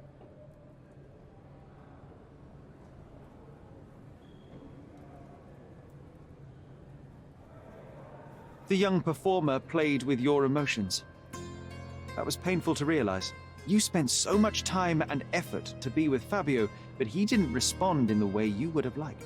You wanted to be loved, but Fabio shattered your dreams. In the smoking lounge, he teased and mocked you. He wanted you to suffer by offering himself to others. The deception was unbearable. You struck him, and then you staged the ritual. You planted the letter in Vogel's pocket and attempted to set up Matista. What poppycock? Sherlock, stop this game now. There is no stop word, Mr. Manchios. Relax and enjoy it. I'll pass the remainder of this case to Constable Oswald. He'll know what to do with you.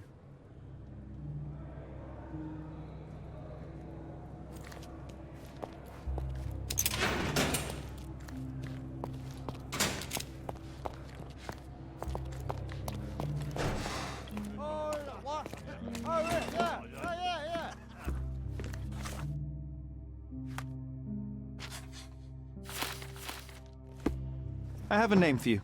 Kurt Manchios. Is that so? The Master of the Sabbath? The man himself. Mr. Manchios couldn't stand to lose control over his lover. A deadly revenge that deserves a proper sentence. I have all the evidence to charge him. A degenerate and a murderer. I'll make a name thanks to that for sure. As for my part, not everything was in place. Perhaps some documents were transferred somewhere else, but I couldn't find a trace of them. Then I remembered. The discarded document drawers where we put the lost papers or the badly labelled ones. Including the crime scene report of Violet Holmes's case. Everything I've found is on the desk here. Take it. Your persistence has saved me. Yeah, well, we had a deal after all. Your friend is free then. You can leave. Good luck, Constable.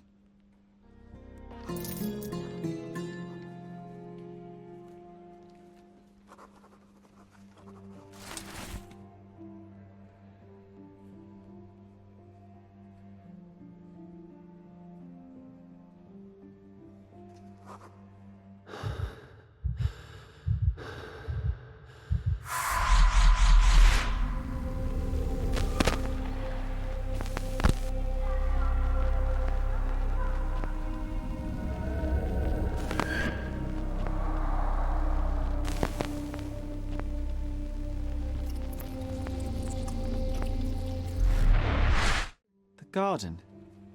There's a garden behind our manor. How could I forget? That's where it all happened, where it all went wrong. Sherry, it looks like you've almost found what you wanted.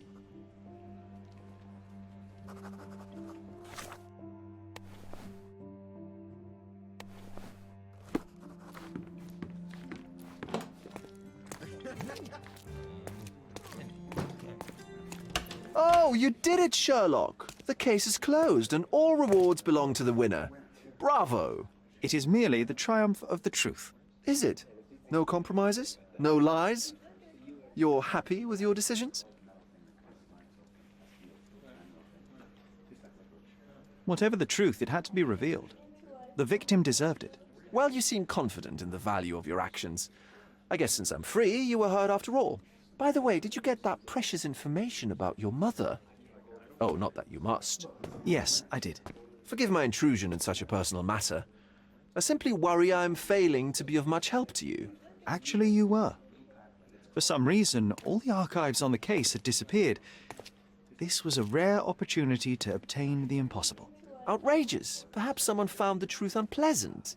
Society usually rejects those who speak with too much honesty, doesn't it?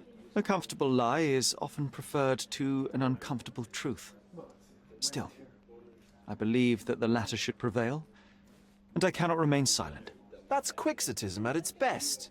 Your mere truth cannot defeat institutions, systems, and power.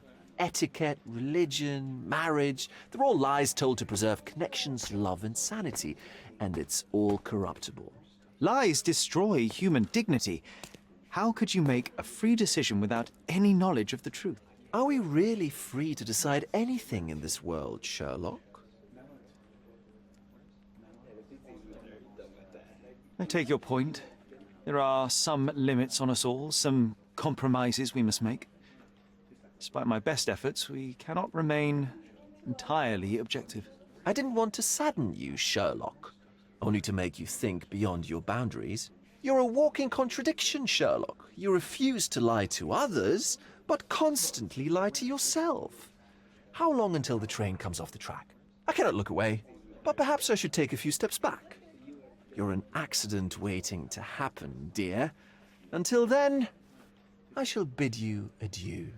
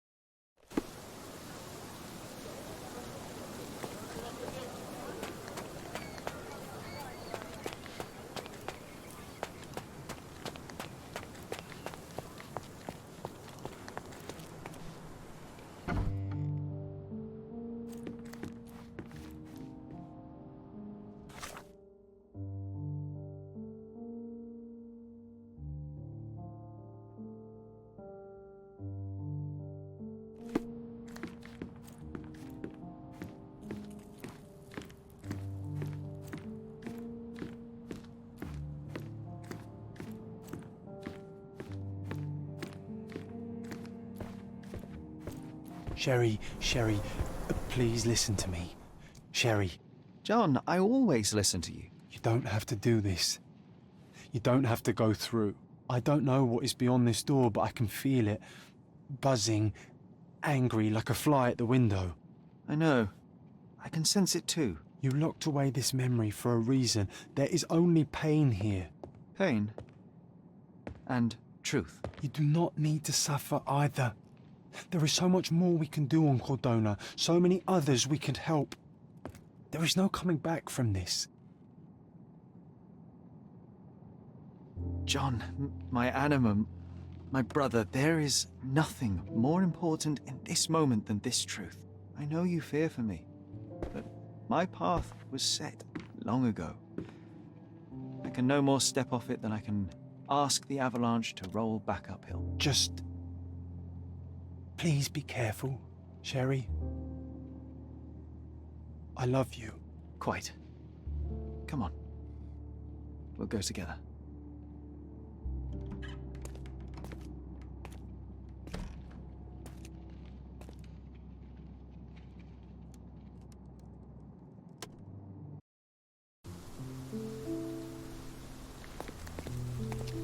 Why didn't I remember we had such a big garden? Maybe you forgot it for your own good.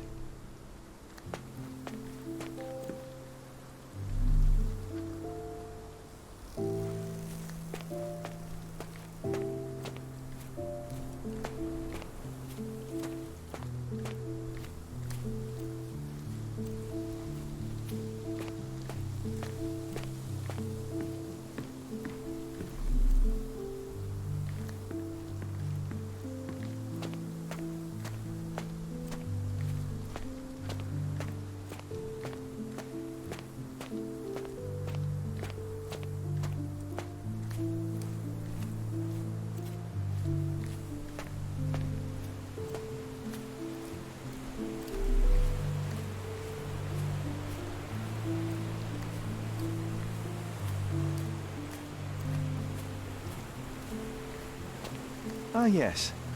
The statue of Merope. My mother was trying to restore it. Pity she never had the opportunity to finish.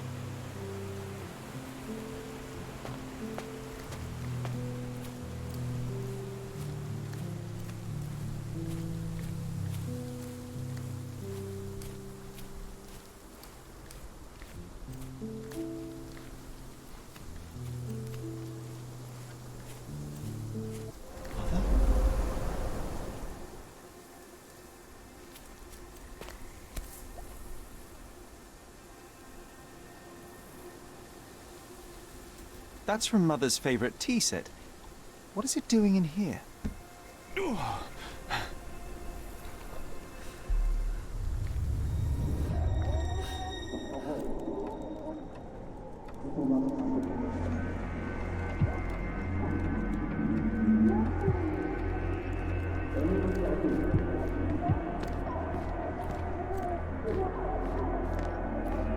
Come here, Sherry.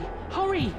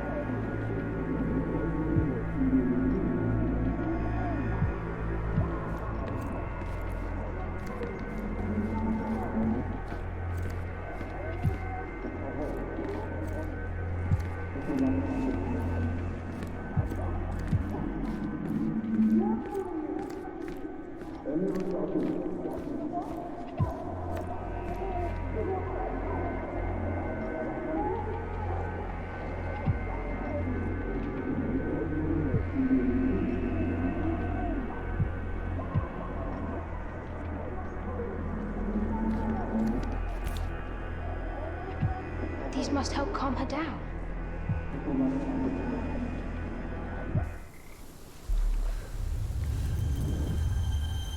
What are you thinking about? Is everything all right?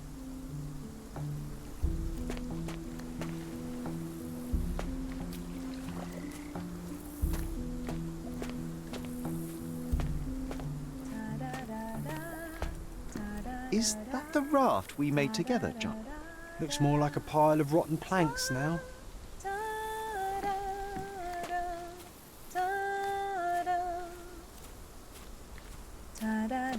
Don't go, Mother, wait.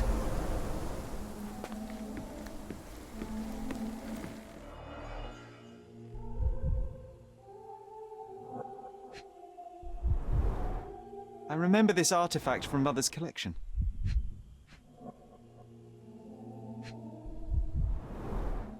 Mother's work journal. I liked poring over the detailed pages and reading about my parents' collection.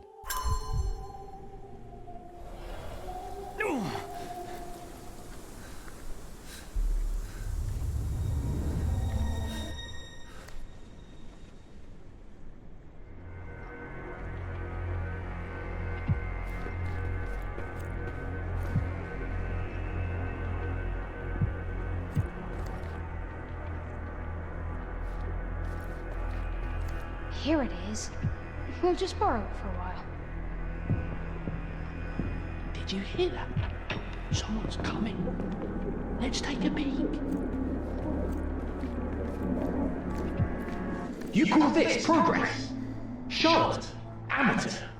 I'm not letting you anywhere near my mother again. Any result is progress, even if it is a worsening of her condition. It informs my... No.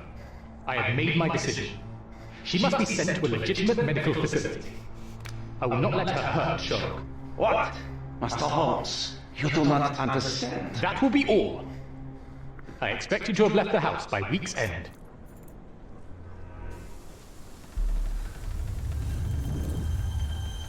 Sherry, say something. Can you hear me? You're scaring me. Sherry, come here, darling.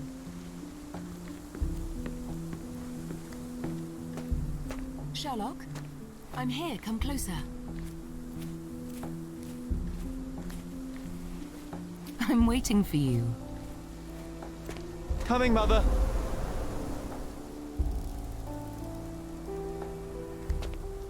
This was for my mother, wasn't it? I remember how we came to the garden for a breath of fresh air.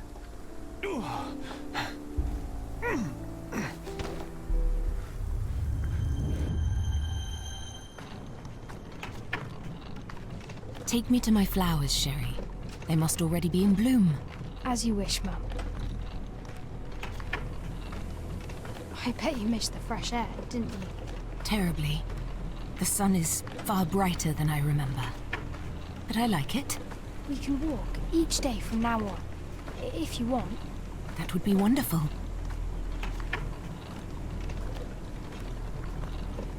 Just look at them. The stars of the earth. Even the sky must be jealous of their beauty. Indeed.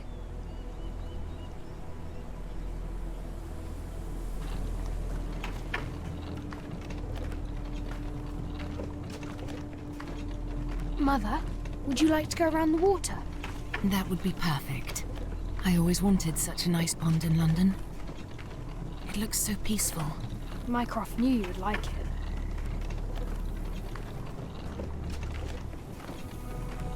We should put some fish in it, don't you think? How about some carp? That's a nice idea.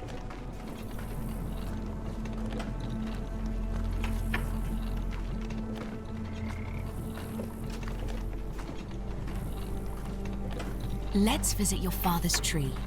It grows so fast, just like you. We could even build a tree house in it. Yes, Sherry.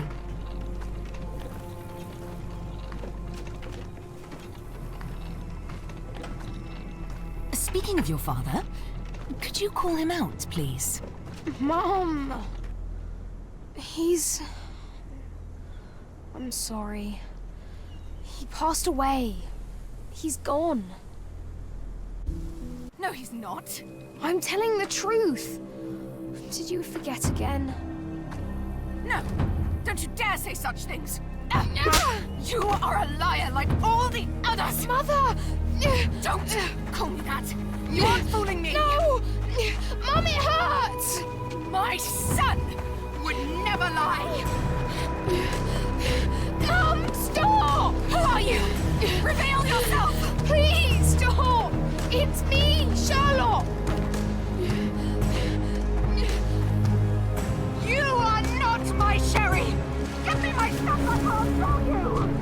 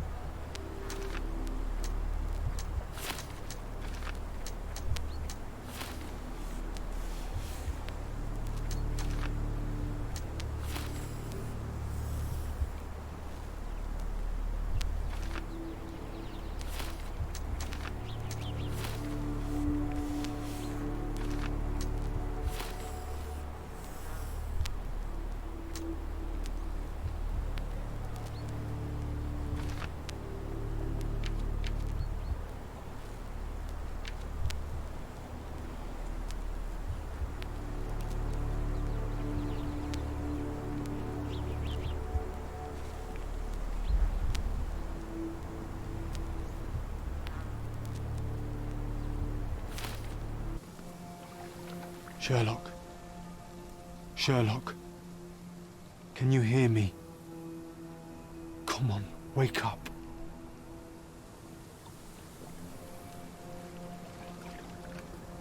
Get off me. Sherry. You knew, and more than that, you hid it from me. You couldn't bear the truth, Sherlock, so I shouldered it for you. I took your pain, your horror. Otto Richter murdered my mother, and Mycroft covered it up. Whisked me away from this place, buried me in schoolwork, and left the past to rot. And you needed a way to cope, so I helped. You were a lie, John, a fiction, a crutch. No, I was a friend. Sherlock, please. Sherlock? What? Are you okay? I don't know. I told you not to come, Sherlock. Where is he? Who? Your friend, John. He's beside you. Was all this worth it? Is he worth it? Why is he here? I think, in his own way, he was trying to protect me. A truth I couldn't bear. But now I must face it.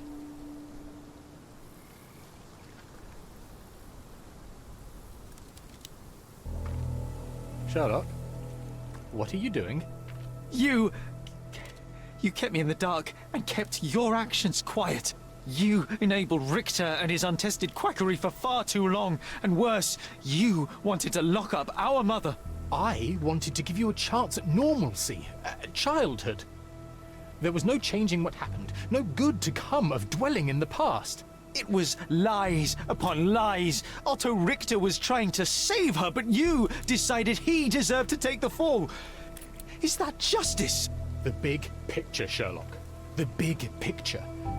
Perhaps Richter was not responsible for her fit of rage, but his treatment led inexorably to that moment.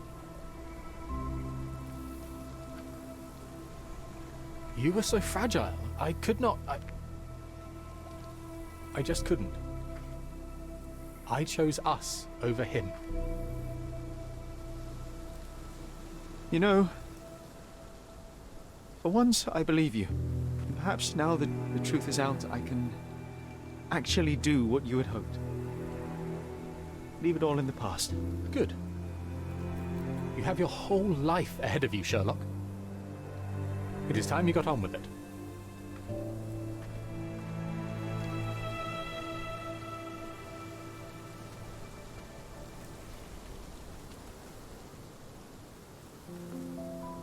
I was worried there for a minute, Sherry.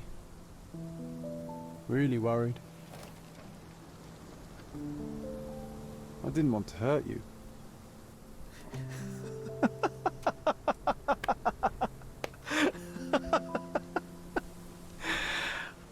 What's so funny? I am talking to myself, John. I think I was hurt regardless. But we made a good team, eh? Explored every inch of this place together. Helped a lot of people. Terrorized a few too, I suppose. I think I may go so far as to say, Sherry, that I have not lived wholly in vain. So that's it. It's over. You've opened every door, Sherry. Faced the past you locked away. You don't need me anymore. I know. I will miss you all the same. I don't want you to go.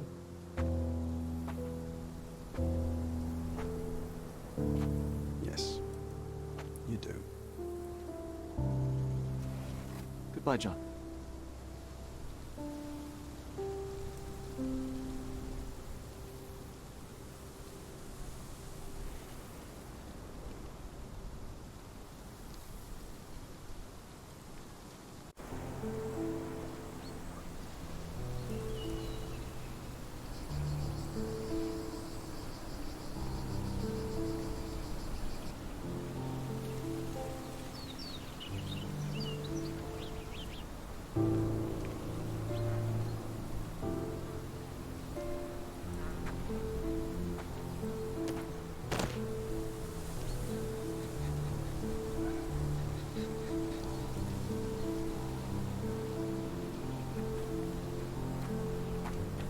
Why are you here? Closure, I suppose. And to help a friend. You and I are not friends. In a race between the thawing of the ice caps and our friendship, I would buy a boat. Ha! Is that right? I can see it now. I know what you did. What did I do? You needled me. From the moment we met, you were searching for weakness. You pushed me to pursue the truth about my mother. You questioned everything I did, everything I believed, to break me. To blur truth and fiction, reality, morality. A saboteur in silk. Was it vengeance, Werner? Or do you prefer Klaus? Excuse me? You are Klaus Richter, Otto's younger brother. Do you hold me responsible for his end? Ha! There was no love lost between me and my brother. I am sure you can relate. Otto was merely the gravity that pulled me into your orbit. Or you into mine. Once I met you, I could not keep away. Why? What reason do you have for all this? To help you. You're lying. To show you that you were wrong. More lies. I know you now, Werner. Try again. To see what had happened. Or is that yet another untruth? Does it matter? Take your pick. Who cares? You're my masterpiece. I turned Sisyphus into Ozymandias. You could not see the futility of your quest until I helped you to let go of the rock. And now, nothing beside remains. I remain. Despite you, and to spite you. It is a matter of will and power now. Will you overcome this, or shall you decay? Oh, on that note, I brought you something. I want nothing more from you. When one wants for nothing, Sherlock, the best thing to get them is something personal. So, here you are. Now, please excuse me, but the gallery calls. I'm already conceiving my next project.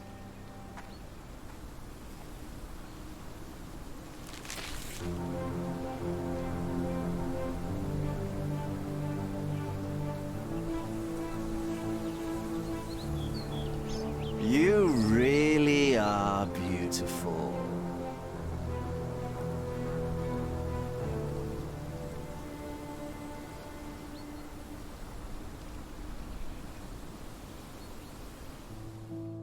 My brother returned to London soon after our disagreement.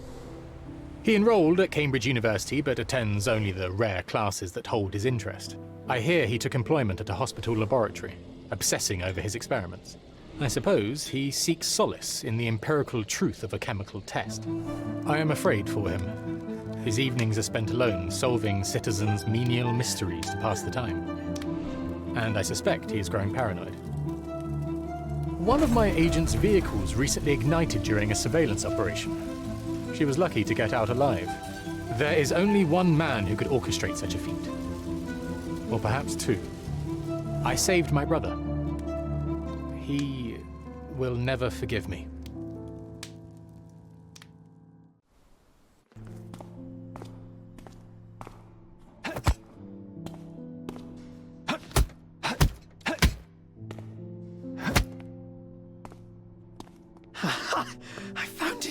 I found it! I found it! And what is that? Hey, Sherry.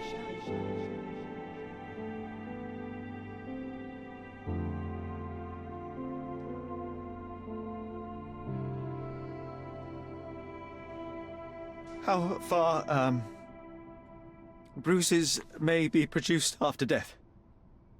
How are you? You have been in Afghanistan, I perceive. How on earth did you know that? Never mind. The question now is about bruising. No doubt you see the significance of this discovery of mine. It is interesting, no doubt, but practically... Why, it is the most practical medico-legal discovery for years. Had we these data sooner, hundreds of men would have paid the penalty for their crimes. Cases oft hinge upon how a man died. Now, we can know which wounds he suffered alive, which occurred post-mortem, and what instrument was responsible. And ergo, one will soon be able to calculate with utmost precision when and where death occurred, sparing the innocent and damning the guilty. Well, then you are to be congratulated. Indeed. But, you came here on business. Correct again. I am looking for someone with whom to take diggings, and heard you were complaining that you could get no one to go halves with you. I have my eye on a suite in Baker Street, which would suit us down to the ground. You don't mind the smell of strong tobacco, I hope? I smoke ships myself. That's good enough. I get in the dumps at times, and don't open my mouth for days on end. Just let me alone, and I'll soon be right. What have you to confess now? It's best for two fellows to know what bruises each other carries before they begin to live together. My last companion and I... Well, I object to rows because my nerves are shaken, and I get up at all sorts of ungodly hours, and I am extremely lazy. I have another set of vices when I'm well, but those are the principal ones at present. Do you include violin playing in your category for rouse? It depends on the player. A well-played violin is a treat for the gods. A badly played one. Oh, no, that's all right. I think we may consider the thing as settled.